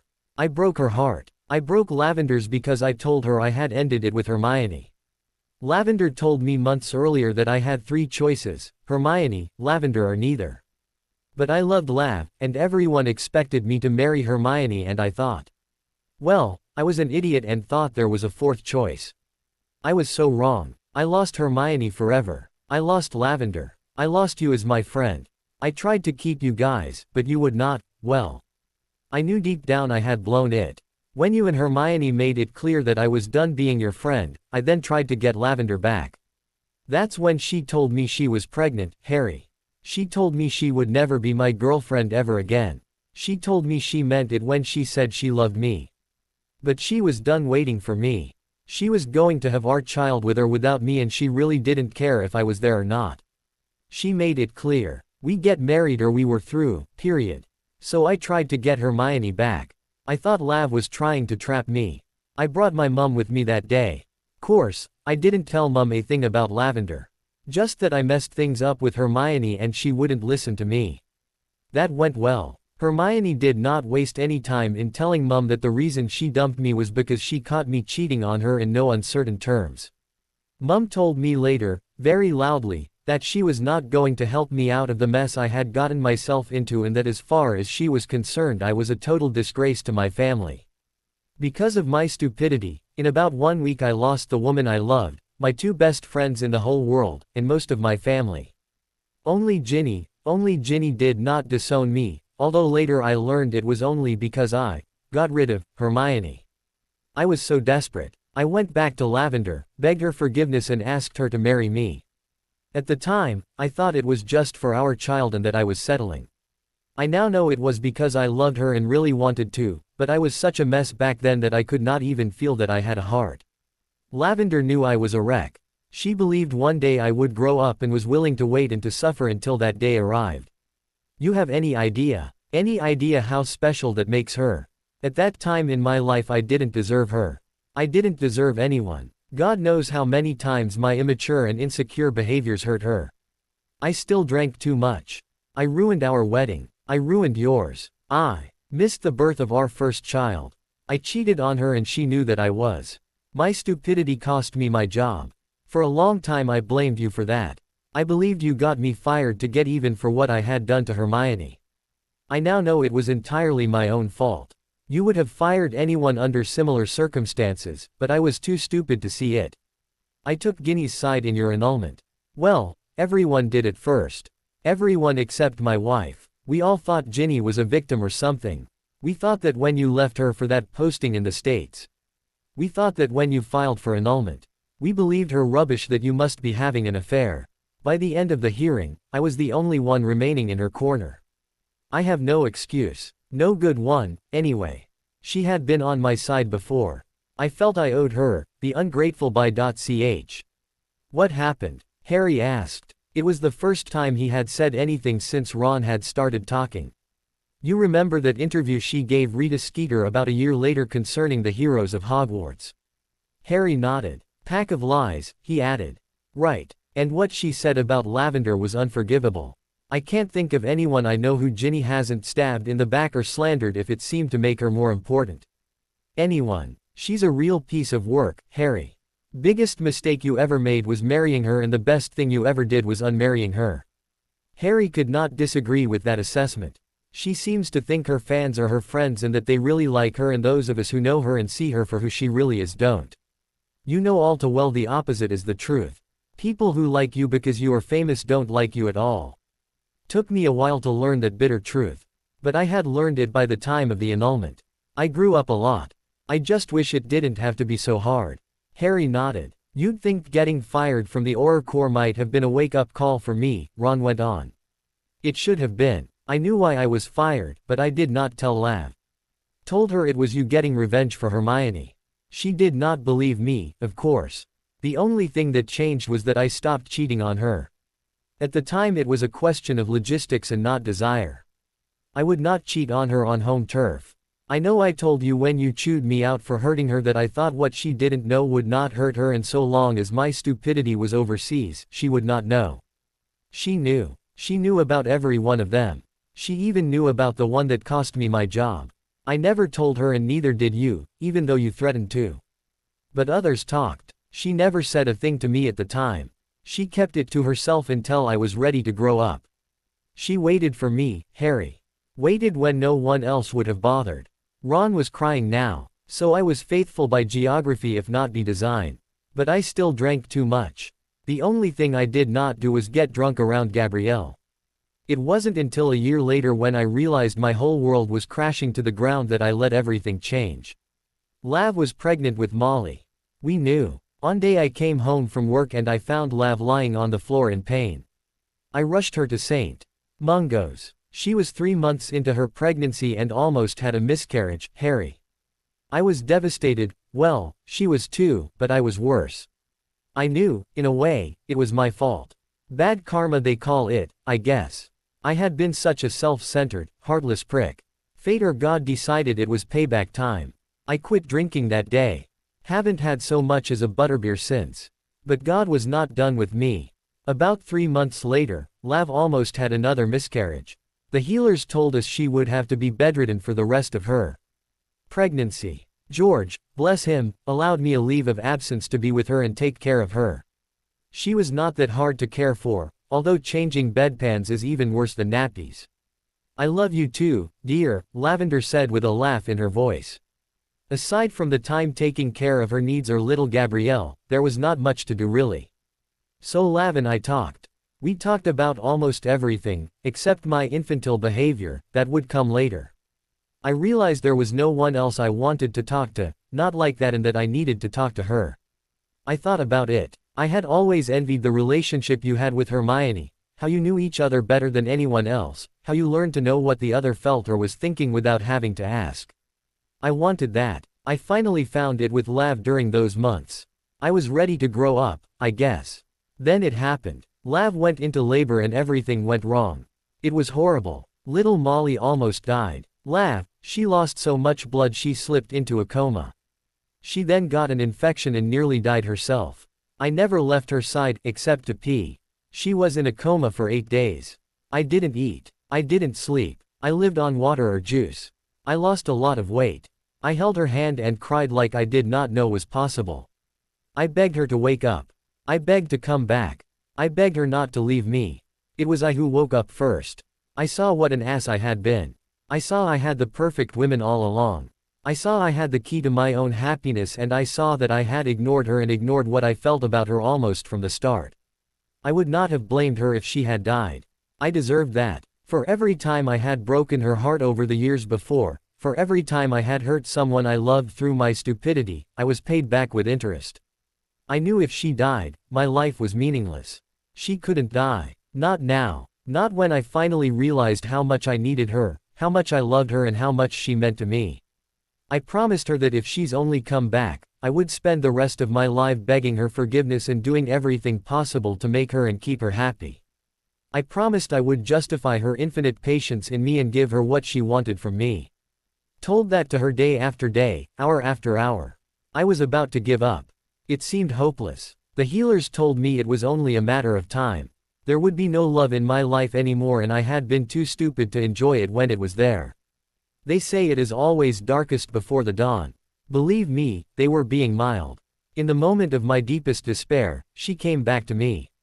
It was a beautiful morning and the sun was shining on her angelic face and I was crying and pleading for her to come back. I began to tell her I loved her. I loved her more than anything and anyone and I would love her until the day I died. I barely noticed she had opened her eyes. Nearly died right then and there when she said she loved me too. God had brought her back to me, even though I was not deserving of His grace. I wake up every day now and watch her sleep for a bit.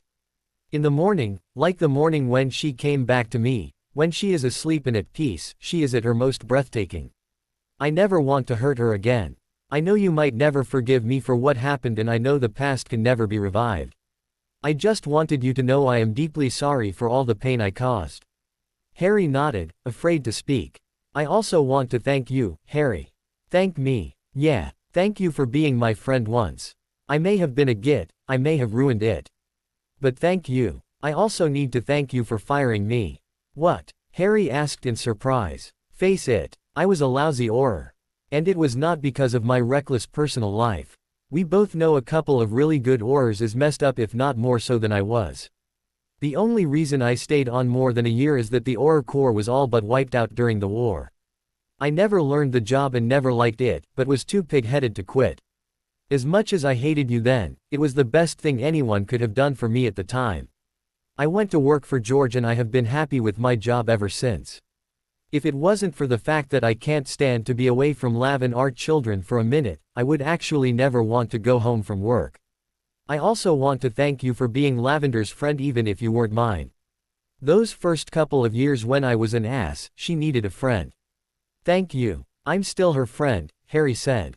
Thanks for that as well, Harry, Ron said with sincerity. See, Lavender said to her husband, was that so bad? No, it was not bad at all, love. You were right. You always are. Feel better. Oddly enough, I do. In the hotel lobby. Hermione had left Harry and hurried to the hotel lobby. There at the front desk stood her mother, sister and 2 children. Hi everyone, she said brightly. Mommy, her 2 children exclaimed. They ran to her as she knelt down to hug them both. She kissed both of them on the forehead. I've missed you two so much, she said. Mommy, Luna replied, it's only been a day. You didn't miss me, Hermione said with a fake pout. I did, Luna whispered back. I always miss you when you're away. Harry. Me too, Mom. Hermione hugged them again. You look pretty, Mommy, Luna said as Hermione stood again. Thanks, Hermione replied, winking at her mom. Don't I get a hug too? She asked her younger sister Daphne. I suppose, Daphne said. Daphne sounded indifferent, but they both knew it was a way Daphne teased her older sister. Thanks. I missed you too, sis. Why do you look so pretty, Mommy? Luna asked. I've got a special surprise for you, Hermione replied. Really? What about me? Harry asked. You too. It's for all of you. Can we see it now? No. First, we have to go up to the room and get you all unpacked. Then we have to get you looking your best, and I always hate dress-up surprises, Harry moped. I think you may like this one. Doubt it. Can you give us a hint, sis? Daphne asked. It's something you've heard a lot about, but have never seen. Thestrals. Luna asked. I shall say no more, Hermione said. And after the surprise, hamburgers or hot dogs or pizza, okay.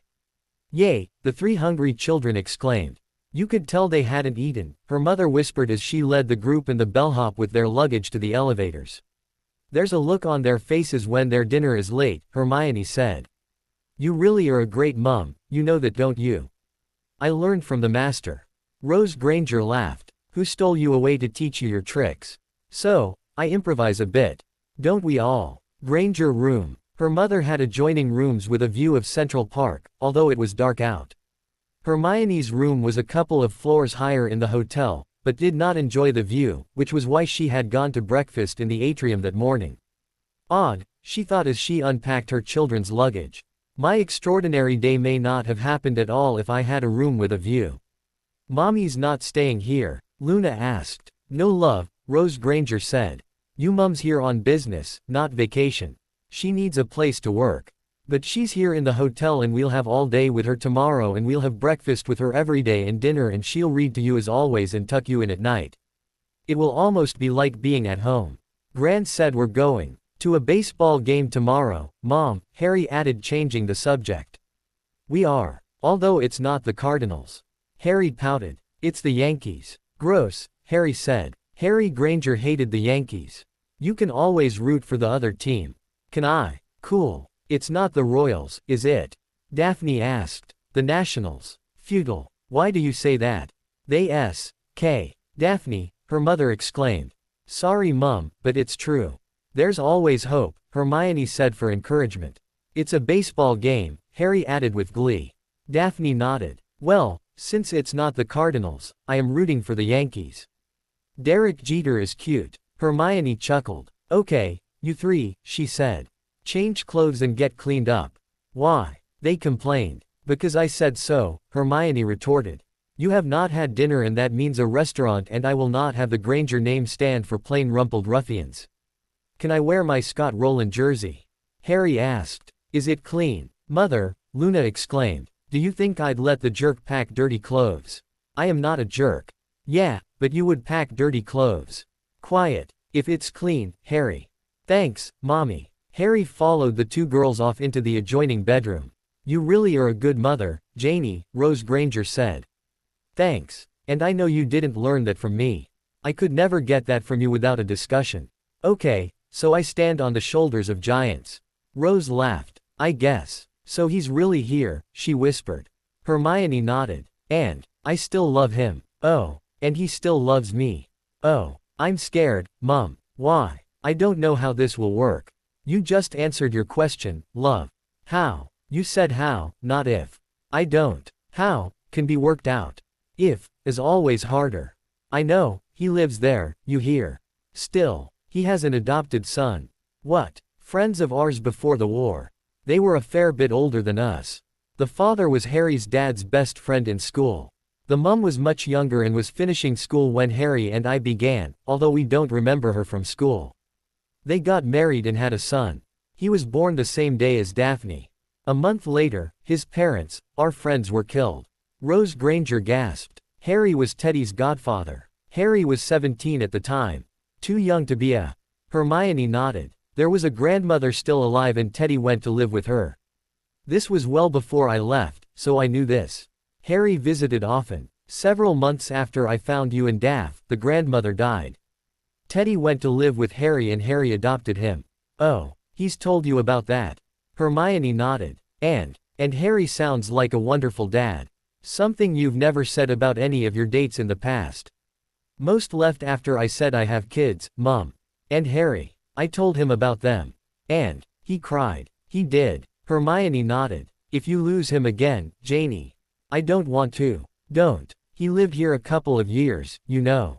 He did. When? 2003 and 2004. Where? Atlanta. Braves fan. Unfortunately. Is he still married? Annulment. Really? Oh, you mentioned that, didn't you? Hermione nodded. Sorry. Guess I had a senior moment. So what happened? From what he told me, it was a terrible marriage.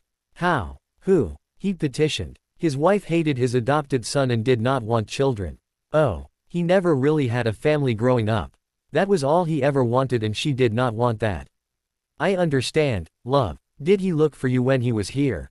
Thought I was still in Australia. Why didn't he write to you? After my first letter, he never got any of the others. He moved. No. Then why? His girlfriend then wife binned them. She read them. He doesn't think so. I gave him copies of my first several letters. He was certain she would have ripped his head off had she read them. She just chucked them without reading them or telling him. Mom. Yes. He did write to me. Really? At least once a month. He saved all the letters hoping one day he could mail them. When did he stop? He didn't. You'd better keep him. I want to, Mom. If you want to move back, I'll come too. Mom. I won't lose you again, Janie. If that means England, I am ready. Hermione hugged her mother. I don't know what it means yet, Mom.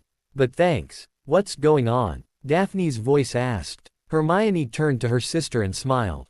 She's my mother. But you're all grown up. Sis, I am. I have kids of my own. But our mom will always be our mom and we will always be her little girls. Best get used to that. I guess. The younger two then entered the room. All set? Hermione asked. They all nodded. The Granger clan then left the room. The atrium. Hermione could not believe how she felt. She was excited. This morning when she saw Harry sitting at her table, she was terrified. She was sure he hated her for leaving. But he did not. She was sure he would leave her the minute she mentioned children, his children, but he did not. He wanted to know them. Wanted to meet them. She just hoped seeing them so soon would not be too much, but something told her it would be perfect. She held her son and daughter's hands as they entered the atrium and walked towards the table where she had left Harry. She saw he had waited as promised and felt like she was walking on air until he was not alone. A couple of steps closer and she recognized who was sitting with him. She stopped. She froze. Her heart started racing. This had been the perfect day of perfect surprises, and now. Not them. Not Ron Weasley and Lavender. How could they ruin everything again? Her mind went blank and she did not notice the small figure that continued to walk towards the table with a determined gait. Their conversation, or rather Ron's confession, had ended only moments ago. Ron was spent in a way and Lavender was looking at him and holding his hand. There was love and even pride in her eyes. Harry knew that she knew that had been so hard for Ron and that she was proud he had handled it so well. Most people had, though Lavender was a bit of a ditz in school. Harry had learned she had hidden her intelligence and her courage. He and Hermione had thought at one time or another she was a doormat. Far from it. Lavender was a formidable person under the right circumstances and, for what she had put up with from Ron waiting for him to grow up, Harry thought she should be a saint, or a martyr depending upon one's opinion of her husband. The couple had focused on each other for now and Harry looked around and saw the little girl approaching. He recognized her immediately. It was the spitting image of Hermione, but only 8 years old. It was Hermione's sister Daphne. Could that mean? He looked around for Hermione, but did not see her. He did not know it, but she had ducked behind a potted bush trying to collect herself. Harry locked eyes with the little girl. You must be Daphne, Harry said to the girl who seemed to be studying him. How did you know that? She asked in reply. Your big sister has told me a lot about you, Harry said. Oh, Daphne sighed. She told me how smart you are and how proud she is of you and. She said that. Harry nodded. Out of the corner of his eye, he saw that Ron and Lavender were watching. You look just like she did when she was a little girl, you know, Harry said. Well, almost. The mean people at school called her Chipmunk. Her front teeth were a little large. Really? Harry nodded. Never noticed that myself until after she had them fixed. And what did Sissy say about me? You're smart as a whip. And, I believe, a Cardinals fan. Of course. Although, Mom, Gran and the kids and I are going to a Yankees game tomorrow. Harry and Luna are going to root for the Nationals. You're not. Derek Jeter is a Yankee. He's cute. You know, you are the first grown-up who did not think my sister was my mother. She told me about you. She also said you hated that, Daphne. It's annoying, honestly. But I do love Sissy. She can be like a second mother, you know, especially when I mess up. But she's also like a big sister, too. Best and worst of both, I guess. Harry laughed. Before Harry could react, the 8-year-old had jumped into his arms and into a hug. I know a secret, she whispered. You do. You're Harry and Luna's daddy, aren't you? It seems so. Harry put Daphne down. I only just learned that today, Daphne. How did you figure it out? Sissy gave us a riddle when we arrived. She said she had a big surprise for us and that it was something we've heard all about but had never seen. Eyes and hair. There you go. You're really smart, Daphne, Harry said. He then whispered. This is a secret. Sissy is really smart, you know.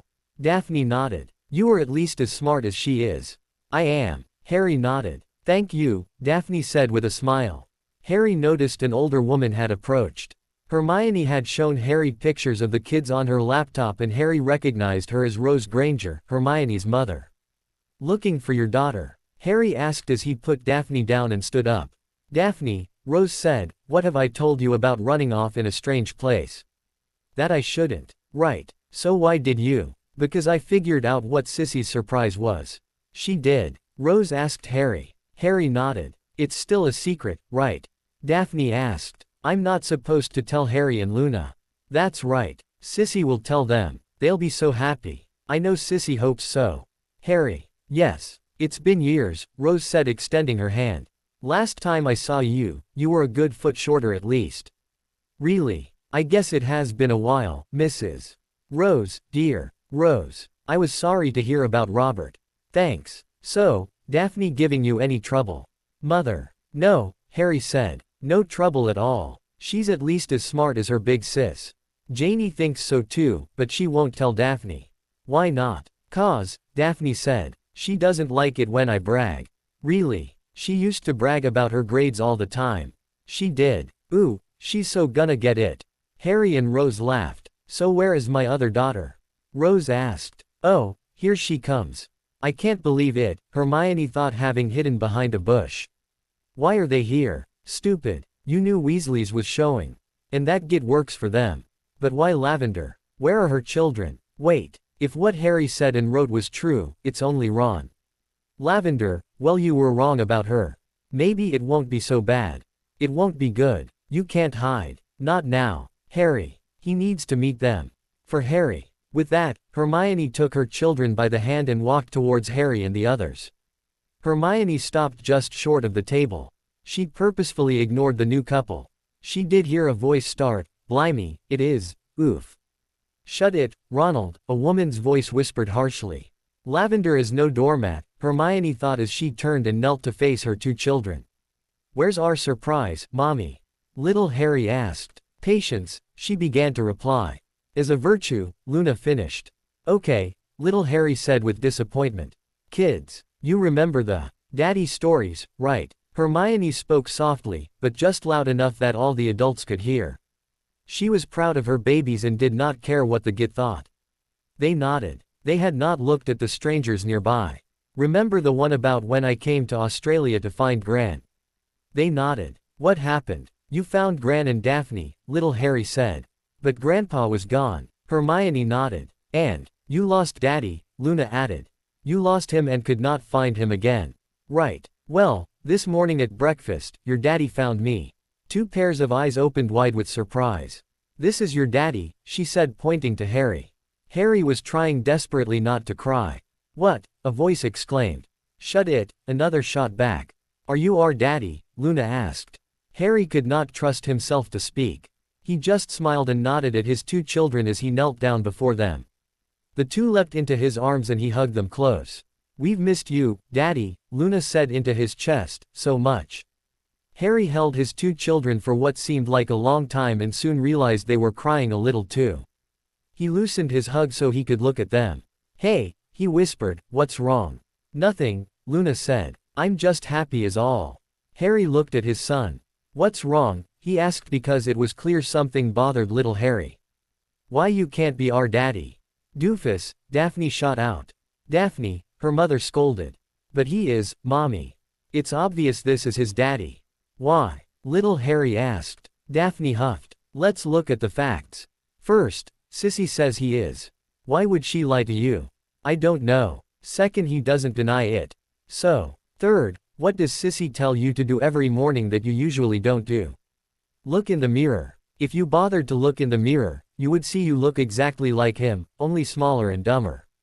I'm not dumb. You act dumb. Kids, Rose and Hermione said in unison and the aunt and nephew shut up. He's not our daddy, little Harry said. Mommy said our daddy does not love us and never wanted to see us.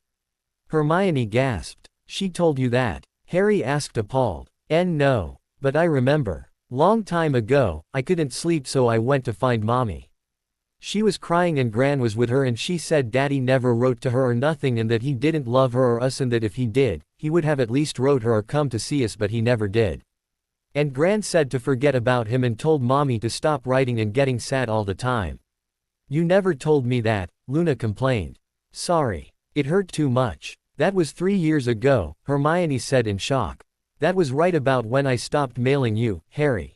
Harry, look at me, Harry said. I am your daddy. There was disbelief on little Harry's face. Then why? He began. You mum wrote me all the time. She told me all about my 2 perfect children. But I never got one of her letters. If I had known about you before today, I would have written you. I would have bought you presents for Christmas and for your birthday. I would have visited. At the very least, I would have done that. But I never got her letters. Did you move? No. Then why didn't you get her letters? Because, back then where I lived there was a wicked witch who stole all the letters from your mum and binned them. Binned them. Threw them away, Hermione explained. Oh. You talk funny, you know that. He's from England, Daphne said in exasperation, they all talk funny over there.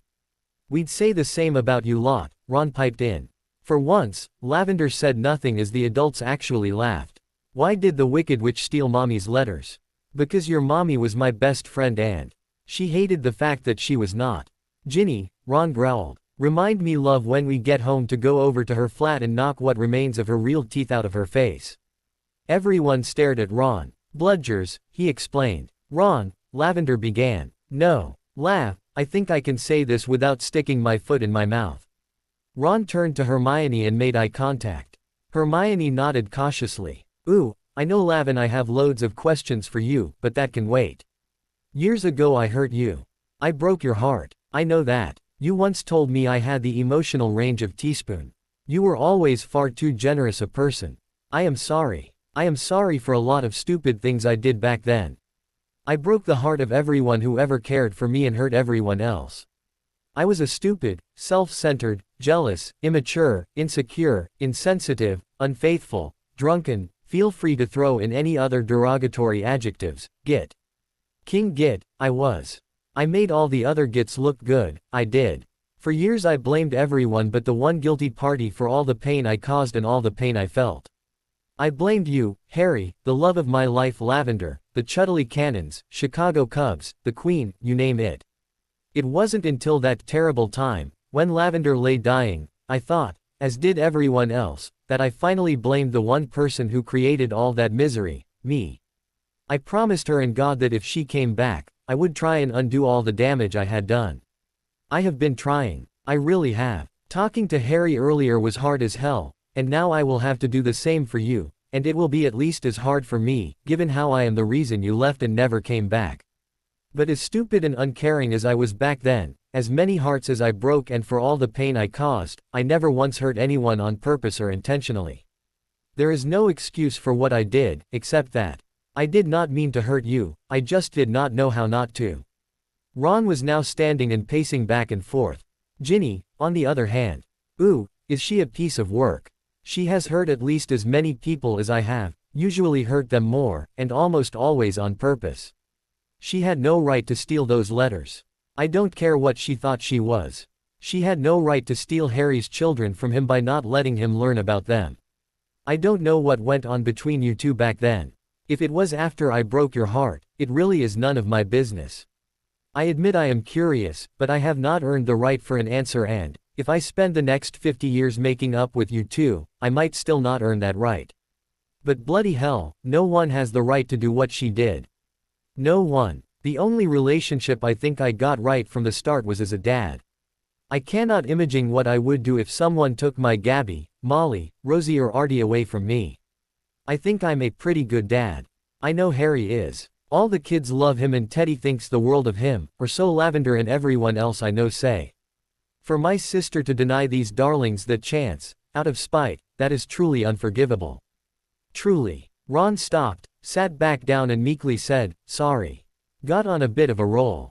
Hermione did not know what to think, except that she did not expect that. She could not help but smile. She then looked at Lavender and the thought dawned on her that Ron had truly found someone. This was not the result of a spell.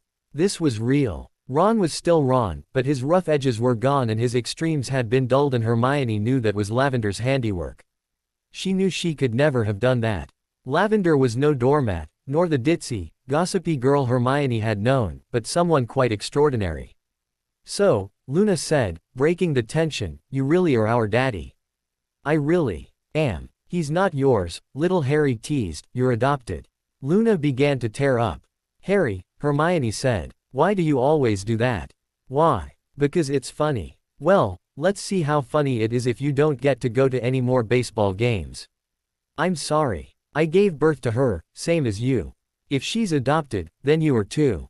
"Got it. Sorry. You ever do that again, you can forget about baseball." "I won't," little Harry said meekly. Harry was looking at Luna, who was clearly upset. "Why are you upset?" he asked her. "I don't look like anyone," she whimpered. "I don't look like Mommy, but Daphne does. Everyone thinks she's Mommy's little girl. I don't look like you, but Harry does. I have owned hair like Gran, but I have blue eyes. What am I supposed to think, Daddy?" "Listen to me," Harry said. "I had a mum too, you know." "What's a mum?" "A mother." "Oh." "She had an older sister named Petunia." "Like the flower." Harry nodded. "Petunia had your owned hair and your blue eyes. The story is that every firstborn girl in that family line was owned haired and blue-eyed. You are the firstborn in your generation of the line, well, one of them at least. You have a owned haired, blue-eyed cousin as well. It is tradition, for lack of a better word. Your being who you are proves you are my daughter, Luna." "It does." "Yes." Luna leapt into Harry's arms for another long hug. "That was very sweet," Hermione whispered. "It happens to be true," Harry said. "Although whether there is a scientific explanation for it is another matter altogether." Harry. They haven't had dinner. I guess that explains some things." "Okay," Harry said out loud. "You mum says you haven't had dinner. Is that true?" "Yes," the children said. "And you, Daphne?" "I'm hungry," she said. "Rose could use a bite." "Well, you're in luck. There's a place here still open where we can get hamburgers or hot dogs or pizza." "Pizza," the three children exclaimed. "Right then." "Harry?" Hermione asked, glancing over at Ron and Lavender. Harry nodded. "Didn't know either." "Unreal." Harry nodded. "Not what I expected when I woke up." Harry nodded. "They're doing it again," Ron whispered with a chuckle to his wife. "What?" Lavender asked. "They are speaking volumes to each other without saying much of anything, really. They were always that way. I always envied that. We kind of do that. With our eyes," Ron agreed. "You think?" Lavender nodded. "So try and be nice. So long as they are finally happy, I can live with anything else." "Me too." "Scared?" Harry asked. Hermione nodded. "So was I. It wasn't that bad." She raised her eyebrows. "No, not yet. But maybe one day. Better than nothing. Better than before." Harry nodded. He then kissed her gently on the lips. He pulled her into a hug and whispered in her ear. "Promise me you'll try and be nice to Lavender. She is my friend." "Promise," Hermione said. "You think?" Lavender asked in a whisper after watching the key. "For their sake, I hope so," Ron said. "They deserve to be happy for once." "No caffeine or sugar for the kids," Hermione called as Harry walked away. "They'll be up all night otherwise." "Don't worry," Harry called back. "I've been the victim of that mistake before." Saturday, June 17, 2006, New York City, New York. The place Harry led Rose, Daphne and his kids to was a late-night diner for all practical purposes. It was set just off the atrium. He had eaten here the night before when he arrived from London. The hotel catered to the magical world, but in keeping with its American heritage, provided non-magical amenities. In addition to the televisions, radios and telephones all over the place, there were 4 places to eat. There was a coffee shop, modeled after the nationwide non-magical Starbucks. There was the restaurant he and Hermione dined in that evening. There was an even fancier French restaurant on the top floor with an outdoor dining area overlooking Central Park that Harry was thinking about as a place to have a dinner with Hermione, and there was the American diner, which was a traditional diner. It served simple, yet tasty and well-prepared, hand-prepared food in large portions. In Britain, at least until recently, witches and wizards cooked mostly with magic. It was good food, but Harry always felt it lacked something. Harry grew up in a non-magical household. He was kind of a Cinderella, ward of his aunt and uncle and treated as a servant. He learned to cook at the age of 5.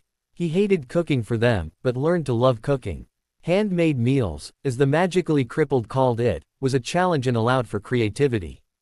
Magically prepared meals were always the same, flawless and uninspired and unaffected by lack of talent or ability. The American diner was hand-cooked, and from what Harry had tasted last night, wonderful. During their walk to the diner, his son pestered him with questions of all sorts. Harry noted that Rose, Daphne and his daughter were silent.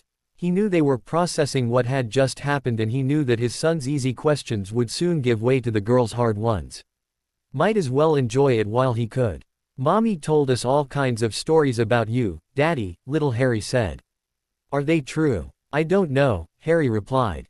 "What stories?" "She said you played Quidditch." "I did. She said you first flew on a broom when you were 11 and made the team, the youngest player in a century the same day." "True again. You like flying on a broom." "I do. It's the only form of magical transport I like, Harry. Mommy won't buy me a training broom, not until school requires it." Harry laughed. "What's so funny? Your mommy hates flying. She flies on airplanes all the time. She hates magical flying. She always has." "Oh, Mommy said you were a seeker." "True. And you once caught the snitch in your mouth." "My very first match," Harry replied. "I was reaching for it and fell and it just somehow flew the wrong way down my throat. I did not catch it that way on purpose, and I never want to hear that you tried to do that. It was not fun at all." "Okay. Okay. Mommy says you saved her from a troll." "True. What happened?" Harry sighed. "Another boy had said something mean about her and hurt her feelings real bad. She had gone off to cry. I did not know that at the time. I was at dinner and a teacher said a troll was loose. Your mommy's friends, that woman earlier, she and her friend had told me your mommy was off crying because of the mean boy. Your mommy did not know about the troll, so I went to find her. I saw the troll and watched it enter a bathroom and decided to lock it in. Problem was, I did not know that was the bathroom where your mommy had gone to cry. She screamed, I heard it and went in to help. I wasn't alone. My other friend was with me. Still, it was one big troll. But you beat the troll and saved her, right? That's true. And I always will try and save her," he thought. "Mommy says you once fought a dragon. Is that what she said?" "She said once there was this big contest and there were 4 people in it and you were the youngest by years and years. She said that a part of the contest, each of you had to take on a dragon and you won." "That's true. Although, take on does not mean fight. It doesn't. What we had to do was take something that the dragon was guarding, a treasure of sorts." "Really?" Harry nodded. "But, what made it worse is we each faced a mommy dragon who was guarding her eggs and the treasure was with the eggs." "Why's that worse?" "Mommy dragons with their eggs or babies are really, really mean and scary." "Why?" "Because they don't want anything or anyone to hurt their babies and because until the eggs hatch, they can't hunt for food so they're really, really hungry." Speaking of hungry, Harry and the rest had been sitting for a few minutes and he waved for a waiter. Since each of the children wanted something different on their pizza, he ordered a pizza for each of them with whatever they wanted. Rose orders a salad for herself and Harry another cup of coffee. "So," little Harry continued, "the dragon might try and eat you." Harry nodded. "And, there were rules that made it really hard to get the treasure." "Really?" "Yep. You were not allowed to hurt the dragon at all. You also were not allowed to hurt any of the eggs. If you did, you got penalties against your score. Mommy says you used a broom to fly around and all of a sudden you dove right between the dragon's legs and won." "That's true. Were you scared?" "Of course." "Wow. Mommy also says you rode the dragon." "Actually, it was another dragon a few years later, but yeah." "Was it fun?" "Kind of." "Did Mommy tell you she rode the dragon too?" "She did." Everyone at the table asked. Harry nodded. "She never said that," little Harry complained. "You said these were, Daddy stories. Why would she?" "Oh, was she scared?" "Not of the dragon, but yes she was." "Why?" "She hates flying." "But she always is flying in planes and stuff," little Harry protested. "Okay, she hates magical flying. She hates brooms, and dragons and hippogriffs and thestrals, at least flying on them. She's flown on all of those." "Yes." "Wow. Daddy?" Luna asked after a brief pause. It seemed little Harry was done for now. "Are you married?" No, Luna. I was once, but not anymore. Why not? My wife and I did not get along at all. So it ended. Did you have children? We did not. Obviously I do, you too. But, I also have an adopted son named Teddy. Luna frowned. What's the matter? Harry asked. Do you know what adopted is? She nodded. It's when your real mommy and daddy don't want you so you go to someone else. Harry looked at her. I suppose that is true in some cases, but not with Teddy. It's not. No. Teddy's mom and dad were a lot older than I was, but they were my friends and they loved Teddy very much.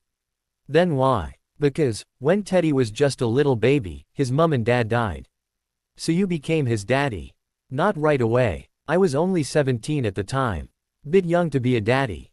But I was named his godfather. And, I knew what it would be like for him. You did? Yes, because my mummy and daddy died when I was just a baby. My daddy died when I was just a baby, Daphne added. It makes me sad sometimes. I never got to know him. But Mum and Sissy did, so I know a lot about him. Are you ever sad about your parents? Sometimes, Harry said. And it was a long time before I met anyone who would tell me about them. That was hard and I knew Teddy would be sad too. When his parents died, his grandmother took care of him and I went to visit him as often as I could. Then, when he was about 2 years old, his grand died as well. I took him home and adopted him. Is he sad? Sometimes. But mostly not. What's he like? He was born April 10, 1998. Just like me. Harry nodded. He's a little taller than you, Daphne, and he's also really smart like you.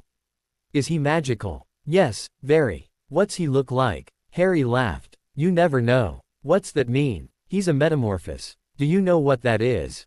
Yes. I read about it once. That's someone who can magically change the way they look, right? Harry nodded. His favorite trick is his hair color. He's been able to change that practically from the day he was born. Not long after he came to live with me, he could change into anyone his age. He used to do that at the park across the street from my house in London so I wouldn't find him to put him down for his nap. It took him a while to learn that while he looked like one of the boys, or girls, he was playing with, his abilities could not change his clothes, so I always found him. Want to see a picture of him?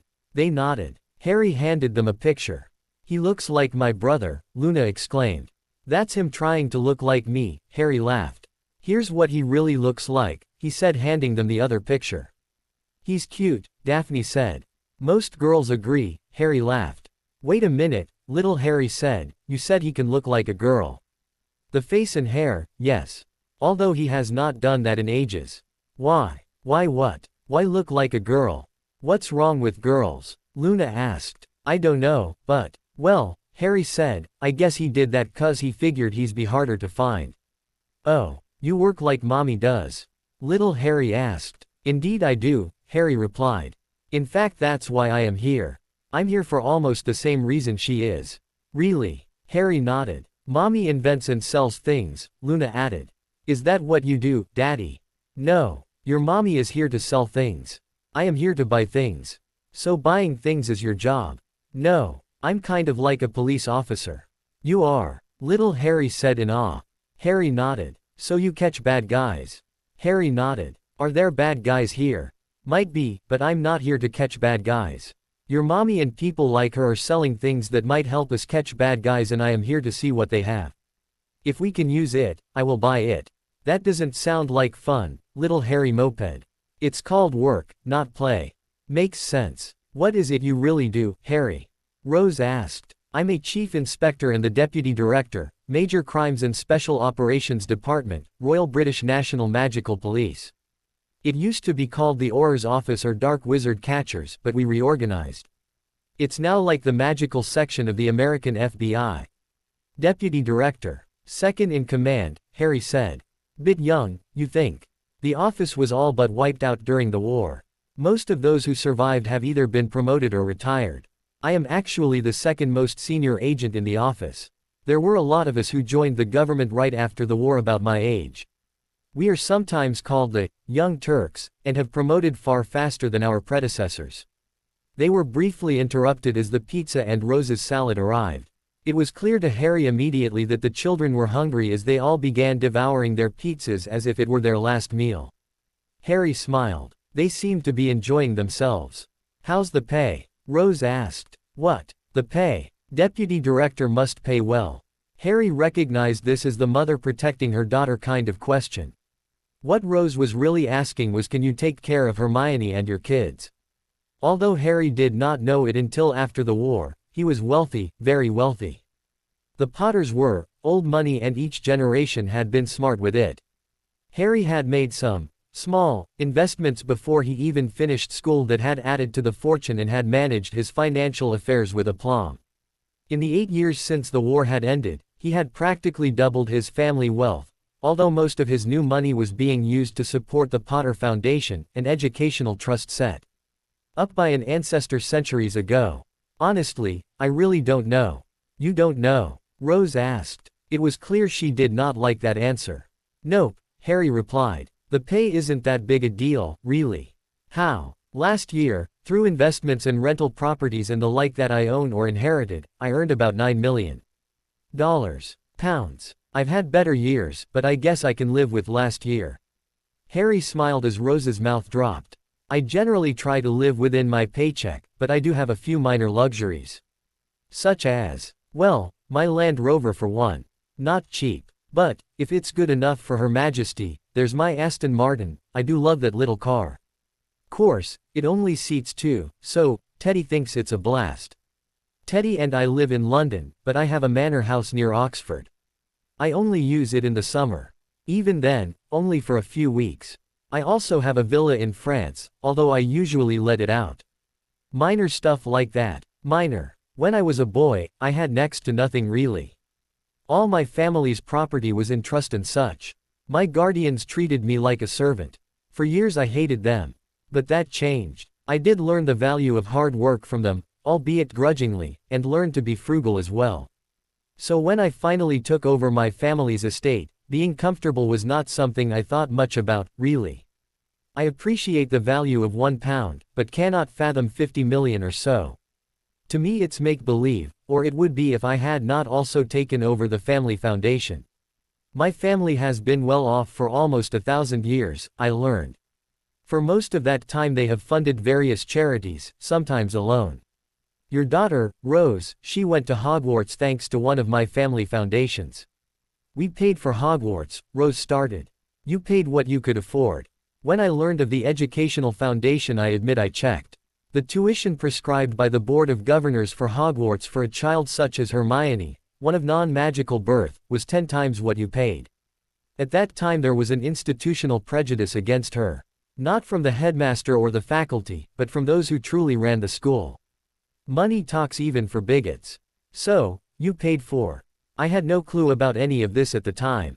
Professor Dumbledore was the guardian of my estate and held a power of attorney over my family's financial affairs, and my proxy is head of our foundations.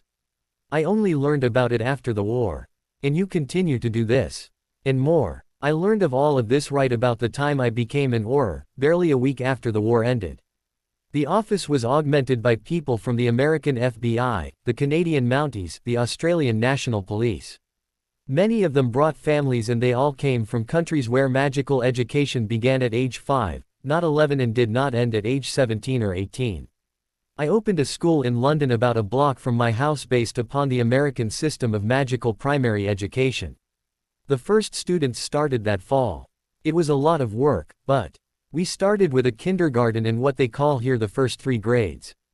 In addition to the foreign students, we found most all of the, well, children like Hermione, in the Greater London area, and most of them attended as well. A handful of magical families started sending their children not long afterwards. When they came of Hogwarts age, they were already at least 3 years ahead of most students. We set up a pilot secondary school program at Hogwarts based again on the American system, but tailored to the British system. Our students took their OWLs after their 4th year, the first class being a year ago, and embarrassed the entire British magical educational system. Our worst student was have been in the top 5% of all the others. They took their GSCEs this spring. I got the results just before this trip. They are all well above the national average. What about college? Rose asked. For now, the foundation will pay to send those students to college who want to go. If they want a magical degree they will come to the States, most likely. Otherwise wherever they want. But by the time Teddy and Daphne reach that age, I am hoping to have a university open in Britain. Goodness. Why are you doing this? In part because I can. Mostly because I see a long-term benefit. My goal is to put someone like me on unemployment, as it were. I and those like me can't change the attitudes of our parents' generation all that much. We cannot even do that with our own. But the children, they are the future, and if they are taught right, then what happened years ago might never happen again.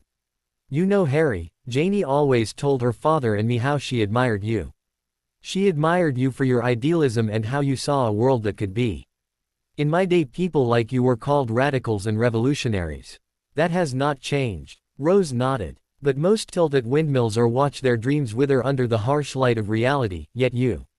Most lack the financial wherewithal to do something. That's not my problem. Harry, why are you really doing this? You're placing your family's fortune at risk and… Janie told you what we did during the war. Most of it, I think. And you know about me and such. Harry noticed that Daphne was all but staring at him. Rose nodded. As you know, Janie went back to school after the war. I did not. I thought that the end of the war would change things. It did not. The same problems and prejudices existed. We rounded up the enemy, but they were but the symptom that gave rise to the illness. The underlying cause was the system itself. I never wanted to be a part of that war. Never. I was dragged in, along with all of my friends and just about everyone else, kicking and screaming. What child deserves that? I was 17 when the war ended and had been fighting for almost 6 years. Is that a way to grow up? I killed the first time I can remember when I was 11. No child should ever have to do that. Fortunately, I don't remember that all that well, but I know I did it. I, like many others, were soldiers in that war and, well, we could be remembered for that. That's not a legacy I desired at all. Janie went back to school. I went into the Orr's office and soon realized that the system and society that made that damned war possible had not changed a bit. I, and many like me, the Young Turks, began meeting. We began talking. We decided to change everything to make sure something like that, something that sent you to Australia, would never happen again. In our numbers were people who had been on the other side and seen and hated what they had been asked to become. The Minister for Magic, a friend of mine, got wind of our, revolutionary zeal and asked us to make recommendations for reform. You ever study American history, Rose? Yes. The Constitutional Convention. Yes. That's what we became. Before the charter we wrote was enacted, the government had not evolved much at all. The ministry controlled the Wizengamot for the most part, which means the minister was all but a dictator. The Wizengamot was both the legislature and the judiciary, and one was born into it. You only got in if you were the heir from one of the original 600 wizarding clans from the original Britain Council of Warlocks formed in the 8th century, even before Hogwarts was founded. Clan lines have died out over the centuries and other lines have been disenfranchised. My family is from one of the original clans and I am the heir. Originally, my house would have had 1 vote. When I first appeared in chambers, I held 107 votes plus 78 that were willed to me by my godfather. It turned out, there were other clan heirs in the Young Turks. Between us, we controlled a majority of all the votes. Enough to change everything, which we set upon doing. We wrote the charter. It was based largely on the Constitution of the United States and the constitutional structure of Great Britain. It called for 3 separate but equal branches of government. The minister would be elected based upon a majority of votes from the legislature. The legislature would be elected by the people over whom they governed. The judiciary would be appointed, provided they were qualified at law and approved by a majority of the legislature. There was a Bill of Rights, written by a son of a former Death Eater, that states that all humans, regardless of magical ability or heritage, were equal under the law. On December 26, 2002, in special session, the charter was sent to the Wizengamot for consideration. Since we Young Turks controlled a majority of the votes, debate was prevented. It passed and became the governing law of magical Britain in 15 minutes. The minister, confirmed for term as the transitional leader, then sent a lot of us off to America for 2 years. In part, he did this to keep us out of the firestorm we had created. In part, he did this so that when we came back we had other ideas as to how to improve the country. It is that and the education. That's what I want to be remembered for in the end. Does Janie know this? Rose asked. Bits. Unless she knows from other sources, only bits.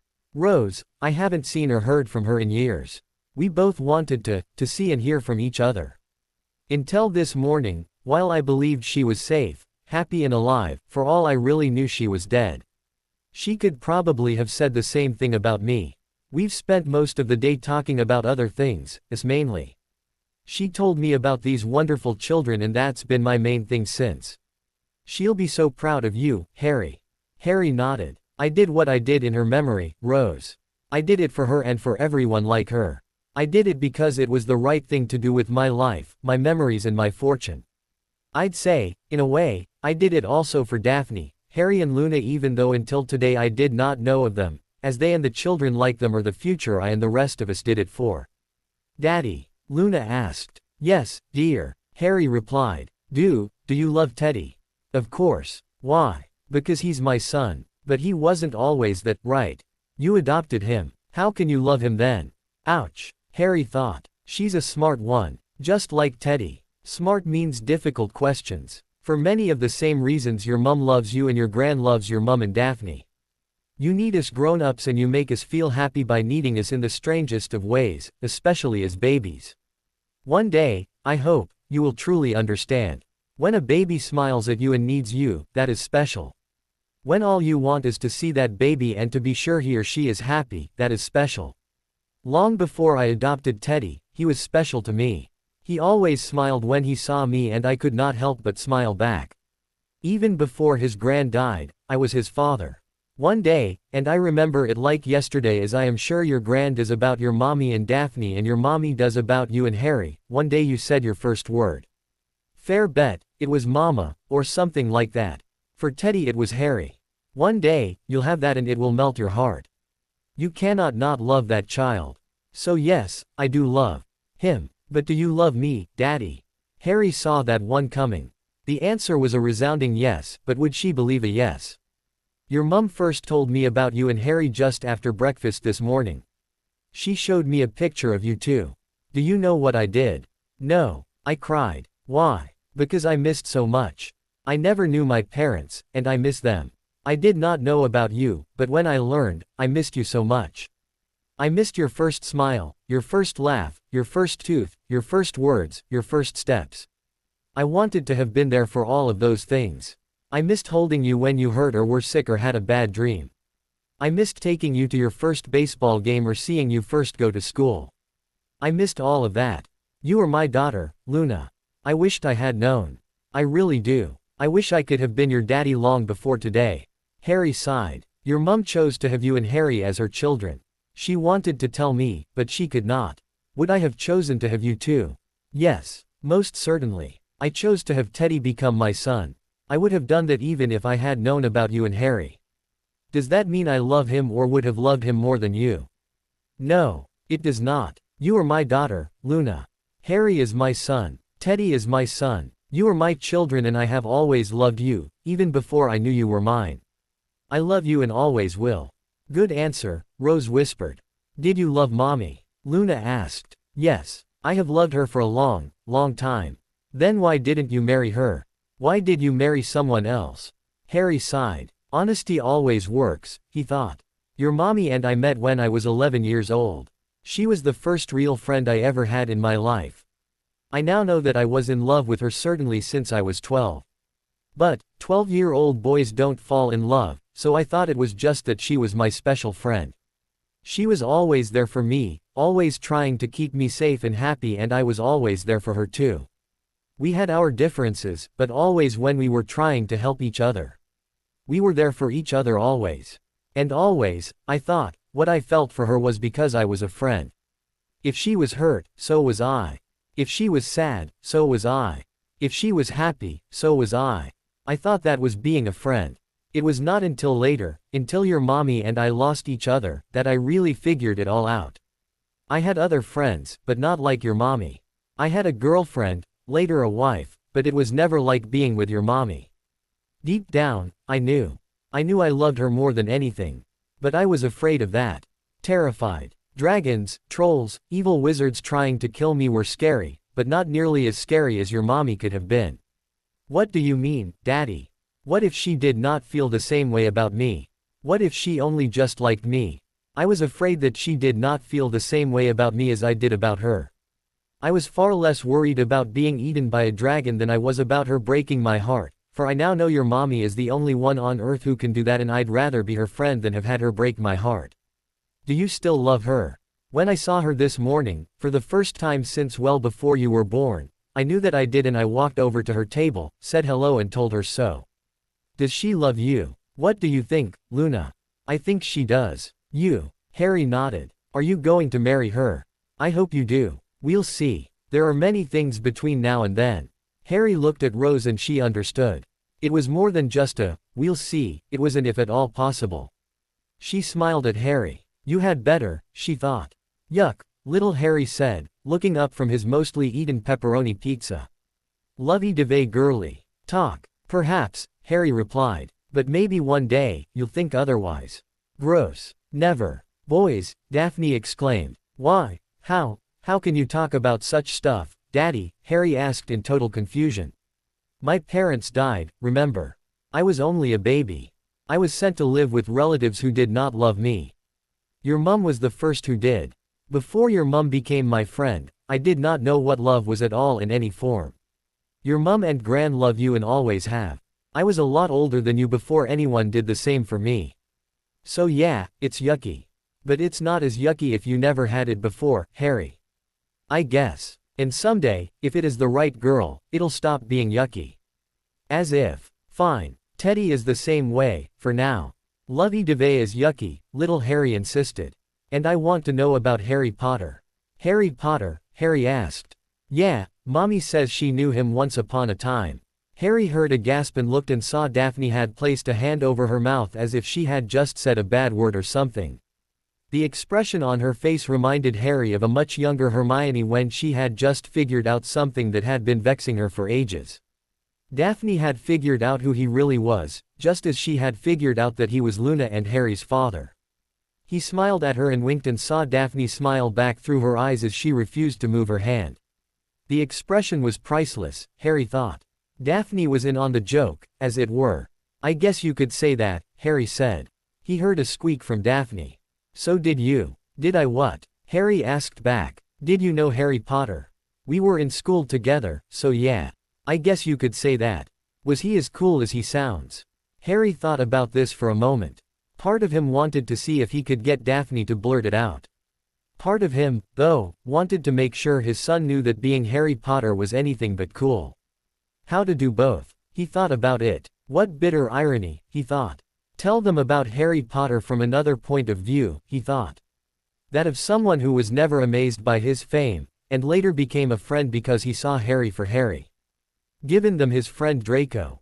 Scarhead. Some did, Harry said with mock disdain. Scarhead. That's what I called him, Harry replied. He again winked at Daphne to let her know he was teasing little Harry. You didn't think he was cool. What's cool about being nutter bait? Dark wizards trying to kill you from the day you were born.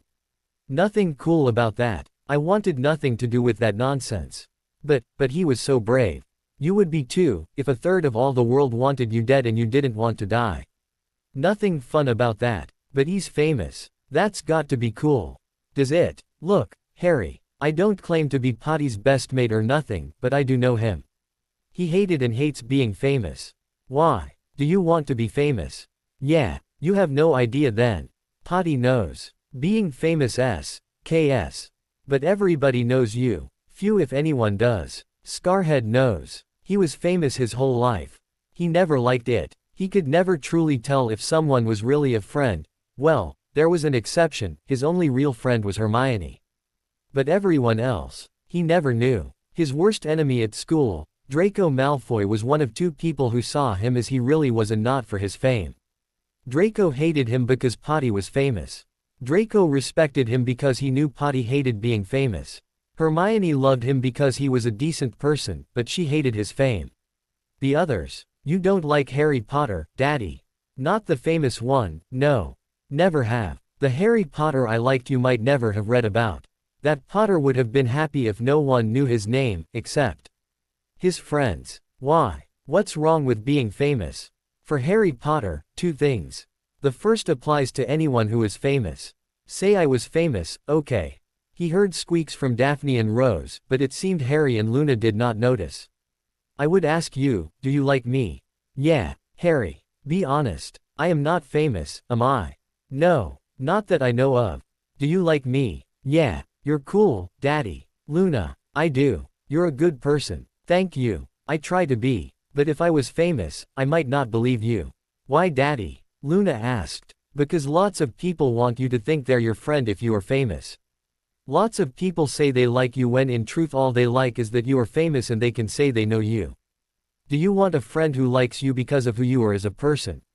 Or a person who says they are your friend because of what you are, a famous person? I'd want a friend, little Harry said.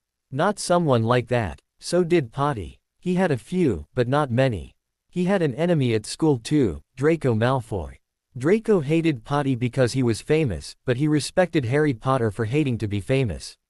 Later in life, they became friends, not best of friends, but friends. Many others have claimed Harry Potter as a friend, but all they wanted was to be part of his fame and not part of his life. He hates that. Still, he did amazing things, Harry protested. Not by his own choice. Things were forced upon him.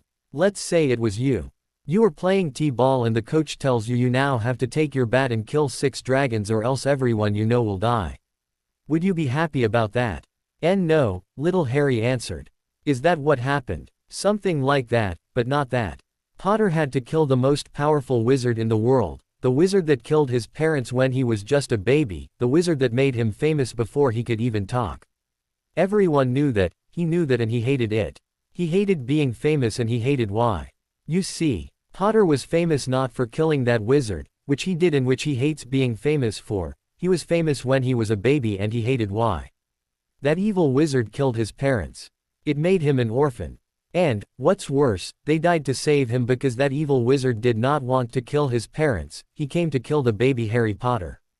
That evil wizard killed Potty's parents and then tried to kill Potty. Somehow, and no one really knows how or why, Potty stopped him. Potty was just a baby and he beat the most terrifying wizard in the world without knowing a speck of magic. He was famous all his life, almost.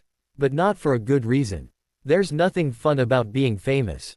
Throw on it being famous for killing, it's worse. And being famous for something that happened when you were a baby, worse again.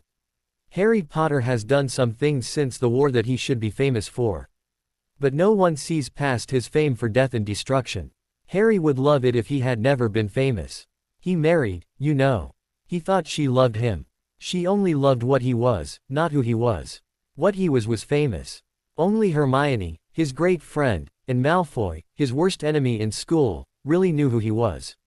He lost Hermione. He became friends with Draco. To this day, Harry Potter would rather be unknown rather than famous. If he had kids, Harry Potter would tell them to do great things, but to do their best at never becoming famous like he was. You don't like Harry Potter, Daddy? Little Harry asked. Not the famous one and neither does your mom. Oh, little Harry replied disappointed. We do like the real Harry Potter, though. The one who is not and does not wish to be famous. What happened to Hermione? Luna asked. No one really knows, not even her best friend Harry Potter. A lot of people like Hermione left Britain during and after the war and has never come back. Like Mommy. Harry nodded. Hermione was a witch from a family without a magical heritage, Harry said. The war was hard on everyone, but particularly hard on people like Hermione. And Mommy, Luna added. And your mommy, I suppose. Most of us who lived found we pretty much had to start over and rebuild our lives. I guess for many, like Hermione, that was too hard. It would be easier to do it somewhere else, like here in America, far from the memories and reminders of that war. Mommy came here because Gran did, Luna said. Harry nodded. And because she could go to college here. Everybody who left had their reasons, Luna. Did Hermione leave right away?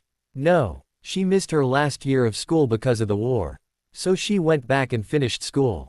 We think she left right after she finished. What do you think happened to her, Daddy? Well, first of all, I don't think she left because of the war. Not really. If that was the reason, she probably would have finished school somewhere else. No, I think she left because of a broken heart. You do? Yes. While she was in school after the war, the whole magical world learned that Harry Potter was getting married to another girl. Deep down, I like to think that Hermione really loved Harry and really hoped she might one day marry her best friend. When she learned that was not to be the case, I think she thought there was nothing left for her in Britain. That's sad, Daddy. Harry nodded. It is a sad story. But I always like to think even a sad story will one day have a happy ending. I like to think Hermione found what she was looking for, that she has a family she loves and a nice home where she can live all her life in peace. Do we have to talk about love again? Little Harry said. It's icky. It is not, Luna said. Boys Harry's age think it is, Harry said. But Harry, you are outnumbered here and girls do like those kinds of stories. What happened to Harry Potter, Daddy? Little Harry asked. After the war, he became a dark wizard catcher. He works in my office in London. Really? Really? Is that why you call him Scarhead?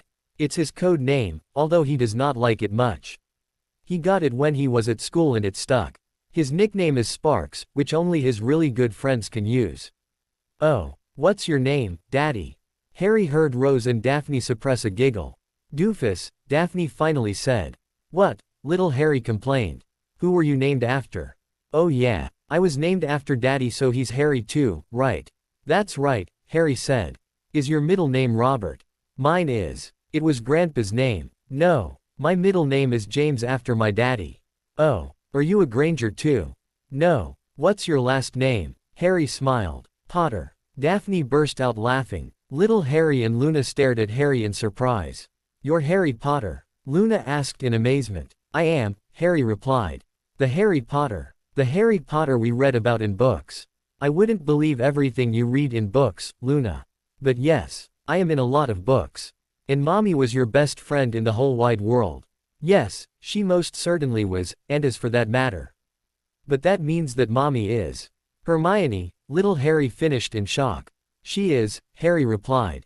Little Harry then jumped from his seat and ran off in the direction of his mother. Harry could not help but chuckle. I am impressed, Harry, Rose said. Really? About what? It took you well over an hour and a half to get to that point and you've been talking the whole time. Still, it would have been fun if I could have avoided it a little longer, Harry chuckled. Well, Daphne said, I knew much earlier. I know you did, Daphne, Harry replied with a wink. Sissy told me you were really smart. Saturday, June 17, 2006, New York City, New York. Hermione watched as Harry left her with her two children, Mum and Sis. He looked so comfortable with them, she thought, as a smile crept onto her face. She could see, and hear, that little Harry had started pestering his daddy with questions. Hermione sighed. He has no idea what he's in for, Hermione laughed. What? Lavender said. Harry. My little Harry is going to talk the poor man's ears off, Hermione finished as she took a seat facing Ron and Lavender.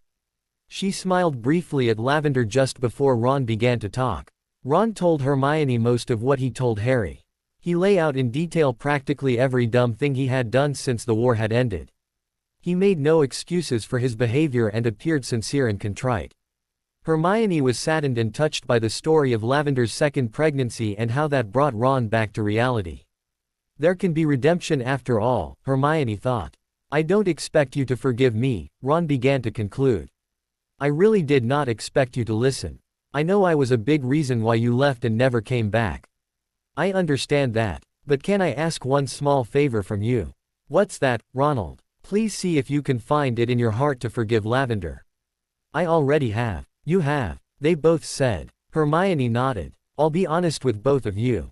Until today I hated you both and never wanted to see or hear of you ever again. If I had seen you this morning before I met Harry, well, I know we would not be talking. But Harry found me first. I honestly did not know what to expect when I realized Harry had sat down at the table with me. I certainly did not expect what happened. Ron, I know you blame yourself for my leaving. I admit it was a part of why I did not choose to return. But it was only a small part. The biggest reason I never came back is because by the time I boarded my flight to Australia, I knew I was in love with Harry. I still am, it seems. I was in love with him, probably for years and maybe since the day we first became friends. I just refused to admit it to myself. It wasn't until the night following that lovely meeting with you and your mother that I realized what I should have so long ago. I must have spent hours crying in Harry's arms following that. Finally, when I was all cried out, he kissed me and I knew.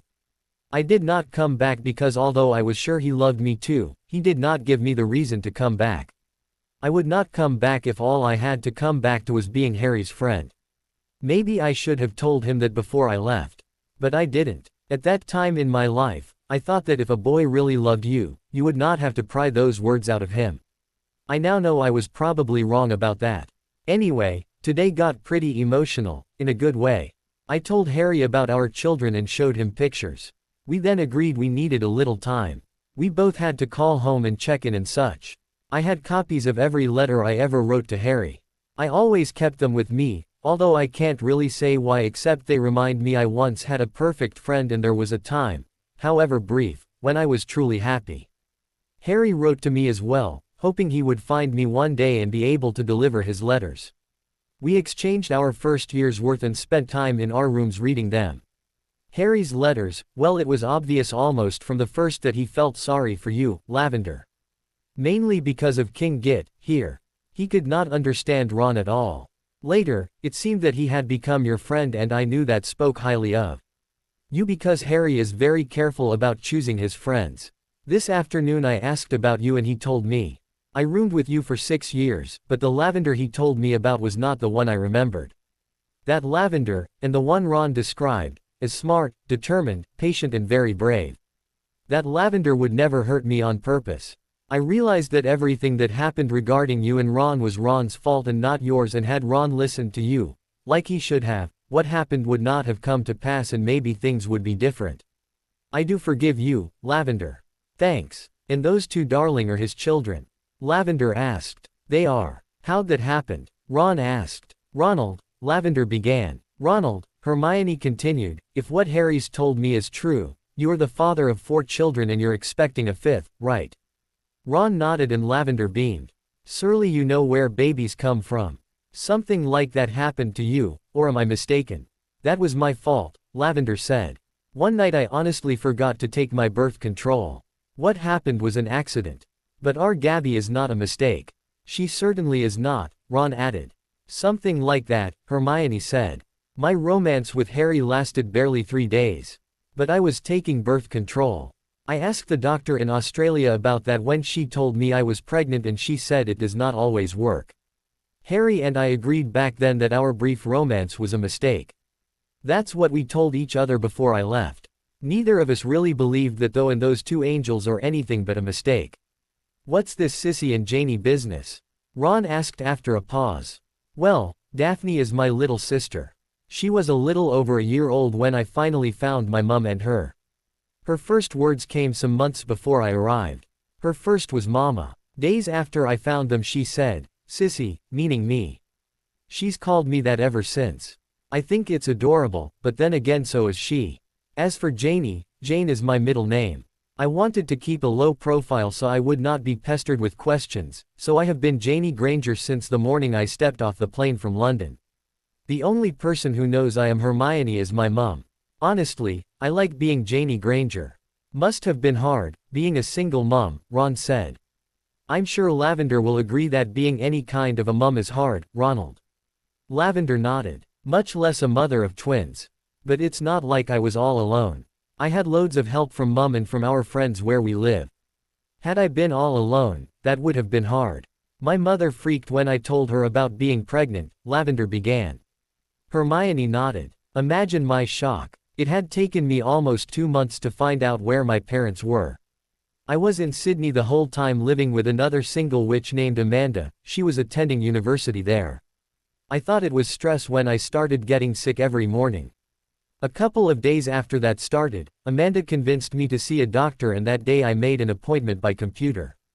It was with that computer I found my parents. They were in Shoalwater, Western Australia, about as far from Sydney as one could get. That was a Saturday. I would have left then and there, but I promised Amanda. On Monday, I went to the doctor and she ran some tests. I then made an appointment to have my teeth checked at my parents' dental practice in Shoalwater the following Monday.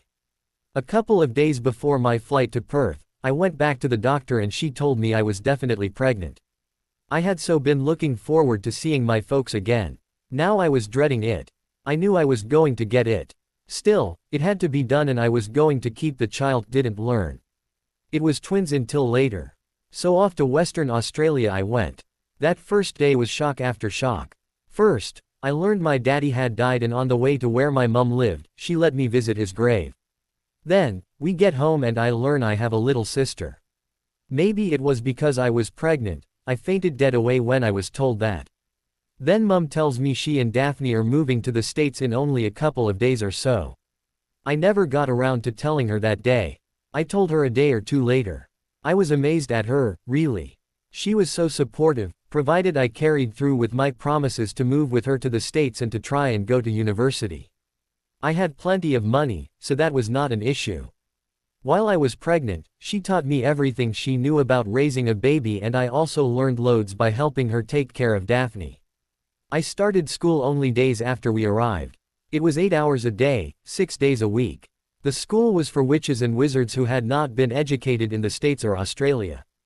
In those countries, you take magic on top of the same courses you would take had you never been a witch or wizard, so we had to make up for 7 years of schooling before we could even think of college or even a decent job. All this while you were pregnant? Lavender asked. Hermione nodded. My water broke during a history lecture, she laughed. I thought I had it rough, Lavender commented. Anyway, my class and professors agreed that since I was due right around the time we would take a week off for spring break, that our first day of spring break would begin the day I went into labor. So, a classmate of mine drove me to the hospital and all my classmates followed. My mum came and they were all there when little Harry and Luna entered this world on March 22, 2000. Much better than my first, Lavender said. I was all alone, she glared at Ron. Sorry, he said meekly. Anyway, in May we took our college boards, graduated and got our high school equivalencies and I was accepted into St. Louis University beginning in the fall, which gave me 2 months to mother my darlings to death before I'd have to hit the books again. Is that where you live? Ron asked. Oh, sorry. My mum and I moved to St. Louis. Actually, at first we lived in Clayton and now in Chesterfield, but it's the St. Louis area, yes. Ronald, Lavender scolded. What? I can tell by that look in your eyes, Ronald. What? You were going to start talking about baseball and your Chicago Cubs, weren't you? Well, I swear. Lavender turned to Hermione. He's much better about some things, but his conversational topics are so limited. Me, our kids, his work, Quidditch, as in the Chudley Cannons, and the Chicago Cubs, and not necessarily in that order. So you went to university? Hermione nodded. I studied applied magical theory and business administration. My mum suggested I broaden beyond purely magical studies and it paid off in the end. I was hired as a researcher at Pock Riley Company in St. Louis. They specialize in combining magic and technology and I focused on magical laboratory equipment for forensic analysis and such. My department supplies most of the major magical forensic and pathology labs in the country, including the magical section of the FBI. More recently, I've taken on an additional role as a special project sales representative. That's why I'm here. We trying to crack into the European market, which I hope shouldn't be too hard as we don't think we have any competition for our equipment over there. Good, Ron said. What? Well, we're not really competitors then. Weasley Industries sent me to try and get into the American market. Weasley Industries. My Ronald here has become quite the tycoon, Hermione. Best thing that ever happened to him was when Harry fired him from the Auror Corps. Isn't that right, dear? Indeed it is, Ron agreed. You see, Hermione, when Ron got fired his brother George hired him to work at Weasley Wizard Wheezes. Entry level, hourly wage, mind you, but it was a job. Ron spent 6 months learning everything he could about the business, serving customers, the mail order side, suppliers, inventory management, bookkeeping. You were a huge help there, honey, Ron added. Lavender blushed at finished, contracting, finances and investment and all of that. Don't forget product development, Ron added. It was basically a crash course into how to run a business, Hermione. Anyway, Lavender continued. Ronnie wasn't but a few months into the job when he began thinking. He told me. Oh, until then I wondered about him and us. But he told me his ideas and I told him he was brilliant, and he set to work. We set up our spare bedroom as an office and he began working at home a nights and, every once in a while he would call me in and we'd talk and he'd ask my opinion. And sometimes, he would actually listen to me. I was pregnant with Molly then. It was after my first near miscarriage. So he worked and worked. He was getting prepared to present his idea to George for advice and backing when I had my second near miscarriage. I was on bed rest and George, bless him, gave Ronnie time off to be with me. He moved his office into my bedroom so he could work and be with me and ask me stuff. 2 weeks before our Molly was born. Before I nearly lost you, love, Ron added. Ronnie went to his brother with his business plan. George thought it had potential, but it was outside his areas of interest. He was one of my first investors and he and Bill made sure Gringotts got in as well. Lav here went over the books and finances, she really has a knack for that sort of thing and I was certain I could make a go of it, then I almost lost her. My business, I did it for her and Gabby and Molly. If I lost her, I don't know. I told you earlier I had finally realized what I had in my Lav and having finally realized that I could not lose her, not now. And you didn't, Lavender said softly. I almost did. I believe you brought me back. I know I've told you that, still. Our miracle Molly was born November 4, 2000. She was small, but she was healthy by the time I woke up the morning of the 12th. I was in hospital for another month and Ron was there most all the time. Company meetings were in my room, held in a whisper if Ron thought I was asleep. When I woke up, if I asked, I joined the meeting going over finances and such. As often as not, though, I was alone with my Ronnie and he'd rub my feet and back and tell me what he was thinking and ask my advice about things. It was even better than our honeymoon. Except no boom boom, Ron said. Only 'cause the healers. The bastards. I happened to agree, but we had to think of Molly. I know. Anyway, despite everything, Ron's shop opened on time and under budget. Piccadilly's opened on January 1, 2001 as scheduled. It was a huge success. Piccadilly's? Hermione asked. The Piccadilly's. The first true magical department store. That was you, Ronald. It was, Lavender said. He brought in the idea following a trip to Harrods. Wanted something like that for us magical folk, although most of what is sold you could buy in any non-magical shopping center. Of course, Harrods is more upscale across the board, but if you include mail order, well you can buy it through Piccadilly's. We have a Piccadilly's in St. Louis, Hermione said. It opened just after Thanksgiving 2004. I shop there all the time, and I thank you and all of our loyal customers for helping put food on my table. Ron said with a laugh. Within a year, I had no choice but to expand. The original Piccadilly's in Diagon Alley was so crowded. The alley was so crowded I learned that it seemed people were coming to London from all over Europe to shop, and our shelves were empty far more than is good for business. I got investors from all over. In the 5.5 years since I opened the first store, I've opened 50 more throughout Europe and the United States. We also have one in Vancouver, Canada and another we just opened in Sydney, Australia and another in Melbourne. I spend a lot of time here in the States, mostly in Chicago where our US headquarters is located. It was in Chicago where I was introduced to baseball. Been hooked ever since and Lav, our numbers cruncher, she really loves the game. It's subject to so much relevant statistical analysis, Lavender said. I've learned to keep a scorecard and such. I never was into Quidditch nearly as much. So I take it you've been to a game, Hermione asked. Several. Ron's trips are never more than a few days and he takes me somewhere at least 6 times a year, sometimes more. The kids stay with the grandparents for a few days. Meanwhile, I get to see the world, or at least the Piccadilly's world. Paris, Madrid, Rome, Milan, Amsterdam, Copenhagen, Athens, Vienna, Munich, St. Petersburg, Moscow, Chicago, lots of trips to Chicago, San Francisco, Seattle, Miami, Boston. This is my first time to New York, though. Don't forget our occasional side trips, darling, Ron said. You loved Florence and Venice. One long honeymoon, Hermione. I swear, every child we've conceived since Molly was in a romantic hotel room overseas. If I wasn't already expecting, we would be after this trip. Ron makes it a point to bring me with him to Chicago at least 2 to 3 times a year, that's where his American corporate headquarters is located. We go at least once during baseball season so we can take in a few games and once before Christmas. It's a lovely city, Hermione. Ron laughed. What she loves is the $1 Million Mile, the shopping on Michigan Avenue. And everyone loves their Christmas presents, don't they, love? Only because you have good taste. I should hate the two of you, Hermione said. But I can't. You are happy. As happy as I've ever been, Ron said. If it took infantile Ron to bring us here, then it was worth every tear, Hermione. Infantile Ron. The one who broke your heart, broke mine time and again, drank, till he passed out and cheated on me left and right. The one I waited for to grow up. You have grown as well, laugh.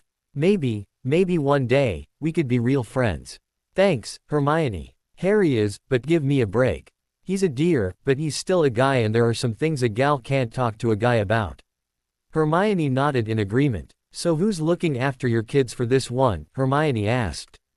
This one is different. Before, when Ron took me away, the kids stayed with my parents or his. Not this time. We always planned to one day bring them with us so they could experience at least some of what I had. This trip, our oldest two are certainly old enough to remember it years from now. The kids are upstairs with my mum, who came along to help out and because she's never left England before. Hopefully, the motley crew is asleep. Ron's here as a favor to George. Ron's really good at drumming up business and George is hoping to expand his defense magic line overseas. I know Ron will do well and I am here to help with any financials. Mostly though, while Ron's stuck here wheeling and dealing, Mum and I are planning to take the kids to see the sights. We're taking them to their first real baseball game tomorrow. Yankees, I admit. But the week after this, we'll be in Chicago and Ron's got us tickets to the Cubs. Week after that, it's Disney World. Ever been there? No, both said. Took mine the last 2 summers. They love it. So what about you and Harry? Lavender asked. I take it you've been planning this for a bit. A chance for him to meet your lovely children finally. Hermione shook her head. This day will go down as without a doubt the weirdest day in my life. Wonderful, but weird. Makes finding out I was a witch pale in comparison. I came here strictly on business. That's it. Business trips are a part of my job, but this one ked. I am to be here a week or more. I've never been away from my babies for more than 3 days since they were born, even then it was so hard. I came in around noon yesterday to make sure everything was in order and such. I already missed my babies. I always do, but I've never been away this long. Not for a whole week or more. I did wish they could come, honestly. But that was not the plan. I certainly did not know about Harry. Until breakfast this morning when he sat at my table while I was reading the paper, I had not seen or heard from him since 10:45 a.m. London time, on July 10, 1999. Harry brought me to Heathrow for my flight to Sydney. He was flying to Rome on business. We both were flying British Airways and his flight was a few gates down from mine and about 2 hours later. I was flying first class, why not? I could afford it at the time. So, I could board, whenever. I was practically the last on. Until this morning, I never heard from him again. My kids were not supposed to be here. That was my mum's idea, her surprise. She knew I had never spent more than 3 days away from them since they were born. She knew I'd go spare without them for so long. She decided days ago to make a trip of it and surprise me so I would not lose focus and such. Around noon, I got a message to call home. That's when my mum said she was coming with the kids. They would see the sights while I did my job, but we could have breakfast together and dinner and I could be their mum in the evenings, just like at home. Mum did not know I had run into Harry, a bonus really. I didn't tell him, I wanted it to be a surprise for him. Last thing I expected was to run into you two just as I introduced Harry to his children for the first time. Surreal if you ask me. But, I think it worked out. I don't hate you guys like I did this morning when I woke up. Maybe one day. Maybe, Lavender agreed. Your mum said something about tomorrow's Yankees game. Seems we're going too, Hermione responded. Mum got tickets. Yankees S.K., Ron said. The Cubs fan speaks, Hermione exclaimed. Well, as a Cardinals fan, that is one baseball thing we can agree on. Although Although what? Ron asked. My sis thinks Derek Jeter is a hottie and she has decided to cheer for the Yankees. Traitor, Ron exclaimed. I regret to agree with King Git, but he is right. No self-respecting fan of the game, not from New York, is a true Yankees fan. You respect them, but you are bound by natural law to hate them too. Well said, Ron replied. Go Cubs. I regret, Lavender added. Hermione, I am a Cubs fan too, but at least we can agree on the need to hate the Yankees. Agreed. So, Hermione, you and Harry. What do you mean? Please. We saw you, before you saw us. Yuki. Eden. I think we are both hoping. For. We seem to still love each other but he has his life in London and mine is in St. Louis. So. He has invited me to his, picnic. Ooh, that's perfect. That's a wonderful time. I don't know, it's. Hermione, Lavender said, he's my friend. I know him. Don't you dare let him go. He loves you and always has. Britain is not perfect, but there are those of us who believe in his version of it, those whose children attend the Severus school and are a part of the Severus system. We have the life you surely found here for your children. My oldest even plays baseball. You must make it work. You both deserve to be happy, Hermione. Agreed, Ron yawned. Mommy, a small voice interrupted. It was little Harry and Hermione could see he had an odd expression on his face. Are you all finished with your dinner? She asked. Little Harry knew he was not allowed to leave the table until he finished his dinner. He had eaten most of his pizza, but it was too much for him and he was full. No, he admitted, but it was a big pizza. I'm full. Well, that's okay, I guess. Something else was bothering little Harry. Hermione recognized that frown on his face. What's wrong, sweetie? I'm mad at you. Why? Why are you mad at me, sweetie? Because you never told us. You never told us about Daddy. I told you lots of stories about him. You never told us that he's Harry Potter, the very famous Harry Potter, and you never told us that you are the very famous Hermione from the books. Why? It's not important. What? Why? When did you find out who your daddy was? Just now. Before then, did you like him? Yes, I like him a lot. So, you liked him before you knew he was Harry Potter? Yeah, and did you like me when you woke up this morning? I love you, Mommy. And that has nothing to do with your being the son of Hermione Granger, right? Right. It's because you're the best mommy in the world. And back home you and Luna have friends. Yeah, they like you. Of course. They like you because you are Harry Granger, right? Little Harry nodded. They like you even though they do not know that your mommy and daddy are famous, right? Right. Do you think it would have been the same if they knew? Wouldn't it? No, sweetie, it probably would not be the same. Ask your daddy about being famous. I have. And what did he tell you? He doesn't like it. And why not? Because people want to be his friend because he's famous and not because they like him. Oh. And I wanted you to like your daddy because he's a wonderful daddy and not because he's famous. Oh, you mean, if you told us, we might not really like him, right? That's correct. Were you going to tell us, Mommy? One day, I was going to tell you if your daddy and I found each other. If that had not happened, it's something I was going to tell you when I decide to answer your, grown-up, questions. Why then, I am not going to answer that because that, too, is a, grown-up, question. Okay. Do these people know who you and Daddy are? They do. They went to school with us years ago, sweetie. Oh, that's Ron Weasley, isn't it? Harry said, pointing at Ron, who was in the middle of a huge yawn and could only nod and wave back. It's rude to point, sweetie, but yes that is. Wow. Now Harry, Mommy was talking with her old friends just now. What have I told you about interrupting people? It's rude. Hermione nodded. And did you excuse yourself before you came over here and interrupted? No, Harry said meekly. I want you to go back and say you're sorry to Gran and your daddy, okay? Okay. Harry then leapt into his mother's arms, had hugged you. I love you, Mommy. Even though you're really Hermione, you're my mom. Thanks, sweetie. I love you too, now do as you were told. Right, little Harry said as he climbed down and walked back to the others. Ron yawned again. Hermione shook her head. Some things probably never change. Looks like my oldest one needs his nap, Lavender said. Hermione. Yes, I want you to meet my kids and I want ours to meet. Ron stayed here before and said the Sunday brunch is to die for. Say the word, and I'll reserve a table for all of us at 10. That should give us time to sleep and plenty of time to make it to the game. Sounds like a plan, Hermione said. I'd love to meet your children, Lavender. Love to stay, my own, but it's pushing well past 3 in the morning our time. Ronnie's fading fast and I am not far behind. Sorry. I understand, Lav. You forget, I've got my own fading fasts to deal with. True, Lavender laughed. Be gentle with Harry, at least for tonight, she whispered. Lavender. Just a suggestion, Hermione, Lavender winked. She then stood up and led Ron away. Hermione sat there for a moment. She had not paid much attention to Harry and the others while she went through the conversation with the two people she had long thought she hated most in the world. She could now see them in the distance at the far side of the atrium.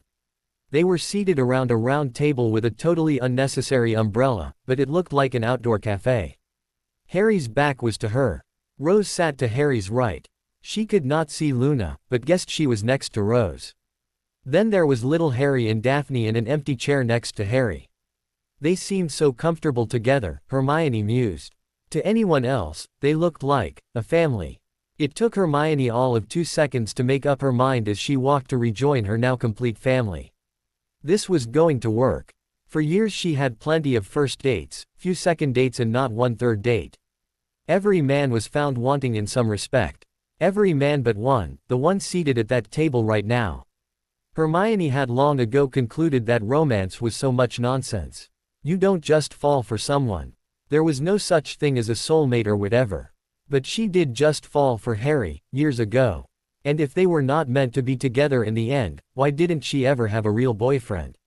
I'll probably never be able to answer those questions, she thought to herself. And if this is what God meant for me, I won't even bother to try.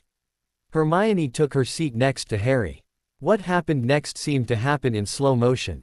A memory was being created, one which would last for the rest of her life. Harry turned to her, concern on his face given she had had to face the demons of the past just as he had. She smiled at him to tell him all was well and he smiled back. She never would know who moved first, she would later like to think back on it as they seemed to move at the same time and in concert, but before she could think, her lips and Harry's were as one and she was in his arms again. Her mother, her sister, their children were watching, but she did not care at all. It was as it was supposed to have been, she and Harry, forever. Their moment was soon interrupted by a small voice. Gross. The key broke, but Harry and Hermione continued to stare into each other's eyes. Hermione had that smile on her face, her mouth partly opened, her lips and eyes smiling softly, her eyes sparking. Harry had never noticed this smile before that night when he first keyed her. It was the expression she wore after the key, and many more that followed. It was loving and inviting, full of wonder and joy, and screamed to him to key her again, which was about all he could do in public. Who was Harry to deny her anything, he thought as he leaned in again and was welcomed enthusiastically. Yuck, the voice replied, they're doing it again. This time, they did not break apart simply in response to a complaint from one member of the audience, rather their key ended when it ended and not 1 second before. Hermione blushed and bit her lower lip. Harry had learned this one as well. She was content, for now. Yucky. Gross. Little Harry complained. Why were you keying? Because we like to, Harry answered. It's what mommies and daddies do, sweetie, Hermione added, especially when they love each other. Love is yucky, little Harry complained. Is not, Luna and Daphne said in unison. Is too. You say that now, Harry said. But in 10 years, you might not think so anymore. Will too. We'll see, Hermione added. Do you love Daddy? Luna asked. Yes, sweetie, I do. I have for a long, long time. And do you love my mommy? Luna asked looking at Harry. Always have, Harry replied. Then why aren't you married? Because we lost each other, sweetie, Hermione replied. We did not want to, but it happened. And now, your daddy and I want to see, Hermione replied. There are a lot of things we need to talk about and work out, but who knows? Are you going to marry mommy? Luna asked. Good question, Rose Granger added. Harry laughed. I never thought I'd get the, what are your intentions question from my own daughter. It's still a good question, Rose added. One day, maybe, if she'll have me, Harry replied. But we'll see. Right now, Hermione added, I'd say it's more likely than not, but not absolutely certain. Harry, Rose asked, are you serious, or just saying this? As serious as I can be for having just run into the love of my life for the first time in almost 7 years only 15 hours ago or so. And is this because of her or the children? Her, most definitely. The children as well, but I would be thinking this way regardless. Thank you, Harry, Hermione whispered. Putting the cart before the horse, as it were, don't you think? Rose asked. I'd prefer to think of it as better late than never, Harry said with a smile. And what are your thoughts about this, Janie? Mother, Hermione said, while I am willing to discuss this new development with you and Harry and even both of you, I know where this conversation is going and I am not going there in front of the children, okay? We're having it tonight, Rose began to insist. Depends upon how Harry feels, Mum. How do you feel, Harry? Whipped, he replied. It's almost 4 in the morning in London. Way past my bedtime. Speaking about bedtime, Hermione began. Mommy, Harry and Luna complained. We wanna talk with Daddy more, Luna added. It's after 11, well past your bedtimes, Hermione said. I let you stay up to meet your daddy, now it's off to bed. No, they cried. Do you want to see more of Daddy? Yes, Mommy. Then to bed. You can see Daddy tomorrow and the day after, but only if you go to bed and get a good night's sleep. Okay. Can Daddy tell us a bedtime story? Luna asked. Only a short one and only if you ask him nicely. Please Daddy. The two asked. Okay, Harry said, but only after you three are tucked in. He's not my daddy, Daphne said. Why do I have to tuck in? Because I am still your mum. Rose said, and I say join your niece and nephew. Mother, I am 8. And still not old enough to stay up, till all hours, love. Now do as you're told. Yes Mum, Daphne sighed knowing it was futile to argue. Granger room. The children had brushed their teeth and changed into their jammies, and had been tucked into their beds. Little Harry had a bed to himself, while Luna and Daphne shared a huge bed. Harry sat on the end of little Harry's bed and did his best to face all three while Rose and Hermione stood behind to watch. Your mum, or Sissy, Harry said, winking at Daphne when he said, Sissy, she has told you, Daddy stories. The kids were tired and merely nodded. Well, turnabout is fair play, so I am going to tell you a mommy story, or a sissy story if you prefer. The children smiled at Harry who was smiling back.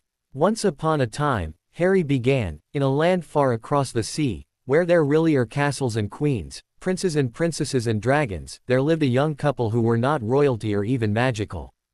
But, they loved each other so much and, even though they were still in school, they married. And like any husband and wife who truly love each other, they wanted a child. One day, while still in school studying to be dentists, they had their child, a daughter, a most beautiful and magical little girl. Then again, all children are magical in a way.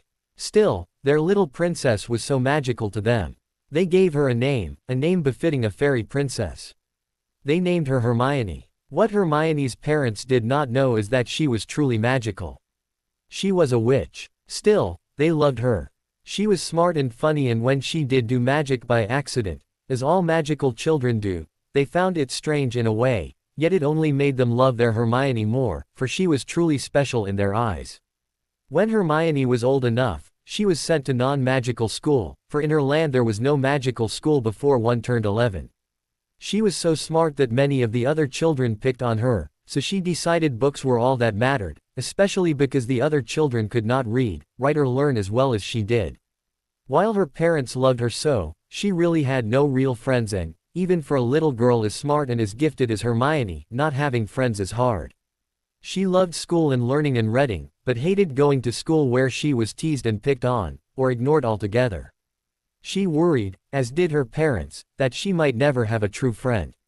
Then one day, a couple months shy of her 12th birthday, a woman came to her home. The woman was a witch, but not just any witch. She was a very good witch and a teacher at a school that taught magic to witches and wizards. She was there to invite Hermione to attend and to tell her parents just how special Hermione really was. Her parents, as many are like, were taken aback. Like most people, magic was in fairy tales and not truly real. But it is real, it's just very rare. Her strange abilities now made sense and she was happy that maybe she was not odd or strange, as the children her age seemed to think. Her parents, while a little scared, decided to give this school a chance, anything if it might make their precious daughter happy. To get to this school, she had to ride a train all by herself along with all the other students who would attend. She was not on board long, the train had barely left the station in London for its trip far to the north in Scotland, when she ran into a boy who was crying.